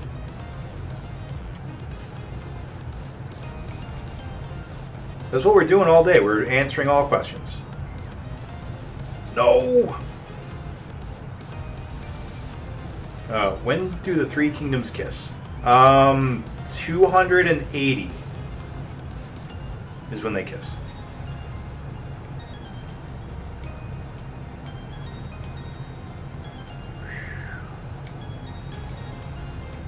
That's not. Oh, 220. Okay, 220. That's fair. That's fair. That's fine. I can see 220. That's all right. I was not expecting a real answer. And then fight with kisses. Yeah, Kisk is giving you the date that the three of them actually form. I am giving you the date where they all come together. Both of them are acceptable to me. Yeah, so Lu Bu is guarding Dong Zhuo. He's basically a glorified bodyguard in the novel at this point. Dong Zhuo is at the new capital. He's being even worse than he was before. The old emperor, the original emperor, he was still alive, right? Shit, how does this go? Hold on. Did I write it down? I don't think I did. I did not write it down. Okay, so Liu Bian is still alive, and Dong Zhuo, for whatever reason, gets pissed at him. I don't remember if he's just like, if the old emperor is just like, he's still young, right? Like he's almost, I think he's a child, maybe a young teen. He's either writing poetry that's like, oh, I'm sad, or he says something that Dong Zhuo doesn't like. I don't remember exactly what it is, but for some reason he pisses him off. And he orders his advisor, his primary advisor, Li Ru, to go and kill him. And he goes in, and there's his mother, his wife, and himself, right? The emperor, his mother, and his wife. And he goes in with like a poison tea. And he's like, all right, guys, Dong Zhuo wants you to drink to your health. Here's some tea. And they're like, yeah, no, that's poison. It's not tea. You don't drink that. That doesn't go into a human body. They die. And Li Ru's like, no, I'm pretty sure it's tea. You're fine. Just drink it. And I don't remember if it's his. I think it's his wife. I think it's the Empress. She like starts screaming at him, cursing him out. She's like, you can't kill, the old emperor, blah, blah, blah. And so Li Ru gets pissed and shoves her out the fucking window. Like she's just standing there like talking at him. They're like in the top of this tower because, they're basically prisoners. And he's just like, oh, you're not going to drink it, huh? Fine. And he just runs up to her and shoves her out the fucking window. The Empress, right? Or the former Empress. Like, that's cold. That's some cold shit right there. And so he at that point the former emperor Emperor Bian, he's like, well, guess we're fucked. And he's like, yeah, in fact, here, hold on. And I'm pretty sure he either strangles or stabs, I don't remember which, but either strangles or stabs his mom to death, like right in front of him. And he's like, now you're going to drink, and makes him drink the poison. It's sad. It's a sad event. And, yeah, really makes you remember Li Ru, because that's a very memorable scene. And Li Ru is a cold-hearted bastard for that. And I do believe that, damn it. He's writing poetry where he's sad. And Dong interprets it as seditious. That's right. But then he gets killed along with his grandma. Yeah, it is his mother. Okay. Yep. That's right. That's what he does. He makes her drink the poison, and then he willingly does it. I couldn't remember it. So yeah, man, that's brutal. That is a brutal scene. Yeah, makes you feel really sad for them, because they didn't do anything wrong. They're just victims of circumstance. They didn't even have a chance to fuck up yet. At least let the kid live long enough to screw up, and then you can kill him. Anyway, so at this point, Dong Zhuo is clearly just fucking doing whatever he wants. He doesn't give a shit. Wang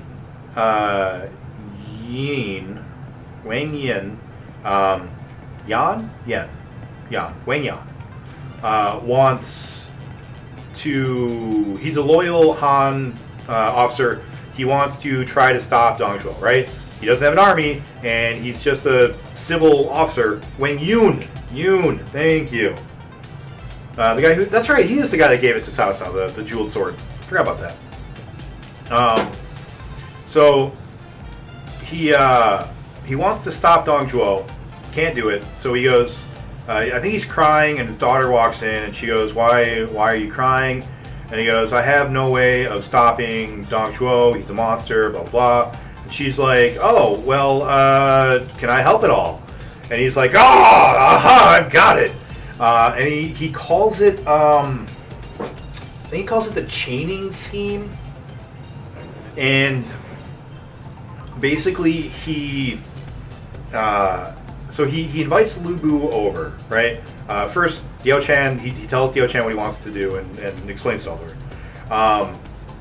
He invites Diao Chan to come over to Pinball. he invites Lu Bu over. He says, Lu Bu, you're such a powerful, strong, strapping young man. Why don't you come to my house for a little bit and we'll hang out? And Lu Bu's like, sure, let's do that. So he shows up and he gives him drinks and he has Diao Chan come out and serve him, the drinks. And Liu Bei's eyes go wide, or Lu Bu's eyes go wide, and he, who is this beautiful girl? And he goes, oh, it's my daughter, serving girl, whatever, I don't remember. And unfortunately, she's never found a worthy suitor, but if it would please my most awesome of friends, I don't remember the words he uses, but if it would please you to look upon her humble face for the rest of whatever, I certainly can have you married. That sounds right. That's pretty close to what they say. So you've been calling Lu Bu Liu Bei quite a few times. Yeah, my bad. I'm sorry. Yeah, it's I'm not thinking about Three Kingdoms really. I'm like on autopilot on Three Kingdoms and actually focusing on this, which is weird. I thought it'd be the opposite. I thought I'd be on autopilot on Pinball and focusing on Three Kingdoms, but I'm not. Lu Bu's like, oh hell yeah, this girl's beautiful, and I'm single and strapping and a young lad. I gotta have a baby. Let's do this. So Wang Yang says, I will appoint an auspicious day for the wedding. So you go back to the palace and hang out, and I will get everything all set. And Lu Bu is super excited, and he's like, oh, this is sweet. I'm going to get my rocks off. Then Wang Yun tells Dong Zhuo, hey, buddy, glorious leader, why don't you come on over and we'll just be me and you, and we'll just be hanging out. And Dong Zhuo's like, oh, sure, why not? You're a faithful, loyal servant. So he has Dong Zhuo come over, and then he brings out Diao Chen, and the exact same thing happens. And he's like, why don't you marry, or not marry? It's very different, because Dong Zhuo, she's not going to settle down with Ball and Chain. What are you talking about? That's not Dong Zhuo's life. He did have a wife, I'm pretty sure, but irrelevant. So he's like, why don't I give her to you as a consort, as a concubine? And Dong Zhuo's like, oh yeah, she's gorgeous. Let's do that. That sounds awesome. I would love to bang her. So thank you for letting me bang your beautiful daughter. What's up, Divine? How you doing? Oh, I like that looks like a Smash Brothers hand. Dong Zhuo wanted to be like, someone Yuan invites him. He's like, somebody likes me. Of course I'll go. Yeah, that's about right, actually, for Dong Zhuo. So he instantly, he takes Diao Chen immediately and he brings her to the palace. And Lu Bu happens to see this, or the next day he sees her at the palace serving him or something. And he's like, what the hell's going on? And Diao Chen, as soon as she sees Lu Bu is there and is watching, she pretends to start crying so that he'll see how mortified she is to have to serve Dong Zhuo, but doesn't ever let Dong Zhuo know that she's mortified, obviously. So she's banging Dong Zhuo at this point, and it is by her will. She signed up for it when she talked with Wang Yang. So she's probably one of the very few people to do so willingly, based on what we know. Damn it. So at that point, Dong Zhuo is he starts forgetting about everything, and he's just having fun with her. She gets called a hussy by Lu Bu at first, and then she cries. That's true. So Lu Bu finds a time to sneak away and ask her what's going on? He just wanted to, be with me to find a way to get to Dong Zhuo. And she's like, oh no, that's not at all what happened. You see, my dad, Wang Yun, was going to ask your adopted father. I totally didn't even say anything about that. Dong Zhuo adopts Lu Bu as his son. In the novel, and historically? No, not historically. That doesn't sound right. I don't think it's historical. But, so yeah, she's like, yeah, my father wanted to speak with your father so that, they could put together the right wedding day. And as soon as Dong Zhuo heard about how, we were getting married, he insisted to come and see who I was and make sure I was good enough for his kid. And then when he saw me, he just stole me. He just stole me away. And now I have to do whatever he wants me to do. Whatever. Anything. Whatever he wants. And Lu Bu's like, that fiend! How could he do this to me? I'm his own son. Why would he take my wife? And he goes to Wang Yun, and like Wang Yun confirms the story, and he's like, I'm so sorry, I had no idea this was going to happen. I just was, you know how your dad can be, blah, blah, blah. He does adopt him historically. Okay, I couldn't remember. I knew that he didn't with Ding. And I was like, he doesn't with Ding, so he does with Dong, right? Like, that's why it's... But, yeah, whatever. Dong was the title of Chief Commander of Cavalry upon Lu Bu. Hold on, can't read. And being so fond of him, he and Dong Zhuo swear to be his father's son. Thank you.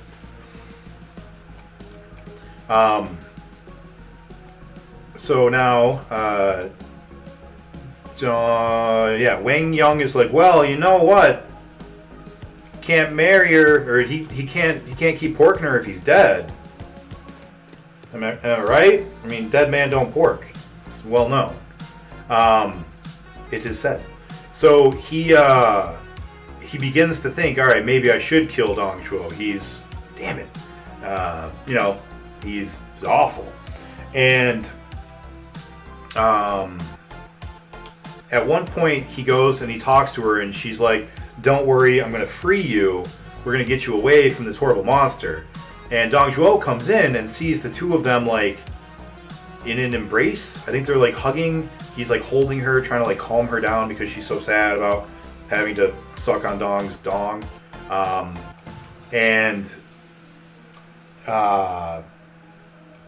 When he sees that, he grabs a halberd and he chucks it at Lu Bu, and Lu Bu takes off running. Like, here you have, in the novel at least, like the strongest warrior worth 1,000. He can beat anybody up. And this bigger, rotunda gentleman fucking just chucks a halberd at him, and he just runs away. Like, oh, I'm sorry, Dad, my bad. And he just leaves. Later on, I think it's Li Ru who's like, Dong Zhuo, Lu Bu is very, very important. You need to make peace. Don't lose the empire for a woman. And he's very fed at this point, but is very strong. That is almost certainly true. So he's like, make peace with your son. And he's like, all right, I will make peace with my son. So he goes and he talks to Lu Bu, and he's like, hey, actually, no, I think before he tries to talk to him, Lu Bu's like, all right, I'm going to kill him. And I think Lu Bu has Li Su help him to arrange it. I think Li Su acts as like the messenger. And so as Dong Zhuo is going to meet with Lu Bu, he keeps seeing all these like bad omens. And Li Su's like, oh no, they're good omens. That sign that says Dong Zhuo will die, well, if you turn it upside down, it says that you're going to get lots of cake. Like, I don't remember the exact like things, but it happens like 4 times, like super obvious signs. And Dong Zhuo's like, what does that mean? And Li Su's like, oh, it means good things. And he's like, oh, good. And it's silly. Obviously, all that's novel. I don't believe any of that is historical. But yeah, it's silly. So Dong Zhuo shows up in front of the Capitol, I think, and he's supposed to meet with Lu Bu or somebody, and I don't remember why he says it, but Dong Zhuo says something like, "Why would anyone attack me, or who would want to attack me?" I think somebody says something to him, and he's like, "Why do you say that? Who would want to attack me?" Maybe somebody like runs up to him, and he's like, "Why are you here? Don't you know you're in danger?" And he says, "Why would I be in danger?" or something like that. And then Lu Bu steps out, and he's like, "I will slay you!" And then he does. Stabs him a whole bunch. And then they take his body, and they like burn it in front of the Capitol buildings. And it, like the book says, like the grease drips off of his body and like sizzles down the steps of the Capitol or something like that. And that's the end of Dong Zhuo. Dong Zhuo dies. Nasty brute of a man. I want to read what's being said. Whew. Okay. Let's see. Talks to Dio Chan after talking to Li Ru. And Dio, that's right. Well, why would you listen to Li Ru? Don't give me up for that brute Lu Bu. That's right. Wang Yun is there with troops, and Dong calls out for help, and Lu Bu says, "Where is my son who will slay me?" And then Lu Bu says, "Death to traitors." That's right, yeah. I knew it was something like that. I couldn't remember exactly what was said, but I knew it was along those lines.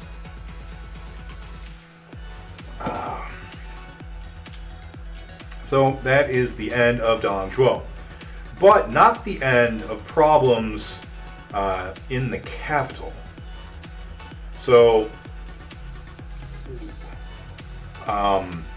when Dong Zhuo dies, and I think I might be skipping ahead a chapter, and I'll...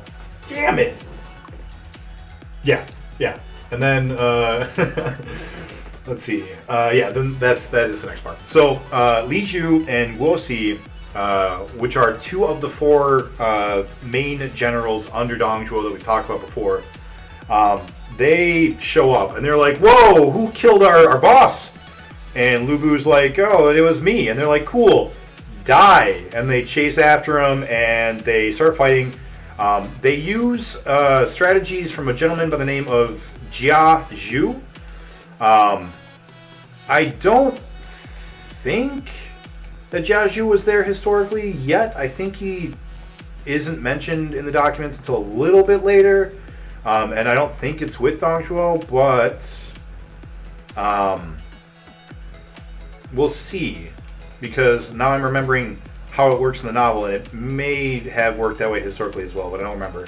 Anyways, Jia Zhu is a badass. He's fucking super smart, both in the novel, and actually he's understated in the novel.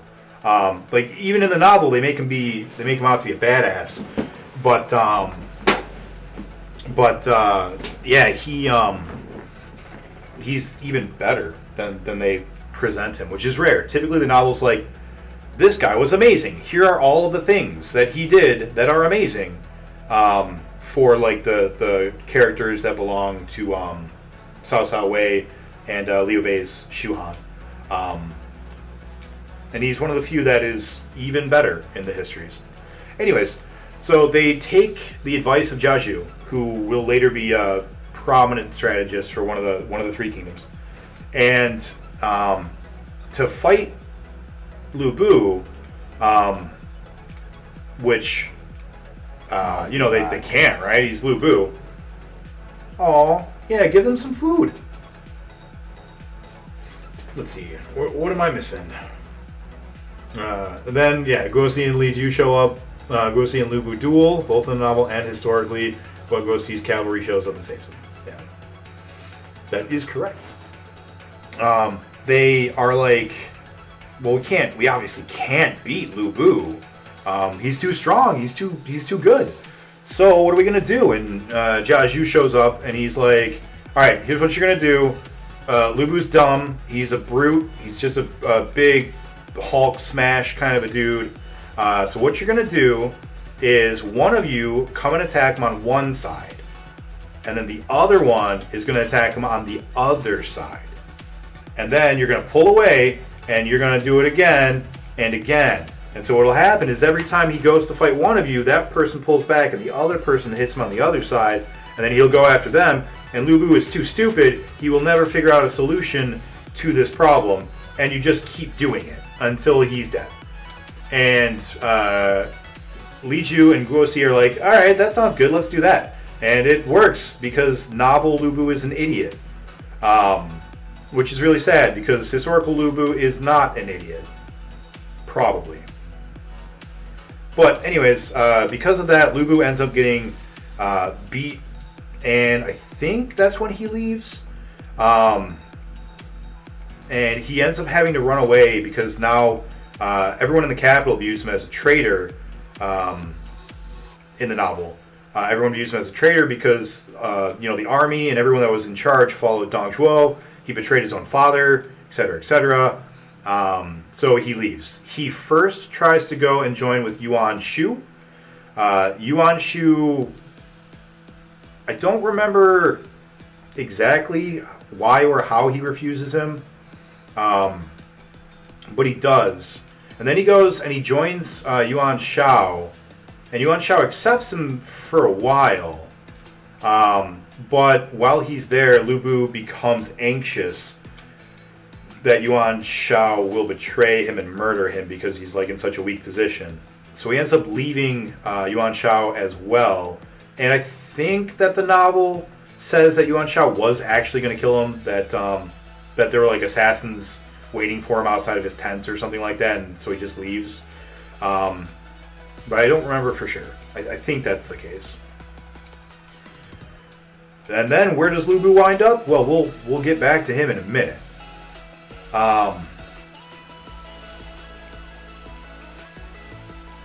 So now Li Ju and Guosi are in the capital, and they are ruling with an iron fist. Damn it, just as bad as Dong Zhuo, maybe, almost.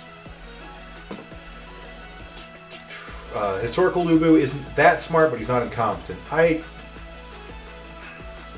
don't know. The RTK games makes him utterly stupid.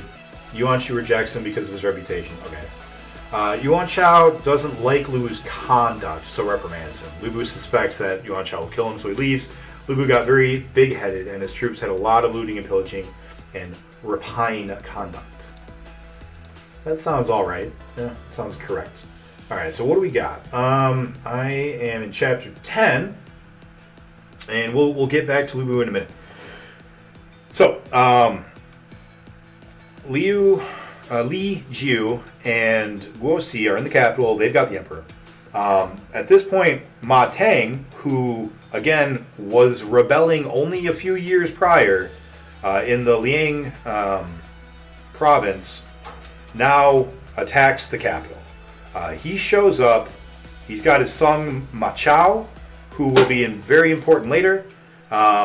He's got his friend Han Sui. I don't remember the details, but Han Sui was actually like a really prominent figure during the Han itself.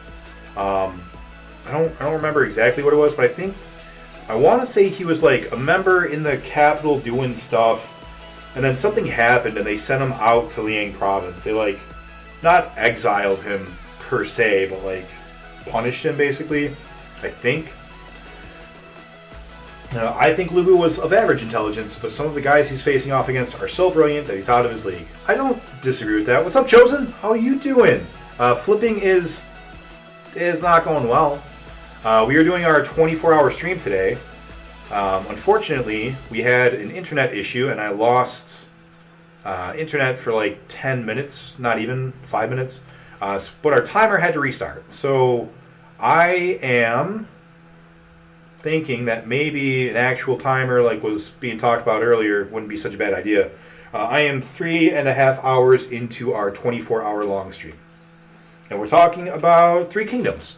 So if you've ever played Romance of the Three Kingdoms or Dynasty Warriors or anything like that, man, I'm going to be talking about it forever. I'm on chapter 10, and that's in 3.5 hours. So 120 chapters. 12 times 3 is more than 12 or 24, so yeah, we should be good.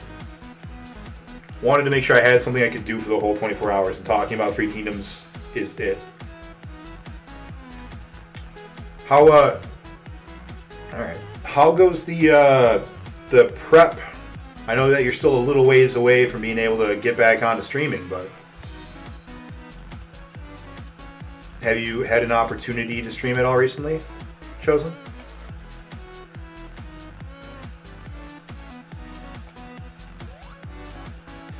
So getting back to it, Matang attacks with Machao, Hansui, and Machao's cousin? So Machao is Matang's son, and Madai is, I think, is Machao's cousin. Both Madai and Machao are going to be important. Hansui and Matang less so, but still significant. So they show up in the novel, and they attack under the pretense in the novel of trying to take the Emperor away from them and save him. Historically, I don't remember exactly how it played out, but it's different. I know that. Matang and Hansui have a major falling out at this point. Okay. Yeah, I don't remember what they did historically here. I know the book is wrong. I know that the book talks about them here, but it's not what happened. They both fight and kill each other's families and wives. Ooh. Oof.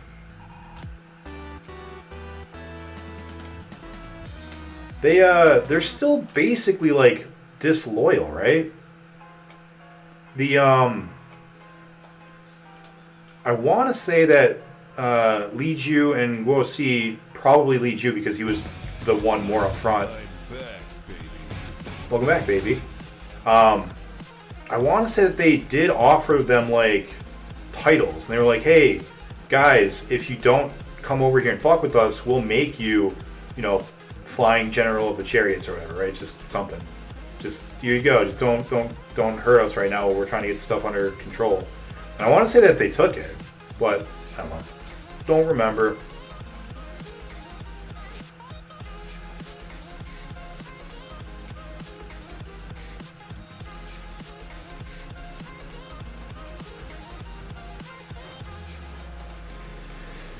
But yeah, so they come and they attack, and the book goes out of its way. No opportunity sometime in March. Yeah. You're not coming back to the Genesis. Oh no, why not? Major blood feud at that point. They were in rebellion still. Kakao forces them to reconcile. Thank you. Yeah, I remembered. I was like, I'm pretty sure they're still in rebellion, and I'm pretty sure that they're still bad guys. So, yeah, it's interesting. The novel makes Matang and Hansui out to be really, really good. Like, really loyal, really empathetic to the Emperor. But historically, Matang's basically a bad guy. Like, I mean, it's hard to say that someone in real life is a bad or a good guy, but like there are definitely certain standards that you shouldn't fall underneath, and it kind of seems like he does. So, but anyways, so they attack. Li Ju and Guo Si try to get him not to attack, and it works. Matang was among the Tang and wasn't really a bad guy. The Tang had good reasons to rebel. That's fair. That's true. That is true. Alright, so what do we got next? Okay, so I've been doing a lot of thinking, and I really want to experience the system I've never really played so I can enjoy playing the game. I mean, I grew up with the Genesis, but out of 700 games, there are many, many games that I did not experience that I'm excited to get to try. Like this one. Never played this one on the Genesis. Very happy to be playing it. You just saw this game and decided you didn't want to spend 200 hours playing it, didn't you? That's what's going on. Chosen's trying to be like, oh, well, on my second thoughts and my better nature, I decided maybe I would want to experience something a bit more interesting. No, he's just afraid of pinball. I get you. I know that you, Chosen's making the right decision. Fuck this game.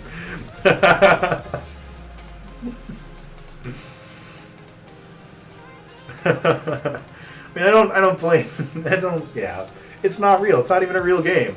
It's wasting all of our times.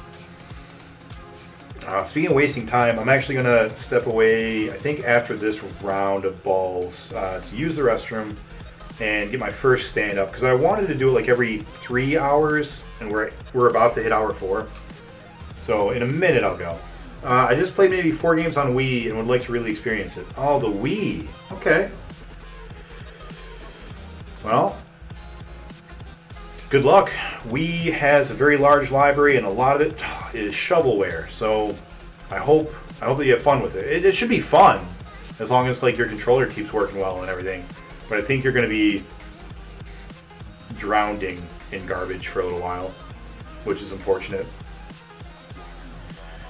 So now we go back to our good friend Cao Cao. Cao Cao left the capital after Dong Zhuo and Lu Bu whooped him, and we haven't heard from him since then.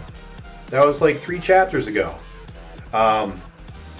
What has happened to him since then is he's gone back and built up his troops more, and he has found some yellow turbans.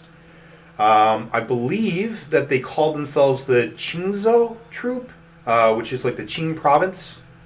And he goes there to stop them from being rebels. He goes and he's like, hey, stop being a bad. And they're like, no, we're not going to stop being a bad. We have reasons to rebel. You guys are, stealing our grain and doing imperial things and blah, blah, blah. And so Cao Cao sends troops. He beats them. It's a pretty simple fight. One noteworthy thing, and I always forget if he's actually one of the rebels, if he's actually a yellow turban, or if he's just like a farmer that's there. And they run over his field, maybe? That sounds right, and I think that's probably what it is. But there is a general by the name of Zhu Chu. And Zhu Chu, for Marble Lion, he uses the giant mace, and he is the very big, dumb, idiot man baby in the games. Historically, and in the novel, much better. But yeah, big dumb diaper baby in the games. So he shows up, and like I said, I think that like Cao Cao's troops run through his field, and he comes out and he's like, "God damn you Imperials on my lawn!" And he like runs out to fight them. At some point, he picks up an ox and he pulls it by its tail. I don't really remember, but he ends up joining Cao Cao at this point. I think Cao Cao's like, hey, if I put you in charge of like making sure that all the farms get rebuilt, and if I put you in charge of making sure that your people have food, you are super strong and you seem nice. Do you want to just be on my team? And Shushu's like, okay, yeah, as long as we're doing the good fight. And that's how he gets Shushu. And Shushu has a great style name, by the way. His name, in one of the translations, is Tiger Lust. He is named Tiger Lust.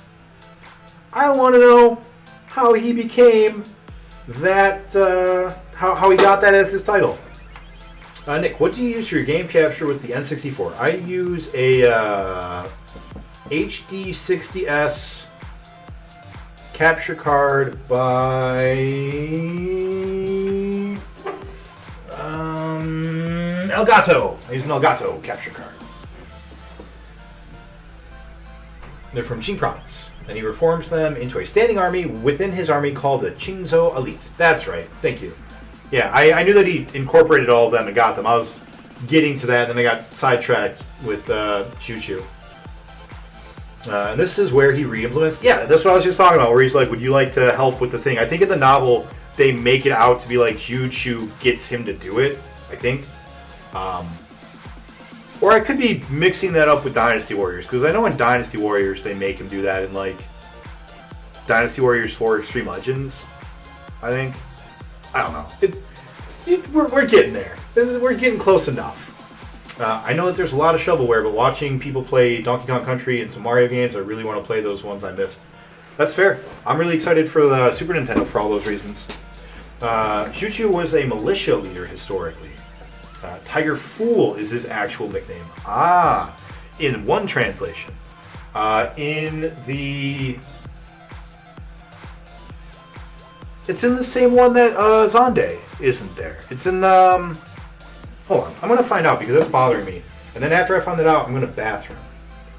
By the way, just out of curiosity, how many people are actually here listening to this?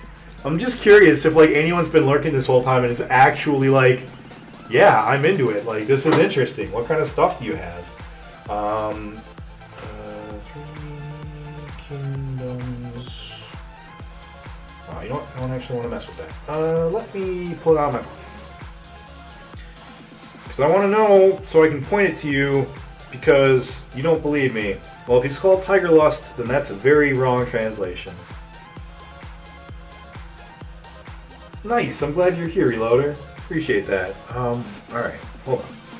There is a online book. And the online book, I'm like 90% positive, says it's Tiger Lust and also doesn't have Zonde. How do I find it? Guys, it's totally going to be worth it. I promise. Totally worth. Alright, so yeah, 3kingdoms.com, which is archived. What? What happened to 3kingdoms.com? Why is that gone too? Everything 3 Kingdoms related is just gone. Oh, boy. Alright, what do we got?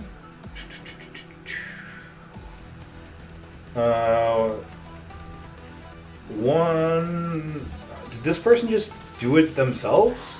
Because he mentions that he's got 5 Buick-Taylor editions and 3 Roberts editions. Waiting for the romance to start. We'll get there. Literally means tiger, silly, foolish, idiotic. Huh. Interesting. So 3kingdoms.com publishes the full translation of RTK by C.H. Buick-Taylor on the web, free for all internet readers. We incorporate the literature style of Buick-Taylor, and at the same time we use the modern Pinyin name system. Moreover, we have corrected the many mistakes the paperbook has. Best thing of all, we've included many notes, backgrounds, as well as maps with other details. I don't remember seeing any maps on here. It's probably like a separate section. The readers can post their notes online. Fans often praise the commentary. Oh, Rafty Crespigny actually did this? Neat. So Kong Nguyen translated this apparently. Because it's definitely not following the C.H. Buick-Taylor translations at all. So take it up with Kong Nguyen. I don't know. Alright, we're going to do one more set of balls. And then I'm going to take my first break. Still going strong, though. For all you guys that are hanging out, I need to finish this before the 24 hours is over. So don't hesitate to cash in your hydrates, if you would. It'll help me remember to keep consuming liquid. I've also got a whole 12-pack of Mountain Dew, because Mountain Dew is very sugary and caffeinated. That'll help when I get a little low. And then once the sugar crash starts hitting me from drinking the soda, I've got a variety pack of different flavored Red Bulls. So I'm looking good for this 24-hour thing. I got some snacks here too. So this is all going to be great. All right, where were we? What were we talking about? Montang attacking. They leave. Qingzhao. Yes, okay. During this time, while Cao Cao is getting the Yellow Turban troops and internalizing them, that makes his army get very large. He gets a very, very big army compared to most of the rulers at the time. And along with that, he ends up getting some notable strategists, generals, advisors, civil officers, etc., etc. So in addition to the 6 that we've named previously, and of course the probably hundreds of unnamed ones that I have no hope of ever knowing. So he had Zhao Yuan, Zhao Dun, Cao Ren, Cao Hong, Yu Jin, and Li Dian, all of whom are in Dynasty Warriors, by the way, except for Cao Hong, which is weird. Cao Ren is the guy with the buckler, the shield buckler, back when he was first introduced in 4. I don't know what he has now. I know it's different. Li Dian got added in the newest one. I think he just uses a spear or maybe hook swords. I don't remember. Yu Jin also got added. I also think he just uses spears or a hook sword. Yu Jin, Yue Jin, and Li Dian all got added like right at the same time, I think. And one of them uses hook swords. One of them uses like big spear, like a Zhao Yun type spear. I don't know what the other one does. A club, probably a big club. Hook swords, spear, and club. Yeah. Anyways, Marvel keeps asking me to Dynasty Warrior-ize them, so I'm trying. So in addition to Li Dian, Yu Jin, Cao Ren, Cao Hong, Zhao Yuan, and Zhao Dun. Zhao Dun is the guy with the big scimitar with one eye, and Zhao Yuan had a club for a long time and now has a bow and arrow. So in addition to those, he gets Guo Jia. You're right, the online ROTK calls him Tiger Lust. Yes, I knew it! Haha, you doubted me! Dog, I didn't remember... No, I guess I did remember Tiger Fool, but like, Tiger Lust is just hilarious, right? Like, that's so funny.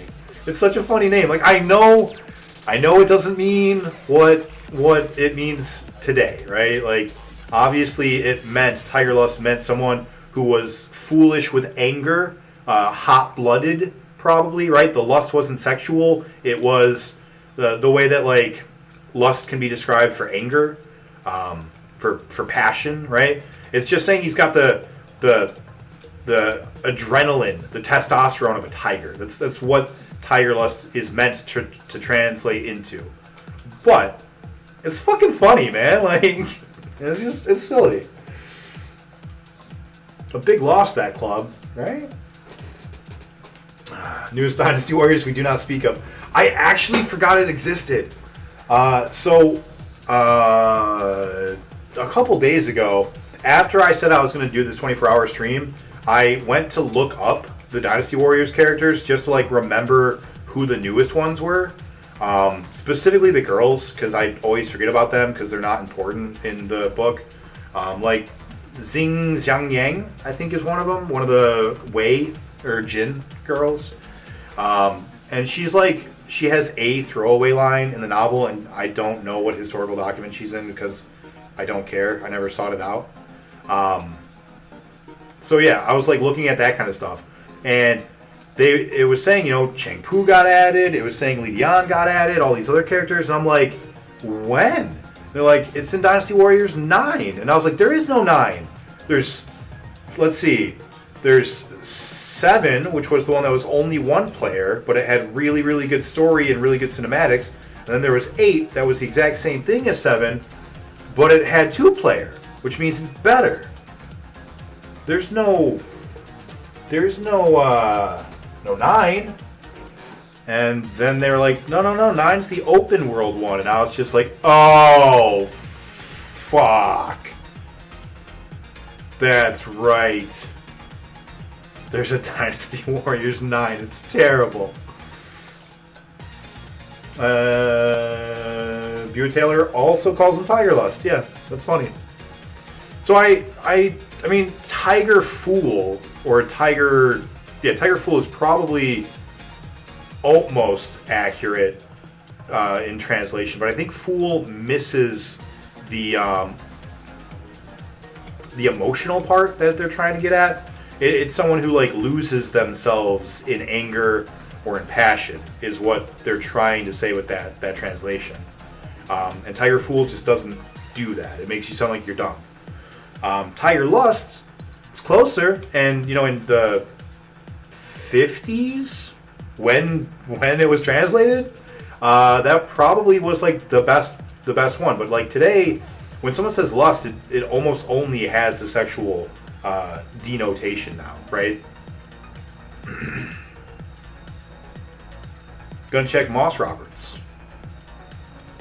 I mean, I fully believe you that it's fool in like a lot of the modern or like more recent translations, and Roberts is more recent, so.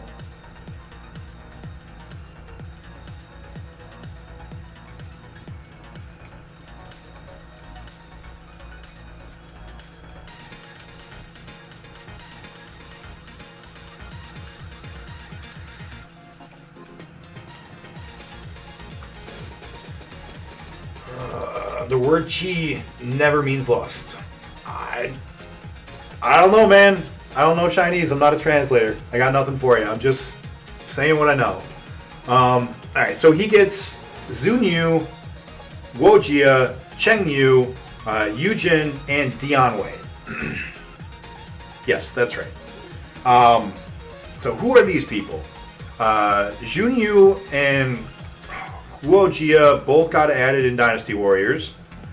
Guojia in 8, I think, had like a pool ball and a pool cue. I don't know why. I don't know what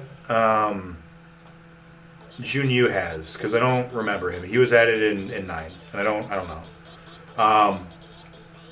Both of them are military advisors. I believe that Junyu was more civil than Guojia, but still had like definitely did military stuff. I think in the novel he's purely military, but I think historically he was more of a civil servant. There are a couple people with very similar names though, and I might be getting him confused with somebody else. I think there's his son, which is Zhu Ouyun. There's someone else who's like Jun Yun. I don't know. But yeah, so those guys, they're pretty important. Chengyu is a very prominent early official. Again, I believe he's more civil than he is military. But both of them will be holding cities and successfully defending them against Lu Bu in the upcoming campaigns. Yujin is... I think we already talked about him. No, we talked about Yue Jin. I always get him confused every time. Yujin is... Damn. Calls him Mad Tiger. That right there, Mad Tiger is... That's a good modern day translation. Yeah, Yujin is going to be a general that is around for a long time, does a lot of combat, very involved in the matters of Cao Cao, but unfortunately he is made most famous by his final failure, which we'll get to. And then there is Dianwei.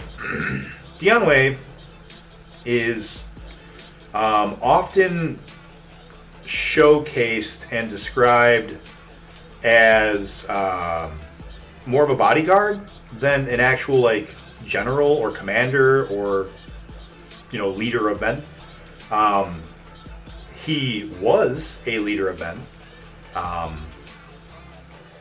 but I think he also was in charge of Cao Cao's personal guard for a time. So I think that might be where that comes from. Dianwei is in Dynasty Warriors with a giant axe with a horse head on it.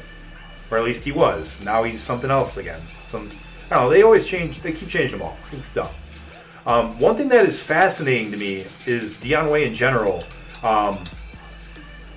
he is... Alright, so Dynasty Warriors 1 was a fighting game. It was not called Cinco Musou 1, which is what the rest of the Dynasty Warriors games are called. Cinco Musou. It was called something else. But in the US, we call it Dynasty Warriors 1. I think Dianwei's in 1. Or I think he's in 2. He's in number 2. And what's fascinating is all the people in 1 and 2 and like 3 were around forever, did really big deal stuff. Like, they're all very important people. And Dianwei's one of them. He's in there. And he is not important and not a very big deal.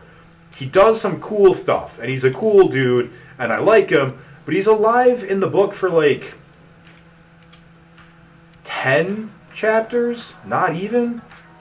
5 chapters maybe. Like, he's going to die real soon. And I don't understand why he's so well known and like so famous. Like, he's like in the top, I don't know, top 10 list of Way characters as far as recognizability. And I don't understand why. I didn't even notice I had ×3. Holy crap. So we hit everything, and it didn't do anything, so it's definitely got to be score.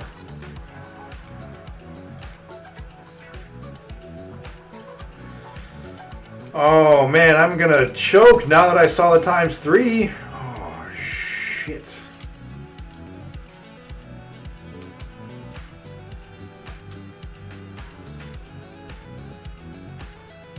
I need to hit all the nubs too.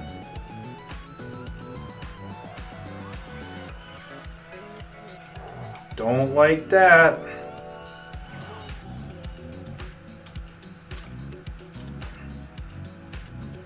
So the way to get those lights on the bottom is to bounce it off the I need to go down though. There's nothing up here. There are no points to be had up here, right? Oh, there are those nubs.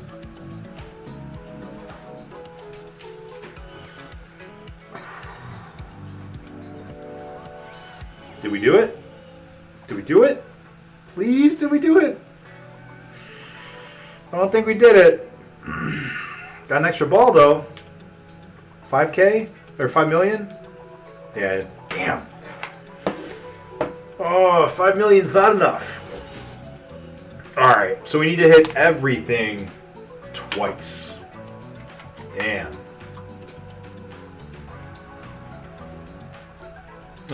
Google Translate has it as tiger idiot.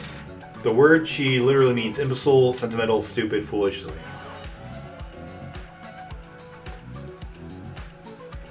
So tiger lust is just a very odd translation. Look at me scouring actual books just for this one thing.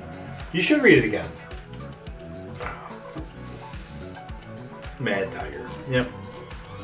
Alright. What were we talking about? Dianwei? I got distracted because we almost did it. Actually, you know what? Let's finish this out because I think it has to be done on 1 ball. But just in case. I mean, we should finish this either way. It's just 1 ball.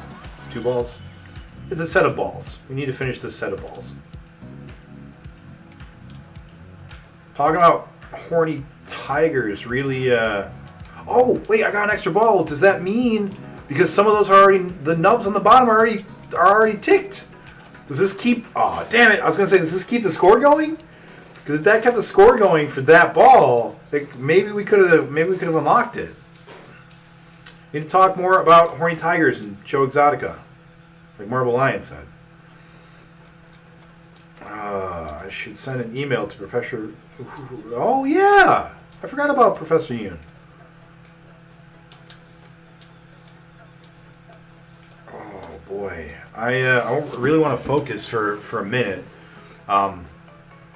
Just because maybe we're close to beating it. Because maybe it's not all in 1 ball. I'm pretty sure it's got to all be in 1 ball, but maybe it's not. So if I can get like a decent score, we might be able to move on. That was our first ball.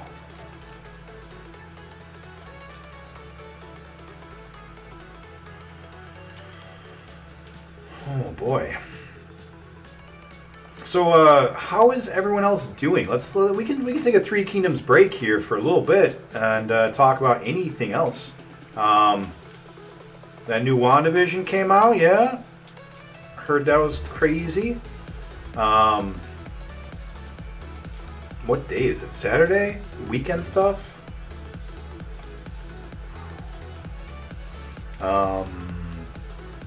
What is life? I don't even know. All right, nothing up top still. Woo!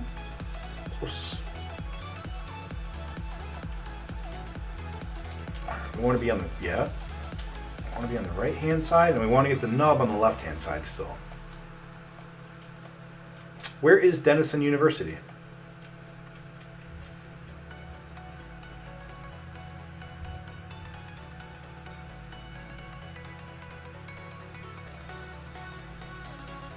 Oh, we also need those nubs. Okay.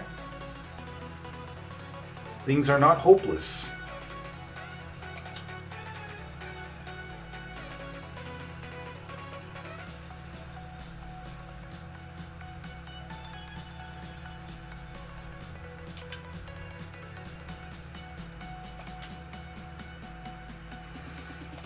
Alright, so this is our second times 3. Oh, let's see if we can do this. You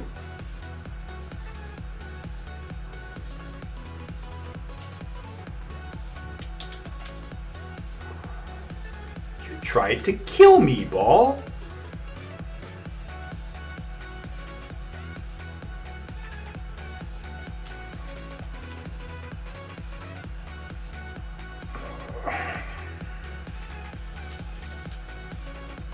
Yeah, this table is supposed to be one of the easy ones, and we are just had real bad luck so far. This could be the change.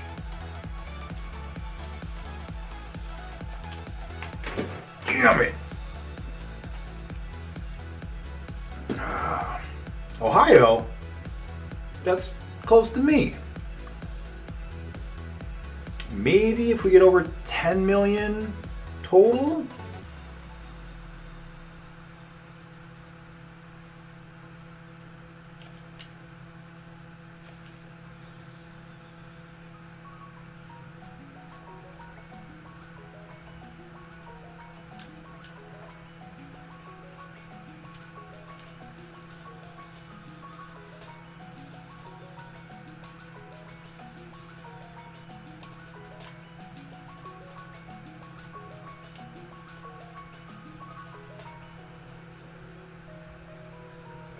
It's weird because for the most part in this board you don't actually want to touch the flippers.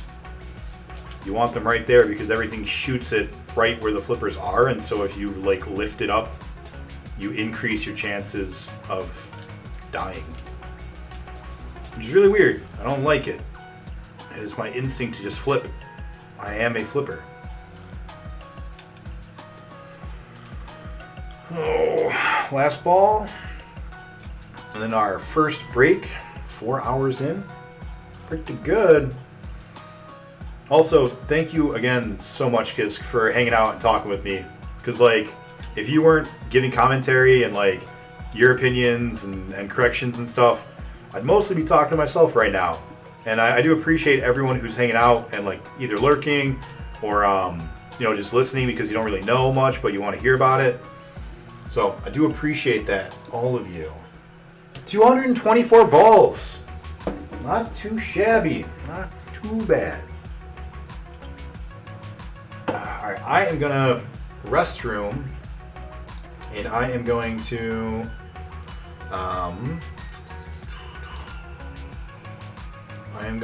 restroom and maybe get a little bit of food real quick. But I won't be gone long. Welcome back, everybody. What have I missed? E.T. for Atari. Worst Christmas gift ever. Yeah, that was a pretty bad game. Wasn't too terrible, though. Only took us 2 hours. Not this 25, 26 hours that we're currently in.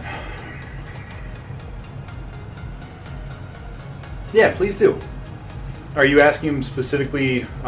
Wait, Dr. Yang? You mean Dr. Yen? Are you asking specifically about Jutsu?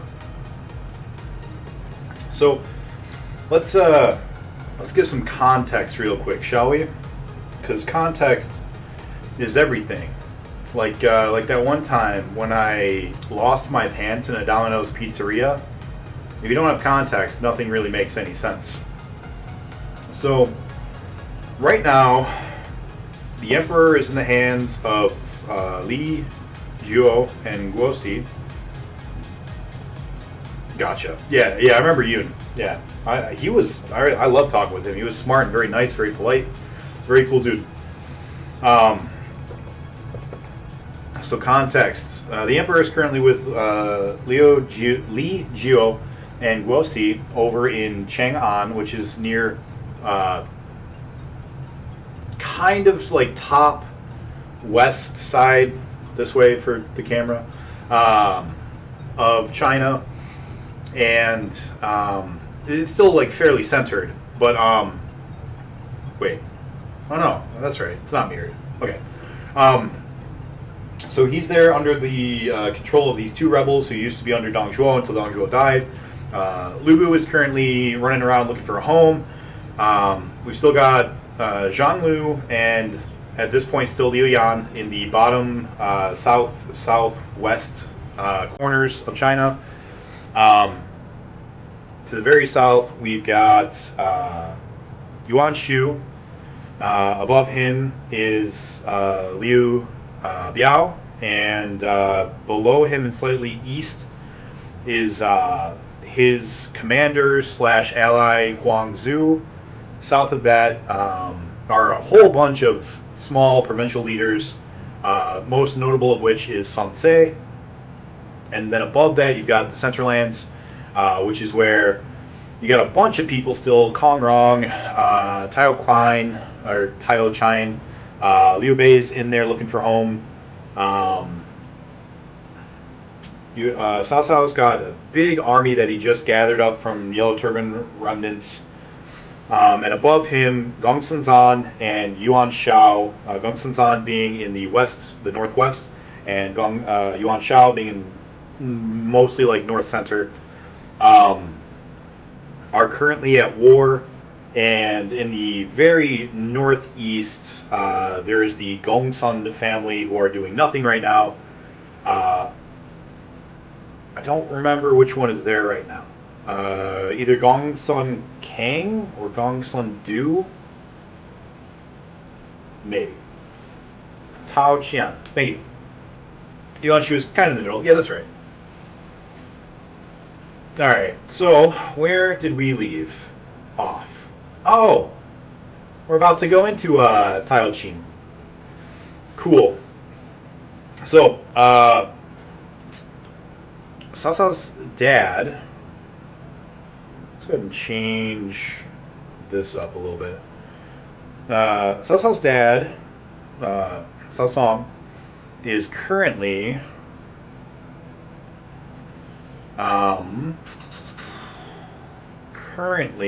walking through Zhu, I believe.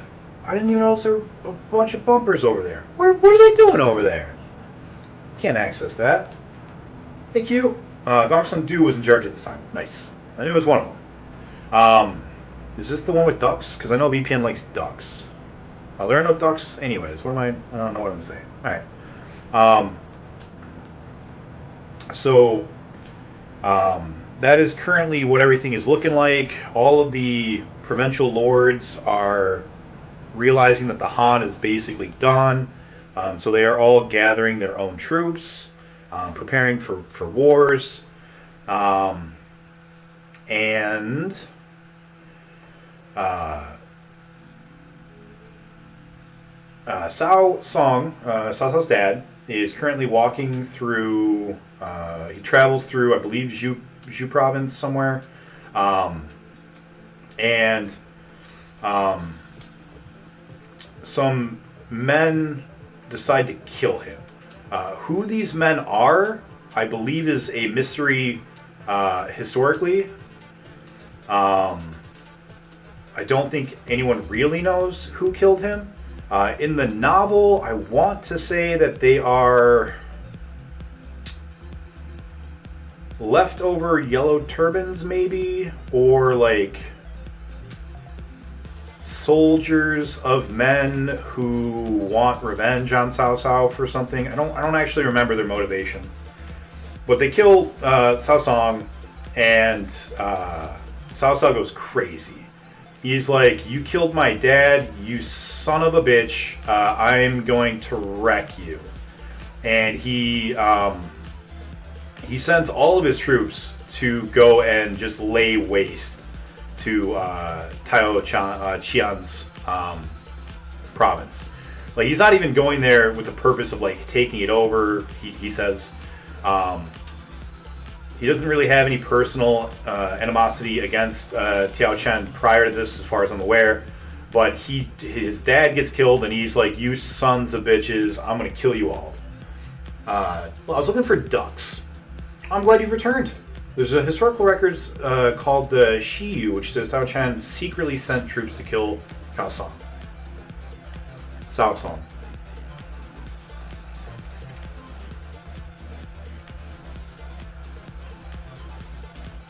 Does it give any indication as to maybe why? Wushu says Zheng Kai was sent by him to escort him, and Zheng Kai murders him and steals his wealth and runs away. I think that's what it says in the novel as well. I think that's the novel's reason. So Cao Cao goes, and he brings his whole army, and he is just going to massacre everyone. And if I'm not mistaken, I think this is like, I think he does actually kill like a whole bunch of people and has like these mass graves and stuff. The novel doesn't talk about that. The novel basically like says, yeah, he's going to go do this, and then he doesn't, because someone else fights him, and we'll get to that very soon. But while he is there, Tao Chan is all like, "Oh no, Cao Cao's going to come and fuck me. We need help." And so they like basically just reach out and ask people to come and help. The novel says that he sends Taishi Si, which is a warrior we have not heard of yet, but will become important later, to go and ask Kong Rong for help. Kong Rong is one of the guys that was in the alliance against Dong Zhuo, and he was a well-known scholar, friend of Liu Bei, and I think Liu Bei is currently there when Taishi Si arrives. I believe that Liu Bei is there helping him fight Yellow Turbans, maybe. And Taishi Si goes, beats the Yellow Turbans for them, basically, like saves them while they're in the middle of a fight. And they're like, "Oh, cool, so you're a friend. Awesome." And he's like, "Yeah, I am a friend. Now, let's go save Tao Chan." There's no reason given in the Shiyu why he orders his men to do it. Gotcha. The kids run competing dance teams. That makes the most sense. The Hao Han Shu says Cao Song was traveling, Tao Kan's men were garrisoned in the area and were tempted by greed and killed him and stole his money. So that's probably the most likely. Gotcha. Yeah, okay. So, Liu Bei says, "Yeah, sure, I'll help." And he goes to try to fight Cao Cao. Before doing that, Liu Bei requests troops from Gongsun Zan in the novel to go and fight Cao Cao. And I believe with those troops comes Yuan Shao, who, as we talked about before, he's like the poster boy for Dynasty Warriors. He uses a big spear. Zhao Yun is awesome. The novel talks him up quite a bit, and I think it still does him a disservice. He's kind of like Jia Zhu in that way, where people assume that he's not as good as he was because like the book makes him out to be this really amazing guy, and it's like no, he was, and in fact he's more amazing than what you think. At this point, Lu Bu finds a home. I think he takes it. I think he finds like a small lord, someone who's like got a city or two, and he takes over that city, and he claims it as his own. And he, in the novel, attacks Cao Cao at this point, which forces him to leave Tiao Chan's territory. Historically, that did happen, but I think I'm missing some context because I don't remember why. I don't remember why he chooses to attack Cao Cao. I think it's simply opportunistic, maybe. He just sees that because he's gone, this might be a good chance for him to take his territories. And so Lu Bu goes and attacks Cao Cao's home territories while he's off at war with Tiao Chan.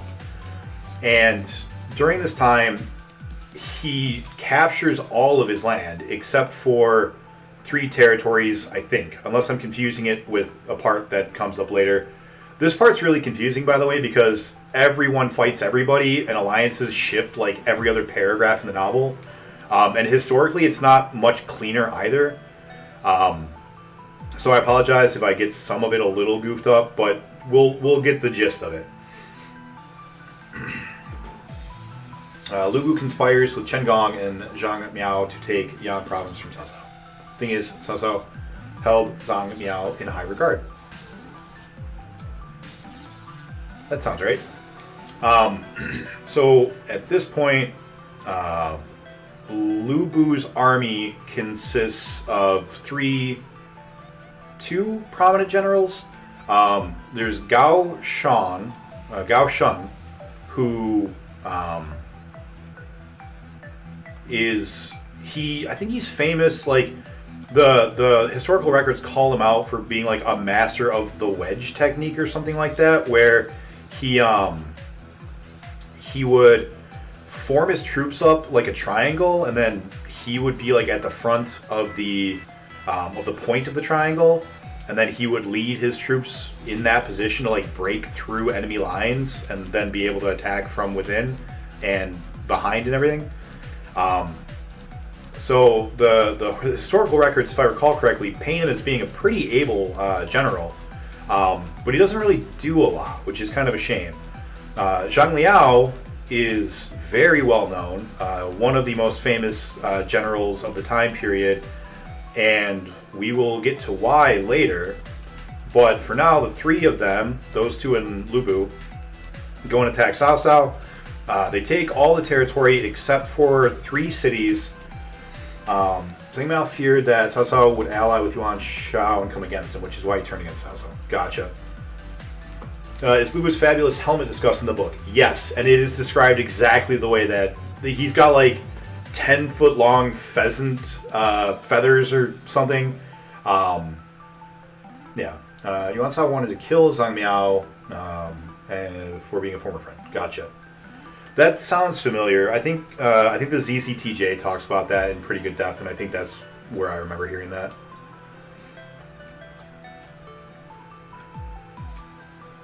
Damn.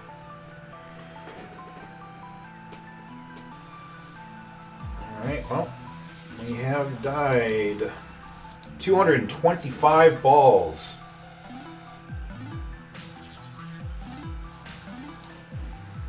Gao Shun's unit called Formation Crusher.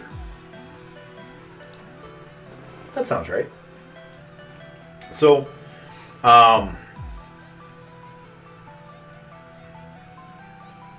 Chen Gong is, in the novel, he is with Lu Bu as well. Forgot that. So, Cao Cao turns around and he goes to fight Lu Bu. And the only territories that he still has, I believe, are, I don't remember the names of the cities, but Chengyu is holding one, Zhaoyudan is holding one, I want to say Junyu is holding the third. And these were, 2 of them were the people that I mentioned before, were like, they're not like well represented in the novel, but they're pretty important. They do a lot of stuff kind of like behind the scenes, and I believe that this is one of the few points where they like really get called out. I like how Dynasty Warrior's most extravagantly dressed character is novel accurate. Yeah, like, not a joke. He really is. So they fight, and there is an interesting aspect to the battle that I am forgetting.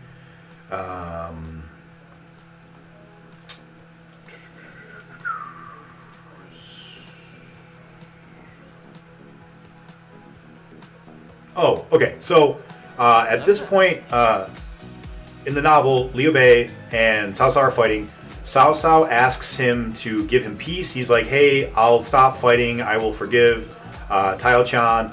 I'm going to go home and fight Lu Bu. And Liu Bei's like, cool, let's do that. So Cao Cao goes back. He fights Lu Bu. He loses the fight. He loses pretty handedly. And to help protect the rear guard, Dian Wei, who we talked about before, he was the guy that's like kind of represented as Cao Cao's bodyguard more than an actual leader. He walks with his troops to the rear guard, and as the rest of the troops are trying to retreat, he like takes a whole bunch of axes or spears, and he lines them all up in front of him, and he turns his back to the enemy as they're chasing after him, and he tells his troops, "What's up, Miss Danny?" Now, at this point, Chen Gong is still one of Cao Cao's subordinates historically. He doesn't leave until he gets Lu Bu and Zheng Mao to work together and defeat Cao Cao. Yeah. In the novel, I think they just have him over there to begin with. Or, after the pig slaying incident. So Dian Wei tells his troops, when they're 100 paces away, tell me. And the troops are all like, what are you doing? And he's like, just tell me when they're there. And they're like, yeah, they're 100 paces away, dude. And he goes, all right, tell me when they're 50 paces away. And all of his troops are like starting to shake. They're like, the whole army is coming, dude. What are you doing? And they're like holding their spears, like just And Dian Wei's, tell me when they're 25 paces away. They're like, they're 25 paces away. And he goes, tell me when they're 10 paces away. And they yell out, they're here, they're here. And he turns around and he starts picking up axe or spear after axe or spear and just starts chucking them behind him. He just picks it up, throws it, picks it up, throws it, and every one of them like sinks into a person's body. Everyone kills a dude. And it's amazing. The troops are all rallied. They run flying forward. They dive into the enemy. They fight them to a standstill. And the enemy stops pursuing them, so they're able to retreat and go back. So, pretty cool. I do believe that is recorded in the histories, so something like that probably did happen. Maybe not, exactly so extravagantly, but I do think that they mention something like that. So Dian Wei gets, renowned, and Cao Cao's like, holy crap, you're really, really good, and has a bunch of honors for him, etc., etc. So at this point, they continue fighting, and he is able to, Cao Cao is able to defeat Lu Bu on the field, and one of the cities that Lu Bu is holding claims to submit, right? They're like, we're gonna go ahead and submit. You're better. We don't want to be under Lu Bu anymore. And Cao Cao's like, awesome, let's do this. And so he marches his troops in to take Lu Bu's city, right? Thing is, there's some weird, inaccurate stuff in his SGZ. Right. That's why I assume that it's something like that probably happened, but probably not exactly that. Yeah. So he goes into the city, and all of a sudden, a bunch of bombs go off, torches get lit, the castle gates close behind him, and he's like, oh no. And it turns out this has all been a trick. Lu Bu has pulled Cao Cao into the city under the guise of it surrendering to him. And he goes running around trying to find Cao Cao. And they're like, Cao Cao's wearing this. And so he like some hat or something, like a helmet. And so he takes off the helmet and then he throws it on the ground. And then he hears someone else go, Cao Cao has a 5-inch beard or whatever. So Cao Cao takes his sword and he cuts off his beard so that they won't recognize that he's got a beard. And then Lu Bu walks right up to him and he goes, "You there, I'll spare your life if you tell me where Cao Cao ran to."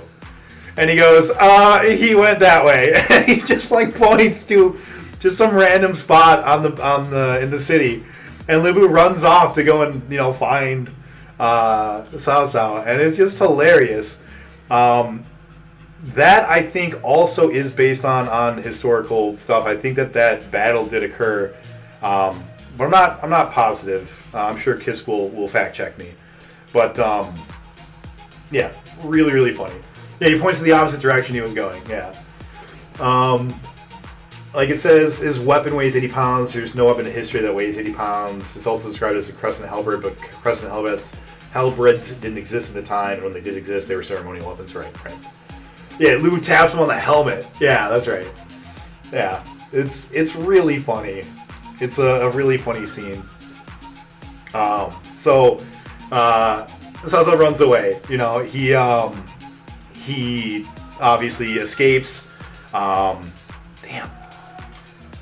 So it's a pretty good scene. And then locusts show up. I think it's wintertime maybe. There's a famine, so they stop fighting because they don't have enough enough food to feed their troops, right? And so for like the winter or the autumn period or whenever this famine happens, Cao Cao just sets his troops back to farming. Which is something that he did quite a bit. Most rulers would divide their troops, or not even their troops. They would say, all right, if you are troops, you are troops. And all the civilians will just make the food, and we'll go and take the food from the civilians as, taxes, or just when there's a war, just go and take it. They're just farmers.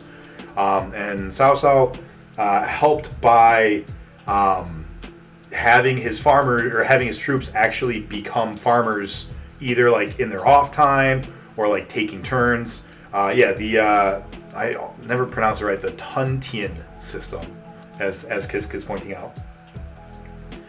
So that happens.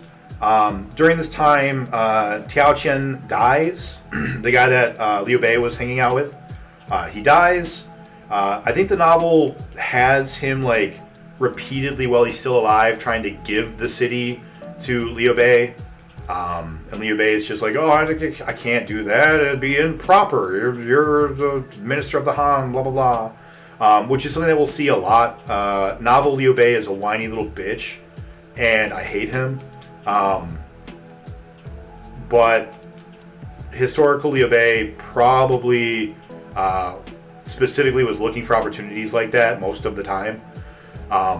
It seems very likely, at least from my reading of Liu Bei's histories, that he was very conniving and very charismatic and very good at telling people what they wanted to hear and getting them to give him what he wanted them to do, to give him. And I believe that this is one of the very first instances of that. I guess you can kind of say like with Gongsun Zan and stuff, but alliances were kind of back alley at that time, and people were trying to team up with other people to take care of real or imagined threats. So that's, possibly Gongsun Zan just did it because he wanted to fight without, actually being the one named to. It allowed him to mobilize his troops very quickly too, because they basically settled on the borders. Yeah. So, damn. Doing bad. Where are we? We are chapter 12. All right. In chapter 12, Cao Cao decides that he needs some more supplies. And so he has Cao Hong go and fight. Oh, I was wrong. This is where he gets Su Chu. I was ahead. Oh, well. He goes and he has his troops, specifically under Cao Hong, fight some Yellow Turbans. And it's at that point that he fights the most famous Three Kingdoms character, the illustrious He-Man. He-Man is a Yellow Turban. He's super famous. He's got toy line, a bunch of movies and cartoons. He was known for wearing a loincloth and holding the power of Grayskull. And then he gets killed, and while they are trying to get the food from him, that's when they run into Jushu, who, like we said before, is named Tiger Lust in some translations, and is very strong. He can pull an ox by its tail, and like actually pull him around a field that way. It's pretty cool. Oh, it's happened a lot. Chendang sent an emissary to Yuan Shao, saying Shusu is in a desperate situation. Whoop. And the people have no ruler. We have lost a few generals. I'm afraid unscrupulous people will take this opportunity to dominate the land, and this will increase the burden on the chief of the alliance. Now we are asking the governor of Pingyan, Liu Bei, to take over so the people have a good ruler in these chaotic times, and thus informing the chief of the situation. Yuan Shao replied, Liu Zande is a very trustworthy person. The people of Jushu will have more than deserving to him as a ruler.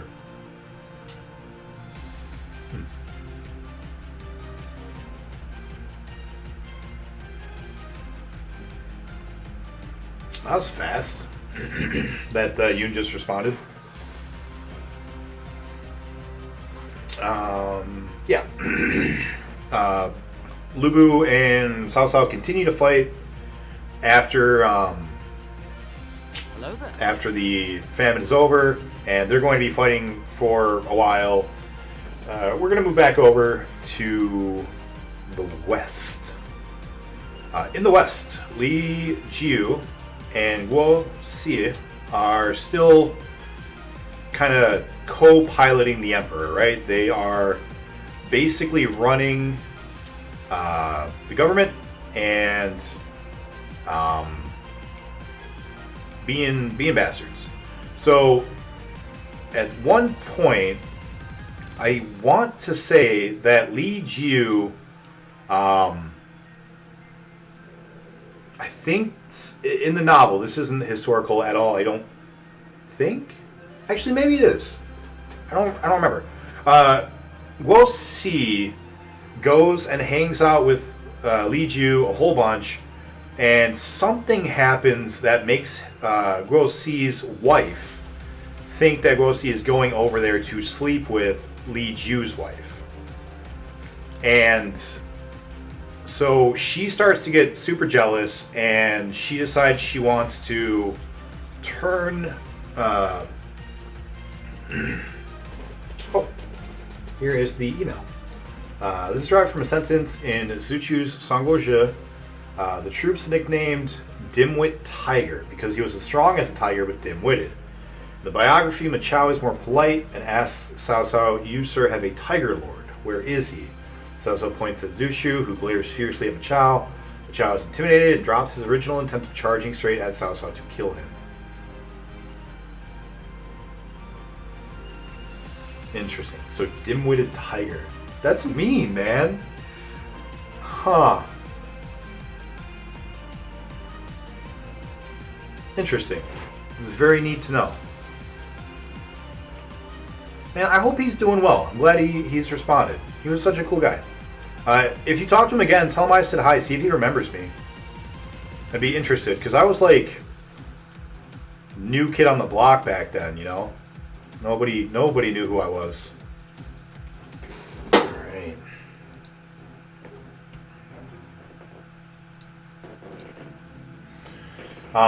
So Guo Si's wife gets jealous, thinking that her husband is porking Li Jiu's wife.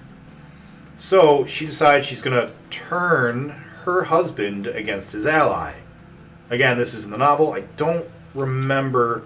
I think there is something historically accurate about it, but I don't know if it's the full context. So she starts to like try to, you know, whisper little devil on his shoulder type stuff to him. Like, are you sure that you really want to do this? Blah, blah, blah. And at one point, he sends over a bunch of gifts. And I actually think that the gifts are from the wife, from Li Jiu's wife. I don't remember for sure. One of the gifts is food. And Guo Si's wife, poisons the food. She puts poison in it. And then as her husband is going to eat it, she's like, hey, I've been warning you about Li Ju, you should probably make sure that that food's safe to eat. And then she feeds it to her dog, and the dog dies from the poison. So she kills her own dog to trick her husband into believing that his ally, who she thinks he's cheating on him with her wife, or with his wife, tried to kill him, right? Like, this is pretty messed up stuff. Guo believes it. He's like, well, shit, alright, well, dog died. Obviously, he did something to that food. I shouldn't eat it. So he goes out, challenges Li Ju. The two of them begin to fight. As they begin fighting, the people of the city all are like, whoa, this is nuts, because like the main two armies are just like clashing in the streets of the capital. And some of the loyal ministers grab the emperor during this combat and run away with him. They take him and they just flee. And they are met on the road by the leader of a group that calls themselves the White Wave something. I don't really remember. And either Zhu Huang is the leader of it, or Zhu Huang shows up and stops the White Wave from taking the Emperor. I don't remember which. Either way, Zhu Huang is Dynasty Warriors character. He's the Wei guy with a turban and usually has a giant axe or a giant halberd. And he takes the Emperor and guards him as Li Ju and Guo Si make amends and come back and try to take back the Emperor. He stops them, he beats them, and the Emperor and his assistants say, well, now we don't have troops, we don't have a city, like, we got literally nothing. Who's nearby? Cao Cao's nearby, and Cao Cao was one of the driving forces of the coalition to fight Dong Zhuo. Let's go and ask him to help. And so, with that, they march over to Cao Cao's area. Cao Cao marches out and meets them. And now Cao Cao takes command, damn it, of the Emperor. That's what you're saying about pinball right now. I'm sure I want to do this. Yeah. Yeah. White Wave Rebels. Former Yellow Turbans. Du Hong served Yang Feng, who was a leader of the White Wave Bandits. Thank you. That's right. Yeah, I knew it was something like that. I don't remember the exact specifics though. I will use blueprints as soon as I lose here. All right, breaking out can number 2, Mountain Dew. 10 more to go.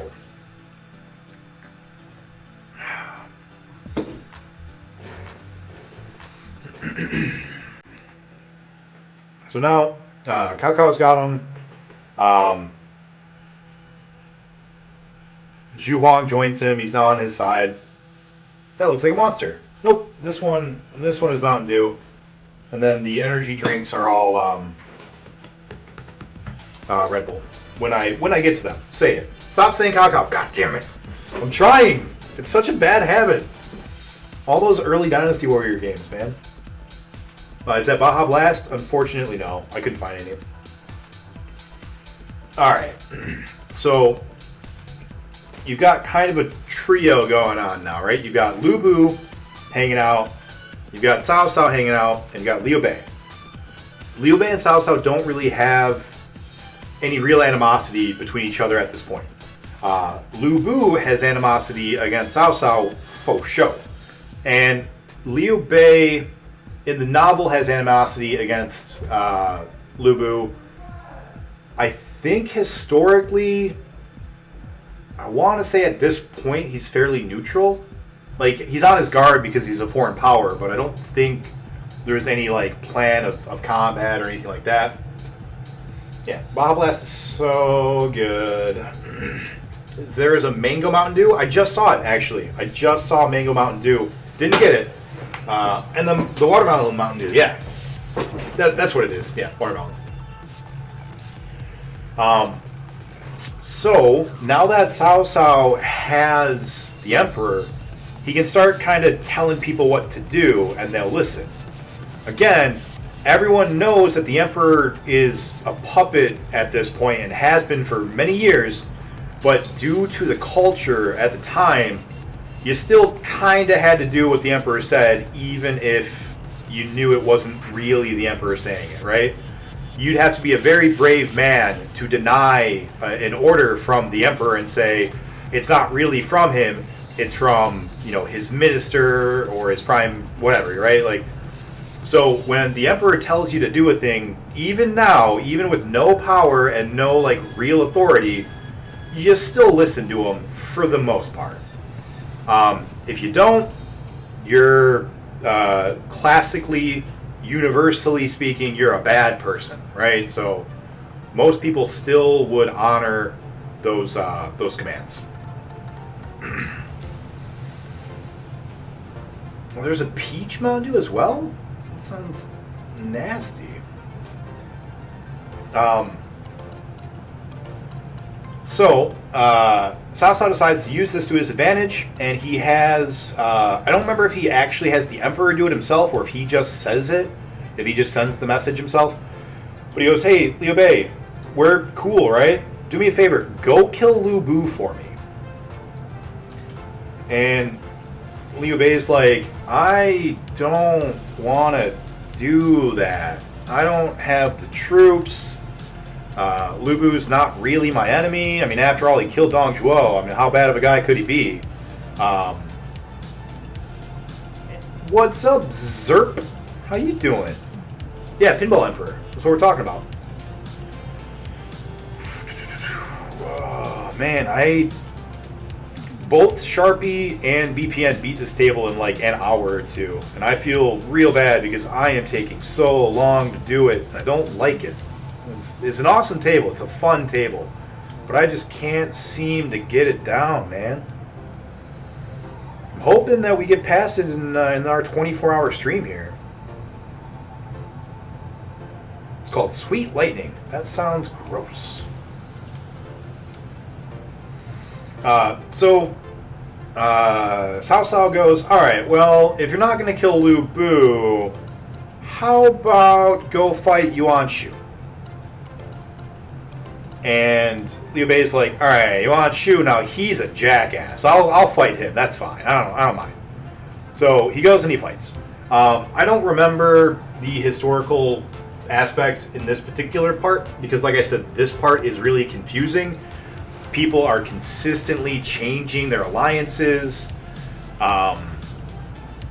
People are making all sorts of decisions that like aren't clearly explained, or at least if they are, they're kind of convoluted, and so I don't remember them. Blueprint time. Got to be brave to try this game. Oh, I know. It's okay though. We're doing it. Did you want the blueprint parts as well? Because I'll definitely do that. I just didn't think about it. Jeez. So Liu Bei goes and he goes to fight. Yuan Shu. He leaves behind Zhang Fei. If you aren't familiar, again, there were the three brothers, right? Guan Yu, Zhang Fei, and Liu Bei. I know we haven't really talked about them a lot lately, but that's because they haven't really been doing too much in this time. So, Liu Bei leaves behind Zhang Fei to protect the city that he got from Tao Qin. And he and Guan Yu and his small number of troops go to fight Yuan Shu. While he is gone, Lu Bu decides to take advantage of this. He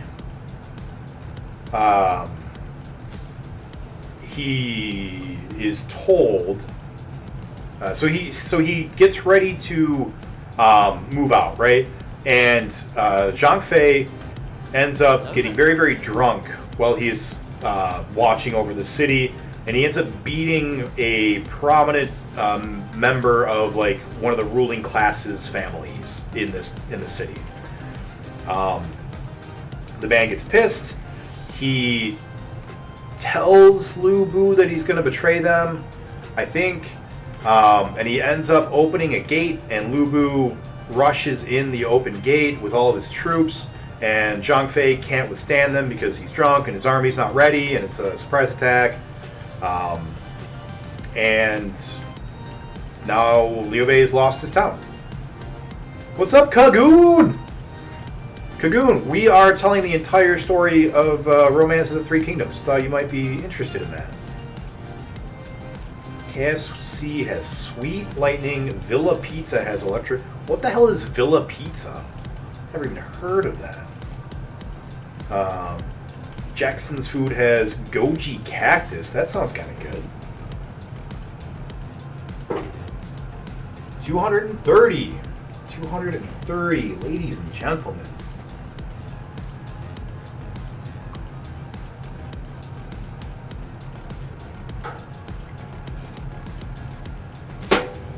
Oh boy.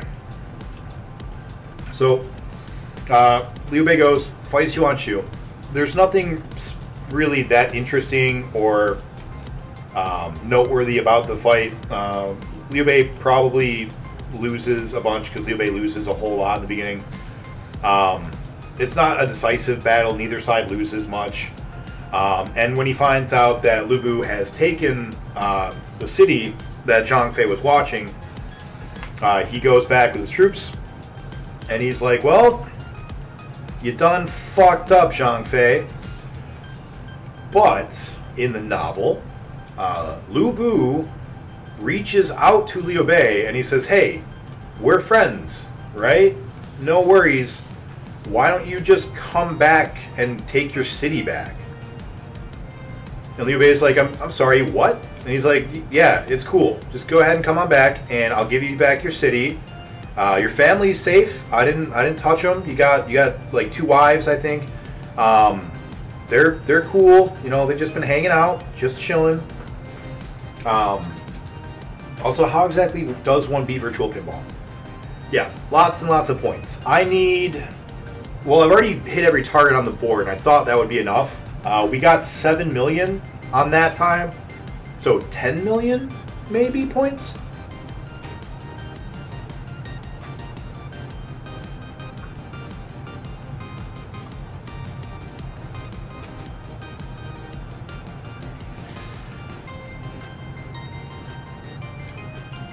So Liu Bei comes back. Lu Bu says, hey, here's your city. And Liu Bei says no. Liu Bei's like, clearly I don't deserve it. You took it. You bested us. You might as well just keep it. And, I'll just live here and be one of your generals. So at this point, Lu Bu has captured essentially Liu Bei and his forces. I believe that historically that is what happened. Liu Bei went out to fight Yuan Shu, or just was gone, and Lu Bu took his city, and so Liu Bei surrendered to him and said, I obviously can't fight you, I don't have a base anymore. And that's that.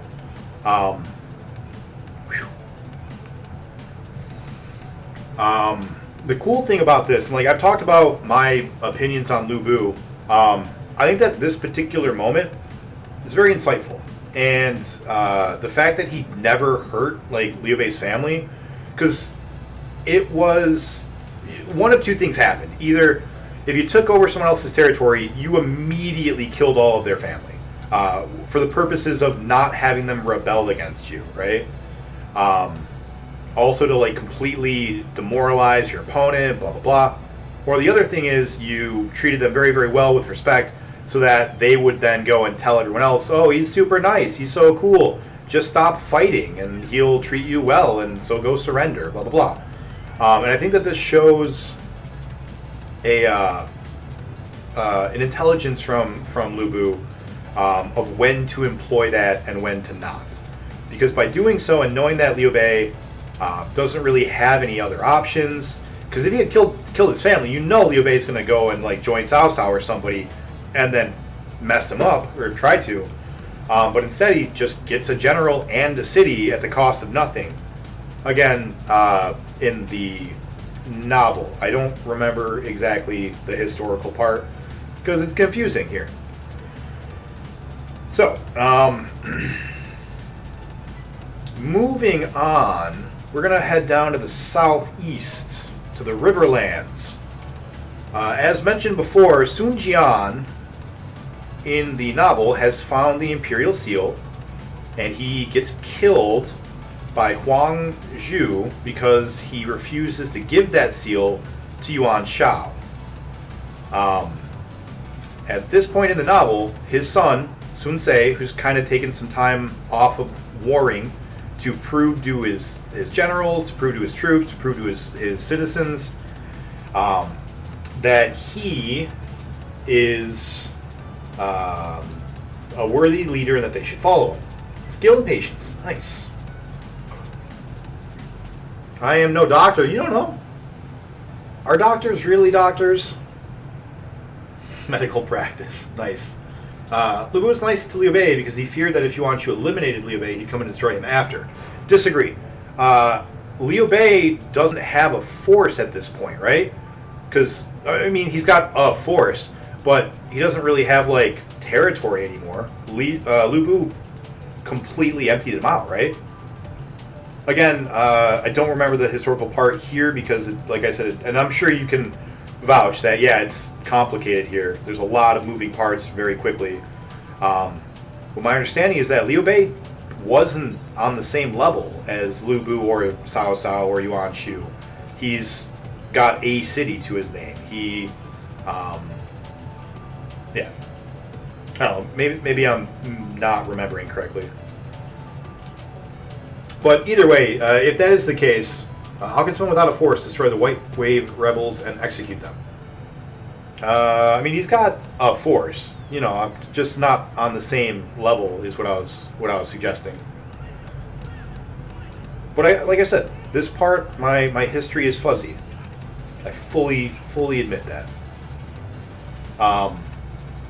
So going back down to the Southlands, Sun Ce has the Imperial Seal in the novel.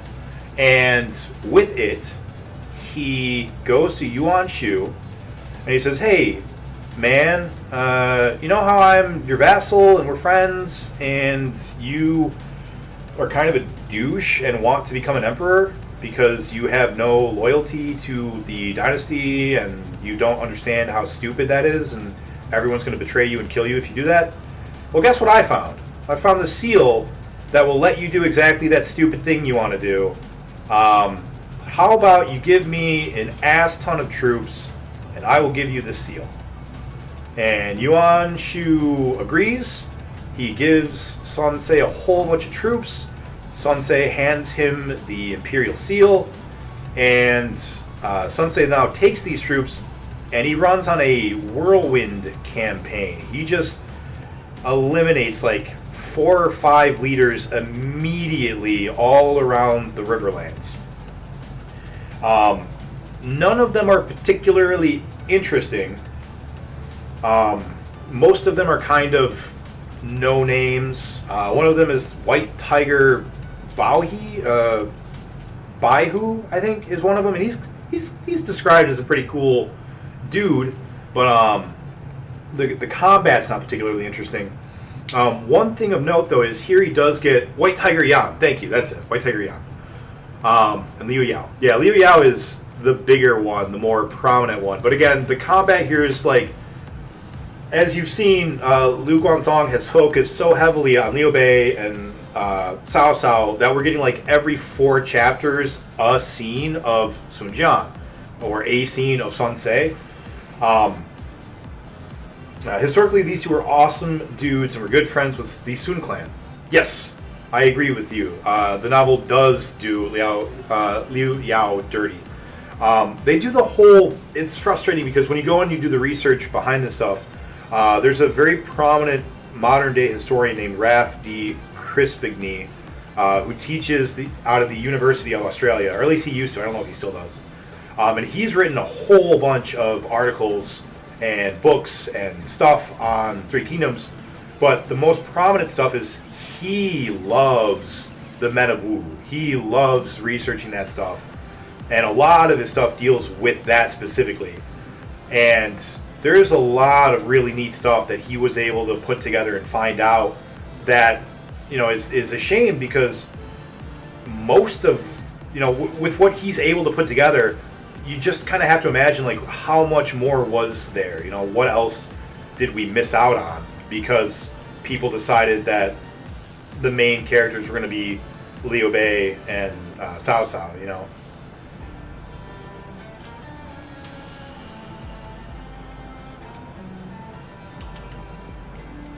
We are having a good run. Let's get back up top, though, please. We don't want to be down here. It's dangerous down here. Oh, I hate the ejaculators. They kill us. But during this Whirlwind campaign, Sensei does a lot. He not only proves to his troops how efficient and strong and how good of a leader he is, but he makes a name for himself with, like, Cao Cao and the people, you know, north. And they all begin to kind of, like, talk about him a little bit. They're like, oh, the young warrior Sensei, he's really doing work down there. He's messing people up. So he becomes pretty famous. And dog it did that thing where it's at the edge and then it slams it down instead of bouncing it up. Damn it. Hydrate, thank you. This has to all be consumed by the end of my 24-hour stream. That is my goal.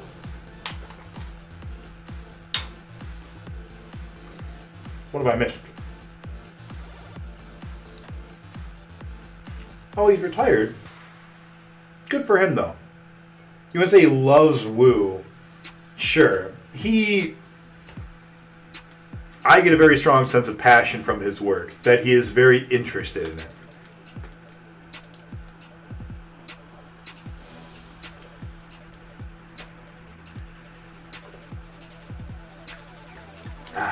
Get to it. Only 5 hours and 15 minutes in. We still got 19 hours to go. It's gotta last me a little bit here. Interested, yes. But there's a lot of Wu guys who are not lovable. Sure, that's fair. Speaking of Wu guys, I got a little list here of people that he gains during this time because I wouldn't have remembered it otherwise. He gets a gentleman by the name of Zhou Yu. Zhou Yu is criminally destroyed by the novel. He is very smart. He acts as Sensei's primary advisor. He's a field general. He does it all, man. He's great. He's good at civil stuff. Zhou Yu's the man.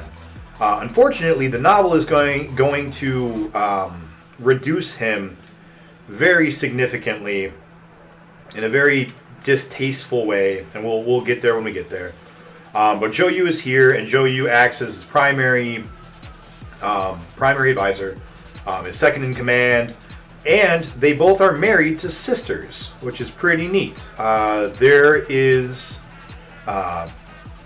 were poems and legends of the time, and I don't know how much of this is historically accurate. I assume zero, but the Huayo twins or sisters were supposed to be just the most beautiful ladies, and I'm sure most of that was, you know, written after the fact and not contemporarily happening with the events here. But they are, at least today, known as being like two of China's famous beauties. And so Zhou Yu and Sensei both marry them, so now they are family, right? They are brothers-in-law. And the sisters don't actually have names. Chia. Yeah. No hard Q's. Yeah. Zhou Yu would have been great if you lived in an era where there was no Kong Ming. He's still great, man. What are you talking about? Still great.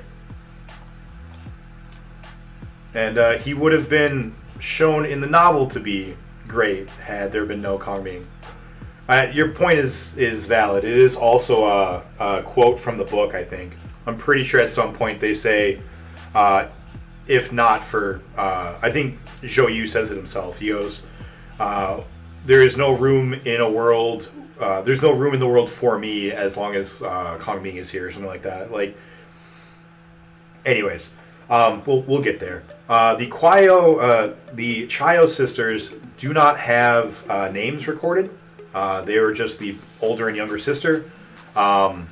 So in most media that portrays them, they either make up a name or they call them Da Chayo, which is big, or Xiao Chayo, which is little. So those two are married, and so that's kind of a neat thing. They run around with fans in Dynasty Warriors and kill people with fans. Zhou Yu uses a giant floopy sword and he juggles people in Dynasty Warriors. All this is for Marbled Lion, so that you can keep them straight. Zhang Qin is obtained as well, and he is a former pirate. Oh, that's right. They did give him a stupid staff. I forgot about that. And they're really terrible characters in the game. Yep, they are bad. The sisters.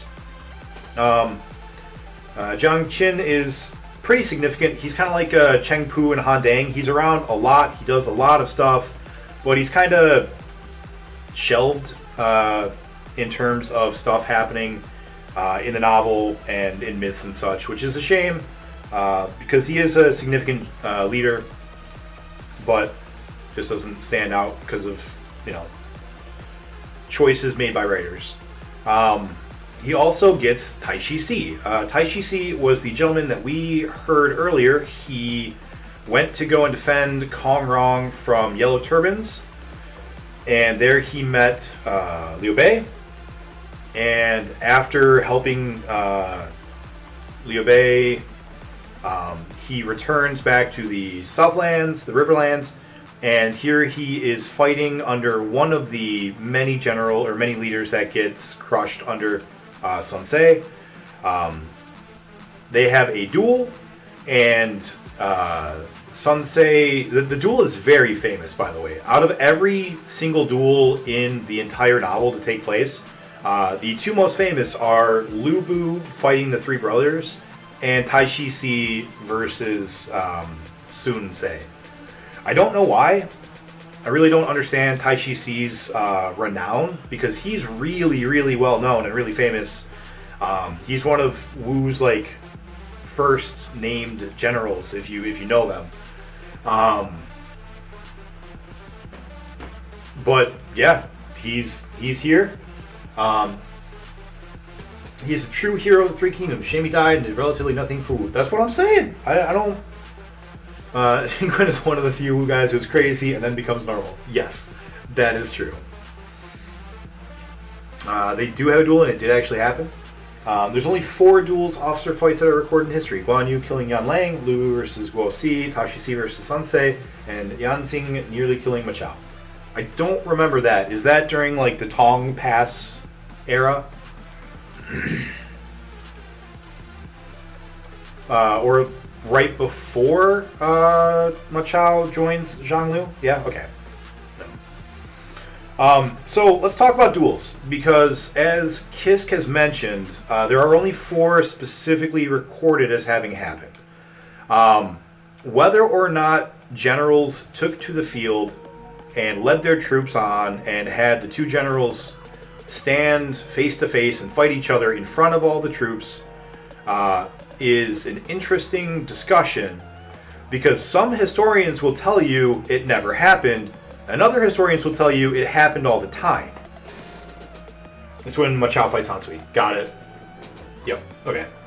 Some other officers have recorded as killing scores of officers, like Zheng Liao Yifei. Yep. So there are 2 schools of thought on this, and I personally, based on history of other regions around this time, am inclined to believe that duels were more common than you might think.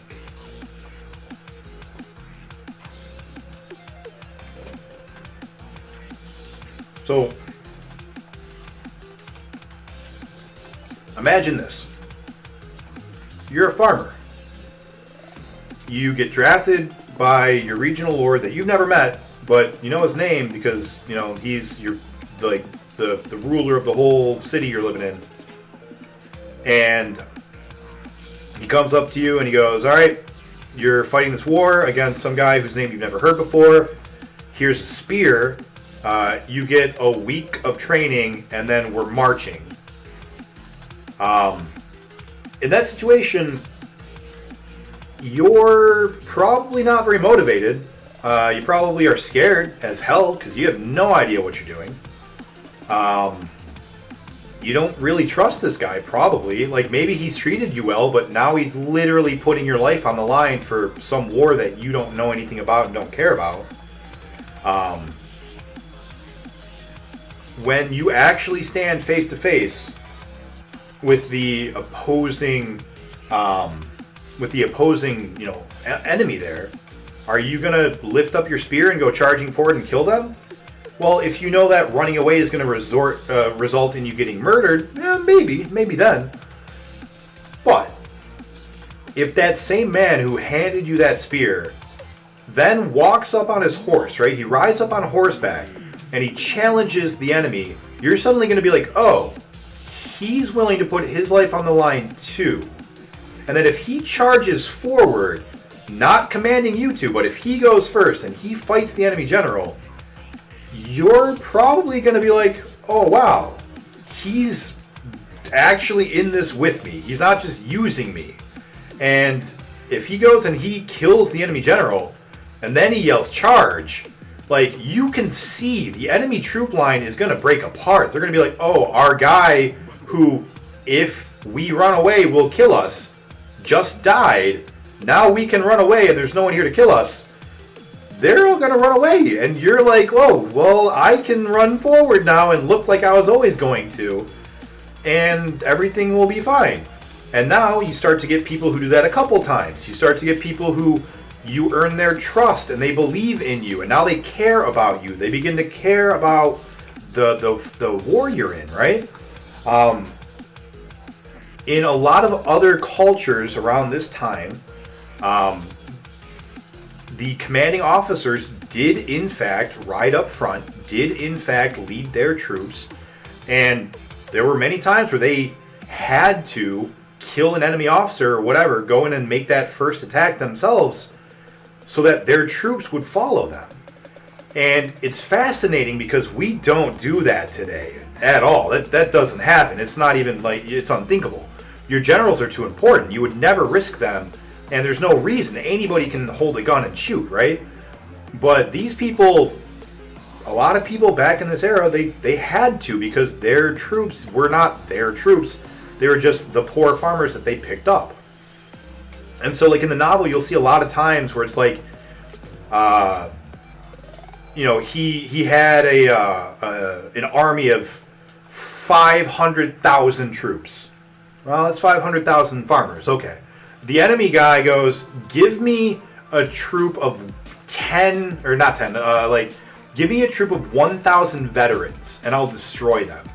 And it's like, oh, wow, 1,000 versus 50,000. There's no way they could possibly do that. And then they do. The reason is because at that point, the veterans, you know, it's not like our term of veterans, and I'm not trying to, like, be disrespectful to modern day military. I'm saying what a veteran meant to them is different than what a veteran today means to us.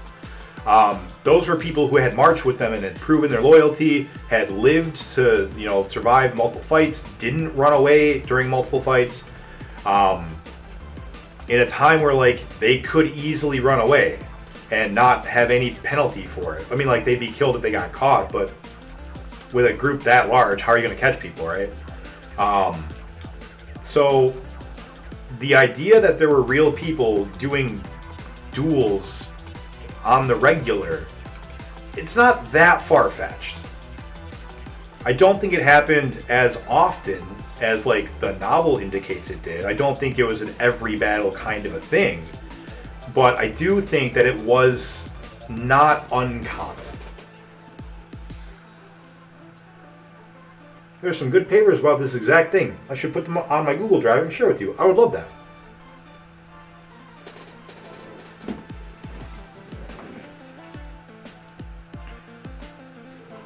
Main troops were basically standing personal armies. Yep, exactly.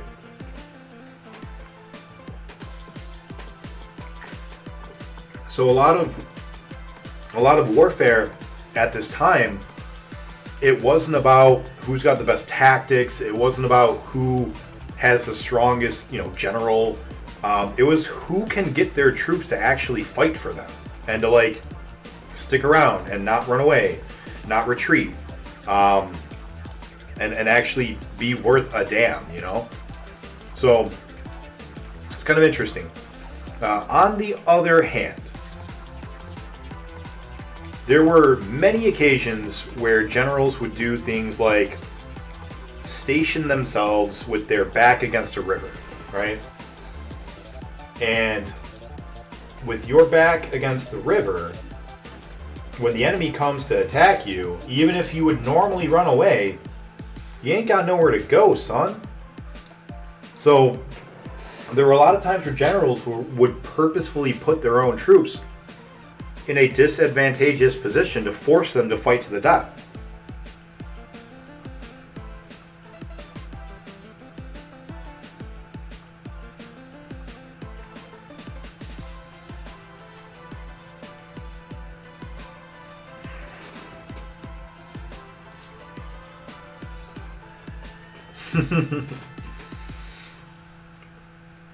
Alright, what were we talking about? Whirlwind campaign. So Sensei is running around doing a bunch of stuff, killing a bunch of people, gets into a real life duel with Taishi C, wins the duel. Taishi C submits. During one of these whirlwind campaigns, and I wish I could go more in depth, but the novel doesn't, and I don't remember the history well enough to really say anything more than I think it's this, very unconfidently. So I'm just going off of what I remember and what the novel says, so I apologize. But during one of these fights, Zhou Tai, who is a commander under Sensei, he is the guy who looks like a samurai in Dynasty Warriors with a big old samurai sword. Also a former pirate, I believe.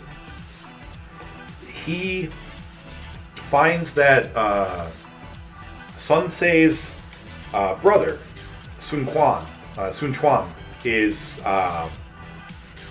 in a group or in a camp that gets captured.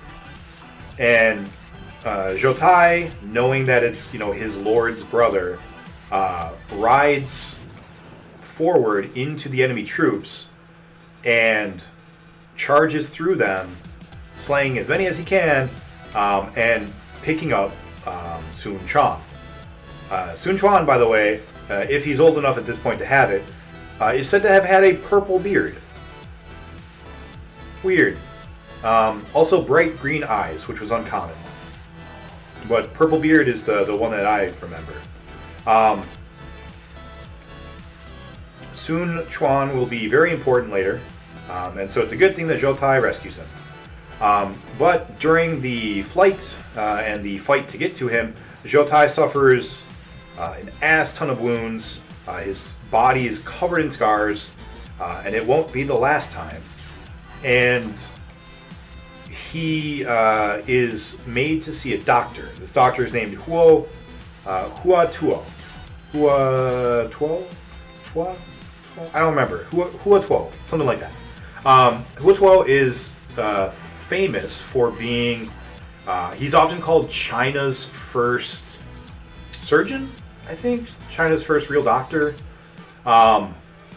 And he is in a lot of myths, and he pops up in the Romance of the Three Kingdoms like 4 times.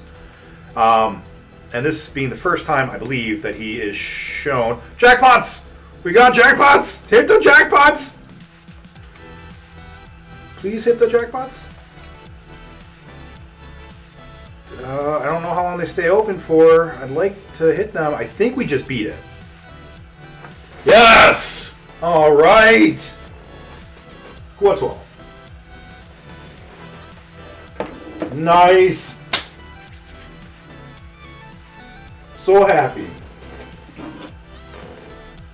And I just finished my dinner. Perfect timing.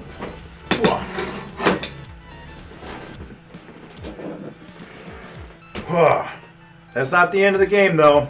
That's just the end of that table. Boy, am I glad to see the end of that table. That one took way too long. We can just go ahead and die now.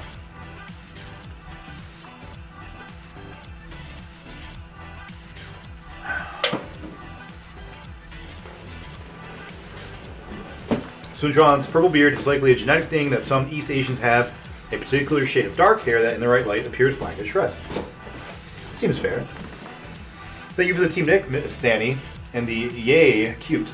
I appreciate that. I really do. This level sucked. It was fun. It was actually a really good level. I'm just upset it took me so long. I was anticipating it would only take me an hour or two, and instead I think it took us like, we had a whole stream, so it was like 4 hours at least, and then this took me almost 10 hours, that table by itself, I think. That's nuts. That was crazy. 7 hours. Took about 7 hours. No, that's not right. How long have we been streaming? We've been streaming 5 hours, so yeah, like 10 hours. Should not have taken us 10 hours.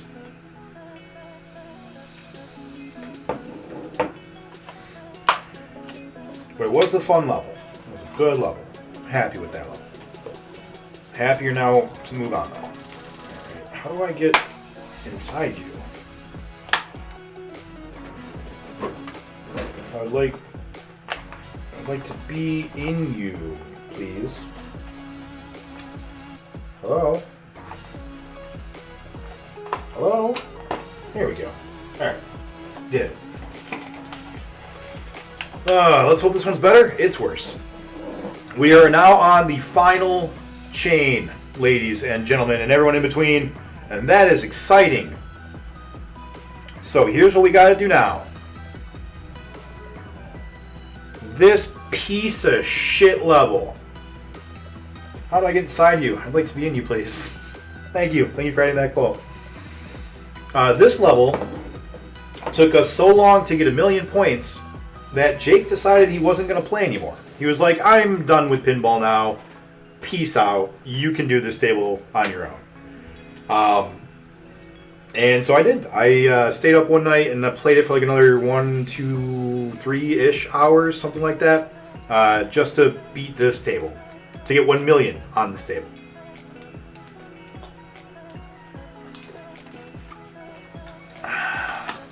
Now we have to do that, except we have to get 10 million? 12 million? I don't know. I don't know the million.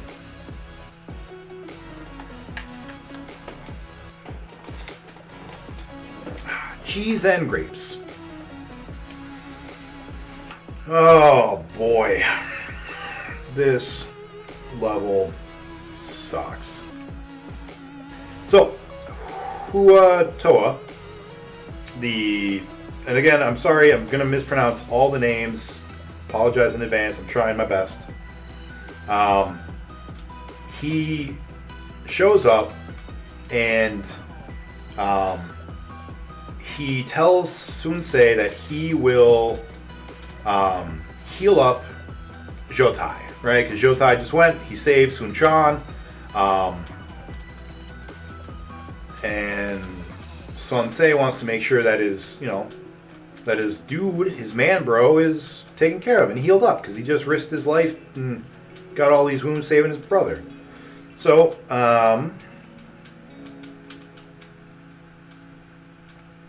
Huato goes and heals him. He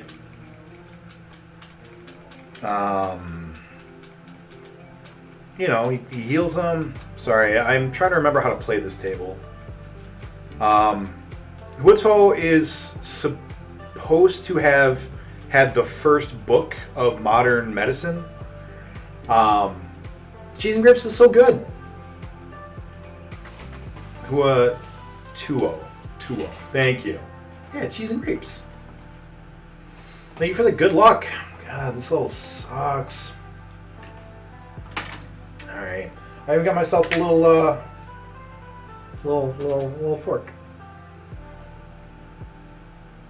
I came into this 24-hour stream ready, guys. I'm not dicking around.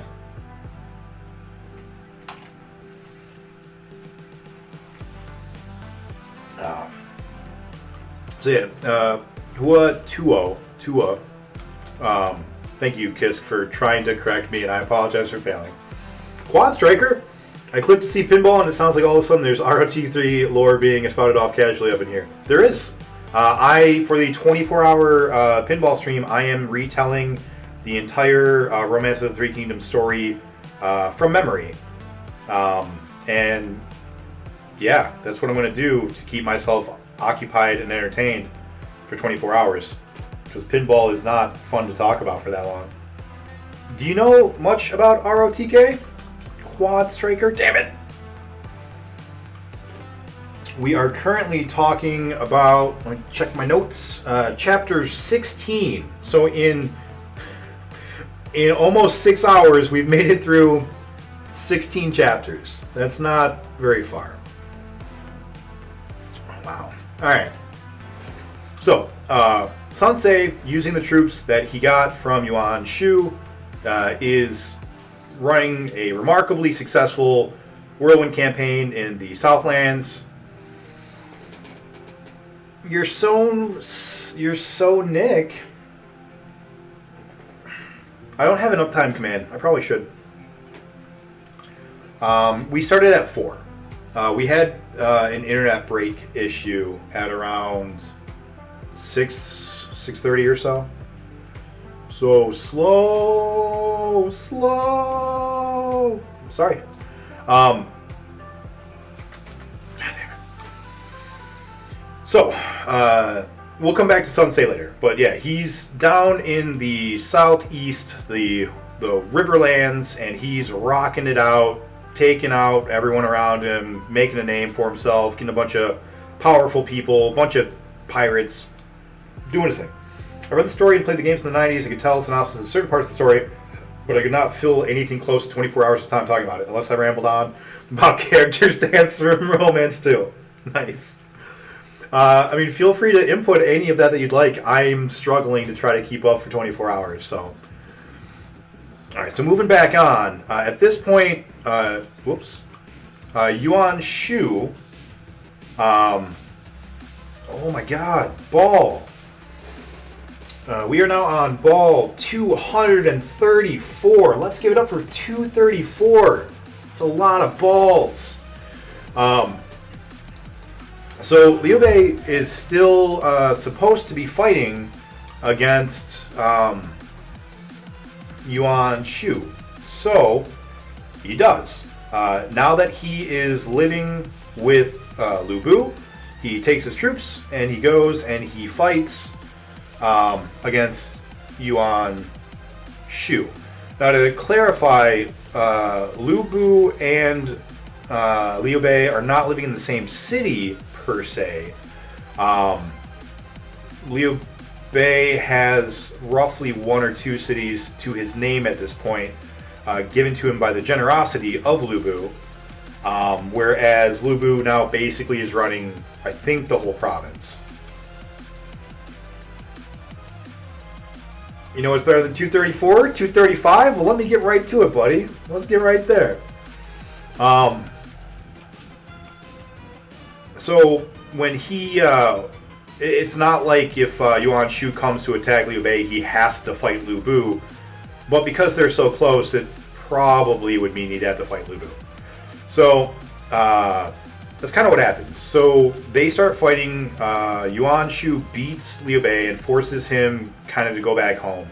And Yuan Shu sends one of his officers, I believe his name is Ji Ling, I think.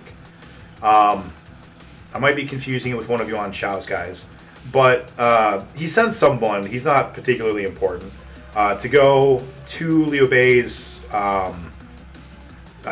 base and to start, to get a battle going. Liu Bei doesn't want to fight. He goes and he asks Lu Bu to help. Lu Bu is non-committal, and I think Yuan Shu might also ask him for help. It is Jiling? Nice. I think that Yuan Shu might also ask him for help because Lu Bu doesn't know what to do. He's like, should I go and engage? I don't really want to make enemies. That hole, it's so wide. So what ends up happening is Jiling shows up and he and Liu Bei fight, and Liu Bei is losing, right? So Lu Bu decides he's going to solve the problem. Solving the problem, right? It's like when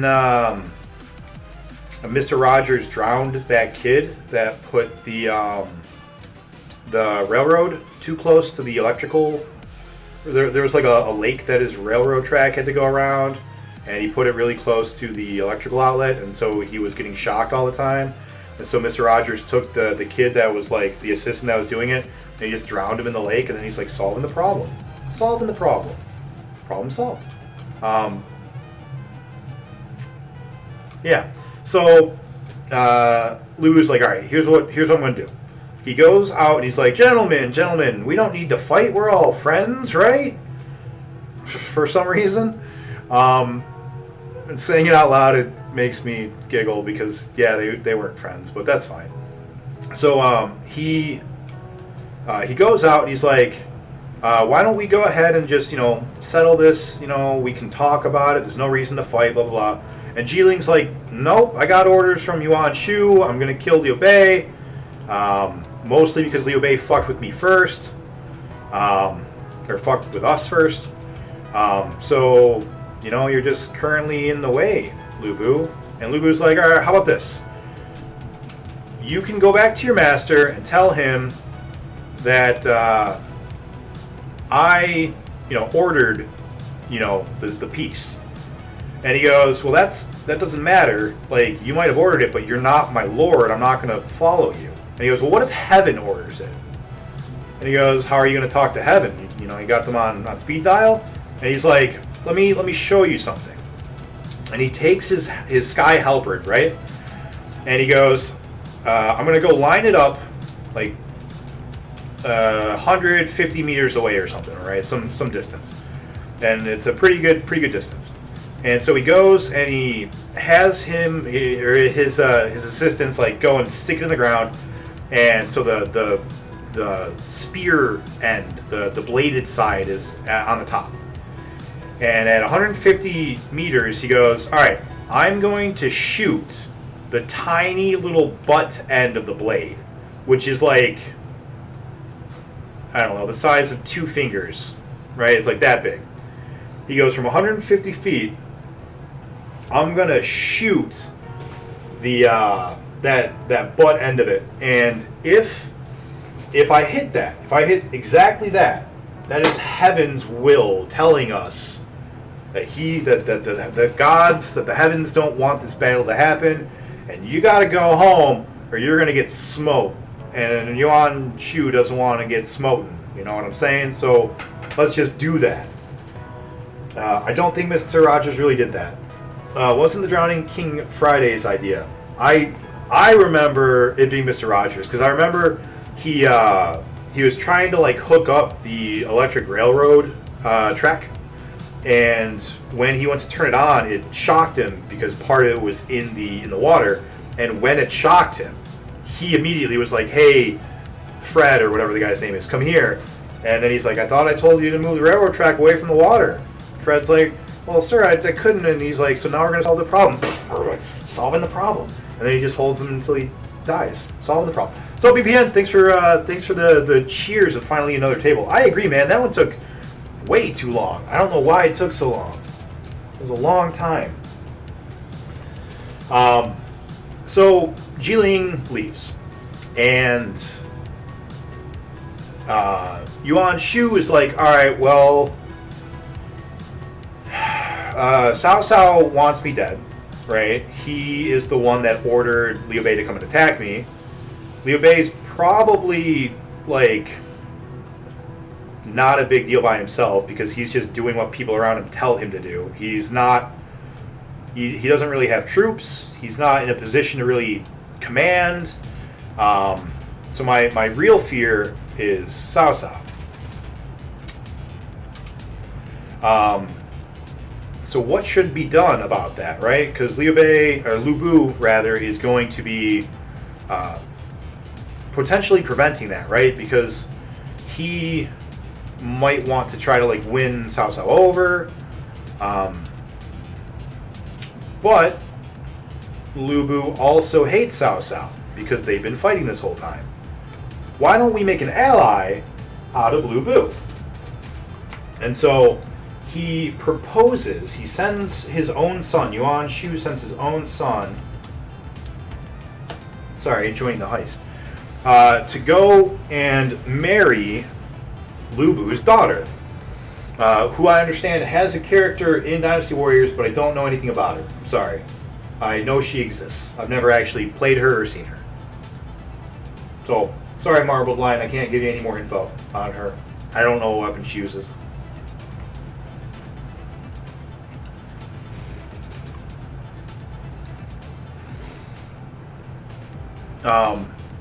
Lu Bu is accepting. He definitely wants to potentially have this marriage go through, if only because he wants to not have Yuan Shu on his